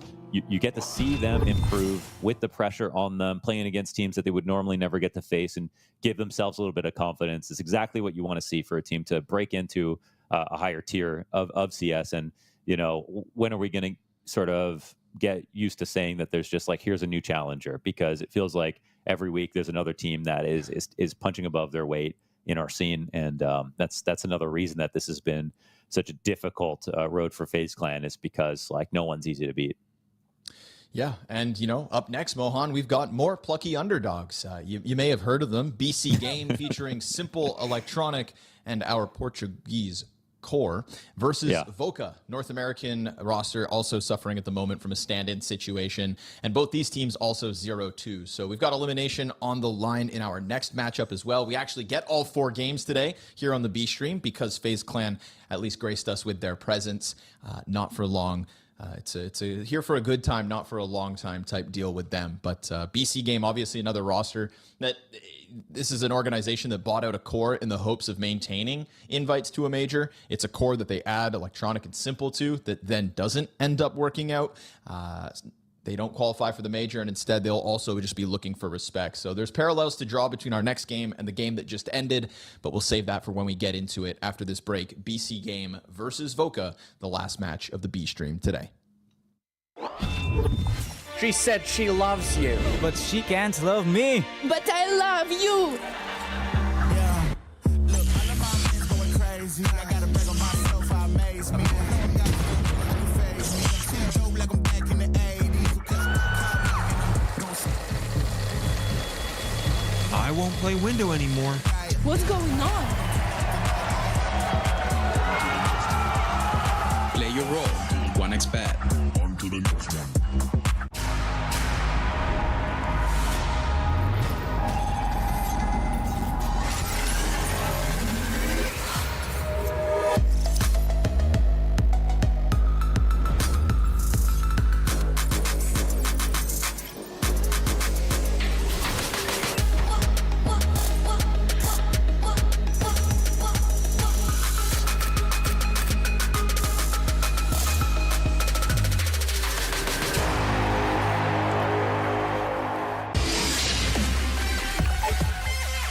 The human body was built to move, not trapped at a desk in one singular posture for 12 hours a day.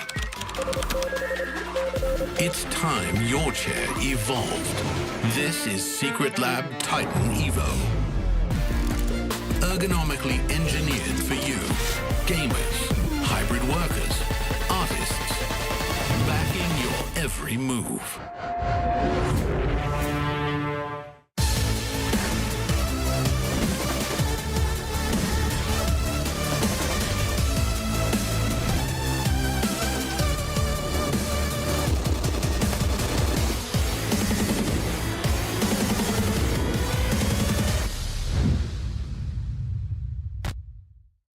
What is going on, everybody? It's time to chat to some of our players here at PGL Bucharest and pick their brains on the recent changes to ammo and how magazines work. With Dewi of Inner Circle, Mutaris of BC.Game, Alex666 of Bait, Bob XD of Eyeballers. Do you still spam smokes now as much as you did before the change?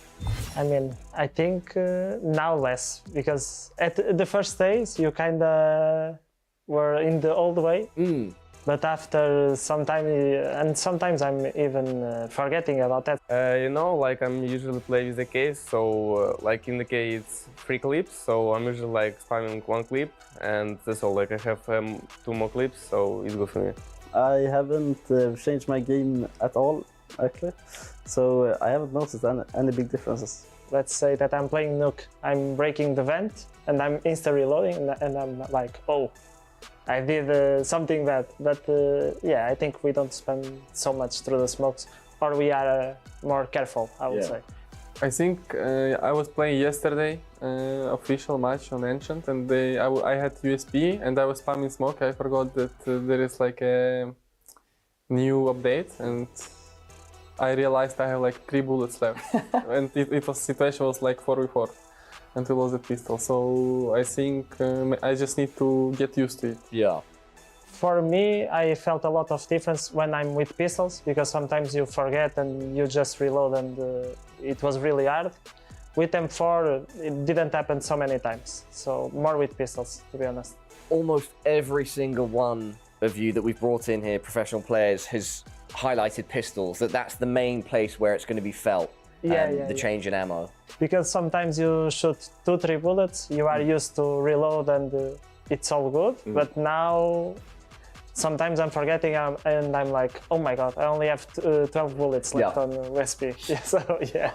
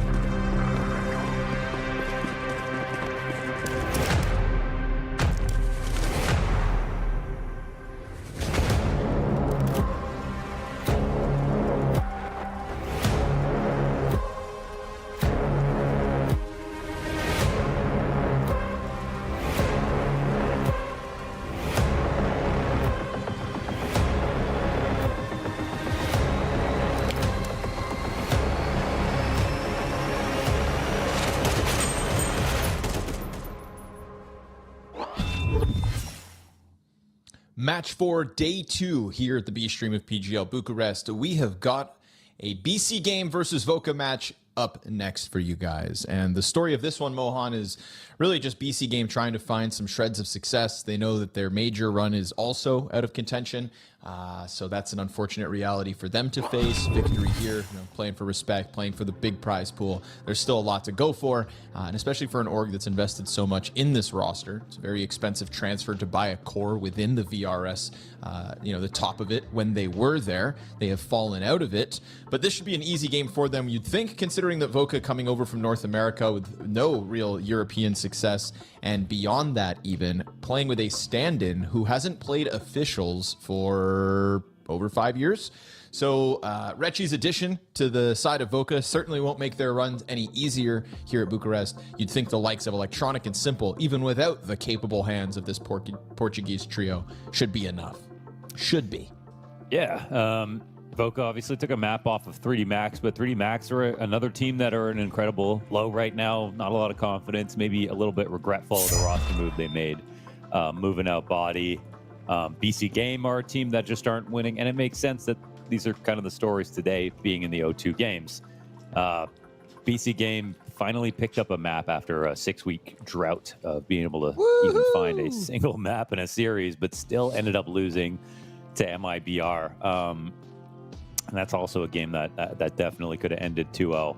The one bright spot, and it wasn't Simple actually, it was Electronic. I think we saw great plays out of him pretty much all day. And Portuguese core, not super strong yesterday, that's for sure. This should be their first series win. This should be their first series win since the Parkin Challenge on February 23rd. It should be. Whoa. I'm going to say it one more time with confidence. This should be BC.Game's first match win since February. Does that make it feel a little better? I think so. It is April. It's been some tough months, man. I'll say Counter-Strike. It's a lot of legends suffering recently. Yeah, it is. But, I'd say what is nice is it's nice to see teams that didn't make the VRS cutoff also continue to struggle at an event that goes beyond the major cutoff, right? If they had gotten here and then all of a sudden BC.Game goes 3-0, you'd think like, damn, they didn't materialize this potential, et cetera, but losers keep losing, and at least that gives us some consistency in the Counter-Strike space. No matter how badly you want to see these legends win, you want to see Simple, Electronic, Kerrigan, and all of FaZe ride that high, it's just not the reality that they're living in right now. And, well, obviously they still want it, or else they wouldn't be here. And on the other side of things, we got a Voca that's just looking to get into Europe and try to actually make some waves as a team obviously coached by the big dog in Sempis, Canadian legend. And, well, this is a team that's kind of floats around the NA space, cleaning up at the Fragadelphia circuits and whatnot. But now they're looking to do so with an even bigger opportunity. It is just such a shame that obviously we have to kind of plague Voca's reputation coming into this game with a stand-in situation.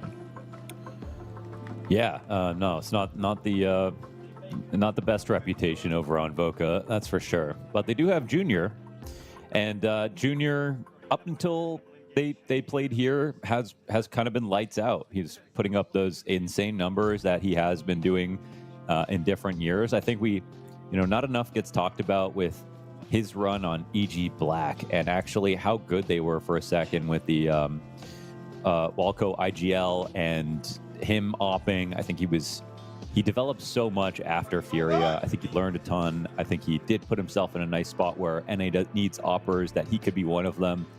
But the team to kind of make a wave over in Europe, like he hasn't found that roster. Not sure if it'll be this Voca lineup, but definitely this will be another test. It'll be Junior versus Simple. Sign me up, baby. Sign me up.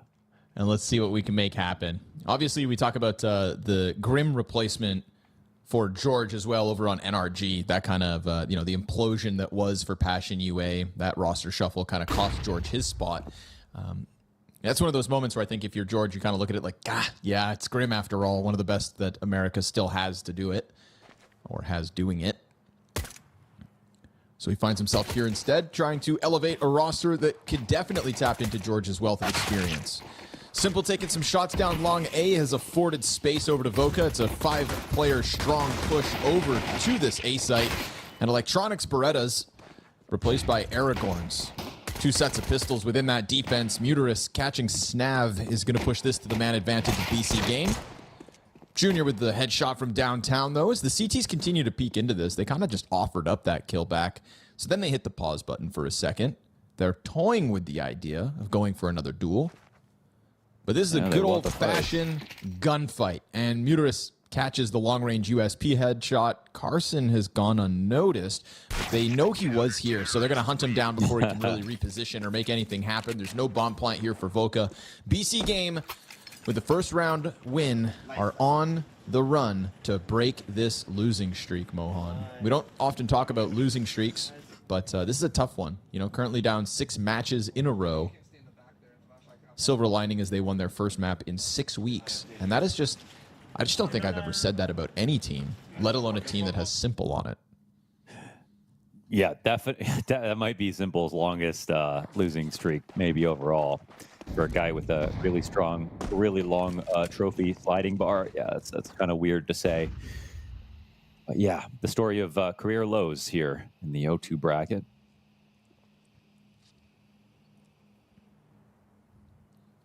And this could be quite a lot of money made for an MP9 if he can avoid a flash. Carson's got one. But they're about to run full swing into this.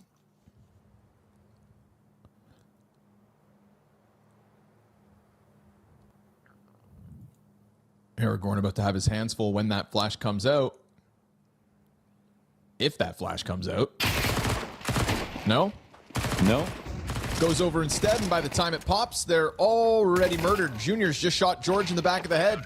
And Simple's got to clean up on Carson. So that leaves a little to be desired in terms of the exit. And it's a quick bloodbath for BC.Game's conversion of the pistol. Just changed up and thought, oh, it's actually just someone holding on the corner. But nope, he was there the whole time, just being patient, not peeking too early. So that worked out really well here for BC.Game. And we know the kind of guy Simple is when he's playing against a team who he thinks is much lower. Like, he really gets extremely aggressive. Yeah, historically, it was always Brazilian teams and big. Just absolutely farmed the hell out of them when he felt like they were, when he was on Navi, and just felt like there was no reason they should even come close. We know that's the attitude he's going to bring today, too. Crazy's got bodies coming out from the tunnels. Guns don't make a difference so far here for Voca. They get mowed down in the B site. And that'll be Junior left over very swiftly. BC.Game chopped down the rifles here of Voca. This is the bomb carrier, at least, in Junior. Floating around top mid. We'll see what his scout has to say today. I'm just hoping that for the viewers' sake, when you guys tune into the A stream and we see the success stories that are going down in Bucharest, things can be a little more positive. You know, it's our responsibility to talk you guys through the 0-2 games today. But I just feel, Mo, like we've, you know, I feel like I'm at a funeral, bro. I know. It just feels like we have to just be such downers. It feels like, and that's not a fun job. I'm a positive guy by default, so it's like, this is tough, man. Is this what? I mean, I'm honored to have been a part of Hetrick drop into FaZe. Yes, absolutely. FaZe logos for the history. In the 1v2, and you know, officially making it rock bottom. Obviously, FaZe not making the major was rock bottom, but this is, you know, Pico bottom. Yeah. Denoted by Hetrick throwing up FaZe signs after a 1v. That was, you know, that's an all-time. I'm going to remember that probably forever. So there are upsides. First flash misses Aragorn, so he gets vision of them exiting out through that smoke. Tech9 challenge into the double-layered long hold.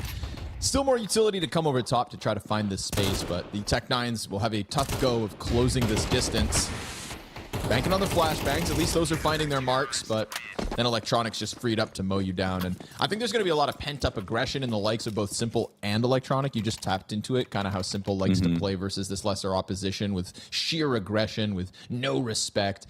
And if BC.Game haven't won a match in as long as they have, and hadn't won a map in 6 weeks after, you know, until yesterday, I do think like Voca might just be the punching bags for a lot of frustration. Yeah, I mean, they went 0-3 at the Roman Imperium Cup versus Alliance. No shame in that right now. Nexus and OG.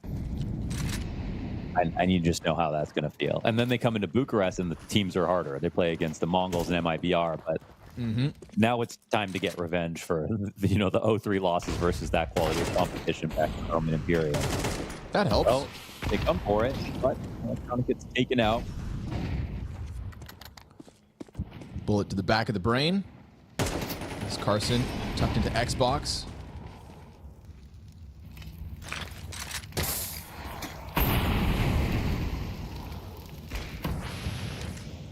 Ooh, and Junior's found a pick off as well into the B site. That's the only defender dealt with.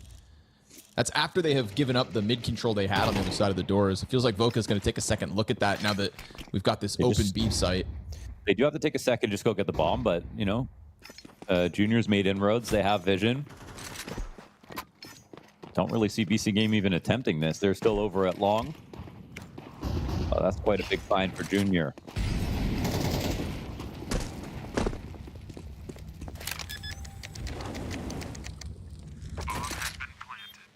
A part of me had hoped. Talking about legends, though, I just wanted to shout out, even though we didn't get to cast that game, JW.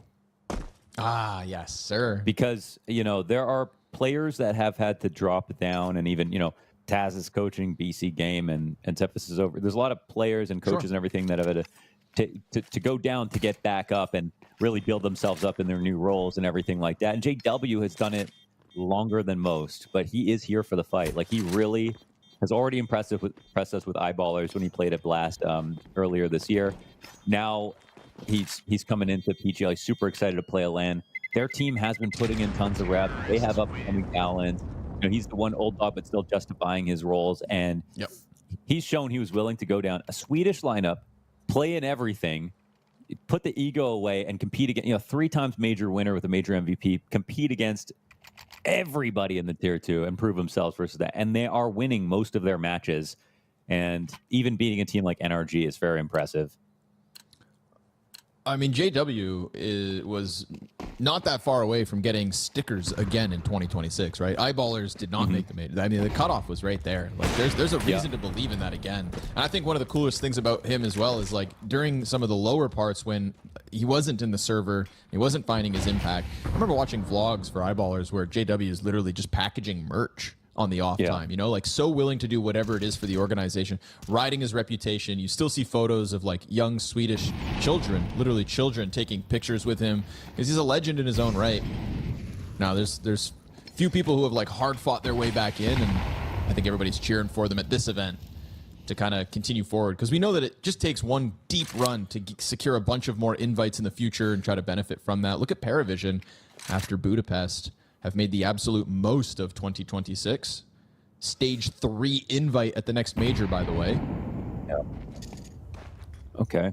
Well, they're feigning a B split, and they're going to pull the rotation from Muterus down into mid B, but there's still the op here from Simple, and Muterus isn't totally falling for this. They're keeping vision in the door to make sure there's no split coming in. Another set of smokes come out at 40 seconds. They're still moving at an appropriate tempo, but they're not exactly getting Muterus to full commit out.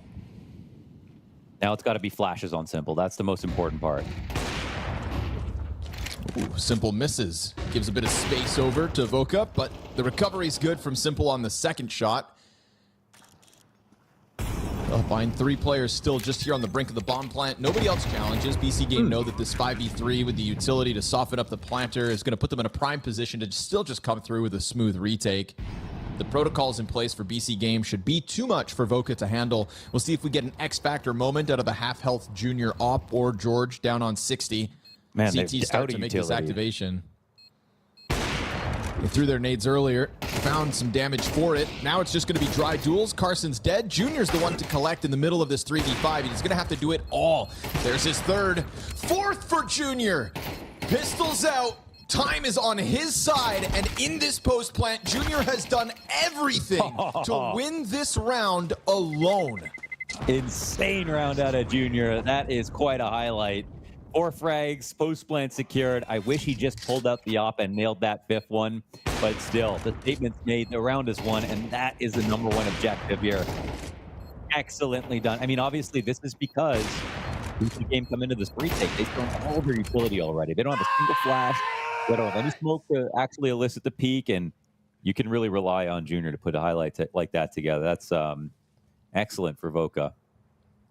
I think that's why, like, some people may have thought you were kind of tongue-in-cheek when you said, like, Junior versus Simple today, but I do think that is one of the most exciting. That's like, if we can break down and find one exciting angle for this head-to-head, it's actually in that department. And I'm glad Junior, 6 rounds into this game, gives us a highlight to, like, prove the hype. Mm-hmm. Some people still disrespect Junior, Mohan. We got to let them know. Yeah, I mean, they must not be watching, because it's just that, you know, if you just watch him come over to Europe so far, it's not been great. So that's fair enough. But he's got that pizzazz, you know? See? That's pizzazz. My goodness. Hit him Junior, with the pizzazz. Right off the full buy.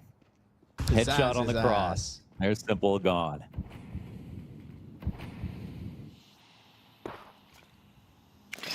Well, that's fun. That's awesome. Fun for Voca.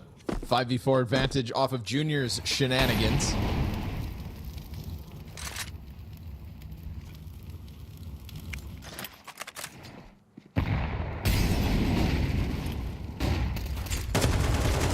Swing into the CTs that were flashed. Oh, there we go. George with a double kill.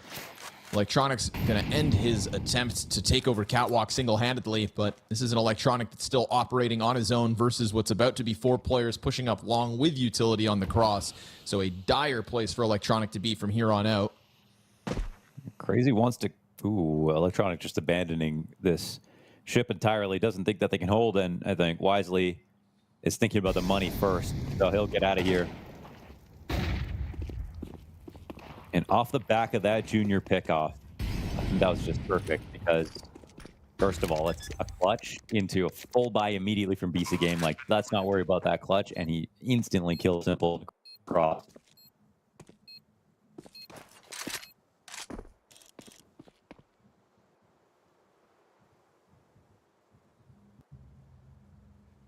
Voca are raising hell a little bit now.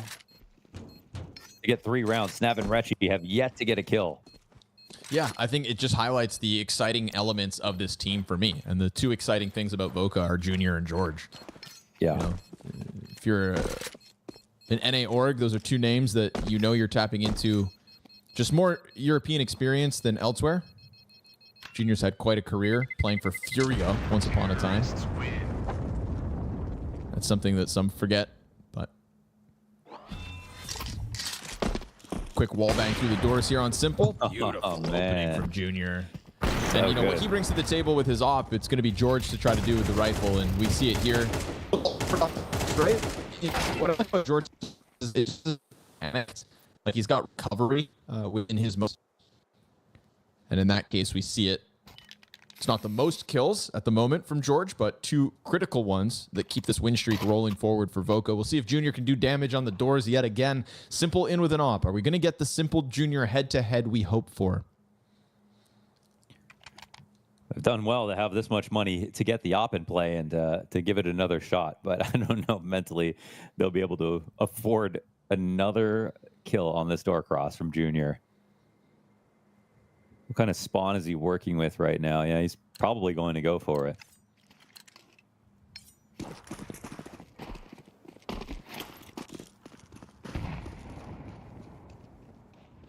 Oh.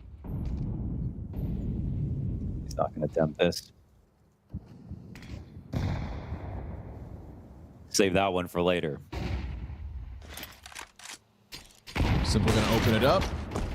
Sees a lot on the other side, takes half his health down through the shots through on Voca, and that's going to just get Voca moving. You see that off inside of middle. They know it's not on the CT cross, so they think they can just gun down this A site with speed, and Retchy's on the scoreboard with his first. George right behind him to try to trade out, but this is nice by Voca, realizing and opening and seizing the opportunity to take it. It's just a matter of hanging on to it from here on out. Muteris Sprayed underneath that ledge. Doesn't actually stop the bomb plant. His teammates now coming out through that CT smoke alongside him. A wild spray towards the barrel's top of ramp. Snav comes through with the triple kill. So now his first, second, and third all within the same round. He'll find a quad kill close to put Voca one step closer to taking control of this game. Man, as soon as Simple blew that smoke open and took the fight through the doors, that was the moment where they just jumped on Cat. They said as soon as he reveals himself, I mean, we don't even need that kill. We know that we're not going to have much friction. And Snap puts together this highlight when they're trying to retake. That's job well done. To be honest, in contrast to Muteris' spray down, Snav very snappy with it. Had the advantage of the barrel player next to him. Good cover there at the top of ramp, but we go guns once more for BC.Game. Tied game at 4 rounds apiece.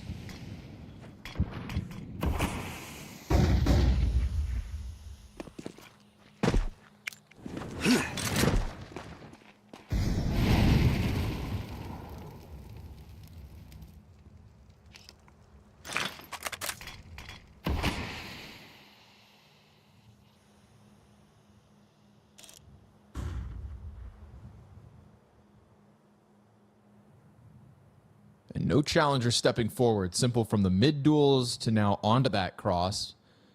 Could have played a key part in cutting down bodies in the last round, but wasn't home for the challenge.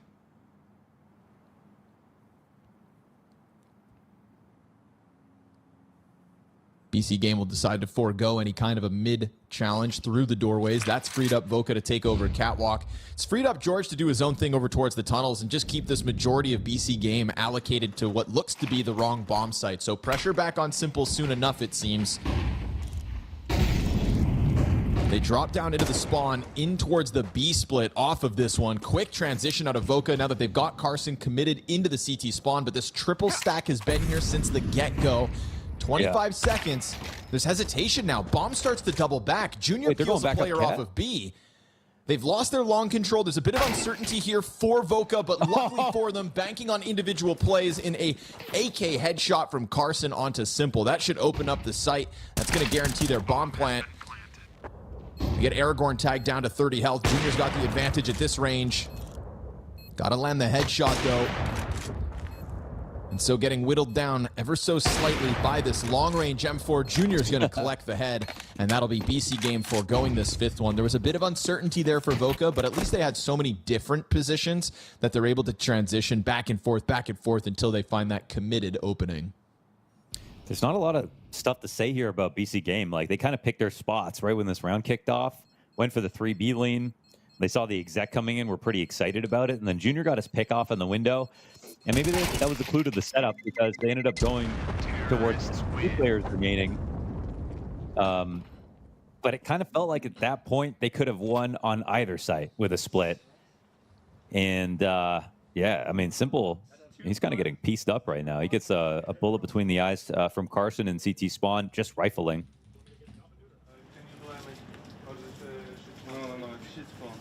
I don't know if I'm ready to cast another career low, Connor. Well, hang on, baby. But we need to have control of short as well. I know, but I can't play Shatars because we have one guy on the left. I can't play ID.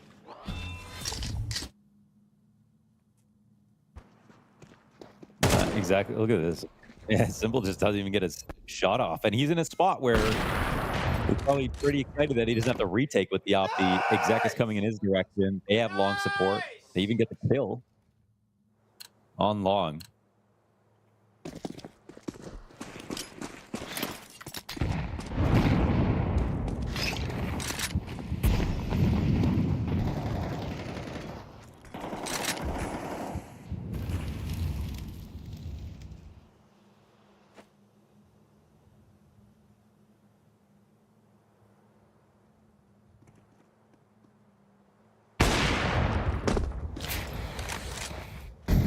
Back into an action, no longer passive on the cross, instead goes one deeper, and I think with how much Voca have been getting away with the cat control, it's a very understandable reposition.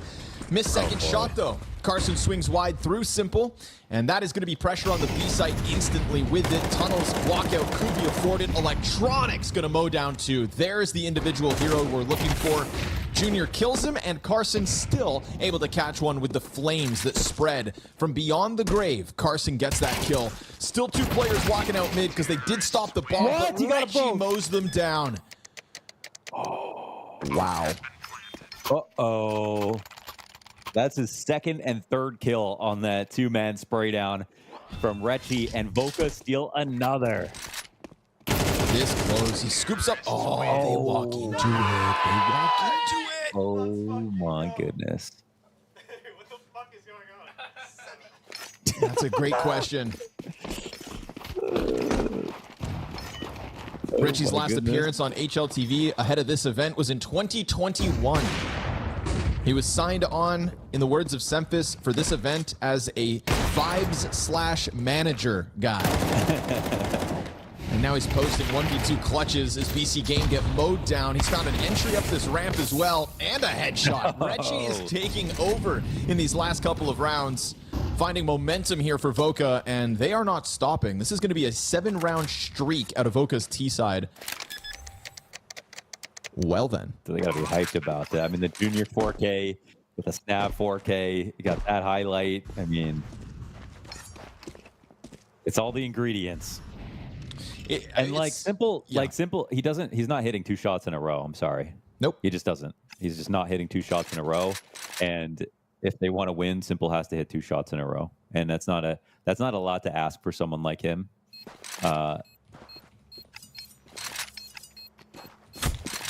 He's held long a few times. He went in for that to hold against that mid B. He can put himself in fine spots, but with the way that he plays, he doesn't tuck into perfect cover and then go for a shot. He holds like hard angles, hits there early, and then he hits a hard shot. That's how Simple's played his whole career. He can't be missing 2 shots in a row versus Voca. You know, that's just not acceptable, period.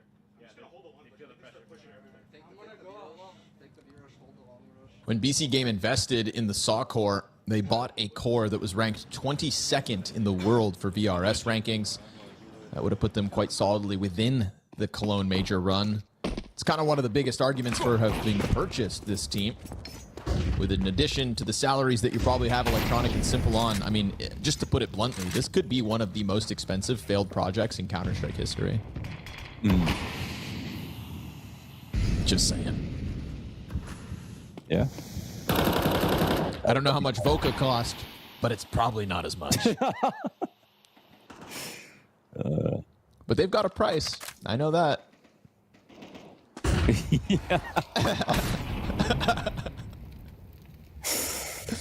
Climb up Xbox into the cap play, grouping up for cat. Oh, good one. Incendiary behind them. They're going to charge this down, man. They're feeling these rounds. I can't deny that. The momentum rolling forward for Voca as they try to just find these duels. You can just feel BC.Game trying to kind of shell up within sight, find that perfect moment to pop up. Simple now given a chance to shine. That's better. There we go. Into the M4. To hell with the op. 30 bullets better. Single HP on Junior. Rechi with the full bar, walking up long, bomb possession, out the open of Catwalk. Rechi makes contact versus Simple. He's going to go running into Electronic, and this is the duo that BC.Game are banking on to deliver you round wins. This time it does come together. Simple has enough distractions surrounding him inside of that A site for him to have found his impact, but can Junior really do this with 1 HP? This would be his greatest feat so far. Nah, too much. And that won't happen. 3K for Simple, and that's a whole lot better. Unfortunately, it's not with the op, but it does make you wonder, should he just rifle? Yeah, right. Should he? Because I mean, that was because at least you have more chances. He can abuse his positioning better. He can he doesn't have to hit his first bullet if the op's not on point right now. I mean, I'm not gonna lie, like Ash just made a video on ZywOo and how he's gotten so much better and even better in this year and everything. But in the matches we've seen, even ZywOo, there'll be a map or two randomly where his op is just not hitting everything. Like, he's not super comfortable with it. But then he just can rifle and make up for everything. It's just more punishing if you are going to have an off day. If you're coming into some of the spots that Simple lost his op duel or took a shot and missed, he instantly died. He wouldn't have with his M4. He'd have a much better chance. I mean, it's kind of a weird ask, I guess, where who's going to be your secondary in this game. or who are you going to switch that over to? But I genuinely feel like he'd have just more impact based on what we've seen so far. Also not the first, great CSGO opper to potentially find discomfort with the CS2 op. It is a different beast. It's taken many oppers that stayed constant in their competition time to kind of find their groove with it. And some have never really even reached back to their previous peaks. So no, I'm there with you. There's an argument for it, whether it's, day to day, round to round. But we see him switch over to the M4 in that last one and post a 5th for BC.Game's CT side. This is going to be BC.Game running back the same pistol Voca did. 5 players strong out long. Smoke cross already. And George unable to spam anybody away. It's kind of got BC.Game distracted with this smoke halfway towards elbow. They're worried that somebody's inside of it. It's not the case. It's man advantage for the retake Voca.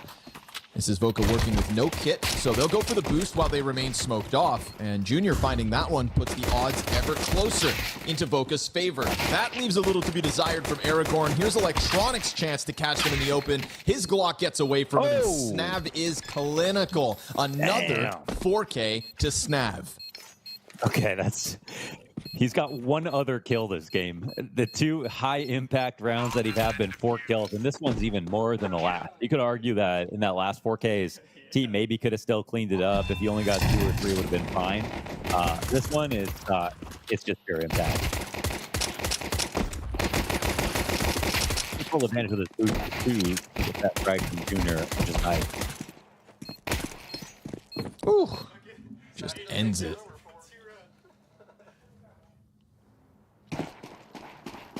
Voca are really making this real now.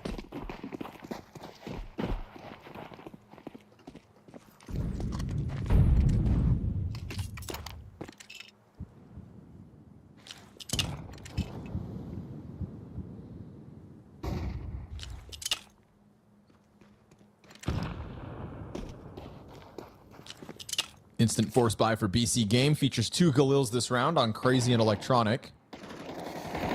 Electronic is trying way higher ranked than BC.Game. Yeah. Ain't that some shit? That. Ain't that something crazy? I mean, Voca clean up when it comes to like the local circuit, right? We know the value now of regional land NA circuits. wins as well helps. Oh yeah, 100%.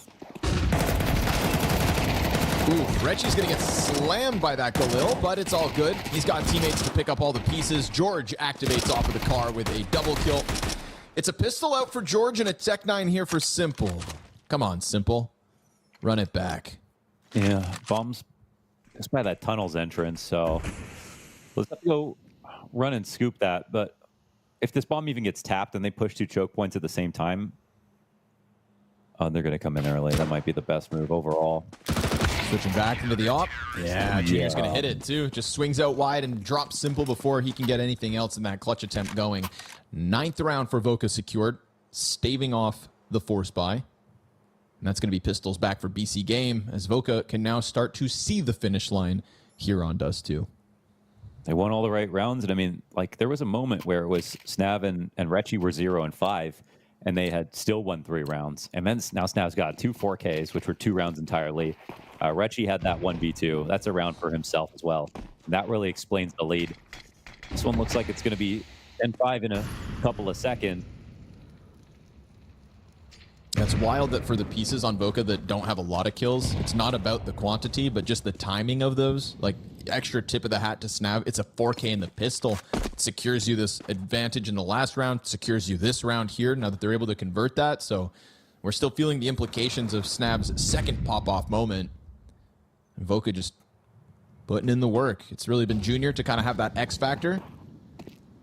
Will it be enough to push this over the line easily? Well, he'll find damage on Simple. That Deagle now working with 20 HP. Still takes the challenge into the Opper. Hits him twice. Junior wounded. Carson's there to clean up, but in that move from the CTs, it's when BC.Game think they can flex their advantage up the catwalk. They mistime it, not in fast enough, and very swiftly back into covering that cat push was Voca. So 1 step ahead with a huge gun advantage. 5 rounds, Voca lead. We didn't see anything on BC.Game CT side that was like incredibly innovative. They didn't really pull out anything that was special. They just tried to lean towards B or lean towards A or try to get the, funnel into the op, but the op failed a lot. And that's why Voca, were able to pick up so many rounds in that first half. If Voca are even the tiniest bit dynamic here on CT side and they come up with some new stuff, it's just comfortable to say they're team right now. BC.Game with the players they've got, I think there'd be a little bit more ingenuity.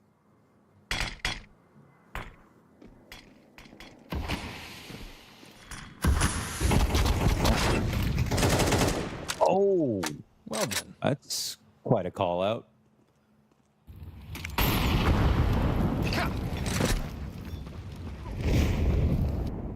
Yeah, these nades, they're optional. What was that? Nades all Fugazi. Where's that supposed to go? It didn't hit the pane, the window pane. It went above it. Oh, weird, because it was painful to watch. Okay.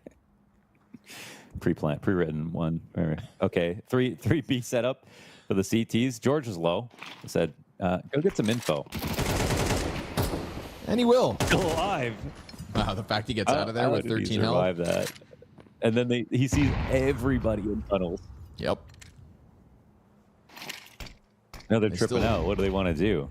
And they keep too hard committed inside of B. They throw George down towards middle as a precaution. But reality is this is going to be a tough round for Carson. Him versus 4 players of BC.Game, all climbing up to the catwalk challenge. Voca really did not bite down on the thought that BC.Game could rotate. Yeah, he's doomed. Burned into the open. Doesn't bring anybody down with him, so just outmaneuvered here are Voca. A little too hesitant inside of the B site, mind you. They should have covered up the rotation. I don't know if they had the utility, though. But they needed to at least, flash nade, molly, whatever the door, nade flash smoke the door or something to just make it seem like they could be going to CT right after that vision was spotted. And just that one clue on the push was enough for BC.Game to realize, like, there's that minimum 2B. Maybe it's a situation where they've got 2 waiting and 1 guy looking for information. So nice call to avoid that danger. 5 up on this round. Minimal friction.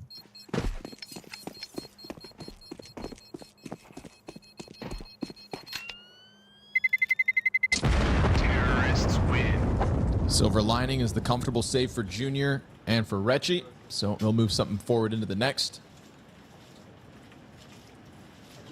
In hindsight, I almost wonder. I feel like if George does get killed instead of falling back through tunnels, there's a world where maybe BC.Game get overconfident and run into the other 2, but that would have also been a bit wild for them to commit to. Just felt like they were in control. They didn't panic. They didn't rush in any way.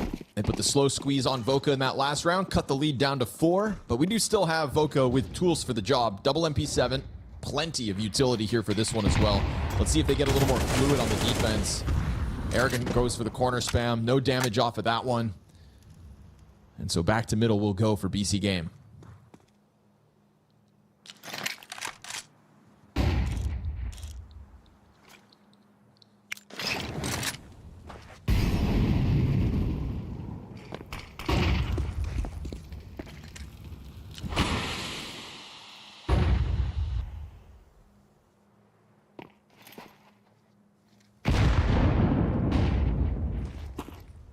No pressure on mid whatsoever from Voca, so it's just early info for Electronic.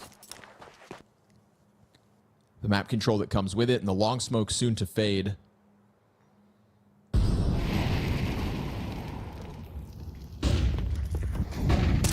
Again, these hard committed positions. Okay, Snav. Yeah, that's a rare spot getting used. I love that. Thing is, they're just so far removed. Double Ooh, that's spotted. There we go. George sees bodies bottom middle. There's just so much distance between Voca's pieces. Very comparable to the last round in that regard. Electronic taking the duel through the doorway. Catches Retchy down to 14 health, but Junior's got the cover. Simple turns around to deal with him. Second CT pushing through is going to go unnoticed. Slipping under Simple's scope. The MP7 of George is enough inside of the B play. And Voca, clean house with majority alive on this one as well. I thought they missed position. Thought they'd be too far away to help out on mid, but they still make it in time. Yeah, they did that because they actually got that kill and they were pretty far away from Longhouse, but they pushed it right away. So they made good progress and they made up for the fact that they were super far away from rotating back around through CT. Junior got into a spot to get a knob shot in. It looks like they used the wrong mid B smoke. and didn't cover that. And then, yeah, that's where the smokes actually matter. So 2 players in the site, rotations are there. They get the kill on long. It's kind of what you need to do, man. It's not like they're... If you get a kill, you buy yourself a few extra seconds to make that rotate over. If they lost that duel versus long, then it gets really ugly. Maybe they get the trade back, but now they just don't have the players to come over. But this time around, they did. And even pushing out of that mid-B smoke very wisely around the left side to stay out of simple scope. And now Voca are just firmly in the lead. They're just firmly ready to close this game.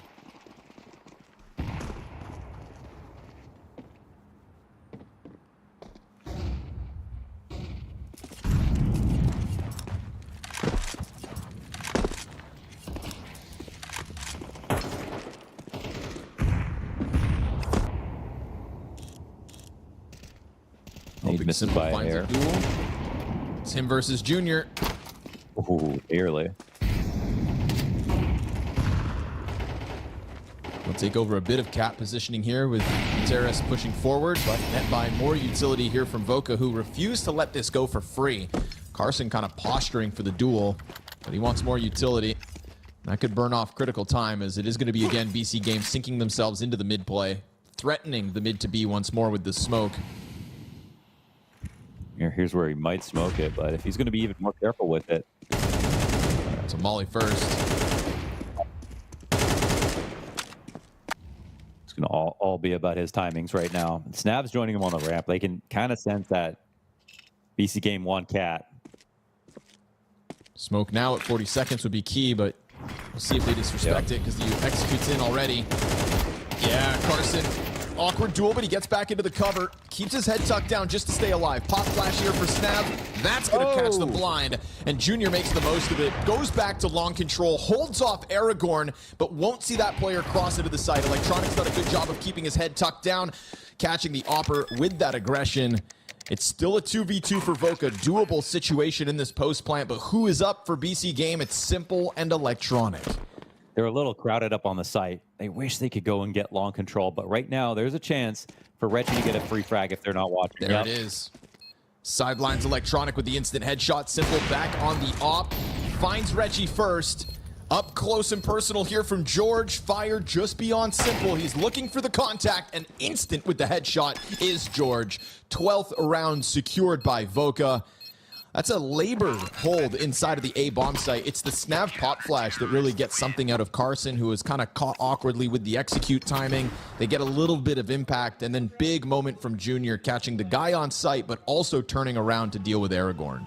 And he's been the better opera today. He's been so solid across his impact, and that, you know, love that little flash play. I mean, Carson kind of treated himself like the free man, because they were going to throw a lot of nades at him. If he goes out and dies and gets a kill on the ramp, at least they might have their guard down, and then Snap to get more out of it. But when he pulls back and they come in for the repop flash, it looks great. But it's also outlet. Trade on long, but will they forget about Carson? Yes, they will. He's going to extract a lot out of it. Double kill's good. 2 more for the trade. And back to the 2v2. Another 2v2 as CT's already inside of this A site. Junior's on the hunt. Yeah, and he lands it. Muteris out into the open. Missed shots here for Junior. Wants to try to end it now, but rushing it. A little awkward. Every shot's missing. Now forced to reload. He knows that this was a whiffed opportunity, and Muteris is going to go wide for the headshot. Let's all forget about that one, shall we? If you're just tuning in to see that BC.Game could lose, don't let it be on this round. That was not a good example of how much Junior has been doing in this map so far. I think he just missed more shots in that sequence than he had 100%. literally all game. Yeah. After this first one's clean. This reminds me of like a 2013. There's like a stream clip from Dust 2 where he gets the op on the B site. I think it's a French caster or something, losing his mind. Oh, don't win on pistols. P250 crunch into the tunnels. Carson's collected a second. There's 3 now off of the P250s. They're not going to lose on pistols. Oh, boy. They saved. They have no armor. No armor. No armor. They saved. Voca saved. They had P250s and a 5-7, and Muterus is going to have to come back in with another one. Rechi's going to fast rush this, and that is Muterus playing it to perfection, knowing that he was going to try to flank fast. So another clutch coming through critically to keep BC.Game in this. That is 2 rounds of the 6 they need for overtime, both thanks to their in-game leader. Yeah, both thanks to Muterus, who we didn't give him enough credit for being Neo in that situation, weaving through all those junior op shots that normally are unavoidable. They almost so massive lost respect for that. To P250s. But they didn't, okay? North American unarmored P250s. Yeah, that's good. Normally happens. Big spam here from Carson, but Snav is there to play off it. Crazy thinking he could maybe get a jump. That's half of damage onto Muterus done as well. All you got to do is take out Muterus, and you can close this game. He has been the only player to post clutches for BC.Game, and it is back-to-back in the last 2 rounds.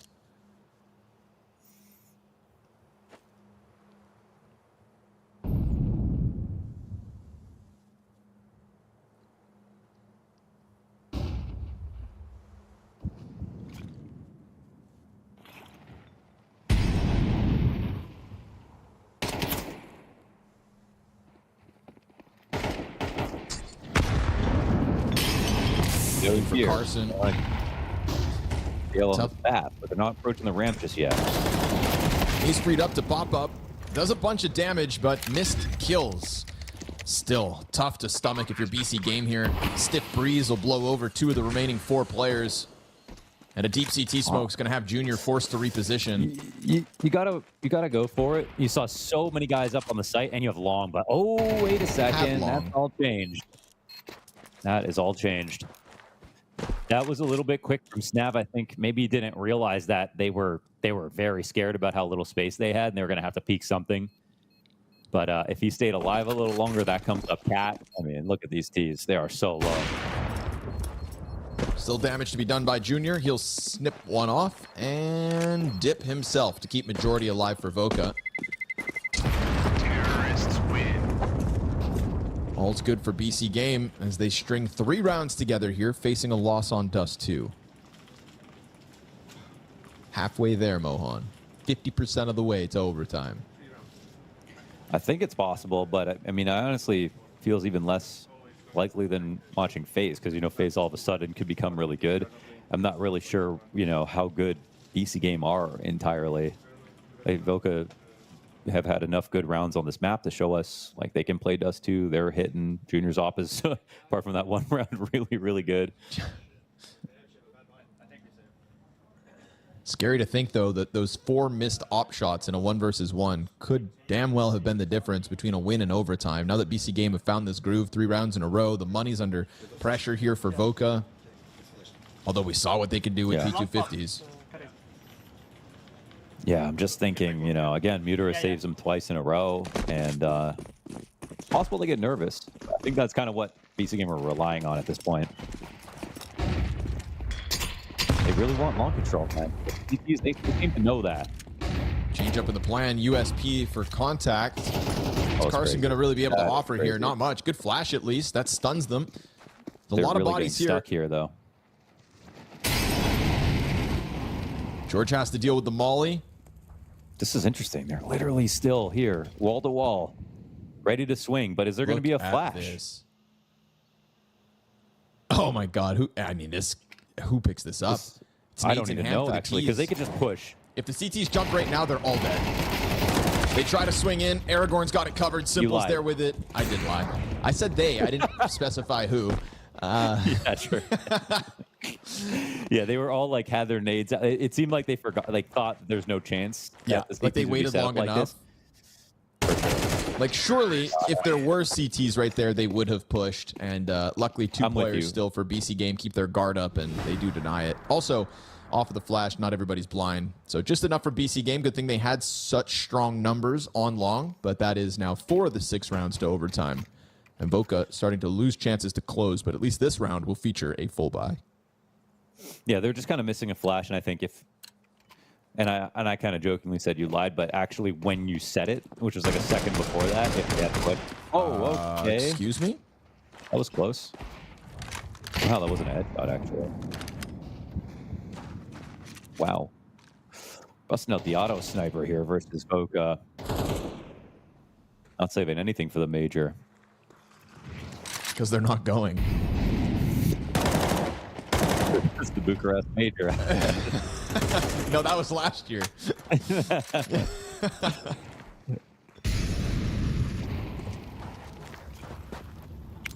This is their major in many ways. BC.Game. And Voca. Yeah. Pull out all the stops. So Goose getting played, I think, for the first time here from Voca. I mean, they were right in terms of getting set up more with a lean towards A. It's what BC.Game have wanted to try to take. They've been so focused on Cat. And Aragorn. Oh, Snav got out. Oh, Molly bounced off. Now Goose is being held. One shot from Junior. Goose player activates. Carson's got his one. Snav recovers from the flashbang. And Muterus, again, a part of what's going to be a much-needed clutch, but denied by Carson this time. Triple kill for Carson makes a world of difference. And that Molotov that banks into the bomb site would have been much better placed on Goose. Could have denied that multi-frag moment. A 1v4 demanded of Aragorn.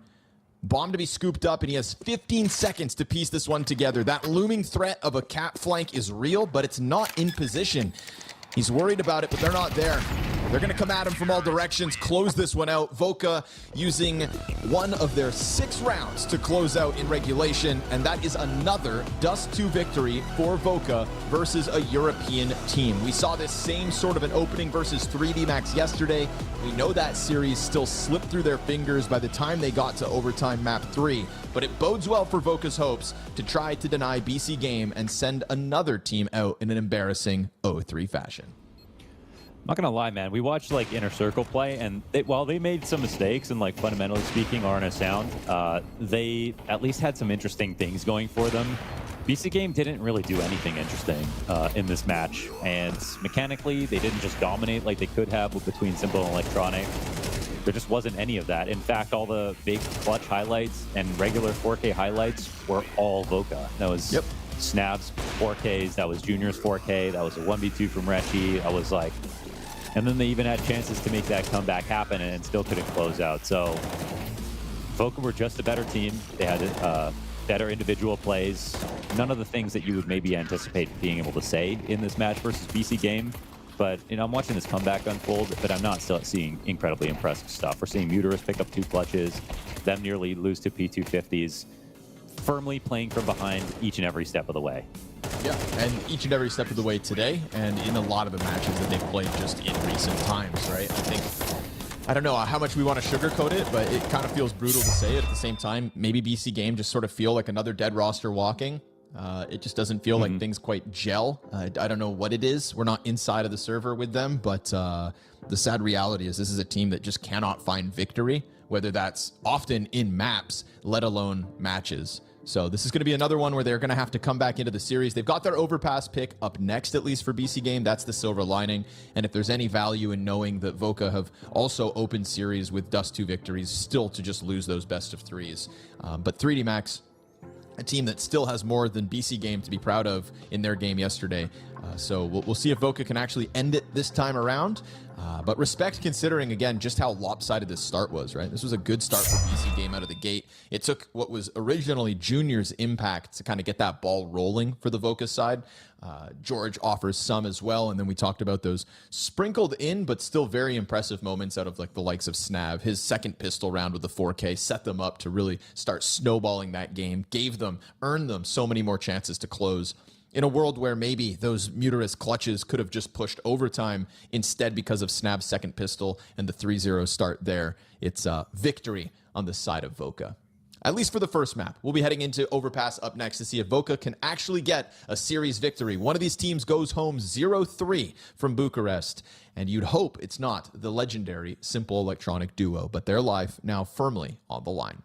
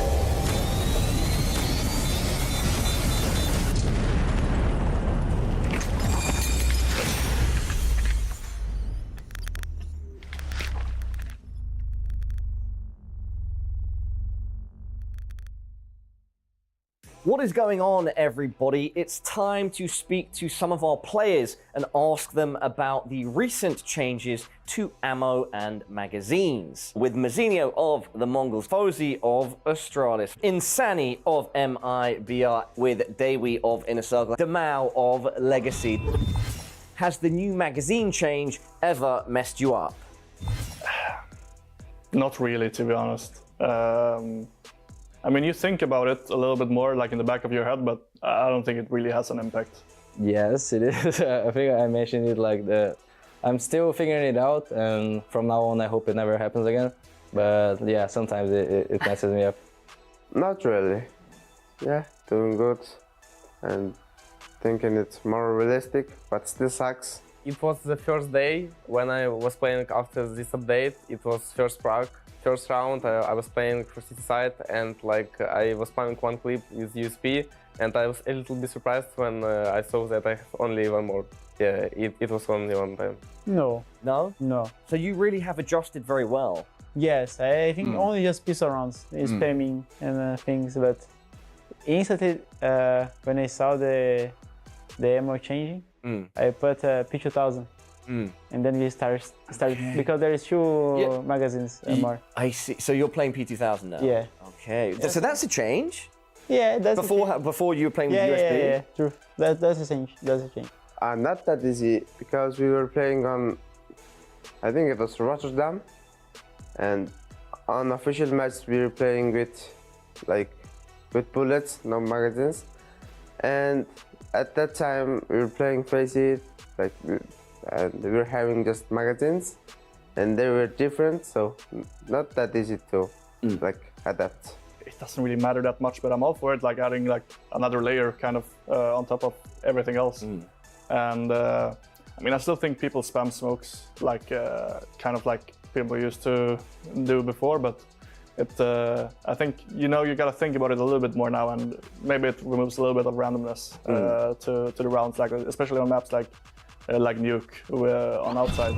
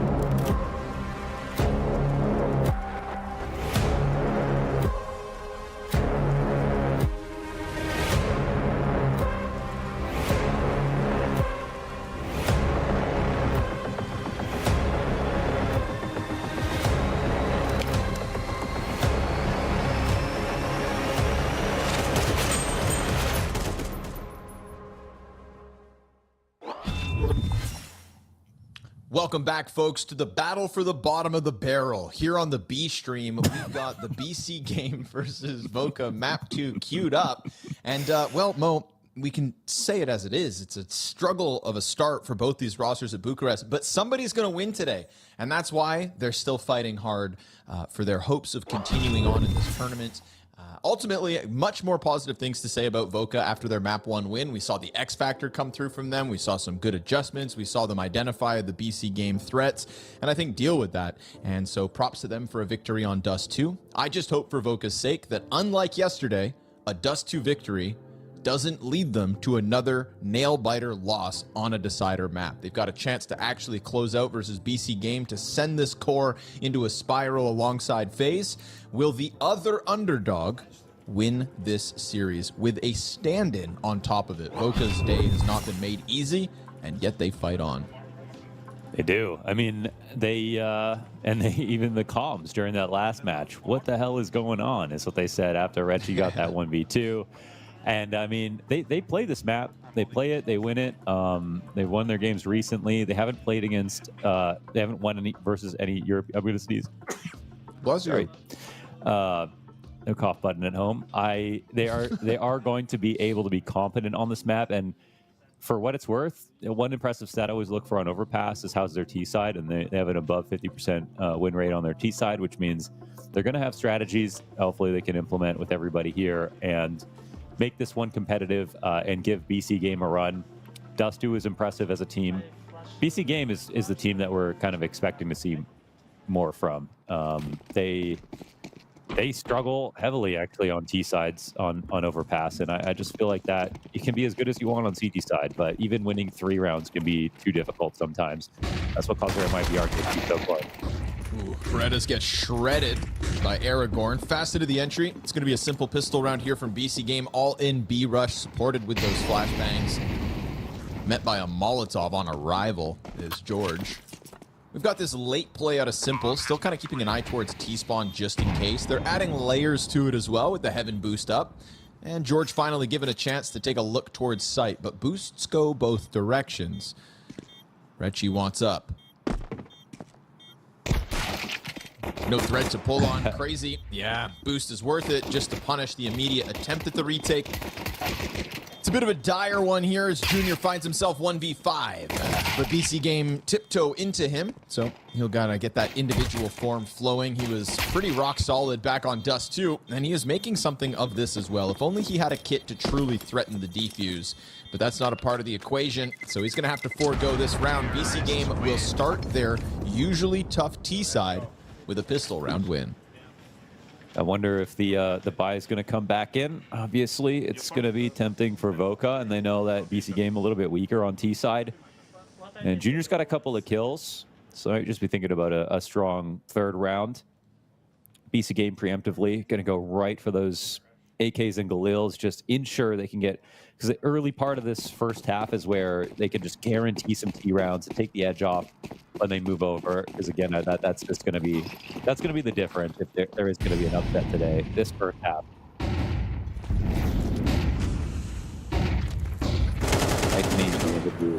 Yeah, nothing to hold it back.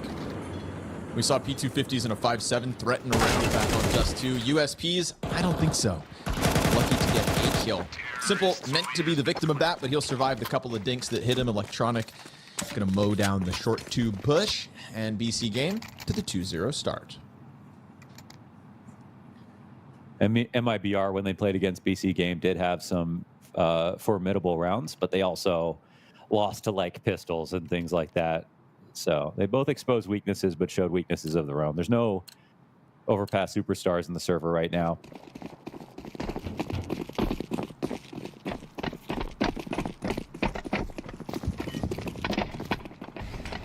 Crazy that BC.Game can farm off Voca a little bit with a win here. I really didn't expect that. A team that, I mean, just think about BC.Game. Think about the guy who signed off on this transfer. You bought a core that was ranked 22nd in the world at the time, and here we are, April 6th. You're going to get VRS points off Voca. I think it's safe to say that's not guaranteed. That's fair. Yeah, true. I think it's safe to say the plan has not gone the way they expected. No. And you know what? Like, especially, I respect, I mean, you know, did Simple think at any point in his career to be playing with a Portuguese core? Like, obviously not.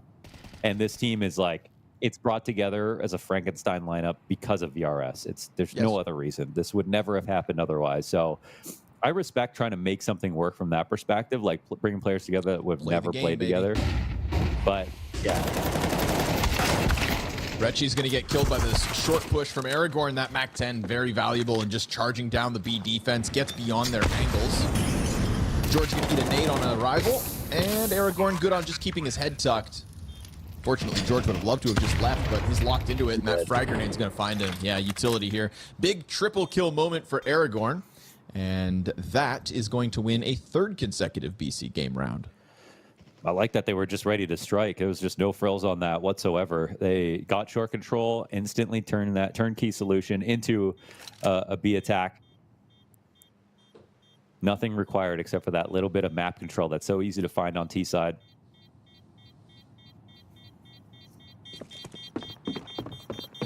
But yeah, like, it's such an unlikely team, and like, in theory, if everybody's on form, we do have a very strong lineup. But Simple just had this quote about chemistry, and he just said, like, well, he said, quote, I mean, it's always the case when you have a new team, we feel like you go through a lot of stuff for better synergy and chemistry. I think it's a problem with every team in the beginning, especially when a core comes to us and not us coming to the core, everything is new. It was much easier for me when I played with FaZe as a stand-in. When you do go to a team with 4 players in the system, everyone knows what to do. You fill in and play much easier. So just referencing that, it's, you know, 2/3 of the team is brand new. Yeah. The core is pre-existing, but it's not just Simple just not being like, all right, Simple, you're here, let's integrate you. You really do have to become a new team. Yep. And then there's cultural differences, chemistry differences, language barriers. Yeah, and the overall form. I mean, like, Simple's good, but he's not the player he was a couple years ago. Gonna push outside of Monster in a second. Yeah, Carson gets stuck by Electronic, so unsuccessful attempt down to the B site to push off and get an opening, but over here towards Long, it will work. The junior off flex. You know you've got a player stuck behind the rock, but who's really stuck in with who? George, double 5-7, making it another for Rechi over towards the B play. The rest of BC game leave a lot to be desired. Another moment where Simple finds something to be proud of in a round, looks up at the kill feed and realizes, oh, I'm alone. Yeah, it took I think that's very comparable to the really tough round they lost on Ancient last week, where you saw Simple kind of like in disbelief as to how they lost that to the Mongols. I believe it was a 2v5 that went up in like a split second. Sure. And so Simple finds himself again in a common spot. But what I do like about, you brought up 2 things that I think kind of go together nicely, and that's, you know, this team only exists because of VRS, which is a new system for 2026. And on top of that, we then talk about this thing where a core comes to a team for BC game. That's not a type of transfer or a formula for a team that you ever really get to see, right? I'd say this is like the first time a core joined star players that was purchased for its VRS ranking. And so this really is like the first of its kind type project BC game. And I think that they represent a lot of the problems that we wouldn't know otherwise whether that would happen. We could maybe expect it to happen, but maybe the, you know, struggle wasn't anticipated to be this bad. Definitely, and there's a couple ways you can go with it, right? Like, you have Messioso, who's just, he really understands VRS to a high level, which is, it's definitely, it's saying a lot, because it's not a few, he's a wizard. Not very many people. I rely on the guys on Twitter who are so good at breaking it down, because Alish said it feels like you need a PhD to be able to figure out the math on it. And 100 Thieves go the route of not picking up a VRS core, which I just thought was going to be a huge mistake. But they went in favor of, I feel like, a team that culturally had an identity and then had a nice mix of old and new, and actually did a really good job of climbing sort of against all odds to win a lot of their matches, and prove that you don't necessarily need the core to make it happen. You know, the core is a nice jump start to get you in those big matches. Gun round here for Voca. Oh, Snap's making a lot of noise. Yeah, it seems like Simple's heard this. He got that first kill as he crossed over, so I think Snav just maybe hoping to buy time for George. But George dies out in connector. Snav is looking to activate, thinking about this push, and he will pull it off. Just a straight-up duel versus Simple that he wins. And so man advantage re-secured by Voca. Junior falling off of the party. This is going to get BC.Game thinking about committing into a B site, but this is a B site held strong on the Monster side of things. I'm really tempted if I was Snav to just make that full flank happen. Now that we crossed the minute in BC.Game, I think just 10 more seconds and then it'll be a guaranteed push for him. There's not a real chance they're going to be going back towards A at this timing. And that kills a lot of clock, opens up some options. Snav slow playing it, still to be safe, but Rechi's got a great angle here. Aragorn almost dies just to the nade. That bomb has to cross, but Rechi's going to let him, it looks like. Bomb gets in. That's money to be made for BC.Game. Gutierrez trying to push forward here as his teammate's still alive, but not for very long. And so this deep committed position versus 4 players of Voca, all on the retake eventually with the Monster control. Carson misses the jump, is going to be found out, and Uterus over to the Glock is done for. Junior actually ends up finding that kill from above. So Voca's second round secured on the CT side. Kicks off with Snav just doing the drive-by fountain peak. Sheer aggression out of the defense to get that first kill. And then he wins a straight-up 1v1 on Simple, who we know for sure expected him, but loses out in the duel. And you can see he was a little bit farther away from the wall. Saw Simple first. Good hold here from Rechi, and solid round overall from Voca.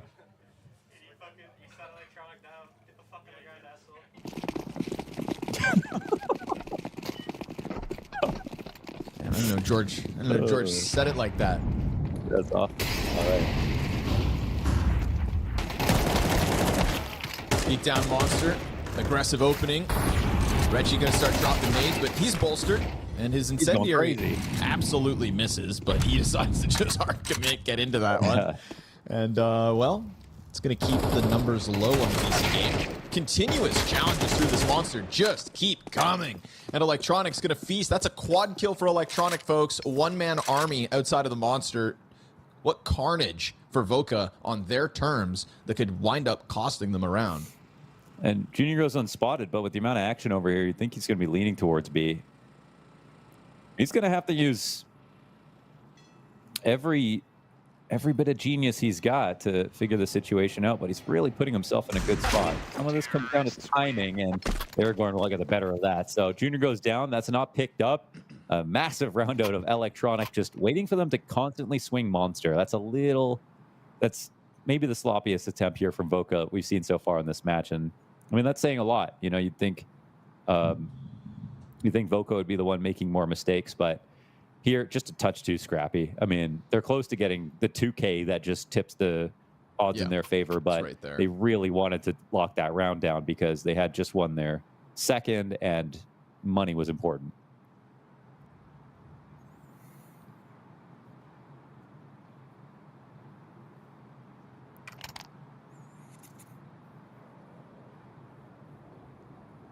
Responsible for their own actions in that one. It's going to cost them hard. MP7 for Rechi now. What's Carson's buy going to look like? Surely limited, yeah. MP9 in play. Tons of grenades still. We'll see if the utility is going to slow things down, get us back into a more default type of round. But that was buy like this, though. I was going to say, we'll call it overpass. Sure, yeah. Buys like this on overpass, though, it's like I barely see it as a disadvantage. There's so many good uses of MP9s and things like in blue, inside of bathrooms, close wall on Monster. Like it doesn't even, if you have one op, it really makes up for the lack of rifle. Won't necessarily be a free victory here for BC.Game. Ooh, eats the team flash, not ideal. Yeah, might have helped them. So Aragorn didn't get touched by it either. But Snav's not going to get out of there. Tries to escape the top of connector, gets clipped by Simple. Man advantage secured by BC.Game as they don't rush the issue. But now off that kill, start to take over connector control. If you know that the connector fallback has just been fragged, you absolutely take the control of this with it. So makes sense to see Aragorn speed up for a moment, but then he's going to silently creep back. And Simple goes right into the comms. They're not going to play any games here. They know that B side has been the place to hit. They've been really strong on these execs overall. George and Carson are going to start to make their way back into the site. And here it comes.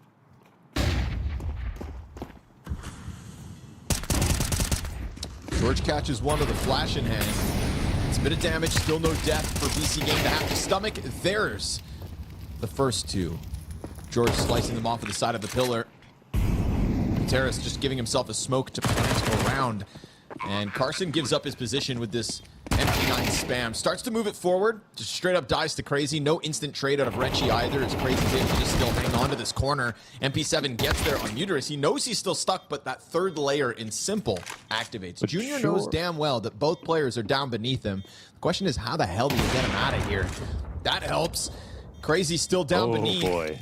Not a USP kill, really. He'll try to jump down. He's lost track of it. Back turn to him, and a quick little slide from Crazy into the deepest of the corners under heaven pays off. BC.Game continue to rack up these terrorist round wins. My goodness, I think that flash actually worked. If he had cleared that properly, it could have been the 1v2. But it's the opening kill from Simple. And again, you get an opening kill on B side, and you love going B. Why overcomplicate it? Monster's going to be really strong for you. Voca were not, and they were kind of pulling back towards graffiti in the first place. So not entirely ready to fight that. And oh, they're talking during it. Aaron has 1v2. Backseat gamers. Yeah. Is there anything worse? No. Well.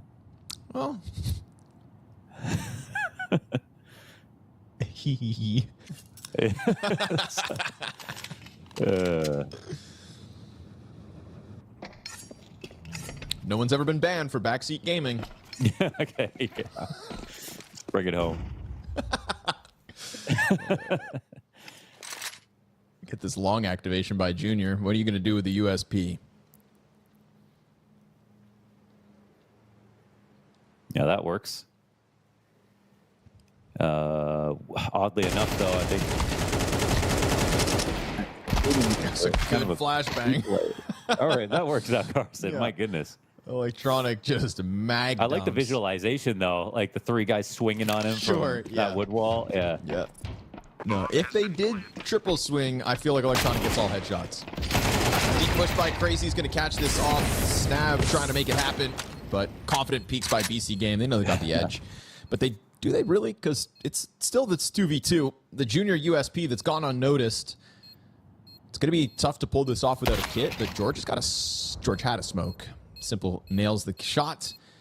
Junior's going to inch ever closer, but really nothing for him to do here other than a bit of more damage. BC.Game, I don't think too concerned about damage at the 6-2 lead. And so secured by Simple, who's off to an 8-5 start to the T side and has fueled some of these great opening kills. I haven't seen the op miss so far on second map for Simple. That, I think, bodes well for their future in this best of 3. I mean, the CT side it does too. That was like, with Simple, it was kind of, it was lacking a lot, and it was definitely resulting in rounds. And, well, T side op on overpass, definitely making up for it.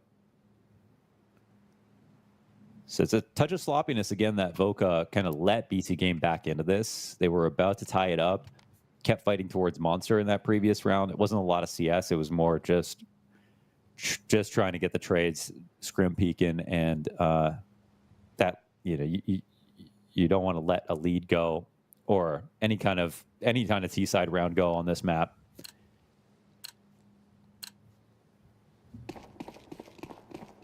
Best case, they get 4 rounds and tie this up and still have a very difficult second half. This smile on the face of Simple as he realizes now, I mean, they've kind of got things in order.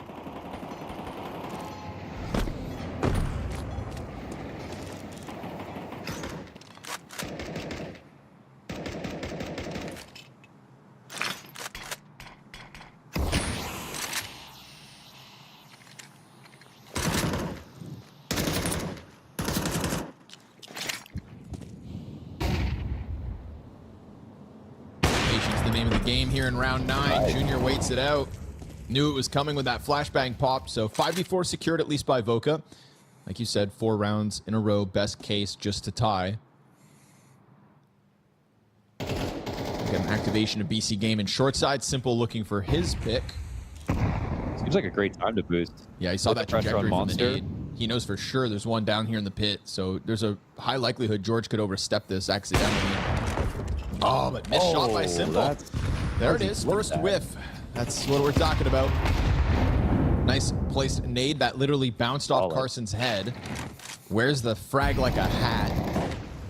But man, advantage still taken back, this time off of Rechi's contact. Simple still waiting for a second chance to strike somebody down off B. Has not come his way, though. His opportunity really was that shot on George. No, they've re-smoked Monster. Now they have to just go through this. Still some utility for BC.Game. They're going to pounce while Rechi's playing with nades, and the Monster push comes through. Beautiful adjustment out of George. Would have loved to have dropped him sooner if you're Simple. Forced bomb plant now by Aragorn. Junior's going to walk this up, USP in hand. Okay. Gets there. Whew. Sketchy stuff. A little wild that Aragorn gets off the plant, but you never give him a chance to regain vision nor shoot back. So Voca's third secured, and it all could have been stopped had Simple killed George. That would have prevented the critical 2K that kept the defense alive. It's a crazy spray transfer out of George and a necessary second kill as well. Yeah, I'm looking at, I feel like that didn't need to be a flick out of Simple, but maybe was worried that he was getting cleared at the same time. Either way, I think it was a good time to assemble the boost and an opportunity for sure. Behind this op, we've got 4 Galils for BC.Game.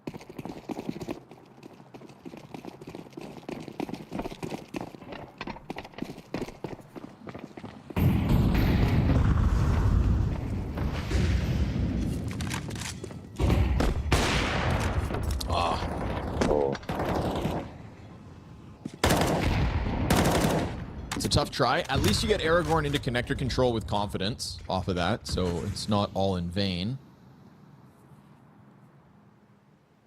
5v4 would have been a lovely start. Simple going to try to go for another boost. Really trying to weaponize this strong start from Simple. We could have a battle of the Oppers, though, if Junior goes any more active. Simple's getting closer. Yeah, Junior's kind of in a great spot, and he's trying to make it seem like they're playing passive on the site, so this could lure them forward. It might be a genius smoke here from Junior. Flash in. Oh, Uterus goes ahead, and Snav, fully blind, still hangs on to his position. Simple's going to know about him. Snav wants out, falling back into Junior. Snav decides to commit into the bathroom, waits until the smoke fades, jumps out, things getting wild. Snav finds his moment. God damn, that was sketchy for a second. And yet within the chaos seems to be that is exactly where Snav thrives. Another quad kill moment out of Snav when Voca absolutely need it. Yeah, I don't know if that's, if there's more than 3, but all 3 4Ks that we've seen so far, fully the round in his hands. That is excellently done, and it was very sketchy for a second inside of the bathroom because he could have fallen back. Then he didn't go as far as he could have got away with. Then he tried to get out again. They let him escape. Junior goes down after holding a little bit too low, and he also somehow found a way to escape. But it was his smoke that drew in that first peak. That's 4 Galils down. An excellent opportunity here for Voca. Again, all about just tying this first half. Signing up for a difficult job on the T side, but one that we know that domestically they don't necessarily struggle on. And a BC game that can tend to collapse at a moment's notice. Pistols do get dangerously close to the A site. Junior leaves a little to be desired with that second shot. You're getting gunned down by Glocks. The Glocks through the bathrooms have found a bomb plant. They are scrambling to go and grab guns. Op's been secured by Simple. X Factor moment here from the superstar. And Carson's nade finds its home. You give that jiggle over to Simple. He'll find the death offered over. Stuck though inside of the bank. Flush back towards Carson. And Simple hits another Crazy's got his hands on an AK. Simple's down to 20 health. They pull this off with nothing but Glocks. They have one Deagle, I think. No armor on this round. Is that what we just watched? That is what we just watched. Wow. For better or for worse. Oh no. The crazy 2K entry with the Glock. Junior just back turn, running for the hills. Simple lands that second shot. Full aim punch, by the way. Full aim punch. It was like he was aiming low and aim punch. Yeah, jiggled his crosshair up, right? Yeah. Don't see those every day. Things go from bad to worse for Voca. As now pressure right back out through the monster. Electronic can feel the moment here.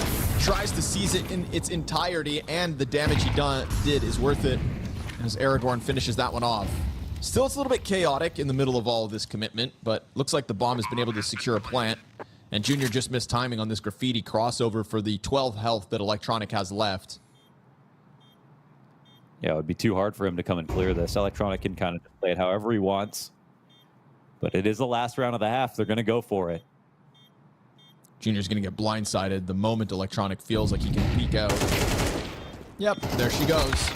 Final round of the half is going to be an 8th one secured by BC.Game. So a T-side that rips through Voca's hopes of a 2-0. They will still have a T-side ahead of themselves, but that is more than enough offered up by BC.Game. And one that's kind of, fueled at times by Simple's op. A couple of missed shots, sure, but yeah.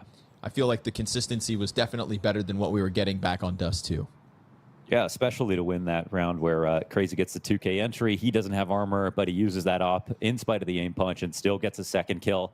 And there's a couple moments here, Voca, like on that round, it could have just had guns out and had a better chance of winning. Obviously, a second op shot from Junior would have also probably secured it.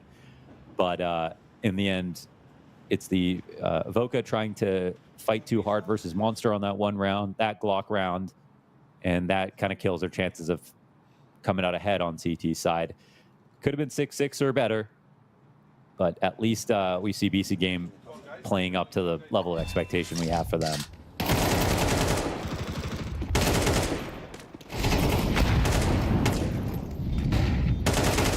Felt like every time Simple was able to kind of post a round of off impact that took over map control, it was also, there was this like other side of it where Electronic just had an explosive moment down towards that B site as well. Mm-hmm. Think of that quad kill that Voca kind of overstepped. Like the confidence that comes through in that round just doesn't really pay off. Sets BC.Game up to really thrive, secure this 4-round streak going into the CT side. Or 4-round lead, rather, not a streak. Voca aren't going to waste anybody's time. Fast in through the top of Connector. Trying to pressure Simple, who just goes right back into the duel. Better than any damage for a headshot. Yeah. They're already knocking on the door of the bomb site. Simple will fade back into the bank, but Mutas dies the moment he gets to the site to Rechi. First fire. Rechi nails Simple, and Crazy's got the trade. At least one back for the Berettas. There's 2 sets of Kevlar Berettas in this round. One of them goes down with 0 impact in Electronic's hands, and the second set still stuck here in bank. Bolstered by Crazy right behind him at least. Retakes on. Kid is on Aragorn as well, so more than just the Berettas to work with, but Voca with the numbers are losing control of the site. CT's getting closer. Crazy finds another one. He's on for the pistol round ace. Has now the smoke. Remember the kit from the get-go too. Yo, but the gun's nearly empty. Has to take his shots with a bit more timidness, and in that moment, George will thrive. Voca secure a pistol. So it's a nice pistol from Voca. It's not a spot where I think BC.Game have to be terrified. They're going to be probably a little bit upset that this isn't going to be as easy as you'd think it'd be from an 8-5. They will buy up. We've got the Muterus Scout coming into play. I'm gonna smoke for you.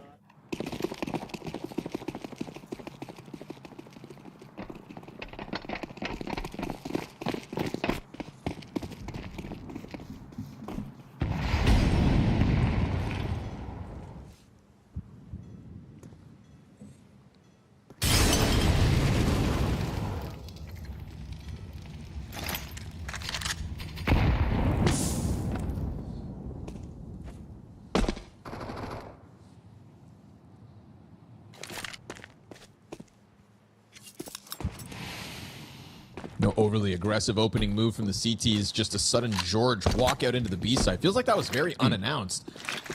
Yeah, seriously. They decided to go for the scout tactic, which I really appreciate, especially you get that kill towards B, there is no questioning it.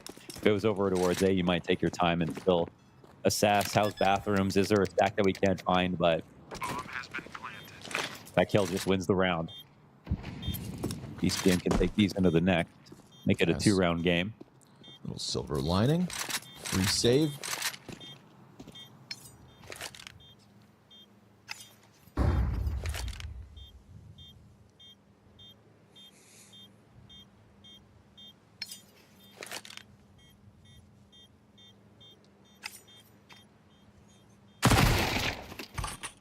Maybe not so free.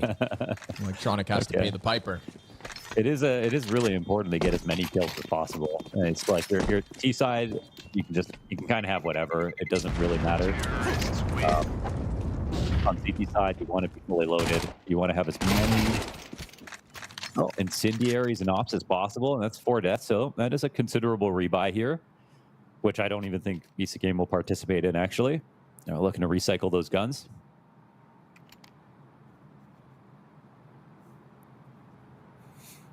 Drops their odds significantly of being able to pull off another eco win.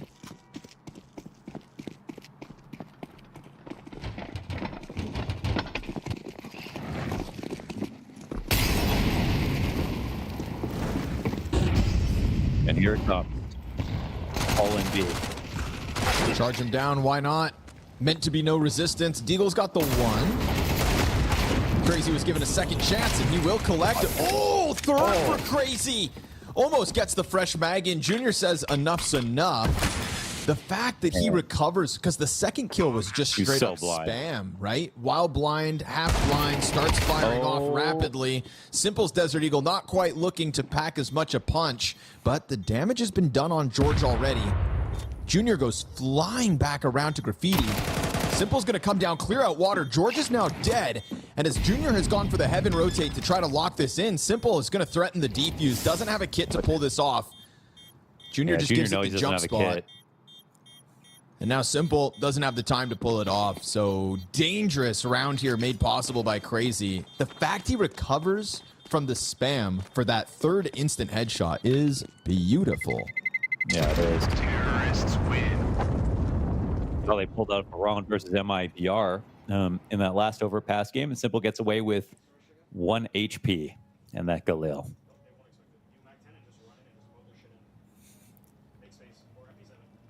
So here's where Voca take a breath. I think they probably feel reinvigorated having won that pistol in the second half, and I'm gonna wait till they don't shot. they'll see if they can get in BC.Game's heads.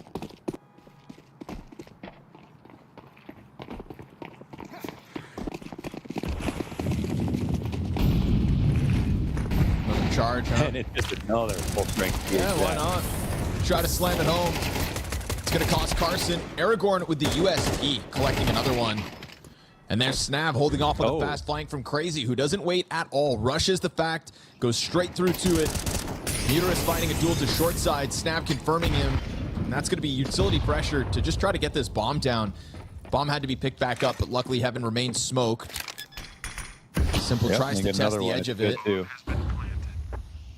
And that'll be enough to convince him to leave, man. Voca just rushing these doors down on the B site.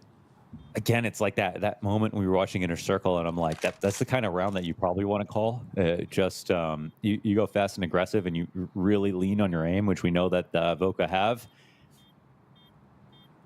And the hold was looking good because we were watching it from Aragorn's POV, but he was the only one to get 2 kills. Yep. Only one to get any kills. Yeah. They had the flank being held, and this is a tied-up game. And this would be impressive for Voca. Terrorists win.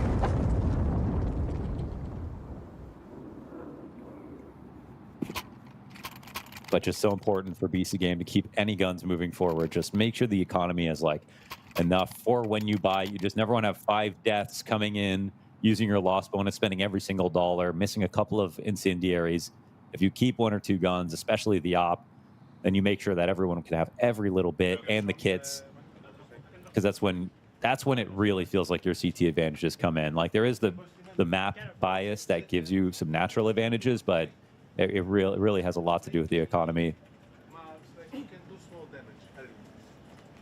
Remember about this 4A setup as well. With up.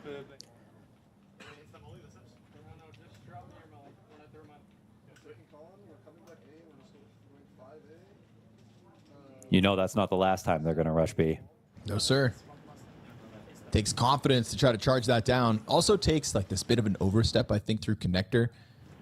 There's nobody else ready to kind of get rotation, in. Yeah, right. They swing coming through the door, kind of offering up what gave, I think, Voca even more confidence. They just didn't expect that Voca were offering things while they were going through this sort of like all-out ape rush into the B site. The apes together strong.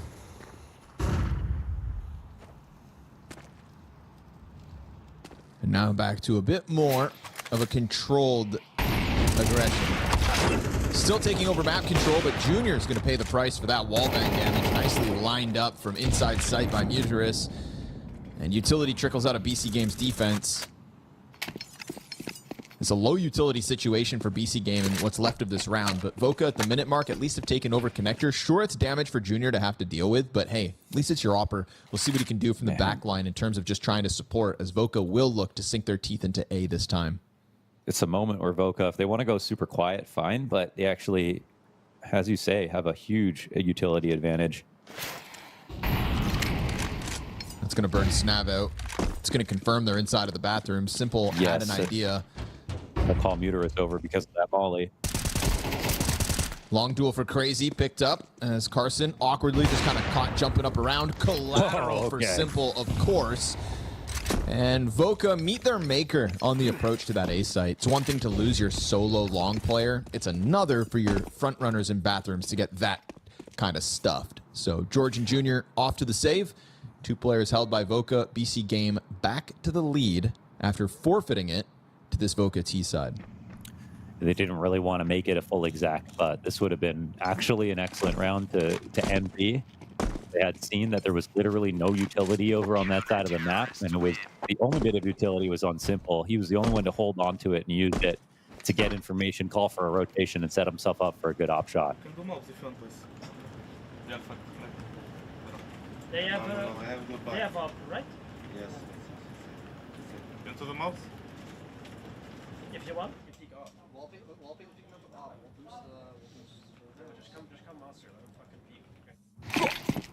And now you wonder if Simple starts B on this round just in case, or how they want to approach it.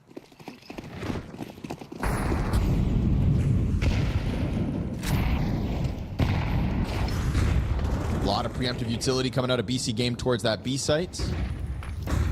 Makes sense if they're anticipating another all-in rush.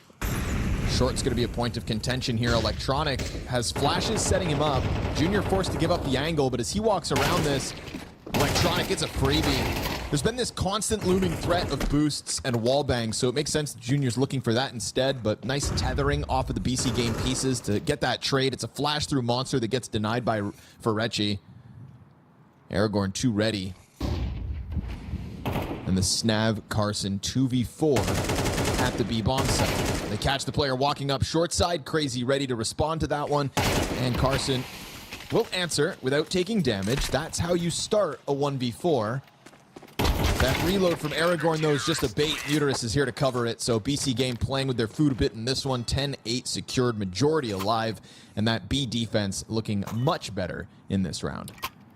It's a very nice move from Crazy. There's this exchange of utility that happens inside of Blue, and Crazy, just as soon as Snav throws out, his utility falls back. He goes and just peeks it, clears the corridor out, and then ends up being the second swing to make sure they kill both players inside of that short tunnel. A great call out for BC.Game.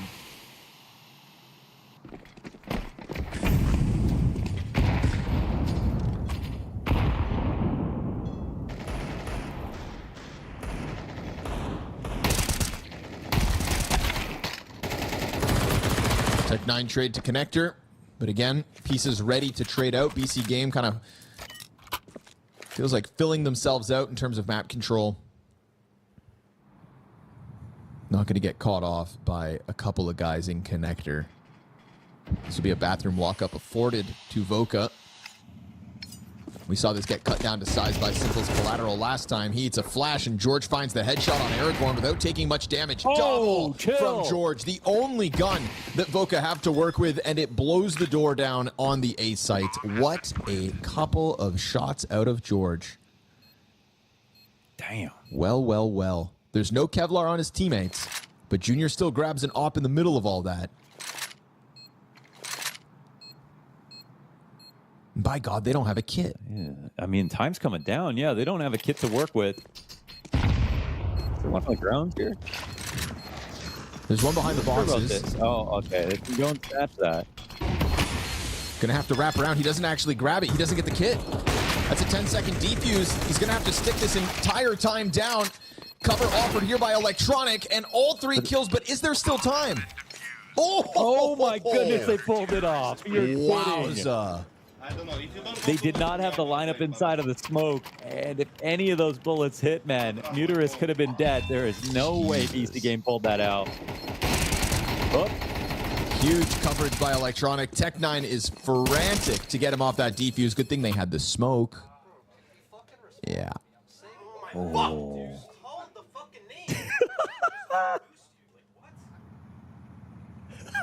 Vibes at an all-time high over on Voca.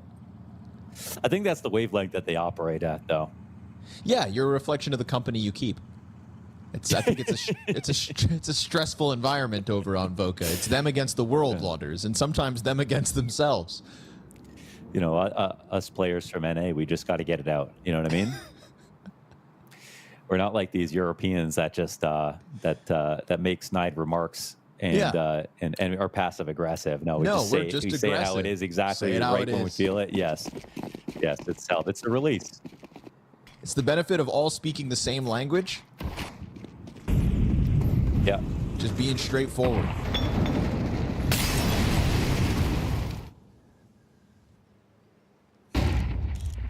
Simple. Dies to the Retchy boost in Playground.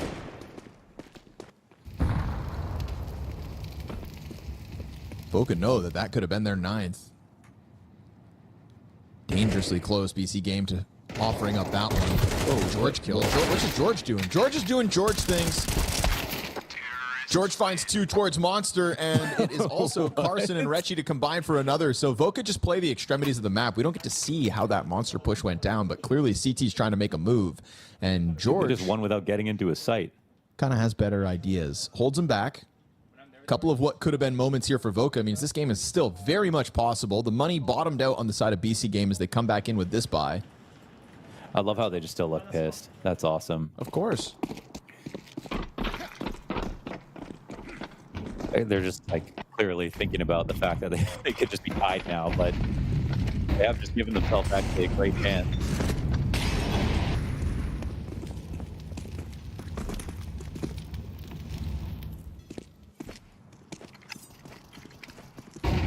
They are countering Simple in these last couple.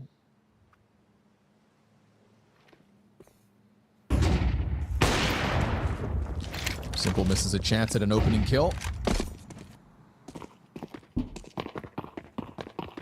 It's Junior holding for his jump cross. Yeah, well, Simple's over towards long now. Ooh, Junior flashed off the line. Would have loved that duel. Felt like it was coming his way, but now that Simple's on it, can you really afford to just dry peek back in? You'd think not. Now, this is where they kind of want to fall back on their utility. They have most of bathrooms, and Crazy's on the outside of it. It's a fine setup here for BC.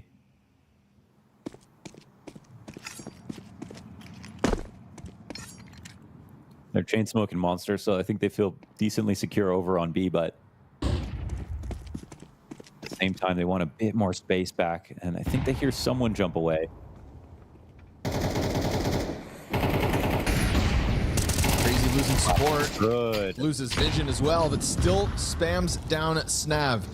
Muter is calling frantically for this rotation to come up because at 20 seconds, you know it's the commitment. Can Voca really get in again? Oh, come on. Simple.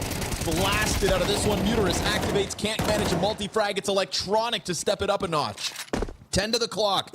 He's trying to close the gap. Electronics low, dead. Bomb back in hand, just enough time. Aragorn could rush down this bomb plant, and he will do exactly that, stopping it after it's gone down, but never a chance for Junior to grab his gun back out. And so down to the wire, BC.Game secure their 12th. Crazy couple of kills there from Carson. He hasn't had a great game overall, but taking out Simple with that first bullet on an AK as well actually gave him a chance to win, but it's crazy. He eats the flash, full blind, gets his first kill. That slows things down a touch.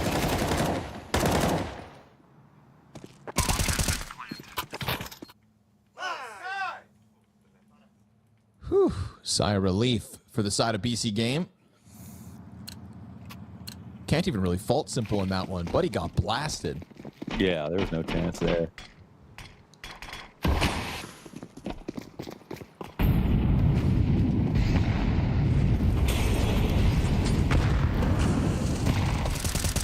We've seen Junior die unsuccessfully in this short pipe, and, well, it's Snav to pay the cost in the opening death. Junior not able to trade it. Tries to get closer to the site, looking to pull on some kind of a line to open this up. Aragorn offering utility up and over. He'll tuck his head down. Muter is getting a second in this. George down to half HP, and this could be all she wrote. A 4v3 advantage, health advantage even further, putting this in the favor of BC.Game. The Barrels player keeping his head tucked still. Aragorn yet to activate. Finally tries, no, not even. They're still just going to say 2 players layered on this. And so just having this close proximity to the bomb site's going to be enough. Electronic finding yet another. Voca had their chances, even winning some of the rounds they had no business pulling off, but this time around, smoked out of it. Bomb is over towards Barrels, and BC.Game find the solution to this B-site defense that started off with Voca just charging down this half of the map, catching those opening kills. Not this time around. Simple to put this one to rest, and that will be BC.Game extending play in the 0-2 pool as each team picks up their map pick. It's solid. It looks a lot better than Dust 2. It's great to see the Simple getting his impact on both sides of the map. And I mean, the only way that Voca got back into that game was by countering Simple in a few different rounds in that second half. So it was good from them when we saw the entries. I think George had a great game when it came to those double kills. There were highlights that went both ways this time around, but BC.Game overall just a much better performance and fewer mistakes. They had the round that Electronic got us 4K on the hold outside of Monster, and again, he's having a strong tournament overall. This clutch definitely could have gone the way of Junior if he had cleared him out. And it's the CT side. I mean, how are you supposed to win and get 4 rounds on CT side? So the fact that Voca even made that somewhat close is pretty impressive, and having a pistol in the second half helped for sure. But it's just like Dust 2, but the opposite. BC.Game, they let Voca back in a few rounds, but the entire way through are still kind of like in control of what happens. Yeah. Like you said, it would have taken that 10-second stick, I think, denying that to really have a chance here. That's true. Yeah. Honestly, commendable attempt by Voca. I think at least bringing back the second half as they did kind of keeps a bit of the momentum that they had secured over on Dust 2 for their hopes of winning out on Nuke. But again, I think the self-doubts start to creep in, knowing that, again, you had the kind of comparable opening versus 3D Max yesterday. You win Dust 2. Second map goes back the opposition's way. That did boil down to a map 3 overtime affair. So I think, you know, if you're Voca, you're just kind of thinking, all right, let's do the exact same thing we did yesterday. Let's recover on the decider. You'll be more confident there with their Nuke play around the corner. And I think also just knowing that, like, there was moments here where BC.Game kind of let Voca back in. And if Voca can secure those moments, if they can tidy up their own close calls, map 3 is still anybody's game. I don't think BC.Game is coming into this decider any more confident than Voca should be. I think we're just going to find out where the dust settles once we get to that decider. But you can see it. Second pistol definitely gave Voca a chance to make a run for the money.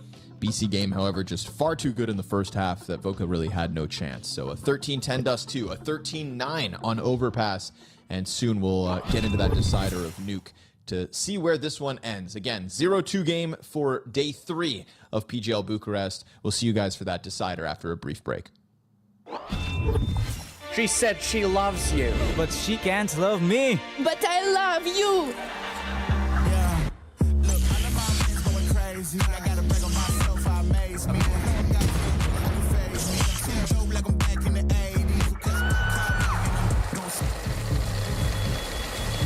I won't play window anymore. What's going on? Play your role. 1xBet. On to the next one.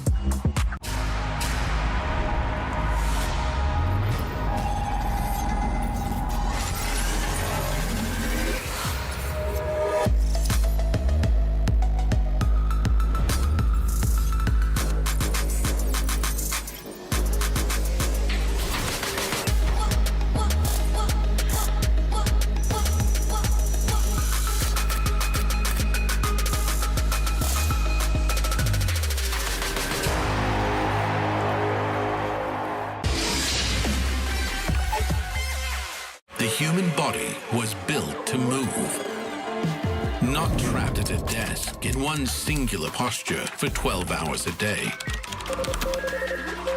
It's time your chair evolved. This is Secret Lab Titan Evo. Ergonomically engineered for you, gamers, hybrid workers, artists, backing your every move.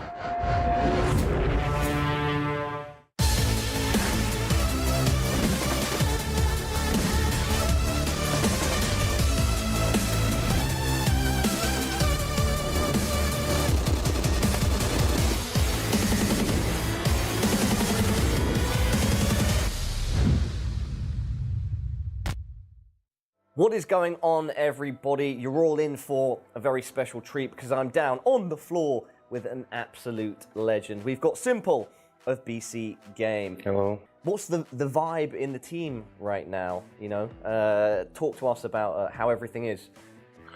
I mean, we're trying to fix mistakes. Sometimes it's a lot of mistakes, sometimes less. I think hard work and vibe, because we didn't show our best game yet. Over the last 5 months, you've been reunited with Electronic. Can you talk to us about that partnership? Yeah, right now he's getting his confidence and form back, not focusing on IGL role. I think he just need to always speak English. Same for all of our team, because I feel like sometimes we can miss some moments in the game because of communication. It's part of our failure as well, I would say. I mean, in games. Yeah. And yeah, it's just nice to play with him, because you see how he understands game, how he rotates over the map, how he makes decisions, how he's helping his teammates as well. It's been a bit of a criticism, you know, online that maybe chemistry is lacking. Do you think that's the case? I mean, it's always the case when you have a new team. I feel like you need to go through a lot of stuff to get better synergy and chemistry, and I think in every team it's a problem at the beginning, especially like core comes to us, you know, not us coming to core. Two players who played with each other, they come into us, and everything is new. It was much easier for me when I played for FaZe as a stand-in, when you go to the team with 4 players and with system. Everyone knows what to do, you just fill in, and it's much easier to play. This is a really cool detail. People online that will criticize Simple BC.Game, but then say positive things about Simple FaZe. These two things are very different, right? Yeah, how is it for you to see that criticism and see that praise for two things that are very hard to compare? I mean, it's okay for me, and I'm still trying. I understand that I can be better in this version of Counter-Strike, and good criticism I take, you know, and of course people will say a lot of stuff. It's not bad that I'm playing, you know, that I decided to step back and play, because I need to play. I don't want to sit another 6 months like it was with Falcons when they took me on loan, and you just sit 6 months, and when you don't have like FaZe it or matchmaking, no one plays. But even FaZe it, it's like it's not pracs, for example. It's not officials or pracs, because people doing different stupid stuff, and when you play in a team, you need to play your role all the time, and you need to focus with your teammates on some details around your spots, you know. And to practice this, you need to have a team. What will be most important here at PGL Bucharest? How do you guys storm ahead and get a big result? I think the most important for us to play as many games as possible. Like, of course, to qualify from group stage is first step, but if you qualify like from 3-0, I think maybe it's not good. I think. Why is that? Because this is something that other pros have said over all the years as well. You want to have more games. Yes. You want that 3-1 or 3, maybe not 3-2, but you want that 3-1 maybe as opposed to just a 3-0 if you were to go through group. For me, I just want to play as much as possible. Yeah. That's it. I just want to play every game and just see what I'm capable of. But if you're talking about like in major, for example, you're playing 3-0 and you directly like in quarterfinal, you have more extra days. From some perspective, it's good because you have more time to prepare, and you can see this. You can try to calculate what's your next opponent, and you have more time to prepare while they're playing 3-1 or 3-2 games. And from other perspective, it's bad because other teams they play much more Counter-Strike. They fix much more mistakes because you have more maps with 3-2 score. And it can help you as well, because with 3-0 you destroy everyone. You won't see gap in your game, you know. Is there still a part of you that feels like you need to prove yourself again? Of course. It's like 1,000,000%. Because my understanding of game never disappeared, you know. Like it's so easy to understand this game, but. We need to become like strong team. You cannot win games right now by solo. It's like less rounds, less opportunity to shine, you know. And of course, teams are playing better and better from each year, like in any sport or e-sport. Evolution, you know, from each year. And yeah, I should be always in shape. I should always, not me, but my team as well. But we should always be in meta of what's happening. And do you think you and your team have a good chance of doing that here in Bucharest? I think we can surprise many teams. But as I said, we need to find momentum or we can lose easy games as well. Well, Sasha, genuinely wishing you the best of luck. Is there anything that you'd like to say to everybody watching at home before I let you go? Yes, hello everyone, and I wish you a good Counter-Strike event. Cheer for your favorite team and enjoy Bucharest.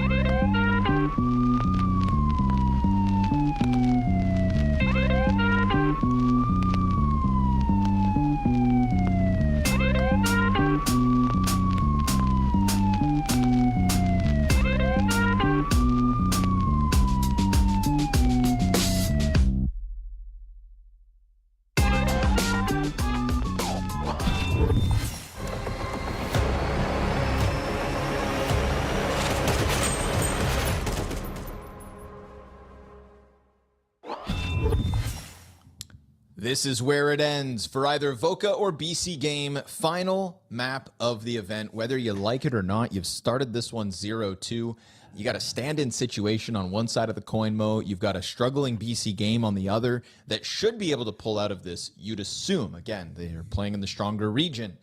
They've got the superstar duo of Electronic and Simple, and yet still the success is few and far between for the side of BC.Game. They won their first map in 6 weeks yesterday.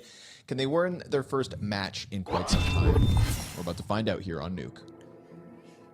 It's a bit of a Christmas tree when you look at their wins and losses on Nuke. Their last 8 games have just gone back and forth. But their last one was a loss, Connor, so that's a good sign if you're superstitious that BC.Game will be able to take out a series today. But on the other hand, who's more excited about Nuke than Voca? They beat everybody at home on this map, and they even beat Masonic at the Parkin Challenge 13-4. It is their most comfortable map by far. They are good on both CT and T side. They took one loss at Philadelphia on the map recently, but they're probably the most studied team in North America on Nuke, so it's no surprise eventually someone was going to take them out. But they've got the primer to actually feel like they can win this map. They have the protocols, the depth, the experience, definitely. So this would be a win to really cap off a lot of their Nuke success and show exactly that they were farming in an easier region, but at the same time winning all their games very one-sided because they're so good at it. And versus a shaky BC.Game, man, this would be a real slap in the face with a stand-in to take out a win in this series and actually survive 0-2. We've had some tragic stories already, obviously, this week. This would just be one more, but well, it wouldn't be tragic for Voca. They would be over the moon. I think on the BC side of things, you are just looking for a victory here to extend play, to get some VRS points off Voca. Farm them for our region's value. Go ahead and get it. But this battle on Nuke will decide who can be the most toxic between BC.Game and Voca. We get a group up inside of the lobby for Voca, a stacked A-bomb site in terms of the defense. Simple tucked in to the CT vents. It's going to try to use Muterus as a distraction. No, just taps out one. Hut swing comes through, and it is a good recovery out of Voca. Junior in with a double kill as Snav burns one out, and that'll be crazy tasked to the 1v3 clutch. So the numbers were there for BC.Game. It's the kills that go Voca's way instead. Crazy buys an extra second. Junior coming through with the triple in the pistol. Damn. I mean, they hit that site hard, and the mollies landed in the perfect spots as well. So it's a quick and mechanically brilliant first kill out of Simple.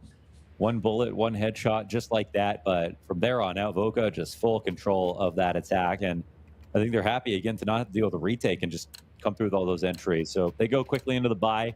T-side round to them. And let's see what kind of flavor we're going to have out of Voca. If it's going to be quick upper pops or slow outside defaults. Oh, Carson's gone. Whoa. See ya. Just like that. Oh, that was nasty. Yeah. Oh. Muterus with a couple. Oh! Yo, Muterus, what is this round? Who is this? The name tags must be wrong. You're kidding me. What's he doing with the scout? What? You got Simple on your team. I don't know if I've ever seen that box get wallbanged. I don't know if I have ever seen that. Another one. Oh. Misses a chance to quad kill. Rechi's right there for the taking. Get the Come tag. on, Muterus. Hunt him down. Oh, he's right there. Can't swing fast enough. Aragorn will finish what was started by Simple. That damage on Rechi, too much to ask. And if that's not going to tilt Voca, I don't know what will. Muterus just slammed you outside. That's ridiculous. I think the first shot is like before a swing even takes place. Yeah, I mean... It was also a wall bang. I don't know. I don't know.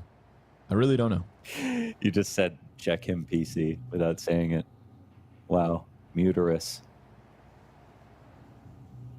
Unk still got it.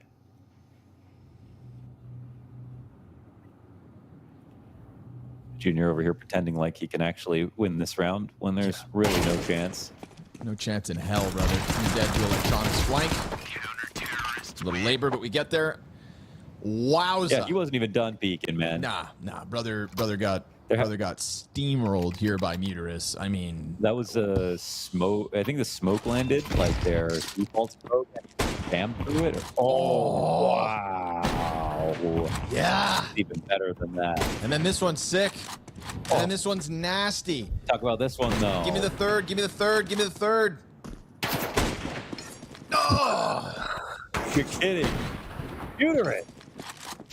Yeah. Who is this man? That's good stuff, man. That's good stuff. Woo. All day long, please. Crazy's going to find Reggie trying to get through the smoke. Yeah, when exactly. The second Not and when the third others. one were just as nice. Could he do it 2 rounds in a row? I mean, that's irrelevant. All that matters is it happened, and it upended the momentum. Crazy has gone unnoticed inside of the B site. It's going to be problematic. Shoot one in the back, double door swings. He cleans up, and BC.Game have robbed the momentum that Voca were meant to have out of the gates. See ya in the next buy, which will take them some time because we are here for another T-side save. This really just changes the course of history, that Muterus 3K. Of history. You know, you never know what it's the butterfly effect. The Muterus flapped his wings, and Voca, what if they win this map? The loss streak for BC.Game goes on forever, like that. Yeah. History could maybe have been avoided just with that 1 3K.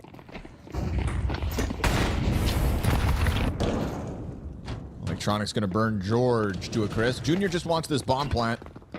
Sprinting down for it. Looks like he's going to secure it unless Crazy gets an angle, but no, sir. That's a little bit of money made here. BC.Game up 3-1. If Muterus doesn't get that 3K and Voca win this map, do you think we would ever see this roster again? The BC.Game Which one? No. Yeah, maybe they would just, like, them and FaZe would kind of like try to... Because, I mean, it's like now that you've make missed the one major, team. like BC.Game have this Portuguese core because of its VRS ranking, right? That was the whole, that's the reason. It was the implications. But it's like the Toy Story meme now, you know, like I'm not... And now it's done. Now you don't have that anymore. You're not playing with the toys no more, you know? Woody's in a box, and there's baby. actually there is actually no point. I mean, I guess even if they win this game, there's no point in staying together because, like, this was never going to be the final roster. No. Like, you know, people end the career on. It was, you know, it was a team made in a matter of circumstance, and the circumstances have surpassed you. So I think it doesn't matter. I think they changed. It doesn't matter. Okay. All right. That's fair. My answer, yeah. They will have IEM Atlanta and the CS Asia Championships 2026. That's the next 2 events that BC.Game are confirmed to be playing on LAN. Yeah. The question will just be what version of BC.Game rolls in.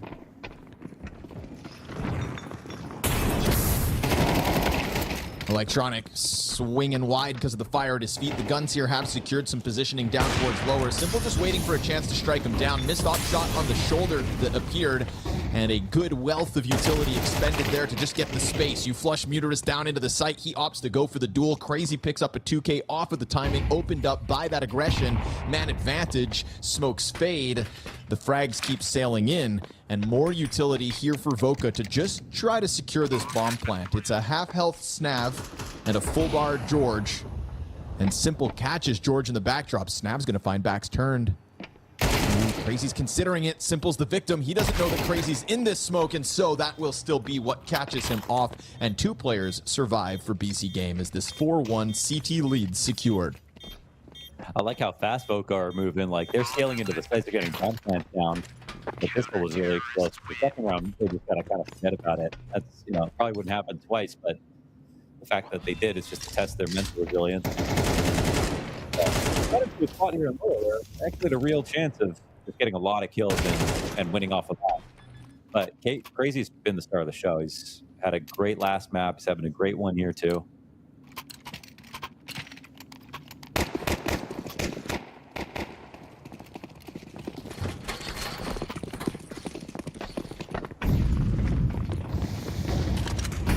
Going to try to charge it down, keep it simple. George with a fast angle through hut, but it gets spotted.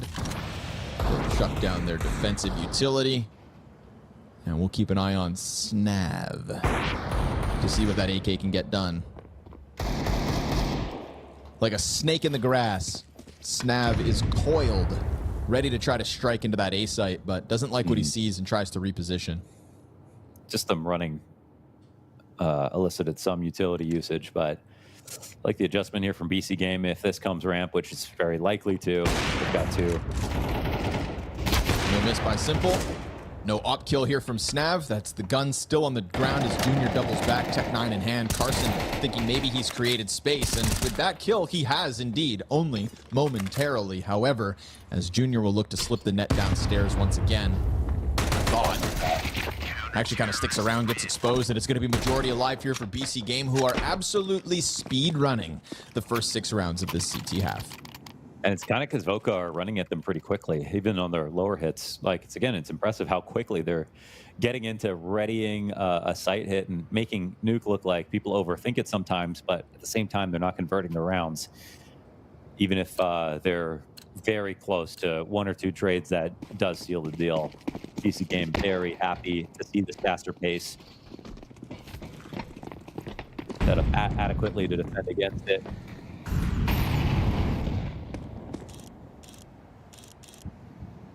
Full court press outside here from BC.Game. There's no one out here right now. You see the smoke catapulted from spawn if you're Simple. So that's util from a distance. But Carson postured top silo with a bunch of utility. Junior going to hang on to his grenades as well.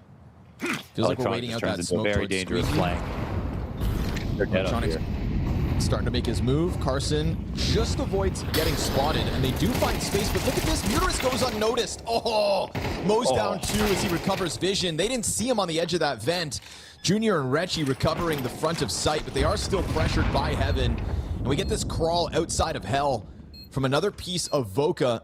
That is Carson trying to get into the engagement. Electronic ultimately loses the duel. That's man advantage re-secured by Voca. Crazy's caught off by Carson's close proximity. And Simple, 1v3, Tech 9 in hand, has no value really to add to this. They have already secured the round. Voca almost missing that because of the position by Muterus behind that vent. That damn near cost them everything. It's unreal that Electronic finds nothing when he's flanking right there because everybody runs inside. One guy runs over top of him on silo, and he's like, well, I've got a flank timing. By the time he walks up in the hut, he's just a guy who could have pushed ramp. He's not even a guy who came in on early on a big flank. So perfect timing. You see the comfort from Voca when they're coming in for these execs, and they're very good at these upper entries, especially Junior. Yeah, it feels like that's kind of the zone that they want to operate within. It's just a matter of whether they get there to pull it off. On a flank that could have been, but missed it by milliseconds. Carson just keeping his head under. And Carson, who from the top of silo almost dies to Electronic, ends up evolving his play into that Heaven wraparound that really cost BC.Game any chance at the retake. So he kind of gets away with it. Go into the utility clash as Simple opens up on Rechi. That's a kill through Squeaky. Instantly smoked off as well. And we're going to get a fast move by Voca to just go towards Secret. They're not trying to mask this at all, stomping all the while. But 2 players hard committed to Garage, with Snav still sticking around outside. This is responsibility for Crazy to head downstairs, but then there's a pause by Voca, so things cool off. Looking for one more clue before they make the decision. Actually, yeah, they're all down here. Full control side.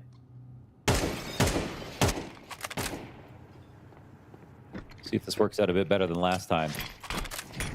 He goes in, flushes him out. Unprepared. Snav in the background, killed with a nade out. Carson can't recover it, climbing over the control. Junior is soon to be dead, surely. Tries to find Sanctuary in the back of sight, and that's when Crazy finally activates out from Dark. It's money made by Voca, but nothing but death and decay as BC.Game come through 5 alive. And all of that secret control just gets them the bomb plant, nothing more. That looks like Muterus isn't just a good scout player. He's having a great half now. 10-3. Lots of rifle impact. I mean, the lower hits are coming into formation. They're getting the nades out when they want to, but I don't think they're ready for BC.Game to make that one small aggressive move just as they're about to exit through control, exit through decon. And that denial of space is enough to set up some very good multis. So Crazy in a previous round. It's Muterus this time. And Simple's getting so many openings.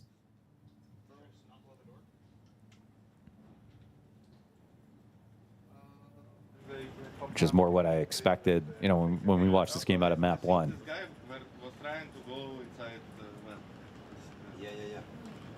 I wonder what BC.Game would say about that first map, kind of like what they would identify as the root cause of the loss.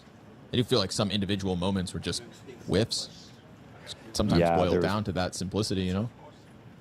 Yeah, whiffs. I mean, they didn't really bring much creativity to their Dust 2. Again, they kind of set up and waited.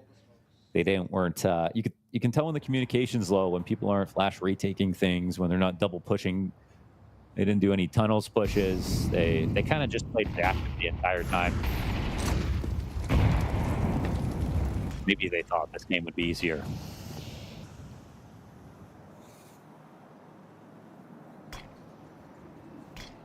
Again, it's not an ideal situation for Voca, losing Infinite before this event happened on a day's notice too. So that is why their vibes guy is standing in. Not their coach, because Semphis is blind in one eye. That's his reason not to pick up the mouse. Sounds like a good reason. One big squat.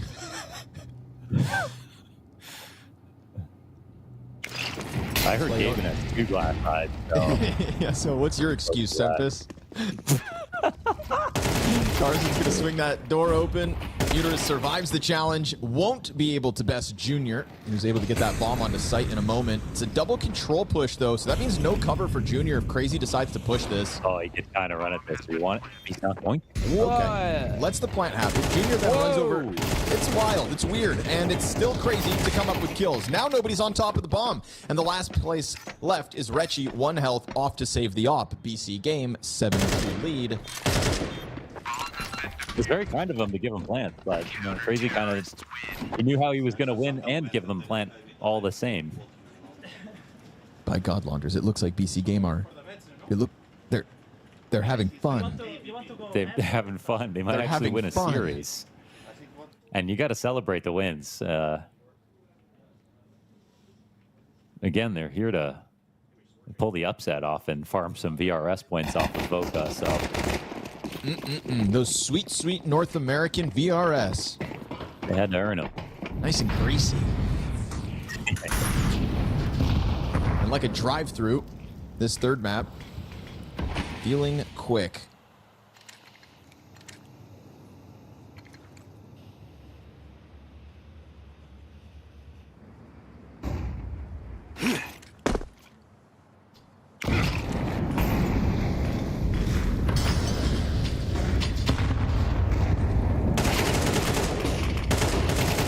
Electronic quick to it. Looks like George ate a flash. I think about it's even his own. That makes it an untradeable position. Snap's going to get mowed down by Aragorn once that smoke pops. And Junior has been completely denied any success in this one. Voca just can't quite find their footing. This T-side's starting to hit freefall territory as BC.Game just smother.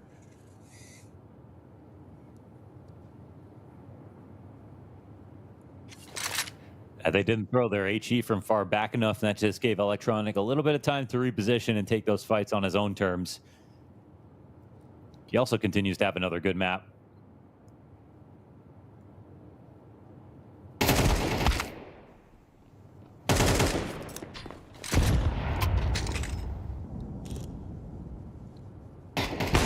Back in with the... Okay. Aragorn shot first. You asked for that. You asked for it. Order up. Wild. I can't believe he was even spamming from that opposite vent. But at least, I mean, I think Junior's earned the respect. He can take the op and leave. Nap time.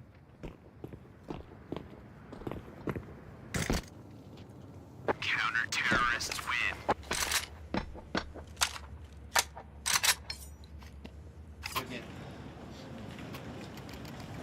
I'll play Vampire.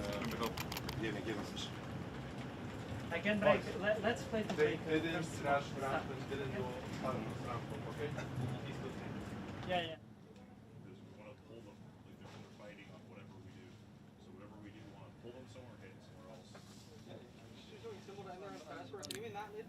Another shout out to Muterus, man. Imagine what this half could have looked like without him.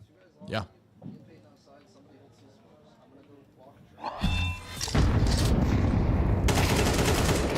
Shame it could be his last run with this roster, to be honest.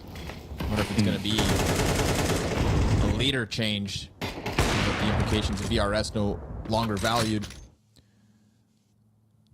I really don't know what BC.Game has in store for us in the future, but obviously they have invested heavily in getting their organization to a major, or at least becoming a mainstay in Tier 1. The major always everybody's goal. It came up short this season. But there's still momentum to be made off of this event. And again, we kind of had this conversation yesterday. You start to catch the teams that no longer have the pressure of qualifying for the major off guard. You hope to catch them slipping up now. The lull in the action between this and Cologne. Simple's got the trade on Junior at least, but looks like this A site was primed for the taking. Aragorn makes a stand. Heaven set ablaze, and Simple into the ramp room with a teammate. Are going to try to posture for a lobby flank. This is 2 players off of the plant into hut. They will be met by this flank from Electronic and Simple in just a moment. Yeah, good shot from Simple. Quick to the reaction.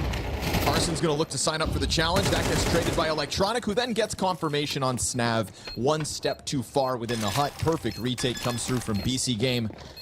Not a lot of meat on these bones, Mo.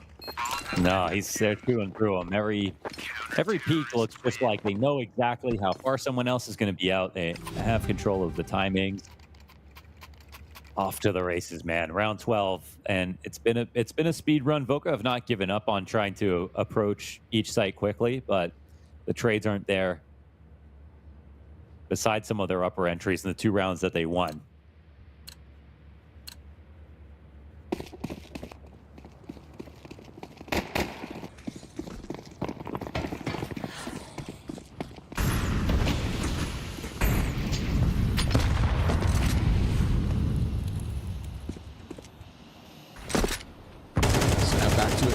George gonna figure out Muterus. He loves that position, to be honest. So sprayed down and a 5v4 secured by Voca, but that's 3 players tagged up, primed to be popped.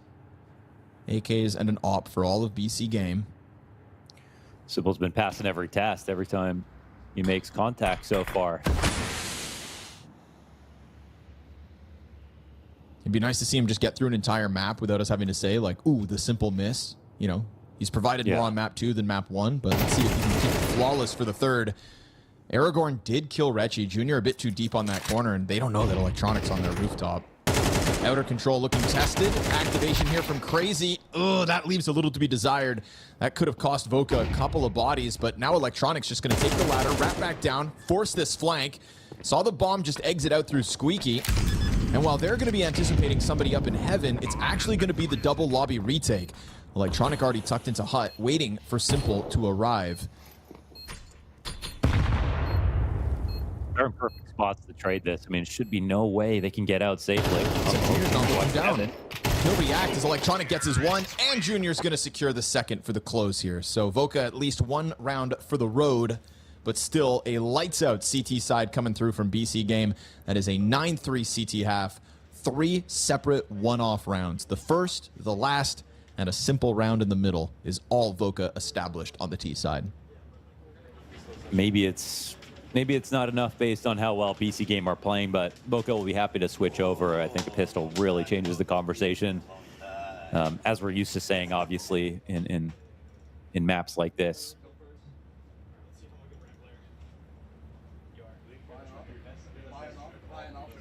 But BC.Game getting better by the map, and I think less afraid of Voca. Simple's come into his own. He's meeting the impact of Electronic and Crazy, and if Muterus has a pop-off map too, this is going to be about the best that we can get out of BC.Game.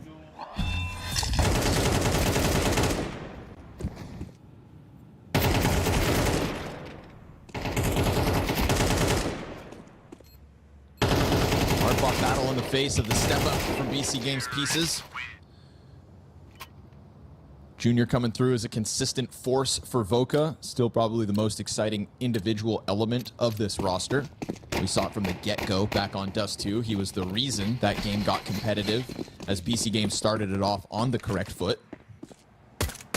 Opened the door for the others to find their moments. But here on Nuke, it's very much just the junior show in the low hopes of Voca. Like you said, Pistol could change things around. A CT side to try to bank on. P250 challenges heaven. They're looking for more contact outside, but it really was just that.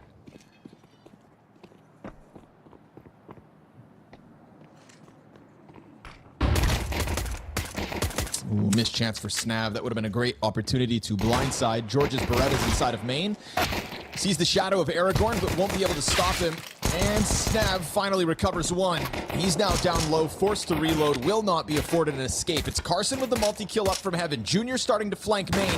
He strikes them down with the Berettas, but still this 1v3 turned 1v2 is doable. Carson swings deep sight. 50 seconds for this clutch to still materialize for Muteris.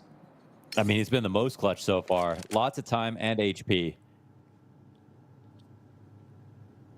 There's a route to get downstairs. I don't mind the move from Voca, but I was thinking maybe they double up by the vent and cover both options. Instead, they're looking for the wraparound to get up to heaven. I mean, really convinced that this is going to be an upstairs hit. Muteris can get this plant off. You can really tell he's thinking about how do I win this round and not just get this bomb down. It's good. But he's ready. Gets away with the open plant. Where does he want to go, though? Control side? He's not even... Oh, he's got the reload fight to them.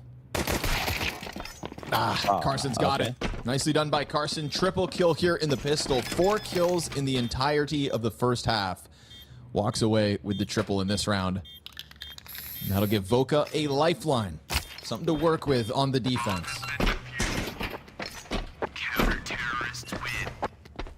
Yeah, no kidding. They could make this a real game now off the back of that. So not the T side they were looking for, but they got it out of the way quick. I feel like they've preserved a lot of energy to make something happen now. And with Junior getting his op, that's a key to victory for sure on their most comfortable map.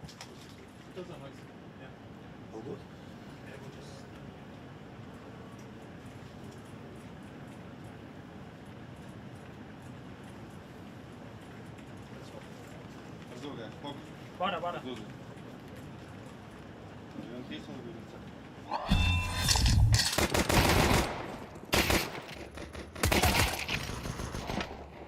This Carson turn back into the site for the clean execute on Electronic. That one really took momentum from BC.Game.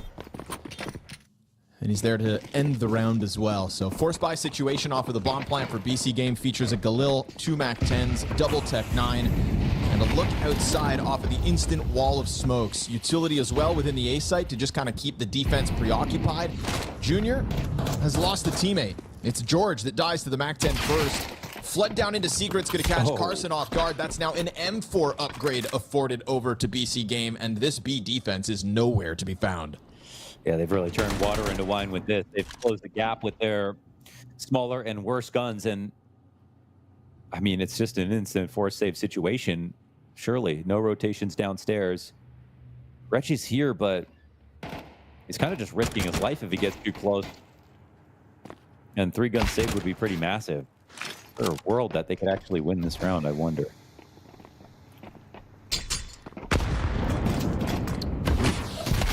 Get out of here, buddy.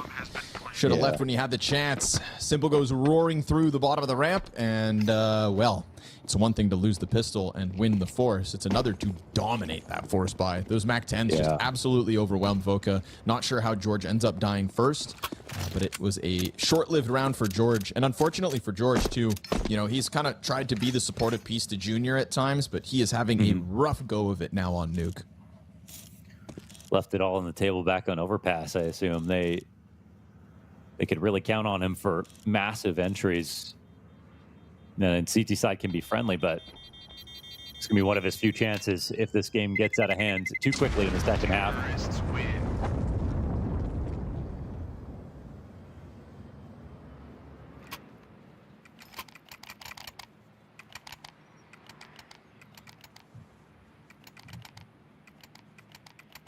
Yeah, Yeah, this buy's not great. They want to take advantage of the fact that they've saved this op. And it's a relatively full investment. Yeah, down to the bottom dollar here for Voca. Man, should they have spent everything? Or should they have kind of set themselves up to be able to save the junior off and just see if they can get it back?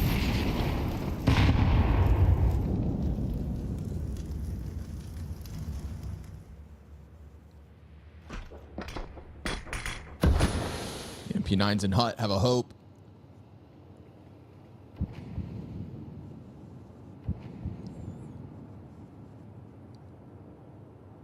Just a very front-facing A-site setup. We'll see if Junior can deliver. He's been the beacon of hope for Voca all series long. He will strike down Aragorn. Electronic wounded with that as well. Could have been 2 kills for 1. Junior tries to keep them pinned in the corner. It's going to force them back to this A floor where those MP9s had pressed in against BC.Game. At a minute, they could still try to work options, but they're probably feeling quite limited to just inside.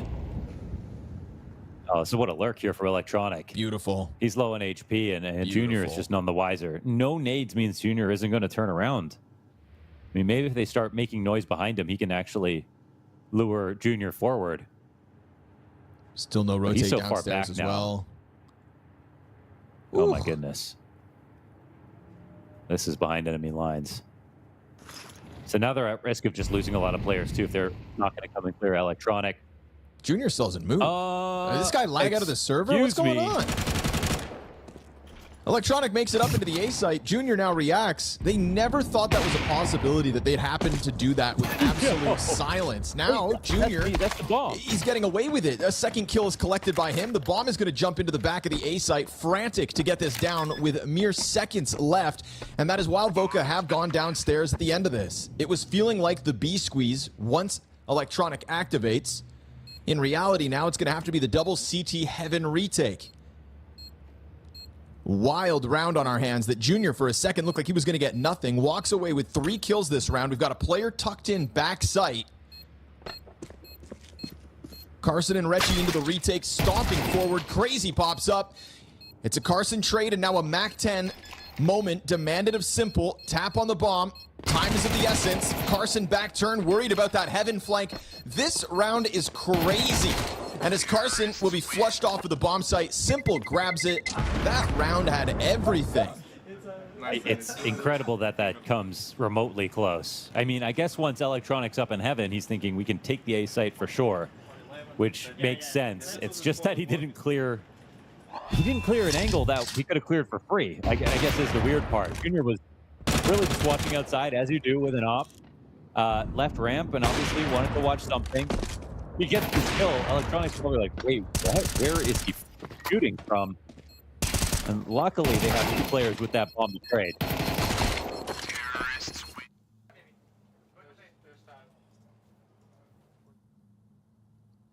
Ooh, but this round, with just pistols for Voca, has already got Simple down to 40 health. Still, that should be the Voca final nail in the coffin. Into that round, though. Yeah, exactly. They invested had heavily into it. They almost pulled it off.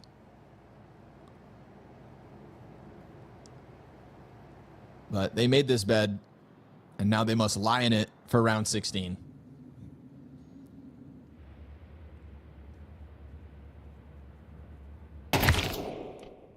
Looking like a perfect move here for BC.Game.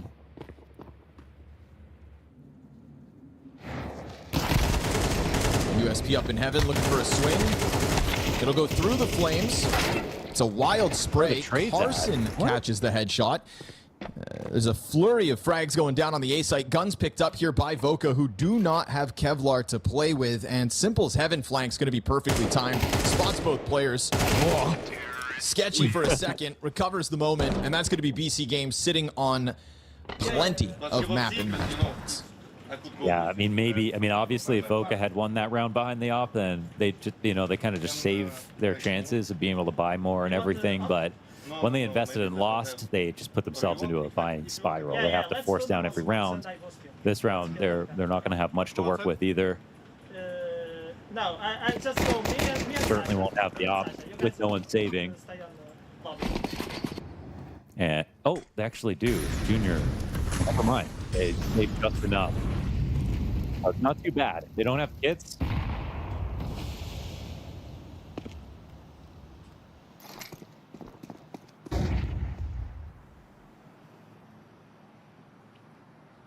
But the way BC.Game are moving, like they know where the callouts are. They knew when to move fast into angles. They've been able to walk into the upper side and lower.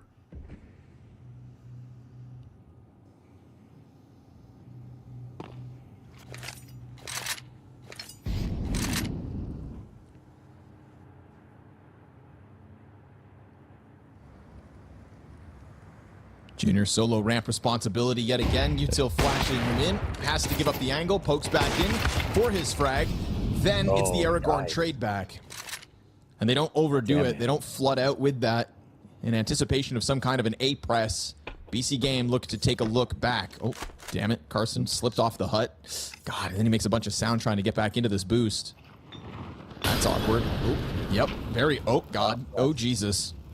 That Molly didn't do anything Third either. time's the charm. There Still we going go. for it, though. Let's see if it gets him a kill. The squeaky walkout happens in the middle of all that, and then suddenly BC.Game pounce. Yeah, that's not the way you want to go out, Voca. Awkward in this one. They've got all the excuses in the world coming in with a stand-in with no notice.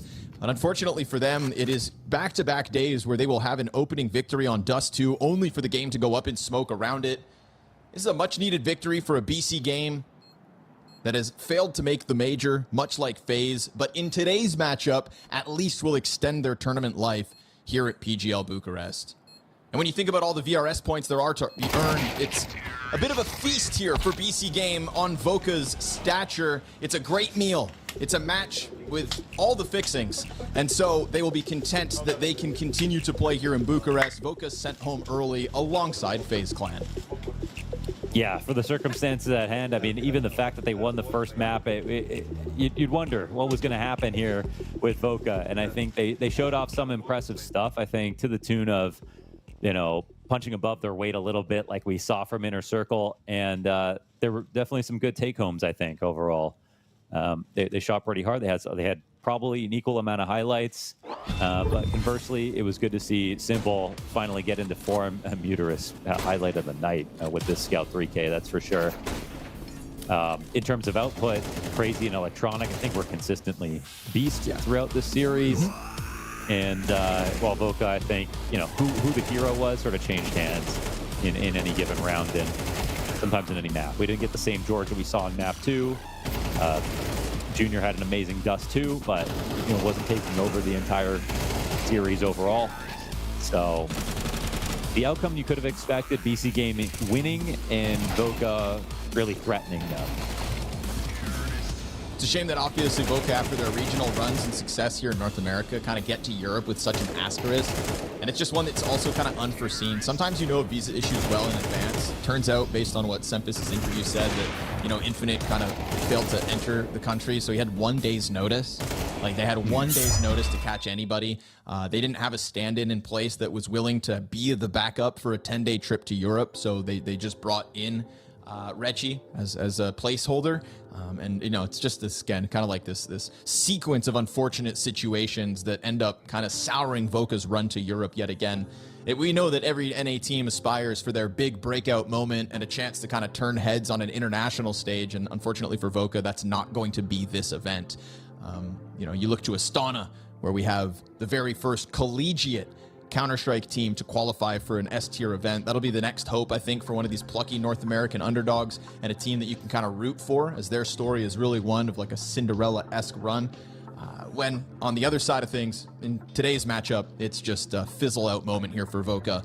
And hopefully this just serves as a springboard for BC.Game, because we're talking about a team that hasn't won a match in almost 2 months, hadn't won a map in that same amount of time until yesterday. And so BC.Game putting in place the building blocks.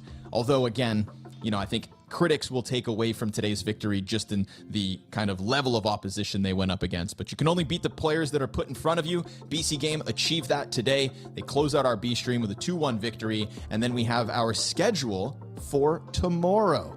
Tomorrow will be 2 streams of 3 best of 3s. which means Mohan and I will only be here for the last one. You got MIBR versus Eyeballers. I feel like, again, the big dream, everybody's rooting for JW this event, him and the Eyeballers crew to kind of have their breakout moment. If you're going to miss the major, this is the next best event to kind of start securing your run in the second half of 2026. Nobody knows what's going to happen by the time Argentina rolls around. And so here we sit, kind of cheering for the Eyeballers squad, not to take anything away from MIBR, but they have their major secured. They're looking for some form. MongolZ and Wildcard, you'd think heavily favorites the Asian team in this one.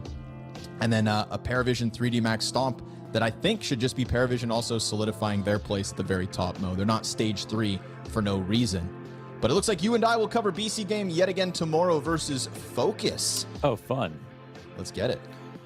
Yeah, I think tomorrow's games, obviously, I mean, one under interesting results, the fact that Eyeballers took out NRG, but I don't think that means NRG aren't a threat. Like, they could absolutely put it to Legacy tomorrow, which is something we have to watch for. And Inner Circle versus Bait is Headtrick's old roster. Them going head-to-head, I think there's tons of similarities between the two, and with the way that Headtrick played the last map today, I think he's going to be pretty excited to try to phase up versus Bait. So yeah, BC.Game versus FOKUS. Always fun to be able to cast BC.Game, even though they're not a high-ranked team. They've got Simple and Electronic. They're just such a unique story, and a story that's born of VRS. So not one that was possible just a few years ago. Yeah, looking forward to that. Back-to-back BC.Game days. Yes, sir. I'm actually stoked as well. We're not going to get to cast it, but the NRG Legacy game is an interesting one at a 1-2 stage in this event, where again, both teams making it to the major. They're looking for big runs, and on top of that, now facing in a 1-2 matchup. Like, I think we would have expected more from Legacy and NRG. They kind of need this groove right here, right now, and it's a battle of the Americas to kick off the B stream tomorrow. But that one will be with Sponge and Machine. Mohan and I signing off on day 3. We'll catch you guys one more time on the B stream tomorrow for that BC.Game matchup, seeing whether Simple and Electronic can keep on going, whether Muterus's scout wallbangs are never ending. There's reasons to believe in this BC.Game day by day improving. We'll catch you guys tomorrow. Have a good evening, and thanks for tuning in.